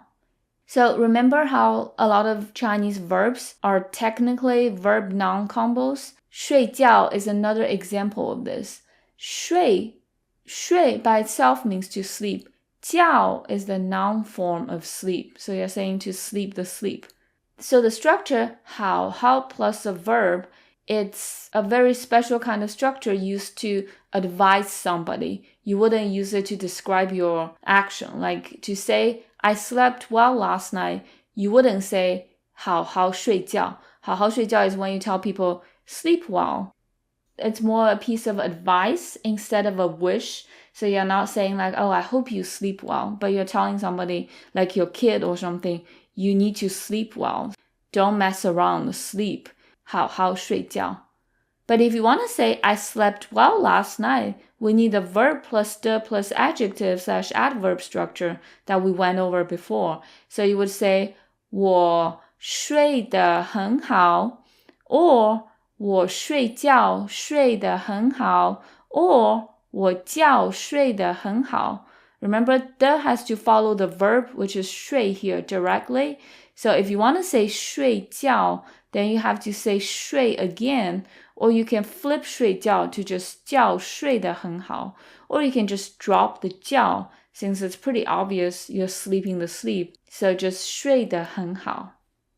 Okay, and then we have 多喝水 to drink more water. 多喝水. So 喝 means to drink, 水 means water. 多 means a lot of something, a large quantity. But we often use 多 plus a verb to mean to do that verb more. In English, you would say drink more water. In Chinese, you would say do more of that drinking. 多喝水. And then to say to drink less, 少喝水. Although people don't typically tell you to drink less water, how would you say to drink less alcohol? 少喝酒. So we've gone over the 多 plus verb and 少 plus verb in the lesson on how to order at a restaurant. 多放香菜, put more cilantro, or 少放香菜, put less cilantro. So it's the same structure. So how would you say to sleep more? 多睡觉, so to do more of that sleeping. To rest more. 多休息. To watch less TV.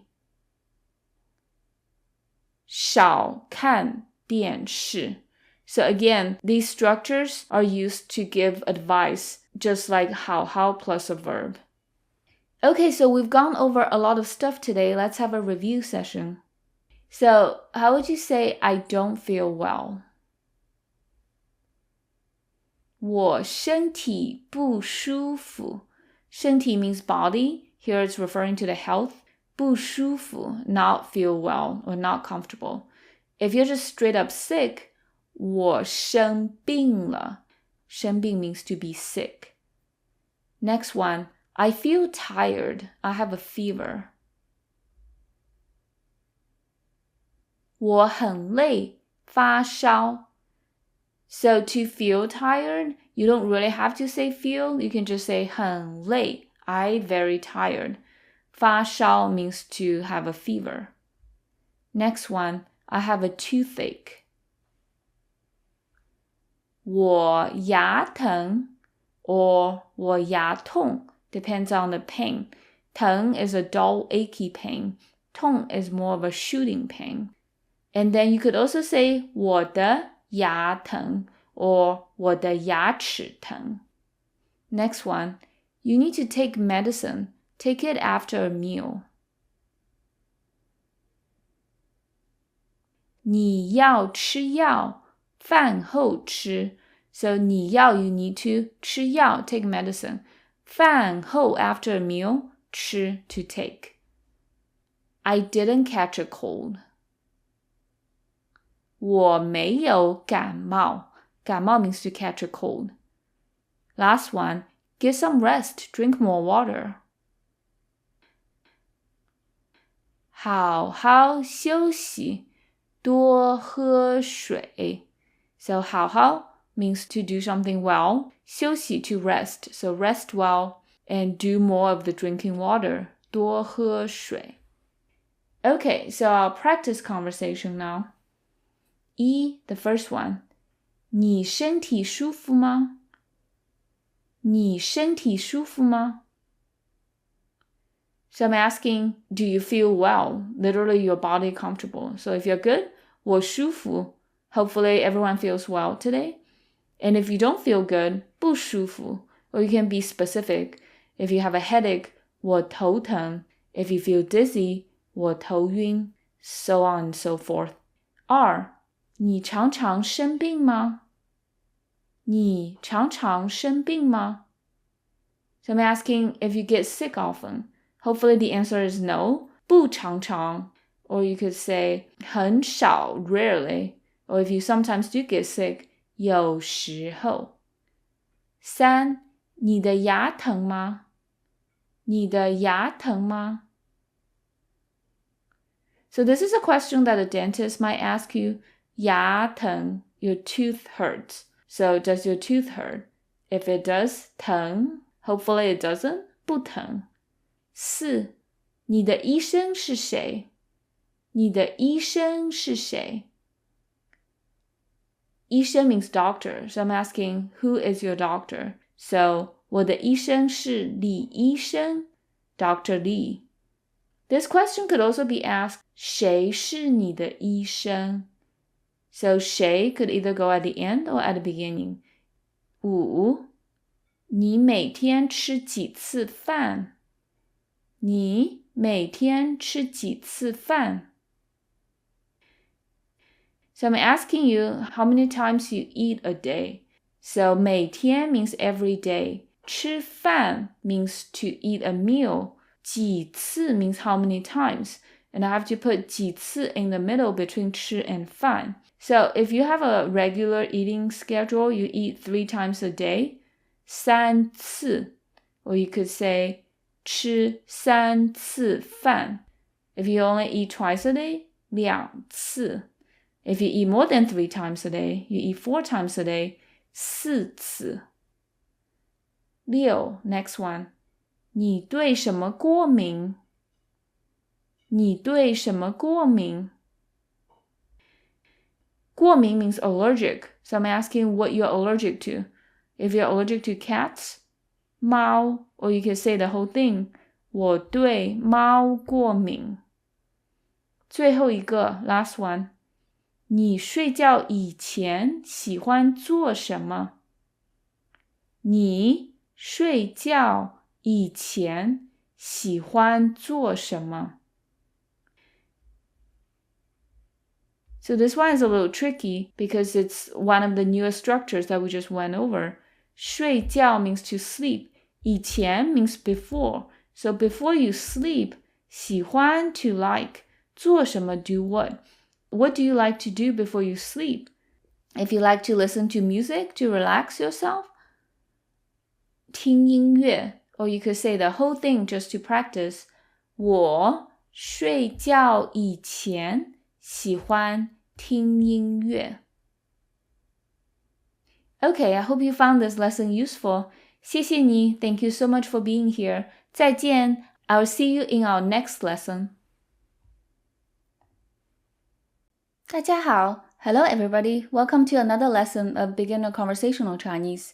Today, our topic is asking for help. So in this lesson, we'll learn how to explain certain difficult situations and ask for help in Mandarin Chinese. So let's get started. So this happens to all of us. One day you get into your car and your car just broke down. And to say that in Mandarin, 我的车坏了. 我的车坏了. So 我的 means my or mine. Here it means my. 车 means car. 车. So to drive a car, it's 开车. 开 could be used to mean to operate different vehicles like a car, a plane, even a boat. So 开车 to drive a car. You could also 开飞机 to drive an airplane, or 开船 to drive a boat. And then you can modify car or vehicle to mean different types of vehicles. 自行车 means a bicycle. 自行车. So 自 means self. 行 means to go. Ride a bicycle, we don't use the word 开. We use the word ride, which is 骑. 骑自行车. So here's a question. 你开车吗? Do you drive a car? If you do, 开. If you don't, 不开. Or I could say something like, 你开车去上班吗? Remember 上班 means to go to work. Do you drive your car to work? 坏了 means broke, or something that went bad. 坏 by itself means bad, or it could also mean to go bad. So it's the opposite of 好, which means good. If you want to say something like a machine that broke, you could say 坏了. For example, 我的车坏了, my car broke. Or 我的电脑坏了, my computer broke. How would you say my phone broke? 我的手机坏了. 手机 means cell phone. Or you could also use another word for phone, which is more generic, 电话, electric speech. So 我的电话坏了, my phone broke. 坏了 could also be used to mean food that has gone bad. So for example, 苹果坏了, the apples have gone bad. Or 比萨饼坏了, the pizza has gone bad. So the opposite of 坏了 is 好了. 好了 could mean to be fixed or to have recovered. So for example, 我的车好了, my car was broken and now it's gotten fixed. You could also use 好了 on a person that had been ill. So 他好了, he has recovered. So these phrases are pretty useful to know. 我的车坏了, my car broke down. So in this case, you might need somebody that would help you fix your car. 你可以帮我修车吗? 你可以帮我修车吗? So 你可以 means you can or you may. 帮我 means to help me. 帮 means to help. So 帮 somebody means to help that person. How would you say help my friend? 帮我的朋友. How would you say help my parents, help my mom and dad? 帮我的爸爸妈妈. Or you can omit the the after 我 since 爸爸妈妈 are people. So 帮我爸爸妈妈. Help you. 帮你. And then the task is 修车. 修车. So we know 车 means car or vehicle. 修 means to repair or to fix. 修车. Now how would you say repair a computer? 修电脑. Repair a cell phone. 修手机. And then we have 吗 at the end for the yes or no question. So the whole thing is, 你可以帮我修车吗?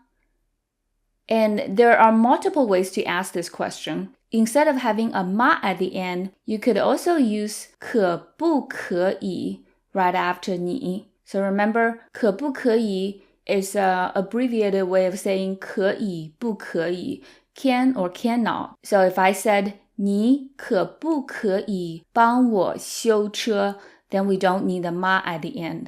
And instead of 可以, you could also use 能. So it would be 你能帮我修车吗? Or 你能不能帮我修车? And then sometimes if you don't know how to describe the problem, you just need somebody to help you. You could just say, 你可以帮我吗? Can you help me? Or 你可不可以帮我? Or 你能帮我吗? Or 你能不能帮我? So you see you have a lot of options when it comes to asking for help in Mandarin. So that's good news. And then you could also make your tone more casual by repeating 帮. So you could say 帮帮我. 你可以帮帮我吗? So in Chinese, it's very common to repeat the verb to make your tone more casual. How would you respond to a question if somebody asked you that? If you have the time and ability to help, you could say something like 当然可以. 当然可以. That means of course I can. 当然 by itself means of course. And then you can put different verbs after. Or you can just use 当然 by itself. If the person asked you, 你能帮我吗? And then you can say 当然能.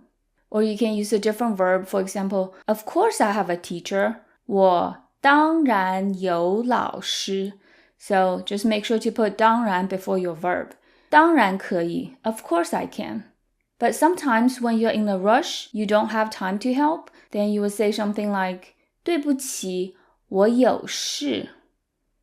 对不起 means sorry. We've seen it in the lesson on courtesy words. 我有事. So 事 means things to do. So I have things to do. 对不起，我有事. How would you say I don't have anything to do? 我没有事. Or you can drop the 有, just say 我没事. And sometimes you have the time to help, but you don't know how to help. Then you could say 不好意思，我不会. 不好意思，我不会. So remember 不好意思, that's another way to say sorry. It literally means I am embarrassed. 我不会, 会 means to be able to have the capacity to do something. So you're saying I'm not capable of doing that. Like I wouldn't know how to help somebody fix a car. So I would say 不好意思，我不会. If your car has some big problems, you can't just ask somebody to help you fix it. You might just need to get to a place and ask for a ride. Then you would say 你能不能送我去机场？你能不能送我去机场？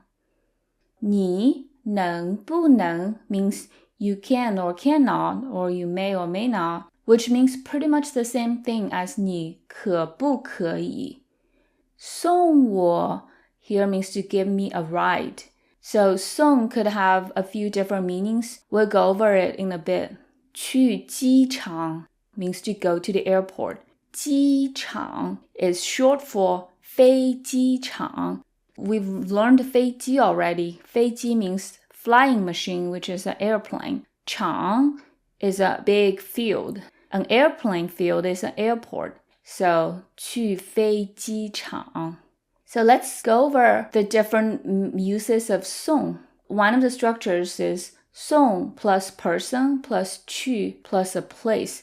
That means to give somebody a ride to that place or to just accompany somebody to that place. So for example, in this case, 送我去机场, give me a ride to the airport. 怎么说? How would you say, give me a ride to my office, my company? So the word for company is 公司. So you would say, 送我去公司. So let's say somebody is hurt. We need to take him to the hospital. How would you say that? 送他去医院。医院 is hospital. And then you can also just say 送 plus a person. You don't need to place at the end. That could mean also to give somebody a ride if the context is clear where the person is going to. Like, oh, I can just give you a ride. 我可以送你。Or when you have somebody visiting you and when they're leaving, you want to see them off. You want to accompany them to the door or to their car or something. That's also 送 somebody. Often when Chinese people visit each other, at the end, the host would say something like, 我送你, I'll see you off. And then the visitor could say something like, 不用, there's no need. And then another meaning for 送 is to gift somebody something. 送 plus person plus something, that means to give somebody a gift. And our example is 他送了他女朋友一辆车. So he gifted his girlfriend, 女朋友 is girlfriend, a car. 一辆车, 辆 is the measure word for 车, cars. So how would you say to gift my friend flowers? 送朋友花 or 送我朋友花. The opposite of 送 when 送 means to give somebody a ride to a place is to pick up somebody, which is 接. So we also went over 接 in the previous lesson. So you could say something like 我来接你. I'll come pick you up. To answer this question, we can use our previous answers. So if you can give somebody a ride, you can say 当然 or 当然能, of course I can. Or 对不起，我有事, sorry I'm not free. If you don't have a car or something that you could take somebody to the airport, 对不起，我没有车, I don't have a car. Or 不好意思，我没有车. So another situation where you might need help is when you find yourself in a Chinese-speaking country and you don't know how to use the ticket machine at an airport or bus station or train station or something. So this phrase will come in handy. 我不会用这个机器。我不会用这个机器。我不会 means I cannot, I don't have the capacity to. 用 means to use. 有用 to have uses, it means useful. 没有用 to not have uses, to be useless. And you can shorten that to 没用。这个机器 means this machine. So 机器 means machine. 这 means this. And then we should never forget our measure word, which here is just 个。这个机器。So the whole thing is 我不会用这个机器。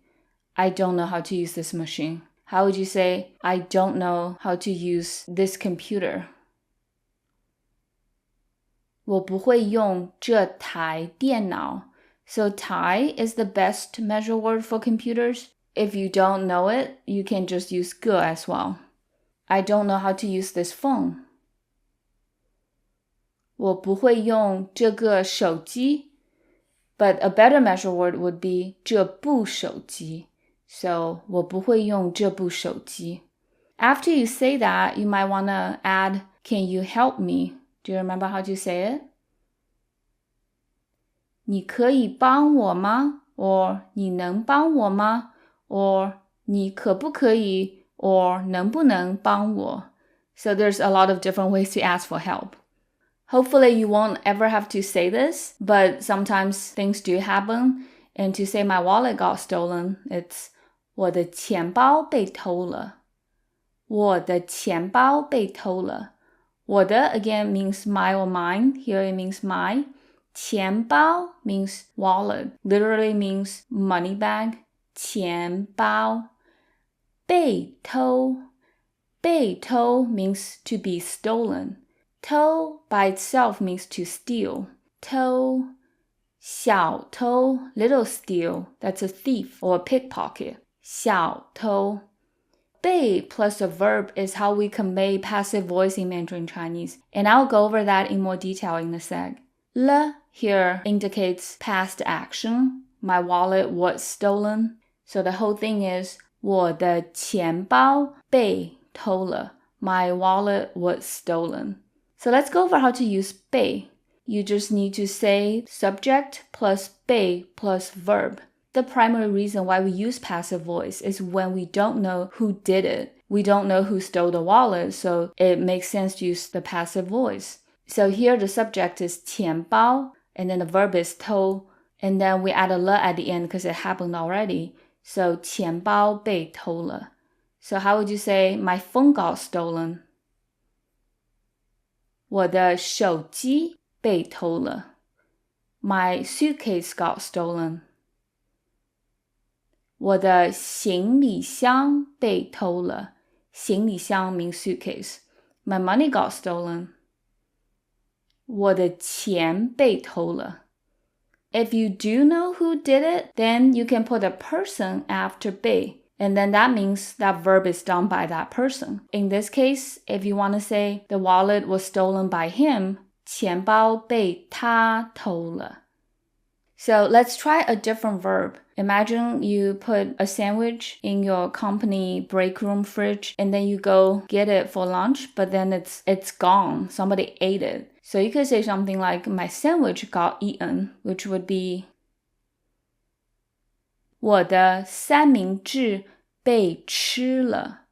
So 三明治 is sandwich, 吃 is to eat. If you got a tip on who ate it, you could say 我的三明治被 so-and-so 吃了. Here's a question for you. 你的钱包被偷过吗？你的钱包被偷过吗？ So instead of 了, I'm using 过 here. Remember the difference between 了 and 过? 了 is talking about a very specific instance in the past, versus 过 just means it has ever been done before, it has ever happened. So in this case, I'm saying, has your wallet ever got stolen? Have you ever had the misfortune of having your wallet stolen? If you have, unfortunately, you would say 偷过 or 被偷过, or you could just say 对, correct. And if luckily you've never gotten your wallet stolen, 没有. Sometimes you don't have something on you, you need to borrow something, and this is a very useful phrase to know. 我可以借你的手机用一下吗？我可以借你的手机用一下吗？ So 我可以, I can, I may. 借 means both to borrow and to lend. And I'll go over how to tell which one we're using 借 for in a sec. 你的手机 means your phone, specifically your cell phone. 用一下. So we've seen 用 before. 用 means to use. 一下 means once. So 用一下. And then 吗 at the end for yes or no. So 我可以借你的手机用一下吗? So instead of 可以, we could also use 能. 我能借你的手机用一下吗? And also instead of having a 吗 at the end, you could say 可不可以 or 能不能. You also don't have to say 用一下. You could just say, can I borrow your phone? How would you say, can I borrow your computer? 我可以借你的电脑吗? Okay, so let's go over the word 借. So to borrow something, it's just 借 something, which we've seen in our example sentence. 借你的手机, borrow your phone. But if there's a person after 借, that means to lend that person the thing. And you can also put a 给 after 借. So you could say 借 person something or 借给 person something. So the example here is 他借给我他的车了. So he lent me his car. Because there's a 我 and also 给 after 借. So here 借 doesn't mean to borrow, it means to lend, to let somebody else borrow. And you could also put 给 person after the something. So 借 something 给 person. That means to lend that person something too. The example is 他没有借钱给他. He didn't lend him the money. So 借钱给他 means to lend him the money. And you could also say 借给他钱 or just 借他钱. So basically, if you see a person somewhere after 借, then 借 means to lend. But if it's just 借 something, that means to borrow. So how would you say, I don't like to lend money to my friends? 我不喜欢借给朋友钱. Or you could say, 我不喜欢借钱给朋友. How would you say, I don't like to borrow money? 我不喜欢借钱. So hopefully that's clear. If somebody asks to borrow something from you, if you are willing to lend it to them, you could say, 当然可以, of course. Or you can give a reason, 对不起, sorry, 我没有手机, I don't have my phone. Let's look at our next sentence. Sometimes when you really need help, then you might ask somebody to call the police. 给警察打电话. 给警察打电话. So 给 means to give or to somebody, for somebody. 警察 means police. 警察局 means the police station. 打电话 literally means to hit the phone, but that means to call somebody. So in Chinese, when you want to say to call somebody, it's a little more complicated than in English. But there are 3 ways to do it. You could say 给 someone 打电话. To somebody, make a phone call, which is how we said it here. 给警察打电话. Or you could say 打电话给 somebody. In this case, we would say 打电话给警察. Or you could say 打 somebody 的电话. To hit somebody's phone, that means to call that person up. We don't typically say 打警察的电话. But when it's a friend, when it's a specific individual, that's completely okay. How would you say to call my friend? So there are 3 ways to do that. 给朋友打电话 or 打电话给朋友 or 打朋友的电话. How would you say, I need to call the police? 我要 could mean to want, but it could also mean to need. So 我要给警察打电话. Okay, so we've gone over a lot of stuff today. Let's review together. How would you say my computer broke? 我的电脑坏了. 坏了 means broke. Next one, can you help me? So there's a number of ways to say that. You could say, 你可以帮我吗? Or 你能帮我吗? Or 你可不可以? Or 能不能帮我? Or you could even say, 帮帮我. 你可以帮帮我吗? 帮帮 just makes it sound more casual. Next one, can you give me a ride to the hospital? 你能不能送我去医院? So 送 is the key word here. That means to give somebody a ride. 去医院 to go to the hospital. So instead of 能不能, you could also say 可不可以, or you could just use 能 or 可以 and then put a 吗 at the end. 你能送我去医院吗? Next one, I don't know how to use this machine. 我不会用这个机器. So 我不会, I'm incapable of 用 to use 这个机器 this machine. Next one, my wallet got stolen.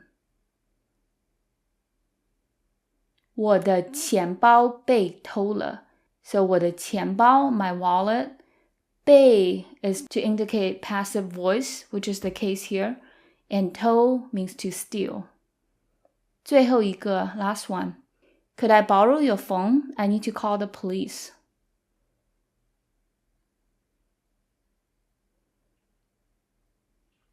我可以借你的手机用一下吗? 我要给警察打电话. So 借 here is to borrow. 用一下 means to use once, which you can omit here. You could just say 我可以借你的手机吗? And then to call the police is 给警察打电话 or you could say 打电话给警察 Okay, so we have 8 practice questions. Let's get started. 1. 你常常帮你的朋友吗？你常常帮你的朋友吗？ I'm asking if you often help your friend or friends. 常常 means often, 帮 means to help. If you do, you could say 常常 or 常常帮. If you rarely help your friends, 很少 or if you sometimes do, 有时候。2. 你会修车吗？你会修车吗？修车 means to fix a car. So I'm asking, can you fix a car? If you can, 会. If you cannot, 不会。3. 你开车上班吗？你开车上班吗？开车 means to drive a car. 上班 means to go to work. So I'm asking if you drive to work. If you do, you could say 开车. If you don't, 不开车。Next one. 你会修电脑吗？你会修电脑吗？ I'm asking you if you can fix computers. 修电脑。If you can, 会。If not, 不会。5. 你经常给谁打电话？你经常给谁打电话？经常 is another way to say 常常, often. 给谁打电话 call whom. So I'm asking who do you often call? So if you often call your friend, 我经常给朋友打电话 or just 朋友. If you often call your parents, 爸爸妈妈. You could also ask this question in a different way. 你经常打电话给谁？ 6. 你借钱给朋友吗？你借钱给朋友吗？ So 借钱 could mean either to borrow money or to lend money. But since it has 给朋友 after, that means to lend money to friends. They often say don't lend money to your friends. But if you do, you could say 借. If you don't, you could say 不借。7. 你的手机被偷过吗？你的手机被偷过吗？ So 手机 means cell phone. 被 passive voice here. 偷 is to steal. 过 means to have ever happened. So has your phone ever got stolen? So if it has, 被偷过. If it hasn't, 没有 or 没有被偷过。最后一个 last one. 你送过谁去机场？你送过谁去机场？ So 送 somebody 去机场 means to give somebody a ride to the airport. 谁 here means who. And then we have 过 to indicate something has ever happened. So who have you ever given a ride to the airport? And if you've given your friends a ride, 朋友 or your family members, 家人 or if you've never taken anybody to the airport, 我没有送过人去机场 I have not taken people to the airport. Okay, I hope you found this lesson useful. 谢谢你 Thank you so much for being here. 再见 I'll see you in our next lesson. 大家好 Hello everybody. Welcome to another lesson of Beginner Conversational Chinese.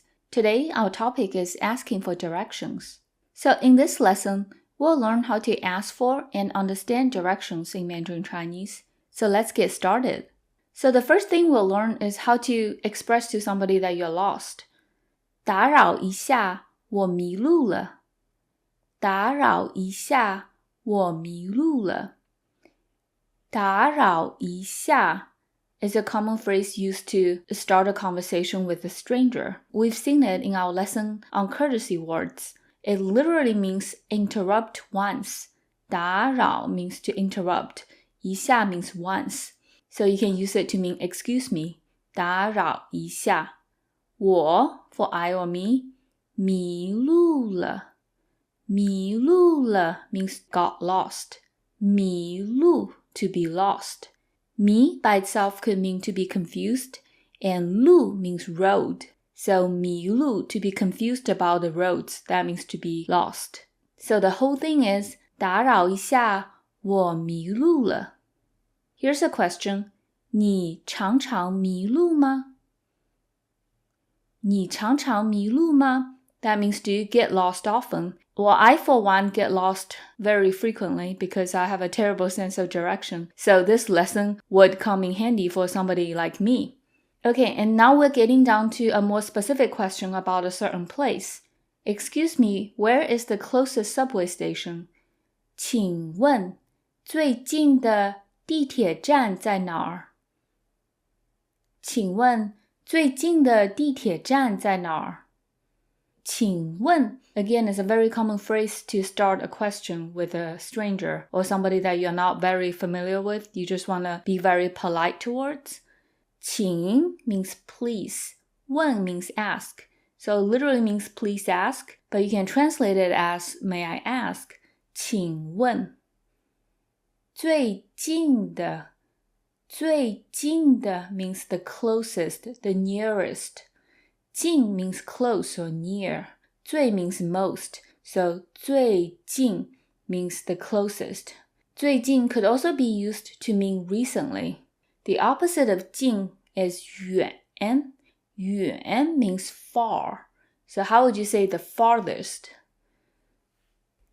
So that would be 最远的. For example, the farthest movie theater. 最远的电影院. 电影院 means movie theater. 地铁站 means subway station. 地铁站.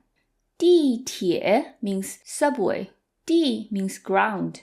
铁 is the metal iron. So the ground iron is the subway. 站 means a station. So 地铁站 is subway station. 火车站. 火车 means train. Literally fire car.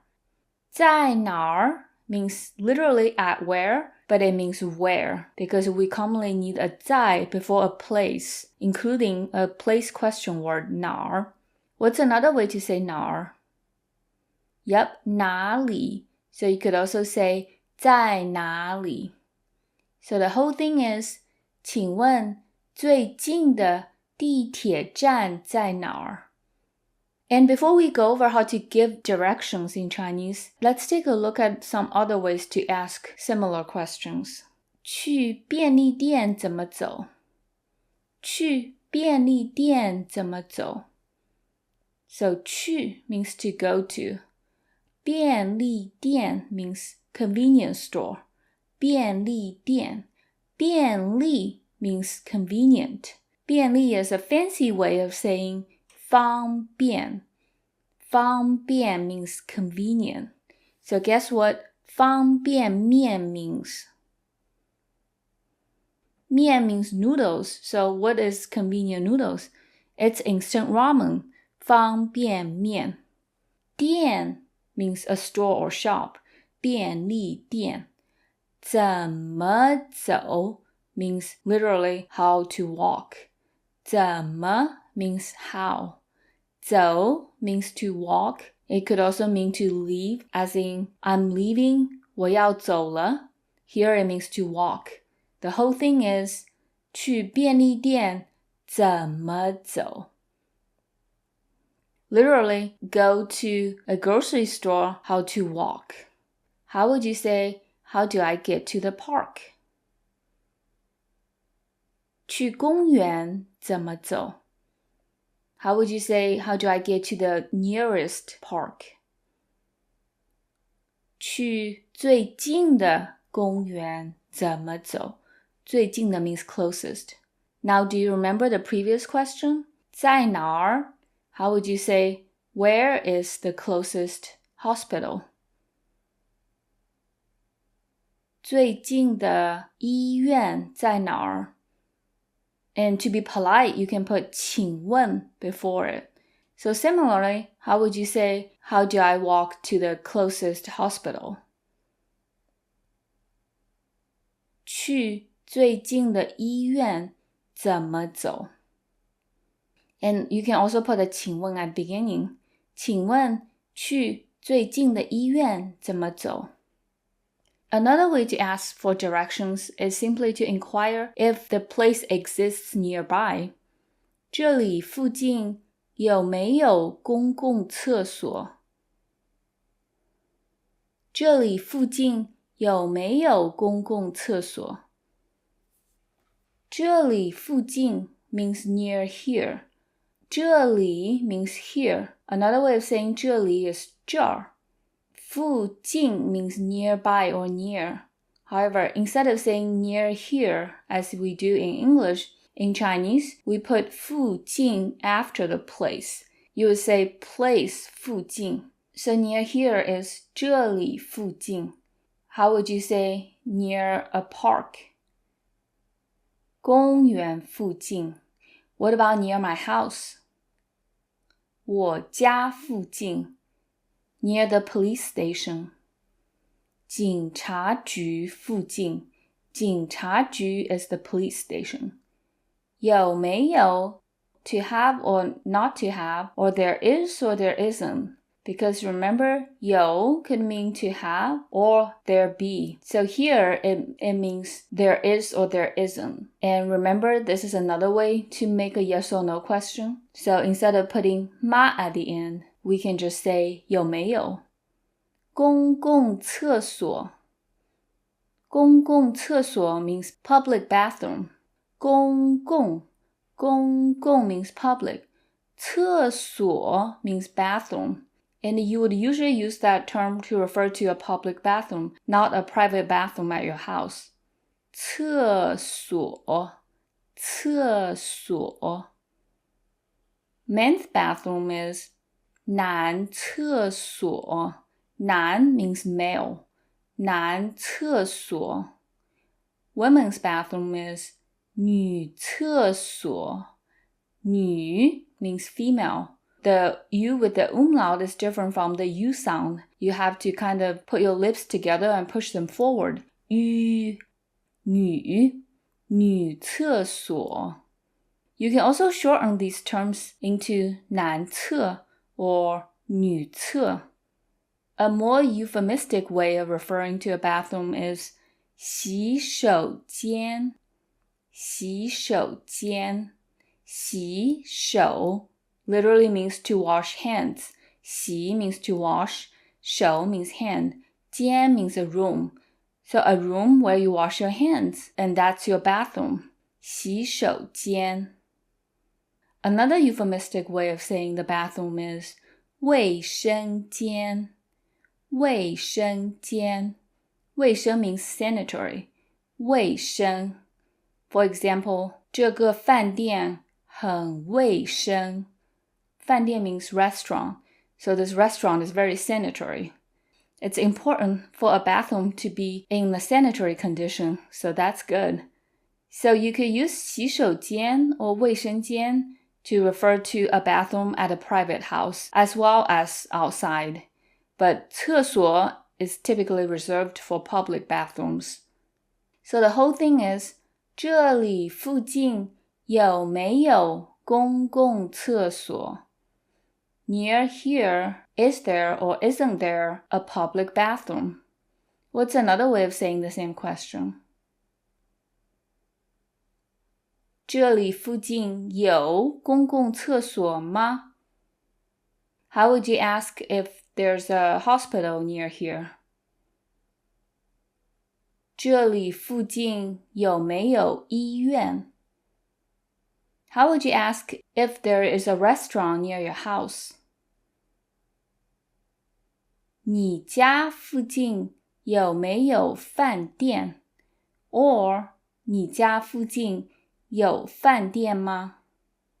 So to answer this question, people would probably tell you 有 or 没有 if there isn't a public bathroom nearby.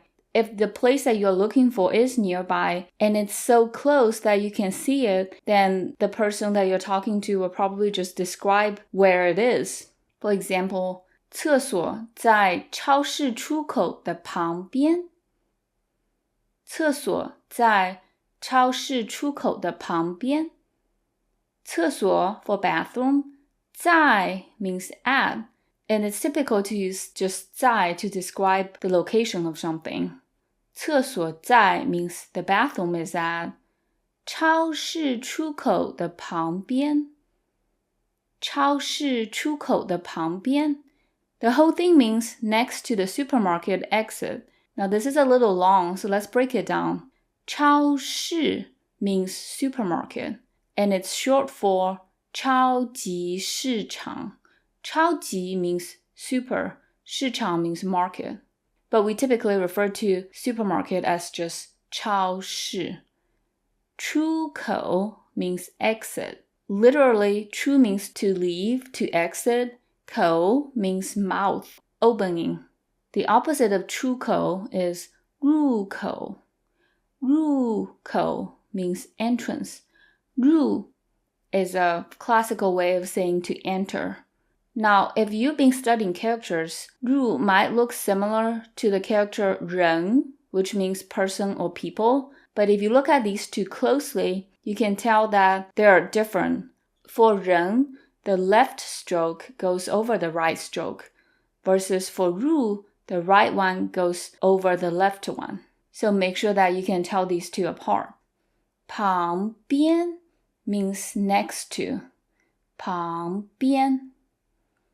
So now we have to talk about how to use prepositions in Chinese. And they're technically not even prepositions, because the word preposition means you have to put it before the noun. It's preposition. But in Chinese, it goes after, so it's technically a postposition. But just to make it easier to understand, I'm going to refer to words like next to, above, in front of, behind as location phrase. So the way we use it is A 在 B 的 location phrase. And that means A is to that specific location phrase of B. So in this example, A is 厕所, B is 超市出口, supermarket exit, and then location phrase is 旁边. So it's 厕所在超市出口的旁边. There's another way of describing it, which would involve the word 有. A 的 location phrase 有 B. So you can think of it as to the location phrase of A, there is B. So let's convert this sentence into the second format. But in order to convert this sentence, we have to swap the A and B. Because when you say to the location phrase of A, there's B, that means B is to the location phrase of A. Hopefully this isn't too confusing. So for this sentence, you would have to use 超市出口 as A and 厕所 as B. So it becomes 超市出口的旁边有厕所. So next to the supermarket exit, there is a bathroom. How would you say there's a park next to my house? So let's do the first structure, A 在 B 的 location phrase. The park is next to my house. So park is A, my house is B. 公园在我家的旁边. But if I want to say next to my house, there's a park. You would use the second structure and it becomes 我家的旁边有公园. So hopefully this isn't super confusing. We'll learn more location phrases and then we'll practice with them. So here's a list of common Chinese location phrases. 隔壁 means next door. 隔壁. 隔壁 is very similar to 旁边, next to. The only difference is 隔壁 implies there's a wall separating the two places, versus 旁边 could just be side by side. And then we have 对面. 对面 means across from. 面 by itself means side. 对 means across. So it literally means across side, but that's how you say across from. 前面. 前 means front. So literally front side, but it means in front of. 前面.后面后面 means back or behind. 左面 literally left side, but we can use it to mean to the left of. 左面右面 means right, to the right side of.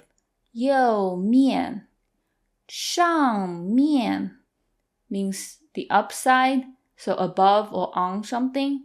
上面下面 means the underside, so beneath or below.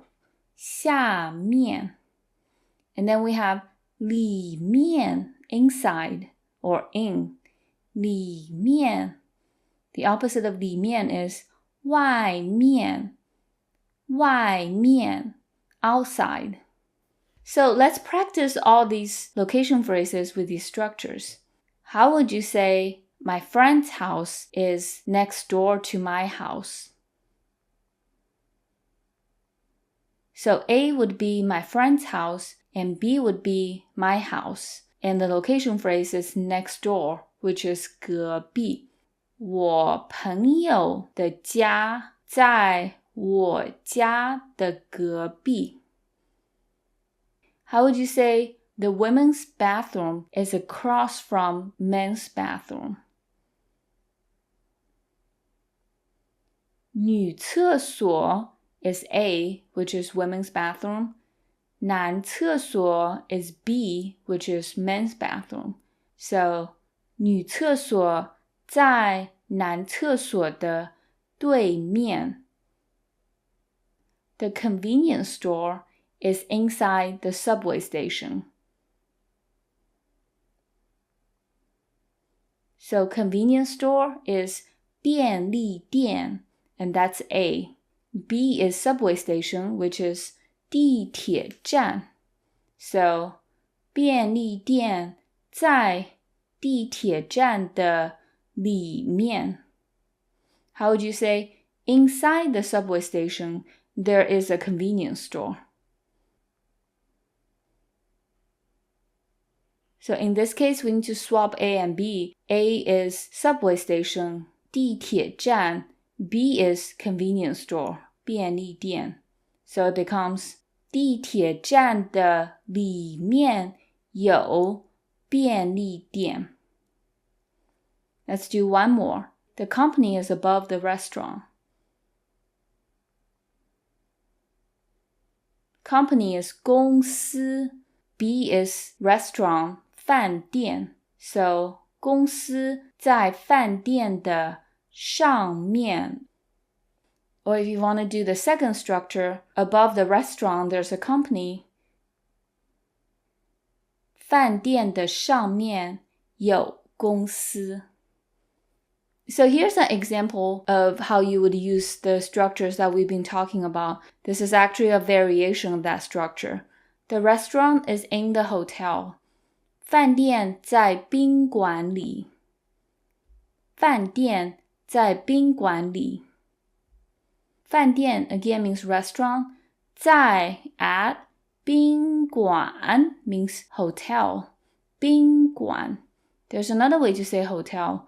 酒店。酒店 technically means alcohol shop. 酒 means alcohol, but we often use it to refer to a hotel. 里is short for 里面. And for certain location phrases, we can drop the 面 and the de before it, which is the case here. 饭店在宾馆里 instead of 饭店在宾馆的里面. Let's look at another example. He is outside of the door. 他在门外.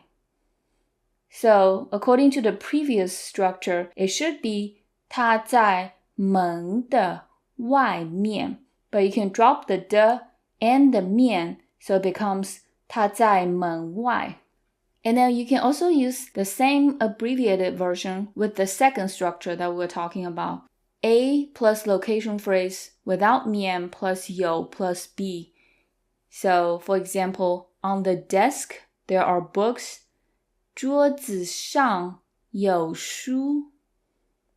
桌子 means desk. 书 is book, instead of saying 桌子的上面有书. For this one, if we're using the second structure, how would you say inside the hotel there's a restaurant? 宾馆里有饭店 or 宾馆的里面有饭店. So here's another location phrase.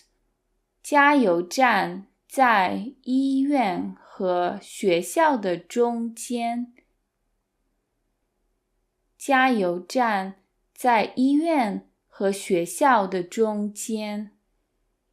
加油站在 means the gas station is at. 加油站 means gas station. 加油站，加油 literally means to add oil, and you can use it to filling up your car, but you can also use it as a cheering phrase. When you go see a match in China, you'll hear a ton of people shouting 加油加油, and that's a very, very common cheering phrase. 医院 means hospital. 和学校 and school. 和 means and. 学校 means school. 的中间 so 的 means apostrophe s. 中间 means middle. Remember 中国 for China? So 中 means middle. 中间 is a complete way of saying middle. So the whole thing is 加油站在医院和学校的中间。And the structure is A 在 B 和 C 的中间。And in this case, A is 加油站 gas station, B is 医院, C is 学校. So how would you say, my house is between a park and a supermarket? 我家在公园和超市的中间。Okay, so now let's go over how to talk about directions. So this is just an introduction into giving simple directions. And for an intermediate course, we'll go into more details about complicated directions. If you want to say, first keep going straight, 先一直往前走。先一直往前走。先 means first, but it's only first to describe order of actions. For example, step 1 is to do this. We cannot use 先 to modify nouns. For example, the first person to arrive, that's not 先. That's 第一, but we'll save it for another lesson. 一直 means continuously. 直 means straight. 往前走. 往前走 means walk forward. So in English, you can just say the verb and the direction. For example, go forward, go back, go left, go right. But in Chinese, you need the word 往. 往 by itself means towards. So towards a location phrase plus verb is how you say to do that verb in a certain direction. So 往前走, literally towards front walk. And another example is 往左看, towards left look. So look to the left. How would you say look up? 往上看. 上面 is upside. You could also say 往上面看. How would you say look down? 往下看. So the whole thing is 先一直往前走. First, continuously walk forward, which is first keep going straight. Then take a right at Beijing Road.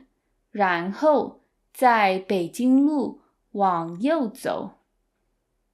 然后在北京路往右走。然后 means then afterwards. 然后 后 is the same 后 as in 后面 back. 在北京路 means at Beijing Road. We've already seen 路 before. 路 means road. And then the word for intersection is 路口, which is the mouth of a road. 路口.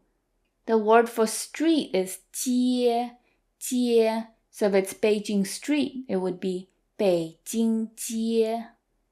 Another useful term to know when you're giving directions is traffic lights. 红绿灯, 红绿灯. 红 means red, 绿 means green, 灯 means lights, so literally red, green lights, but that means traffic lights. 往右走, literally towards right walk, but that's how you can say to turn right or to walk right. You could technically also use the verb 转. 转 also means to turn. 往右转. So the whole thing is 然后在北京路往右走. Now how would you say afterwards at the intersection walk to the left or turn left? 然后在路口往左走 or 往左转。走5分钟就到了。走5分钟就到了。走5分钟 means walk for 5 minutes. 走 means to walk. 5分钟 means 5 minutes. So number plus 分钟 means that number of minutes. So how would you say 10 minutes? 10分钟. Similarly, to say X number of hours, 小时. So how would you say an hour? 1小时, 2 hours. 2小时, half an hour. 半小时. 就到了 means then you arrive. 就到了. 就到了. 就 is really hard to translate into English because there isn't an equivalent in English and also has many different meanings. In general, it's used for emphasis, and here it's used to emphasize the immediacy of the event, as in when you walk 5 minutes, you will immediately arrive. 到 means to arrive. 走5分钟就到了. Sometimes the directions are so complicated, and the person might just take you there if they have the time. That would be the best case scenario. 我带你去吧。我带你去吧。我带你 means I take you. 带 means to take or to bring. You can put a person or a thing after. For example, 我带了我的朋友. I brought my friends. 我带了书. I brought a book. 去 means to go. 吧 is placed at the end of a statement to indicate a suggestion. So the whole thing is 我带你去吧。我带你去吧。So we've gone over a lot today, and let's review. How would you say, excuse me, I'm lost? 打扰一下，我迷路了。打扰一下 means excuse me. 迷路 means to be lost. What are the 3 ways to ask for directions to the closest restaurant?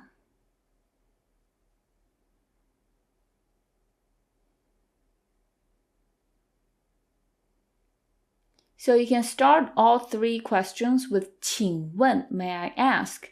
One way is 请问最近的饭店在哪儿? So the closest restaurant is where? You could also say 去最近的饭店怎么走?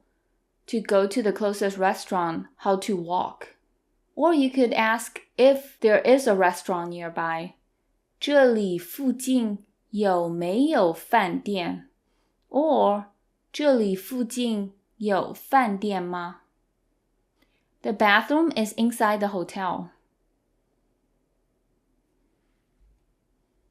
厕所在宾馆的里面. So if you're using the structure A 在 B 的 plus location phrase, then A here is 厕所 bathroom, B is 宾馆 for hotel, or you could use the word 酒店. A shortened way to say that, 厕所在宾馆里. Alternatively, if you wanted to say inside the hotel there's a bathroom, 宾馆的里面有厕所. Or 宾馆里有厕所。Next one, first keep going straight, then take a left at the intersection.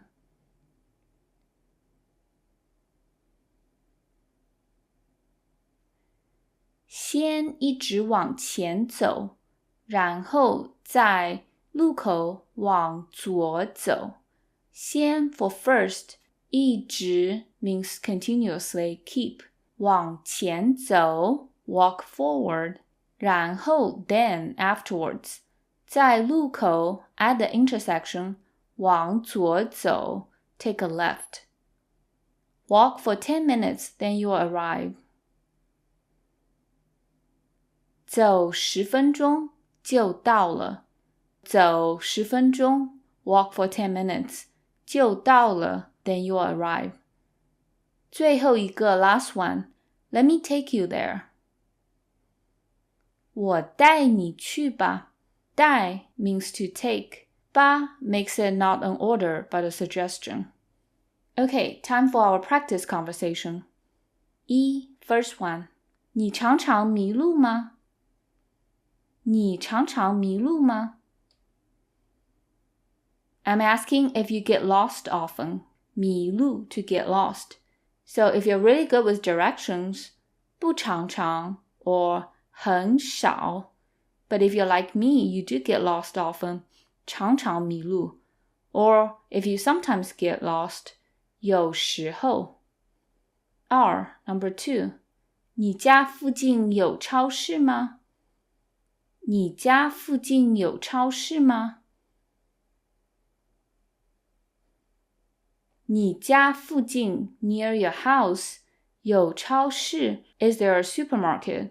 So if there is a supermarket, 有 If there isn't, 没有。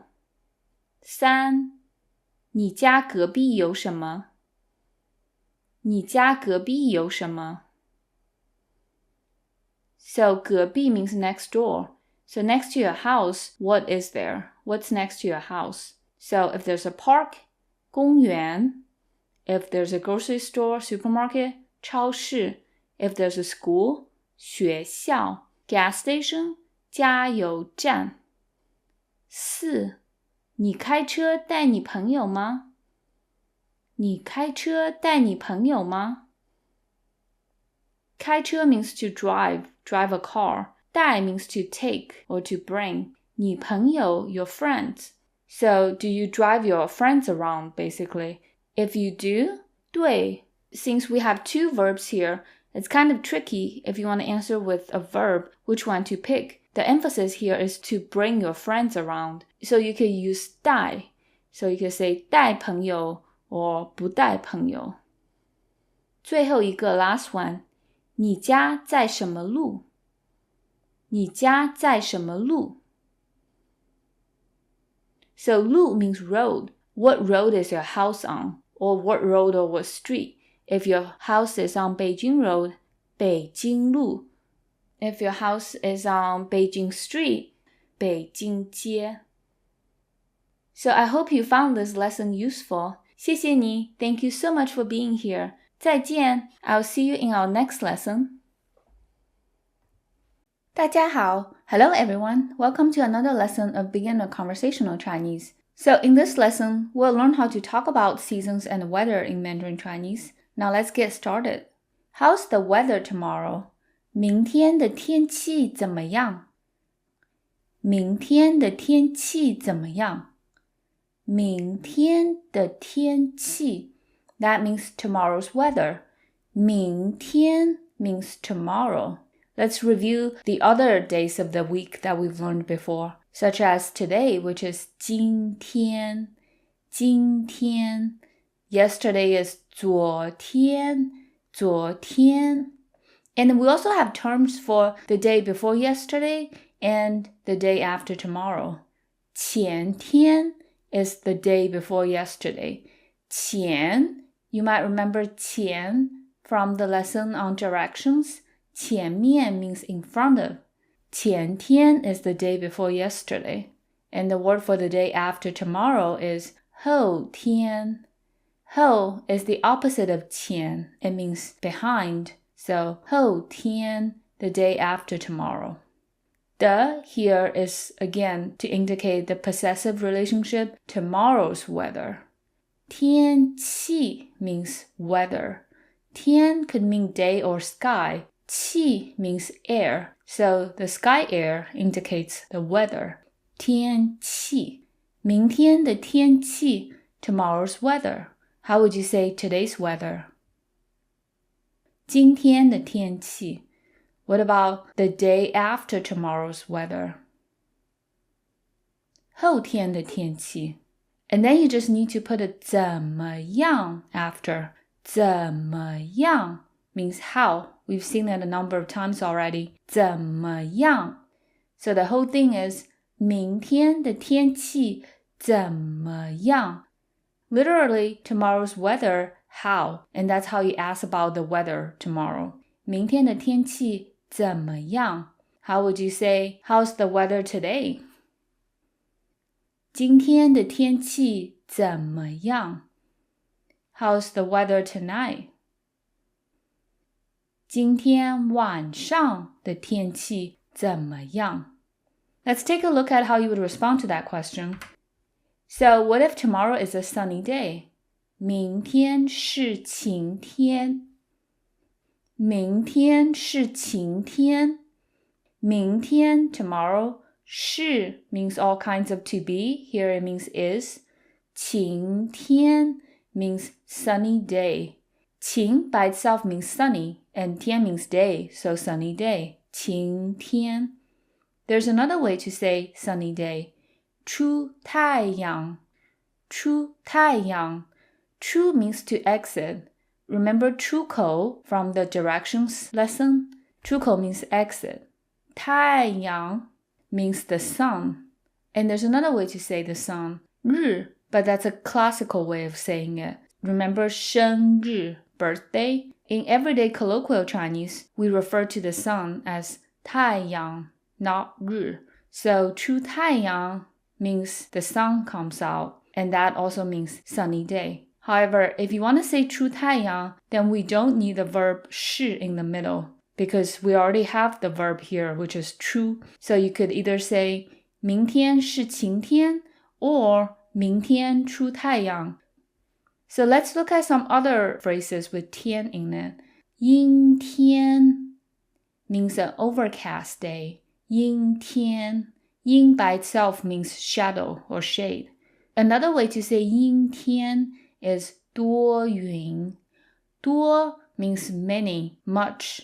Remember? 很多, a lot of. 云 means cloud, so it means many clouds. 多云. And then if you want to say tomorrow is overcast, you could either say 明天是阴天 or 明天多云. With 多云, you don't really need a 是 in the middle. Since it's an adjective, adjectives can follow subjects directly in Mandarin Chinese. Another weather phrase with 天 in it is 雨天. 雨 means rain. So a rainy day, 雨天. How would you say today is a rainy day? 今天是雨天. Let's take a look at some other weather phenomena. There's another phrase to express to rain in addition to 是雨天. It's a rainy day. You could just say 下雨. 下雨. So 下 means for something to fall down. 下 could also mean the direction down, beneath. 雨, as we mentioned before, 雨 means rain. 下雨 means to rain. You can describe the rain. For example, 下小雨. 小雨, little rain. So that means light rain. And then we can have medium rain. 中雨, since 中 means middle. So 下中雨 means to have a medium amount of rain.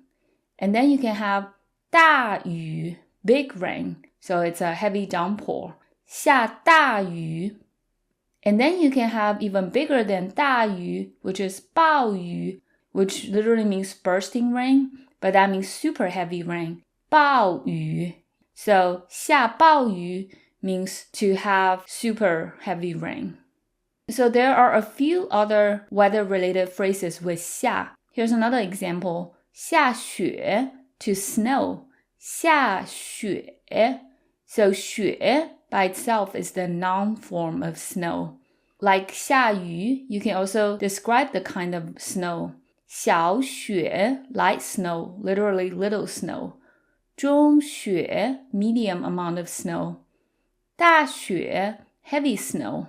And then we have a blizzard, which is 暴风雪. 暴, as we've seen in 暴雨 before, 暴 means bursting, 风 means wind, 雪 means snow. So bursting wind snow is a blizzard. 暴风雪. How would you say, tomorrow there's going to be heavy rain? 明天下大雨. Don't forget the verb 下 here. How would you say, yesterday there was a little bit of snow, light snow? 昨天下了小雪. So let's take a look at some more weather phenomena. 刮风. 刮风 literally means to blow wind. 风 means wind. 刮 means to blow here. And just like 下雨 and 下雪, you can modify 风. For example, 小风, little wind, which is light wind. 大风, big wind. We don't really have medium wind. It's not typically part of somebody's vocabulary. So I guess if it's medium windy, you can just say 刮风. If it's a hurricane, 飓风. 飓风. If it's a tornado, 龙卷风. 龙卷风 has an interesting literal meaning. 龙 is the mythological animal dragon. 卷 means to roll. 风 again means wind.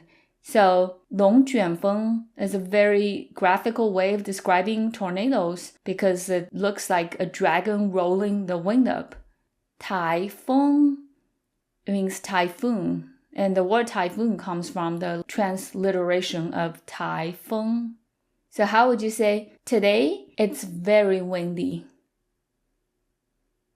今天刮大风. Don't forget the verb 刮 here. The next one is thunderstorm. 下雷阵雨. So 雷阵雨 is a type of rain. 雷 by itself means thunder, which you will see in the phrase 打雷, literally to hit thunder. 打雷. With a thunderstorm, we typically see lightning as well. 闪电. 闪电 literally means flash electricity. 电 means electric or electricity. 闪电. With a thunderstorm, sometimes you see hail, and that's 下冰雹. 下冰雹. 冰雹 by itself means the noun form of hail. 下冰雹. And then something else that could come down from the sky is fog. 下雾, to be foggy. 雾 by itself is the noun form of fog. So how would you say, this morning it was foggy? So this morning is today morning. 今天早上下雾了. How would you say, I like thunderstorms? 我喜欢雷阵雨. Since we don't need the verb form, you don't need to include 下. Okay, so before you head out for the day, you might need to check the temperature to decide if you need a jacket or not. 气温几度? 气温几度?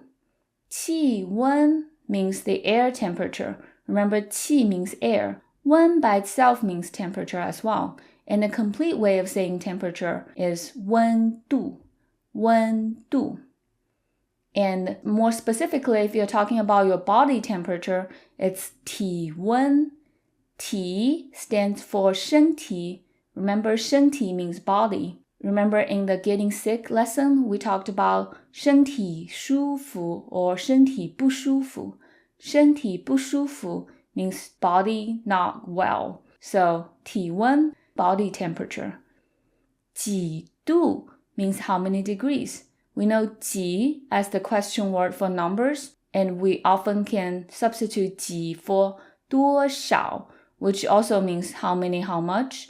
So instead of 几度, you could also say 多少度 and 度 means degrees. So 气温几度 what's the air temperature? How would you say what's the temperature the day after tomorrow? The day after tomorrow is 后天, so it would be 后天气温几度? So to answer this question, you can simply just throw out a number. So if it's 55 degrees, 55度. If it's 30 degrees, 30度. In order to specify, if you're talking about the degrees in Celsius or Fahrenheit, you can simply specify it by putting it before the word 度. So the word for Celsius is 摄氏. So it would be blank 摄氏度. For example, 25 degrees Celsius would be 25摄氏度. And then the word for Fahrenheit is 华氏. So it would be number plus 华氏 plus 度. So 80 degrees Fahrenheit would be 80华氏度. To describe a temperature that's below zero, we need the phrase 零下. 零 by itself means the number 0. We know 下 means beneath. 零下 plus number plus 度. So for example, -7 degrees, you would say 零下7度. How would you say -15 degrees? 零下15度. How would you say -20 degrees Fahrenheit? 零下20华氏度. Now, if you want to give a range of temperatures, it's pretty easy. You just need the word 到. We learned 到 from the directions lesson. 到 means to arrive. You can also use it to indicate a range. So number plus 到 plus another number plus 度, that's how you express a range of degrees. For example, 51 to 73 degrees. 51到73度. Now, obviously, you can say 度 twice. 51度到73度. But that just sounds a little redundant. Now, sometimes you don't need a very accurate number. You just need an approximation. Then you can use the word 左右. Now, we've learned what 左 and 右mean separately. 左 means left. 右 means right. But together, they could mean around. However, unlike in English where you say around a number, in Chinese, you have to say your number first and then 左右. So for example, around 60 degrees, 60度左右. How would you say around 45 degrees? 45度左右. Now, you can also use 左右 in other contexts. For example, if you want to talk about somebody's age, this person is around 20, you could say 20岁左右. How would you say around 50 years old? 50岁左右. Okay, I'm going to ask you a question. I want you to answer truthfully. 今天气温几度?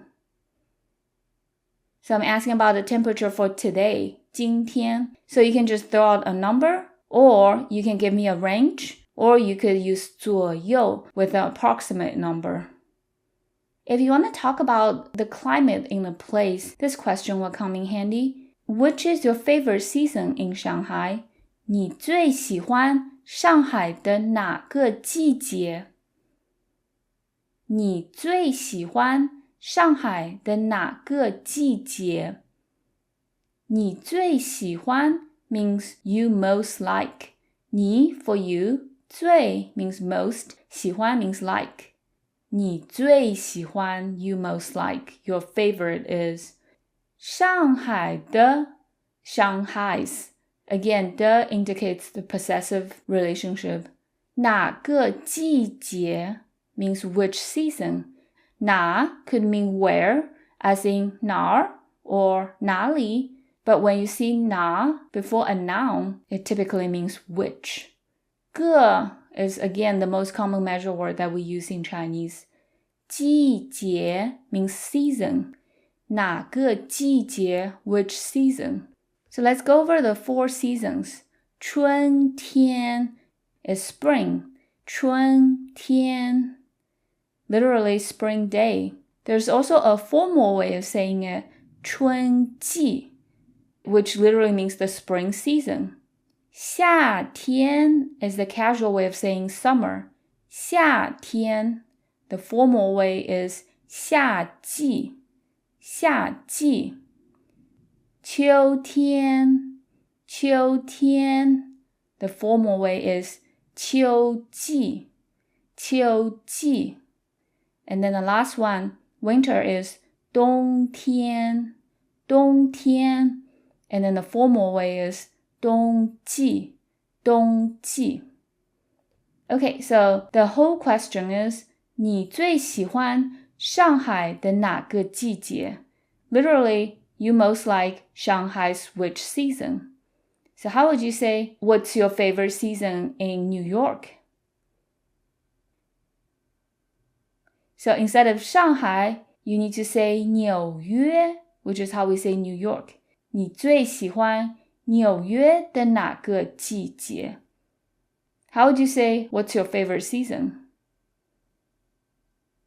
So we just need to drop the place in the middle. 你最喜欢哪个季节? And to answer this question, you simply just answer with the season. So if your favorite is fall, you would say 秋天, or 我最喜欢秋天, or 秋季. Why don't you like summer in Texas? So if you know anything about Texas, that's a question that doesn't need an answer. 为什么你不喜欢德州的夏天? 为什么你不喜欢德州的夏天?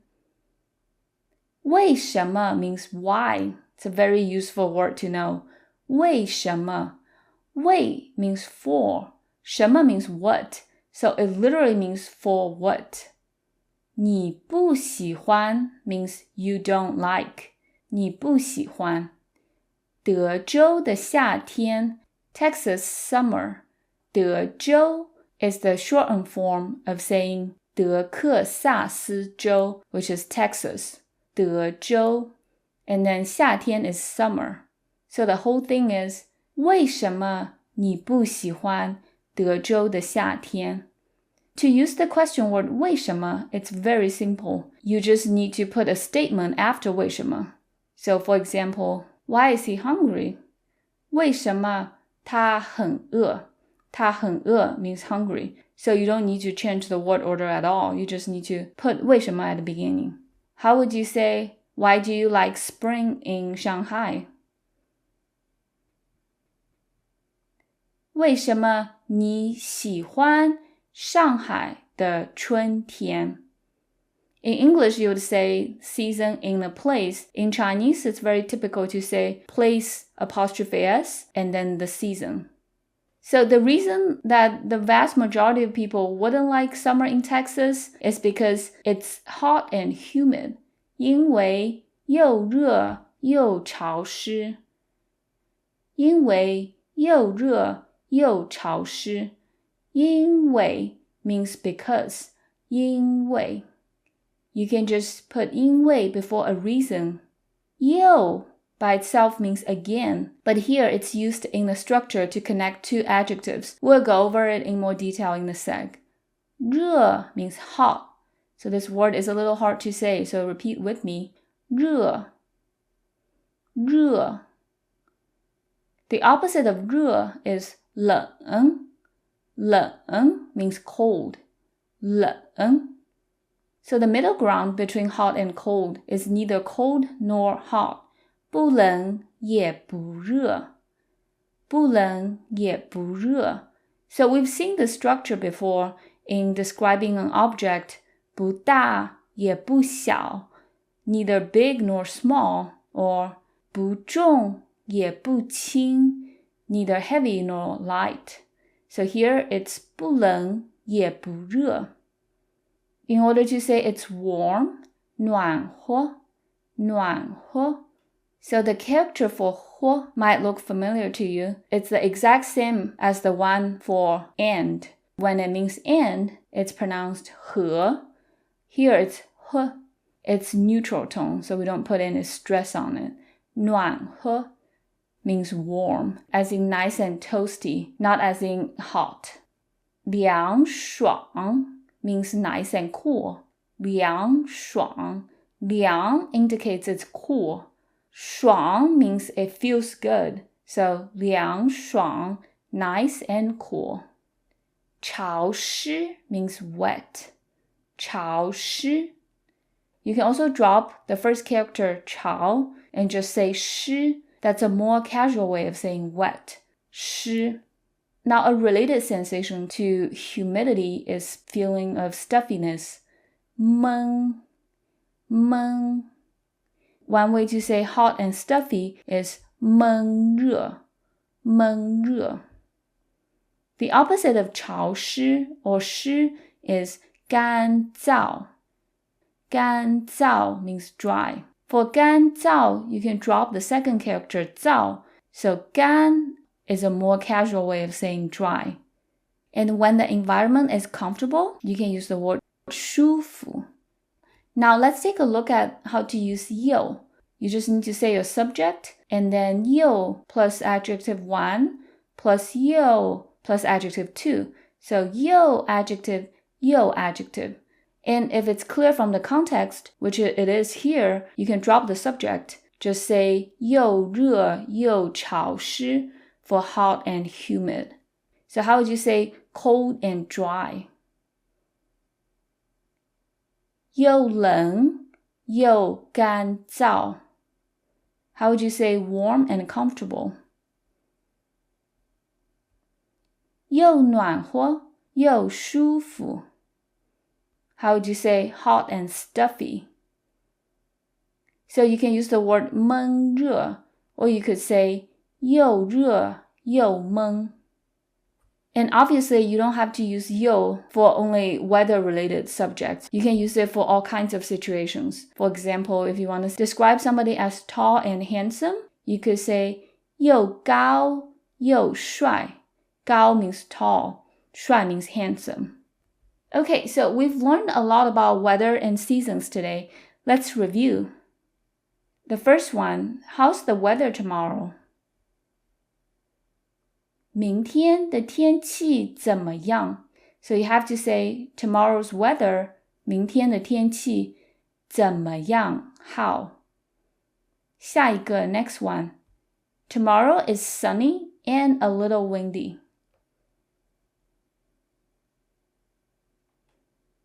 明天是晴天，刮小风。So 是晴天 is a sunny day. 刮小风 blow small wind. So you might wonder if we can use the yo-yo structure here. It doesn't really work that great here because in Chinese, we're not saying tomorrow is sunny. We're saying tomorrow is a sunny day. So it's not really an adjective. So it doesn't really work here. 3, number 3. What's the temperature today? And how would you answer that?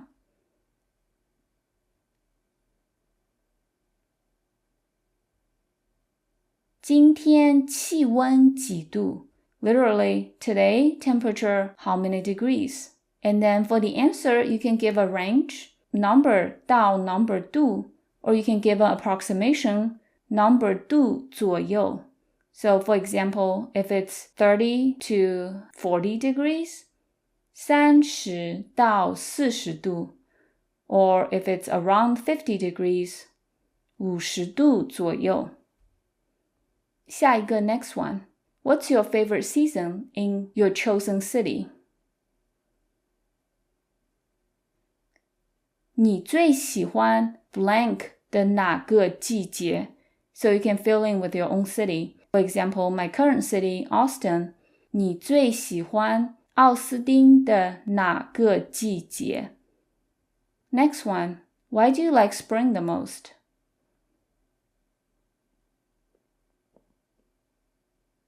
为什么你最喜欢春天? So, 为什么 why? 你最喜欢春天 You like spring the most. And here I want to add something. So, I already said 为什么 can go at the very beginning and then just make a statement after. but you can also move the subject to before 为什么, so it becomes 你为什么最喜欢春天? And that would also work. Last one, because it's warm and comfortable. 因为又暖和又舒服. So here, remember to use 又 blank, 又 blank. Okay, practice conversation time. Number 1. 今天的天气怎么样? 今天的天气怎么样?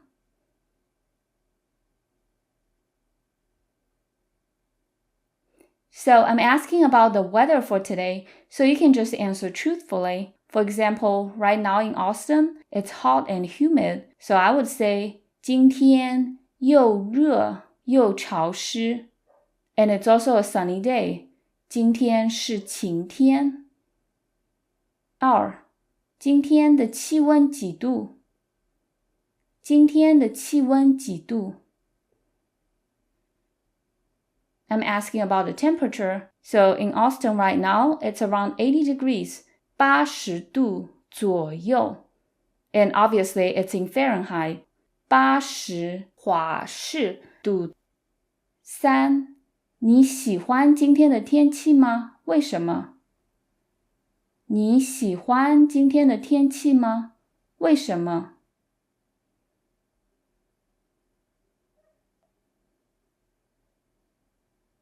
？So I'm asking if you like the weather today, 今天的天气, today's weather, and why. The first part, you can just say 喜欢 or 不喜欢, and then give us a reason, and the reason could just be a description of the weather. So for me, 不喜欢, 因为又热又潮湿. I don't like today's weather because it's hot and humid. 你最喜欢哪个季节？为什么？你最喜欢哪个季节？为什么？ So I'm just asking about your favorite season. 最喜欢 most like. So for me, it would be fall. So I would say 秋天，因为很凉爽 because it's very nice and cool. 最后一个 last one. 你最不喜欢哪个季节？为什么？你最不喜欢哪个季节？为什么？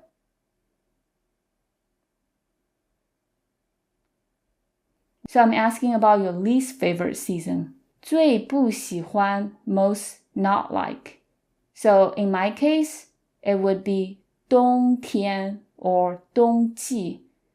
My least favorite is winter. 因为太冷了. 冷 means cold. 太 plus adjective plus 了 means two adjective. So 太冷了, too cold. Okay, I hope you found today's lesson useful. 谢谢你. Thank you so much for being here. 再见. I'll see you in our next lesson. 大家好. Hello everyone. Welcome to the last lesson of Beginner Conversational Chinese. To celebrate our last lesson, we're talking about vacation and holiday plans. Let's get started.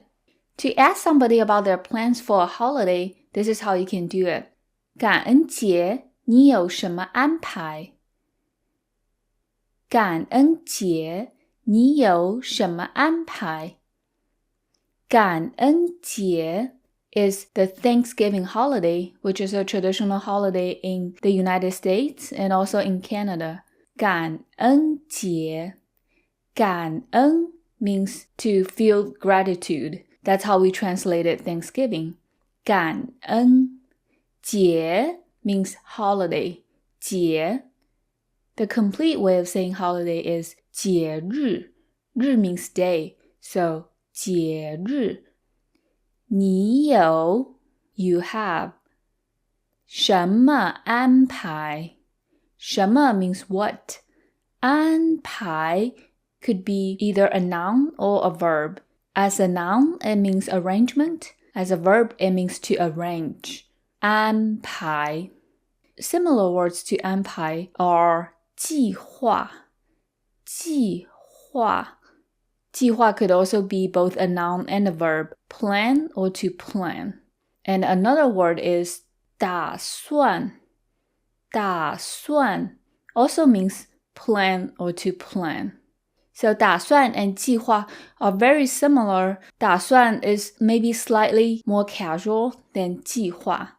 So the whole thing is 感恩节你有什么安排? So remember in Chinese, we have to put time before verb. Here the verb is 有 to have. So as long as the time 感恩节 goes before 有, it's fine. So you could put it after 你感恩节有什么安排? And then instead of 安排, you can use one of the other words, 计划 or 打算. So you could say 感恩节你有什么计划? Or 感恩节你有什么打算? Now, before we go over how you would answer this question, we're going to look at other ways of asking about people's plans for a holiday. 春节你打算做什么? 春节你打算做什么? So 春节 literally means the spring festival. Remember, 春 means spring. We went over it in the weather and seasons lesson. 节 means holiday. So 春节 is the spring festival, which is how we call the Lunar New Year in China. 春节. The spring festival is the single most important holiday in China. People celebrate it by going home to see their family, eating big feasts, giving and receiving red envelopes stuffed with money, and shooting fireworks. Traditionally, people would celebrate it for 14 days, and it's followed by the Lantern Festival. Nowadays, people typically get a week off. 你打算 you plan. We went over 打算 in our previous slide. 做什么 do what. 春节你打算做什么?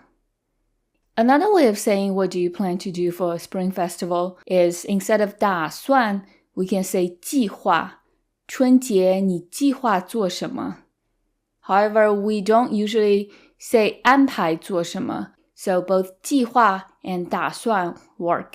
And 打算 is slightly more casual than 计划. And another way to ask a similar question would be 你要怎么庆祝新年? 你要怎么庆祝新年? 你要 you need to or you want to. Here it means you want to. You could also say 你想 for you want to or 你想要. 怎么 means how. 怎么庆祝新年 means to celebrate the New Year's. 庆祝 means to celebrate. 庆祝. A more casual way of saying to celebrate is 过. We know 过 from verb plus 过, and verb plus 过 means to have done something. So you could say 庆祝过 to have celebrated. But 过 could also be used as a verb. And as a verb, it means to spend or to celebrate. 过节 or 过节日 means to celebrate holidays. So instead of 庆祝新年, you could also say 过新年. When you use 过 to mean to celebrate, it's more casual than using 庆祝. An occasion that pretty much everybody celebrates is birthday, which is 生日. 生 means to be born, birth. 日 means day, so 生日 is birthday. 庆祝生日, celebrate birthday, and the casual way of saying that would be 过生日. And 新年 means new year. 新 means new. 年 means year. 庆祝新年, celebrate New Year's. 你要怎么庆祝新年?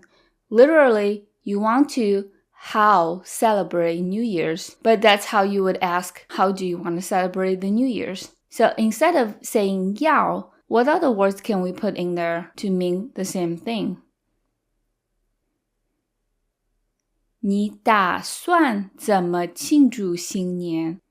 or 你计划怎么庆祝新年。However, just like we don't use 安排 with 做什么, we also don't use 安排 here because when you use 安排 as a verb, it means to arrange instead of to plan. So how would you say, how do you want to celebrate your birthday? 你要怎么庆祝生日 or 你要怎么过生日 Or instead of 要 you could say 你打算怎么庆祝生日 How would you say, how do you plan to celebrate the Spring Festival?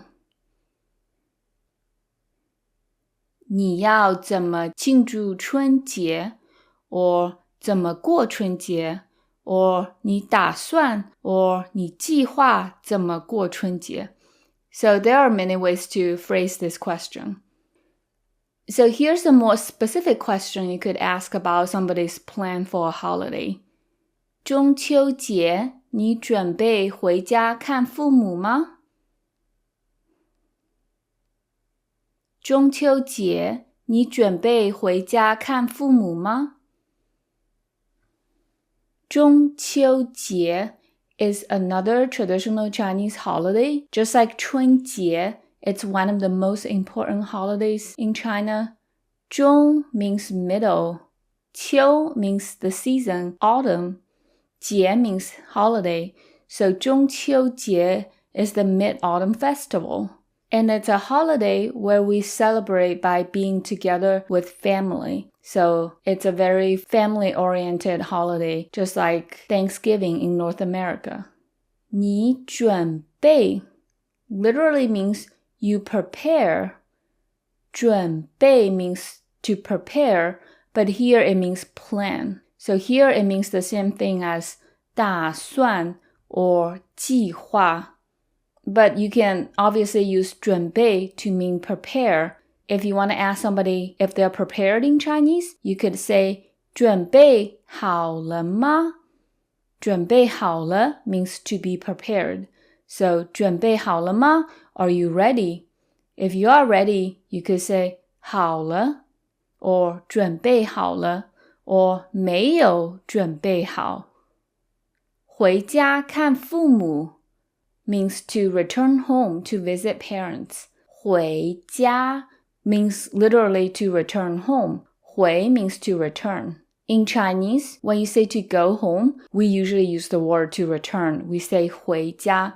And if you're going to somebody else's home, we can use the verb 去. So for example, to go to my friend's house, 去朋友家. But to go to your own house, we typically only use the verb 回家. 看 again means to see, to visit, to look at. Here it means to visit. 父母 means parents. So 回家看父母 means to return home to visit parents. And then the 嘛 at the end is used to indicate that this is a yes or no question. So the whole thing is 中秋节你准备回家看父母吗？ Again, you can put 中秋节, the time word, after 你, the subject, but it has to be before the verb here. Well, we actually have three verbs. We have 准备, 回家, and 看.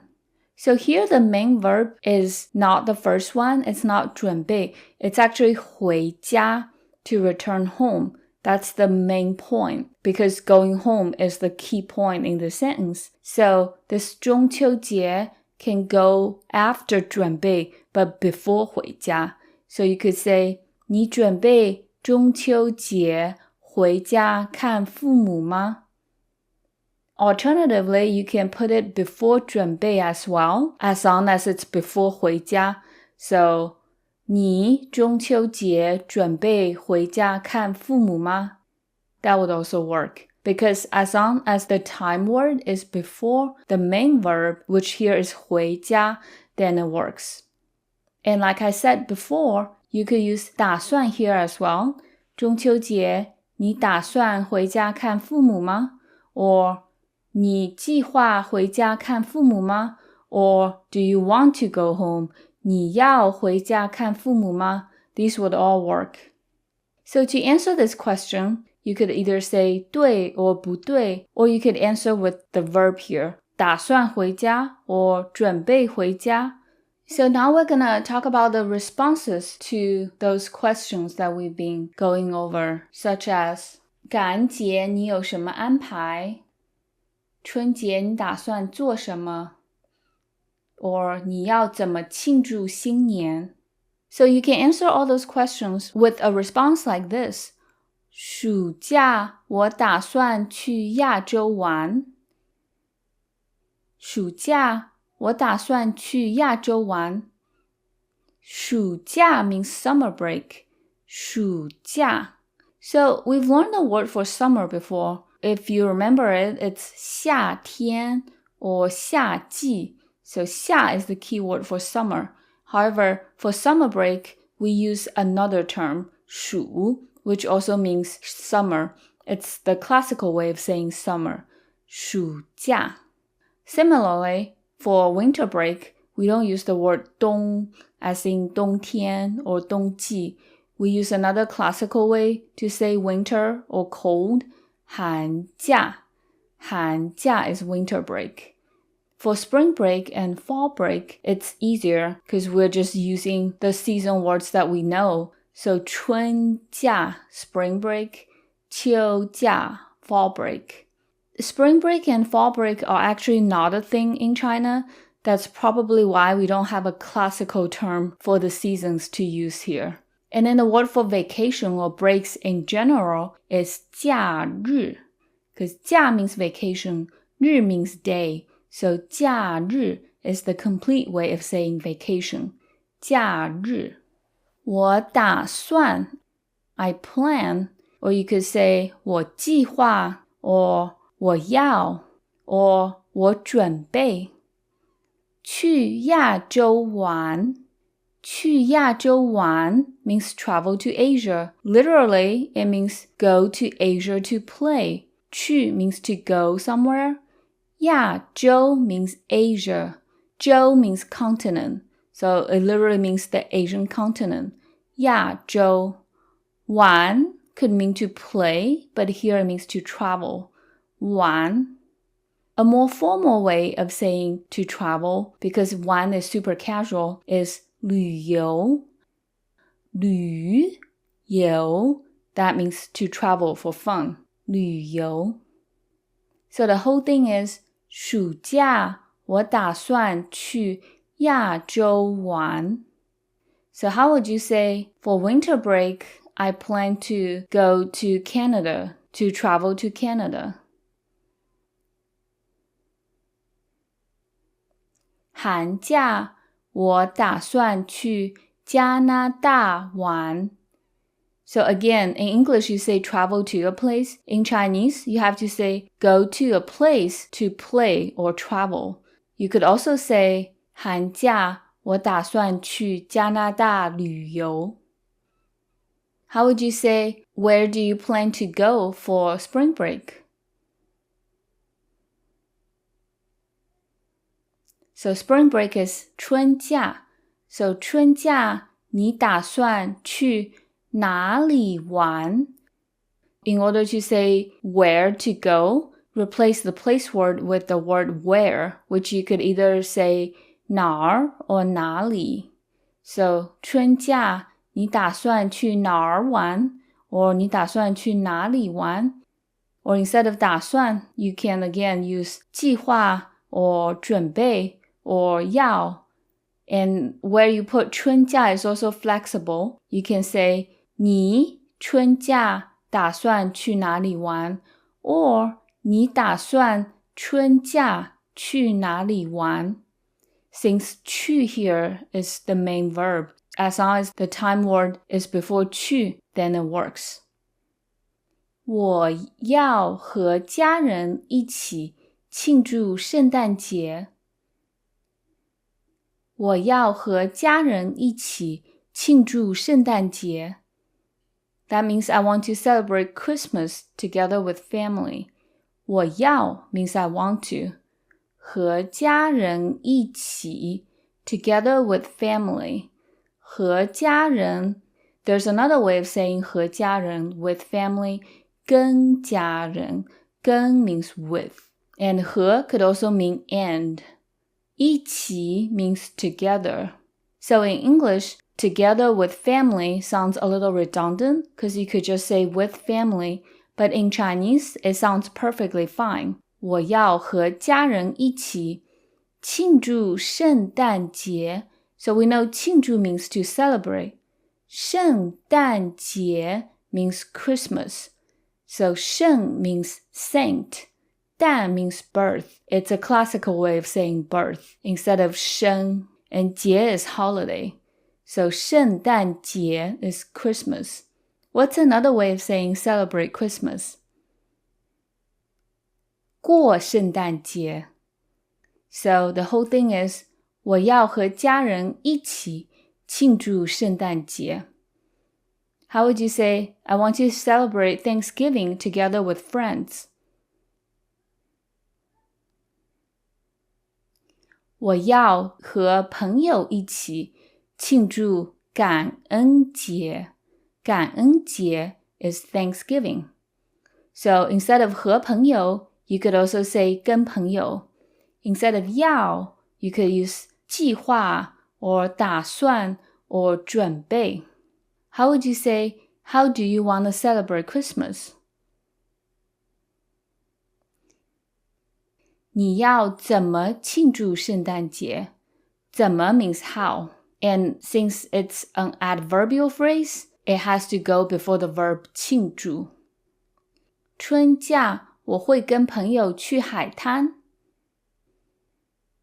春假我会跟朋友去海滩. 春假 is spring break.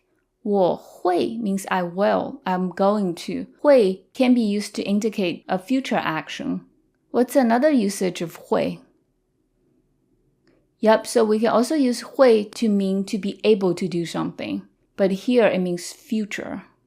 跟朋友 with friends. Similarly, you could say 和朋友. 去海滩 means to go to the beach. 海滩 means beach. 海 means ocean or sea. 滩 means beach. Another way to say beach is 沙滩. 沙 means sand. So I have a bad mnemonic for remembering 海滩. So a lot of people go to the beach to get tanned. So it's like saying hi to your tan. So 海滩. Hopefully this will help you. So the whole thing is 春假我会跟朋友去海滩. How would you say, I would go to the beach with friends this summer break? 暑假我会跟朋友去海滩. How would you ask, who are you going with to the beach this spring break? 春假你会跟谁去海滩? So we're asking with whom, and since we don't know 朋友, you replace 朋友 with 谁. Where are you going with friends this spring break? 春假你会跟朋友去哪儿 or 去哪里? So you might have noticed we don't really have the word this in the sentence. We're just saying spring break instead of this spring break. That's because it's implied. But if you really want to say it, we don't typically say 这个春假. 这个 means this. We would say 今年春假. This year spring break. Here's how you can express your opinions about vacation destinations. 我觉得城市比乡下更有意思. 我觉得城市比乡下更有意思. 我觉得 means I think. 觉得 is a super useful phrase to know because you can use it to express your opinion. So you can just say 我觉得 I think and then followed by your opinion. So how would you say you think? 你觉得. So if you want to say, what do you think of something? 你觉得 blank 怎么样? Remember 怎么样 means how. So 你觉得海滩怎么样? What do you think of the beach? And here we're talking about 城市, which means city. 城市. So how would you say, what do you think of cities? 你觉得城市怎么样? We're making a comparison here. 比乡下, 比乡下. So you might remember 比 from our previous lesson where we talked about 比赛, which is a competition. 比 by itself means to compare. 比乡下 is the same thing as 乡村. They both mean countryside. 乡村 is slightly more formal. 乡下 or 乡村. And we'll go over how to use 比 in a second. 更有意思 means more interesting. 更有意思. 更 means even more. And we'll go over its usage when we go over 比. 有意思 means interesting. 有 we know means to have. 意思 means interest or meaning. So here it means interest.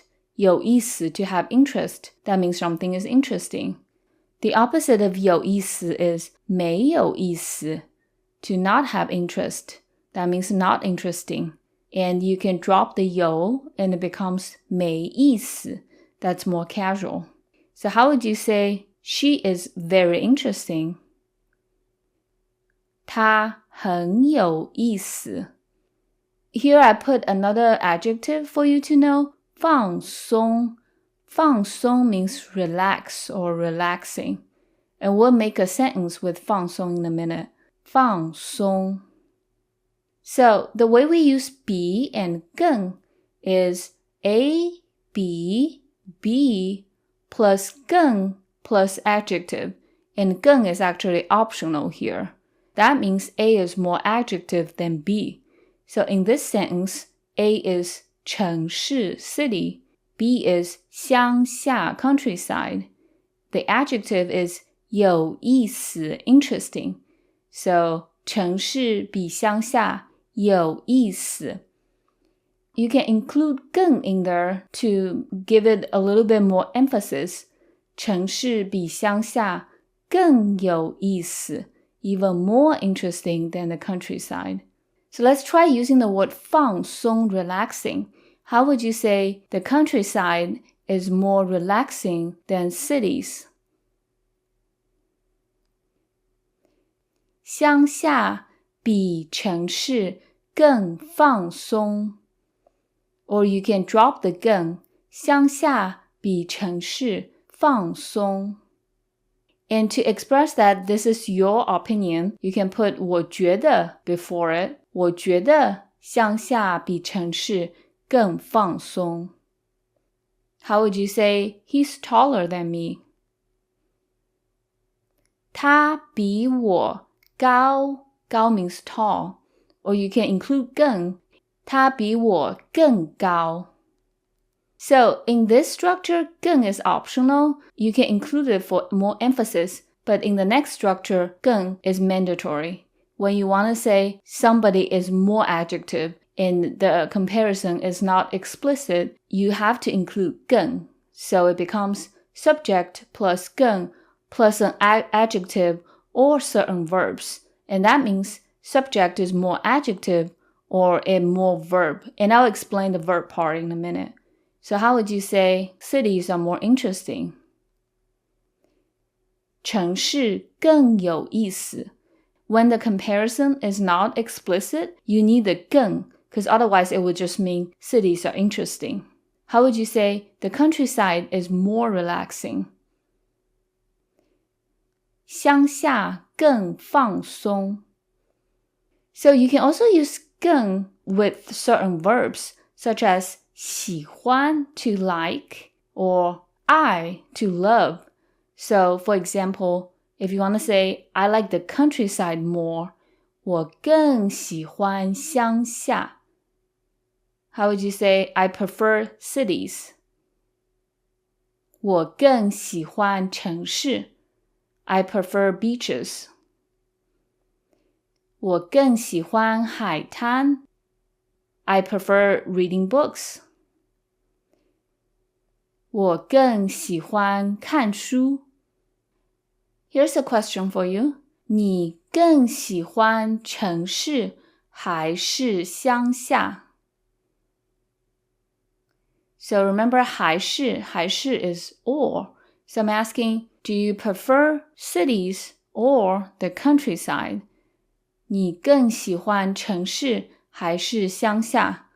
And you can pick one to answer, or you can say 都喜欢, I like both of them equally, or 都不喜欢, I like neither of them. Then maybe you would prefer the middle ground, the suburbs, which is 郊区. And we'll save that for another lesson. 放假的时候，我喜欢待在家里。放假的时候，我喜欢待在家里。放假的时候 means when on break. 放假 means to go on break. 放 means to release. 假 means break, vacation. So 放假 means to go on vacation. 的时候 literally means apostrophe s, moment. 时候 means moment. But this is how you would say when you're not asking a question. So we'll go over the details in a sec. 我喜欢 I like. 待在家里 to stay at home. 待在 means to stay at. 待 is the verb here, to stay. 家里 literally means inside the house, inside somebody's home. 里 is short for 里面. Remember we went over this in the previous lesson on directions? The complete way of saying it would be 家的里面, but we shorten it to just 家里, 待在家里. So it literally translates into stay at inside the house, which sounds a little redundant in English, but in Chinese it's perfectly fine. The opposite of staying at home is to go outside, 出去玩. 出去玩 has two meanings. It could mean literally to go outside and play like little children do. Or one could mean to travel. So it means to travel outside, to travel. 出去 means to go out. 出去. So now let's go over how to use 的时候. So 的时候 is used when you have a subclause in a sentence involving when. So for example, when on break, I like to stay home. When I'm at home, I like to not wear socks. When I'm eating breakfast, I drink milk. So for sentences like these, we use 的时候. In English, you say when first. So when on break, when I'm at home, when I go to work. But in Chinese, you would say the clause first. So it becomes 在家的时候, at home, and then 的时候, and then whatever your main sentence is. 我很放松, I'm very relaxed.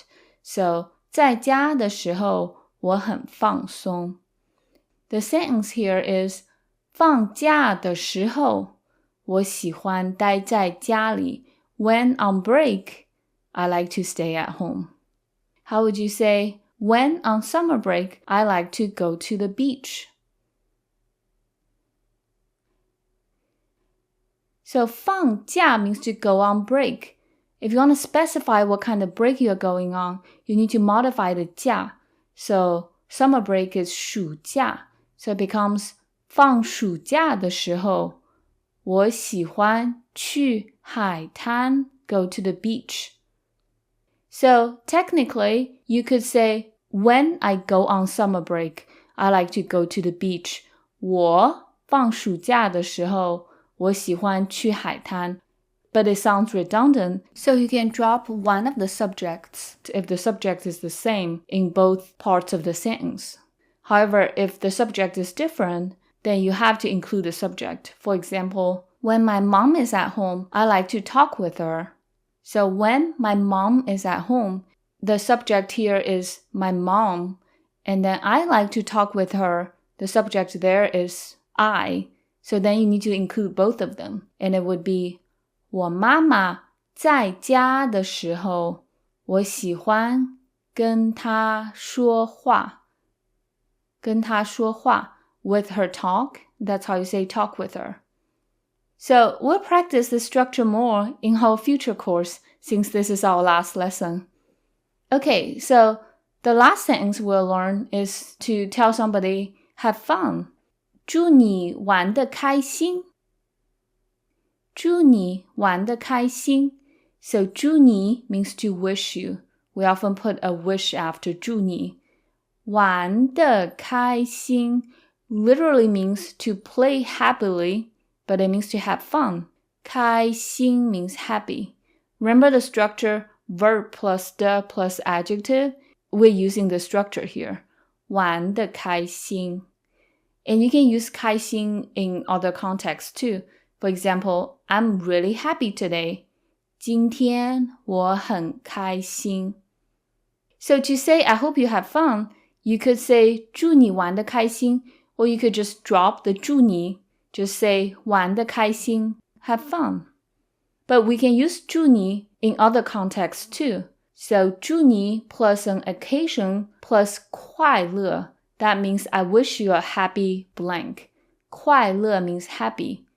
So the classic happy birthday, 祝你生日快乐.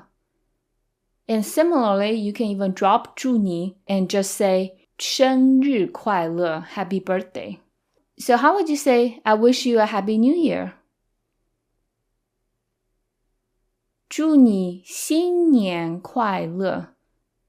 Well, technically, since it's I wish you, you should say 我祝你新年快乐. But we can drop the 我, or you can drop 我祝你 altogether, and it's just 新年快乐, Happy New Year. How would you say Merry Christmas? Christmas is 圣诞节, so it becomes 圣诞节快乐, or 我祝你圣诞节快乐. I wish you a Merry Christmas. 我祝你学中文学得开心. I hope you were able to decipher that sentence. 我祝你 I wish you 学中文 learn Chinese 学得开心 learn happily. So I'm saying I hope you have fun learning Chinese. So remember the de has to follow the verb directly. When I have 学中文, 中文 is a noun, so I have to repeat the 学 part. Or I could just drop the first 学 and just say 祝你中文学得开心. If you're a little rusty on the verb plus the plus adjective part, can go back and check out our lesson on hobbies. Okay, so we've learned a lot of new vocabulary and grammar structures today, and it's time for us to review. First one. What are the 3 ways to ask somebody about their plans for Christmas? What are your plans for Christmas? Or what do you plan to do for Christmas? Or how are you planning to celebrate Christmas?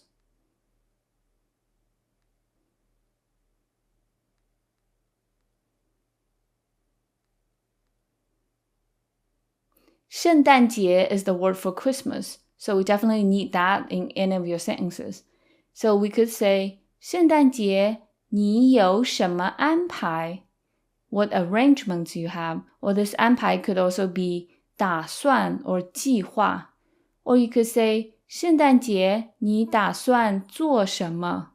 Or 圣诞节你计划做什么? Or you could say, 你要怎么庆祝圣诞节? Or instead of 庆祝, you could use 过. 你要怎么过圣诞节? So we have many different ways of asking this question.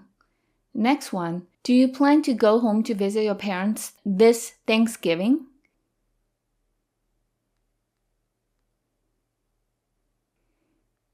感恩节你准备回家看父母吗? Or instead of 准备, you could say 打算 or 计划. I want to celebrate the Spring Festival together with family. 我要和家人一起庆祝春节. Or 我要跟家人一起庆祝春节. I think the countryside is more relaxing than cities.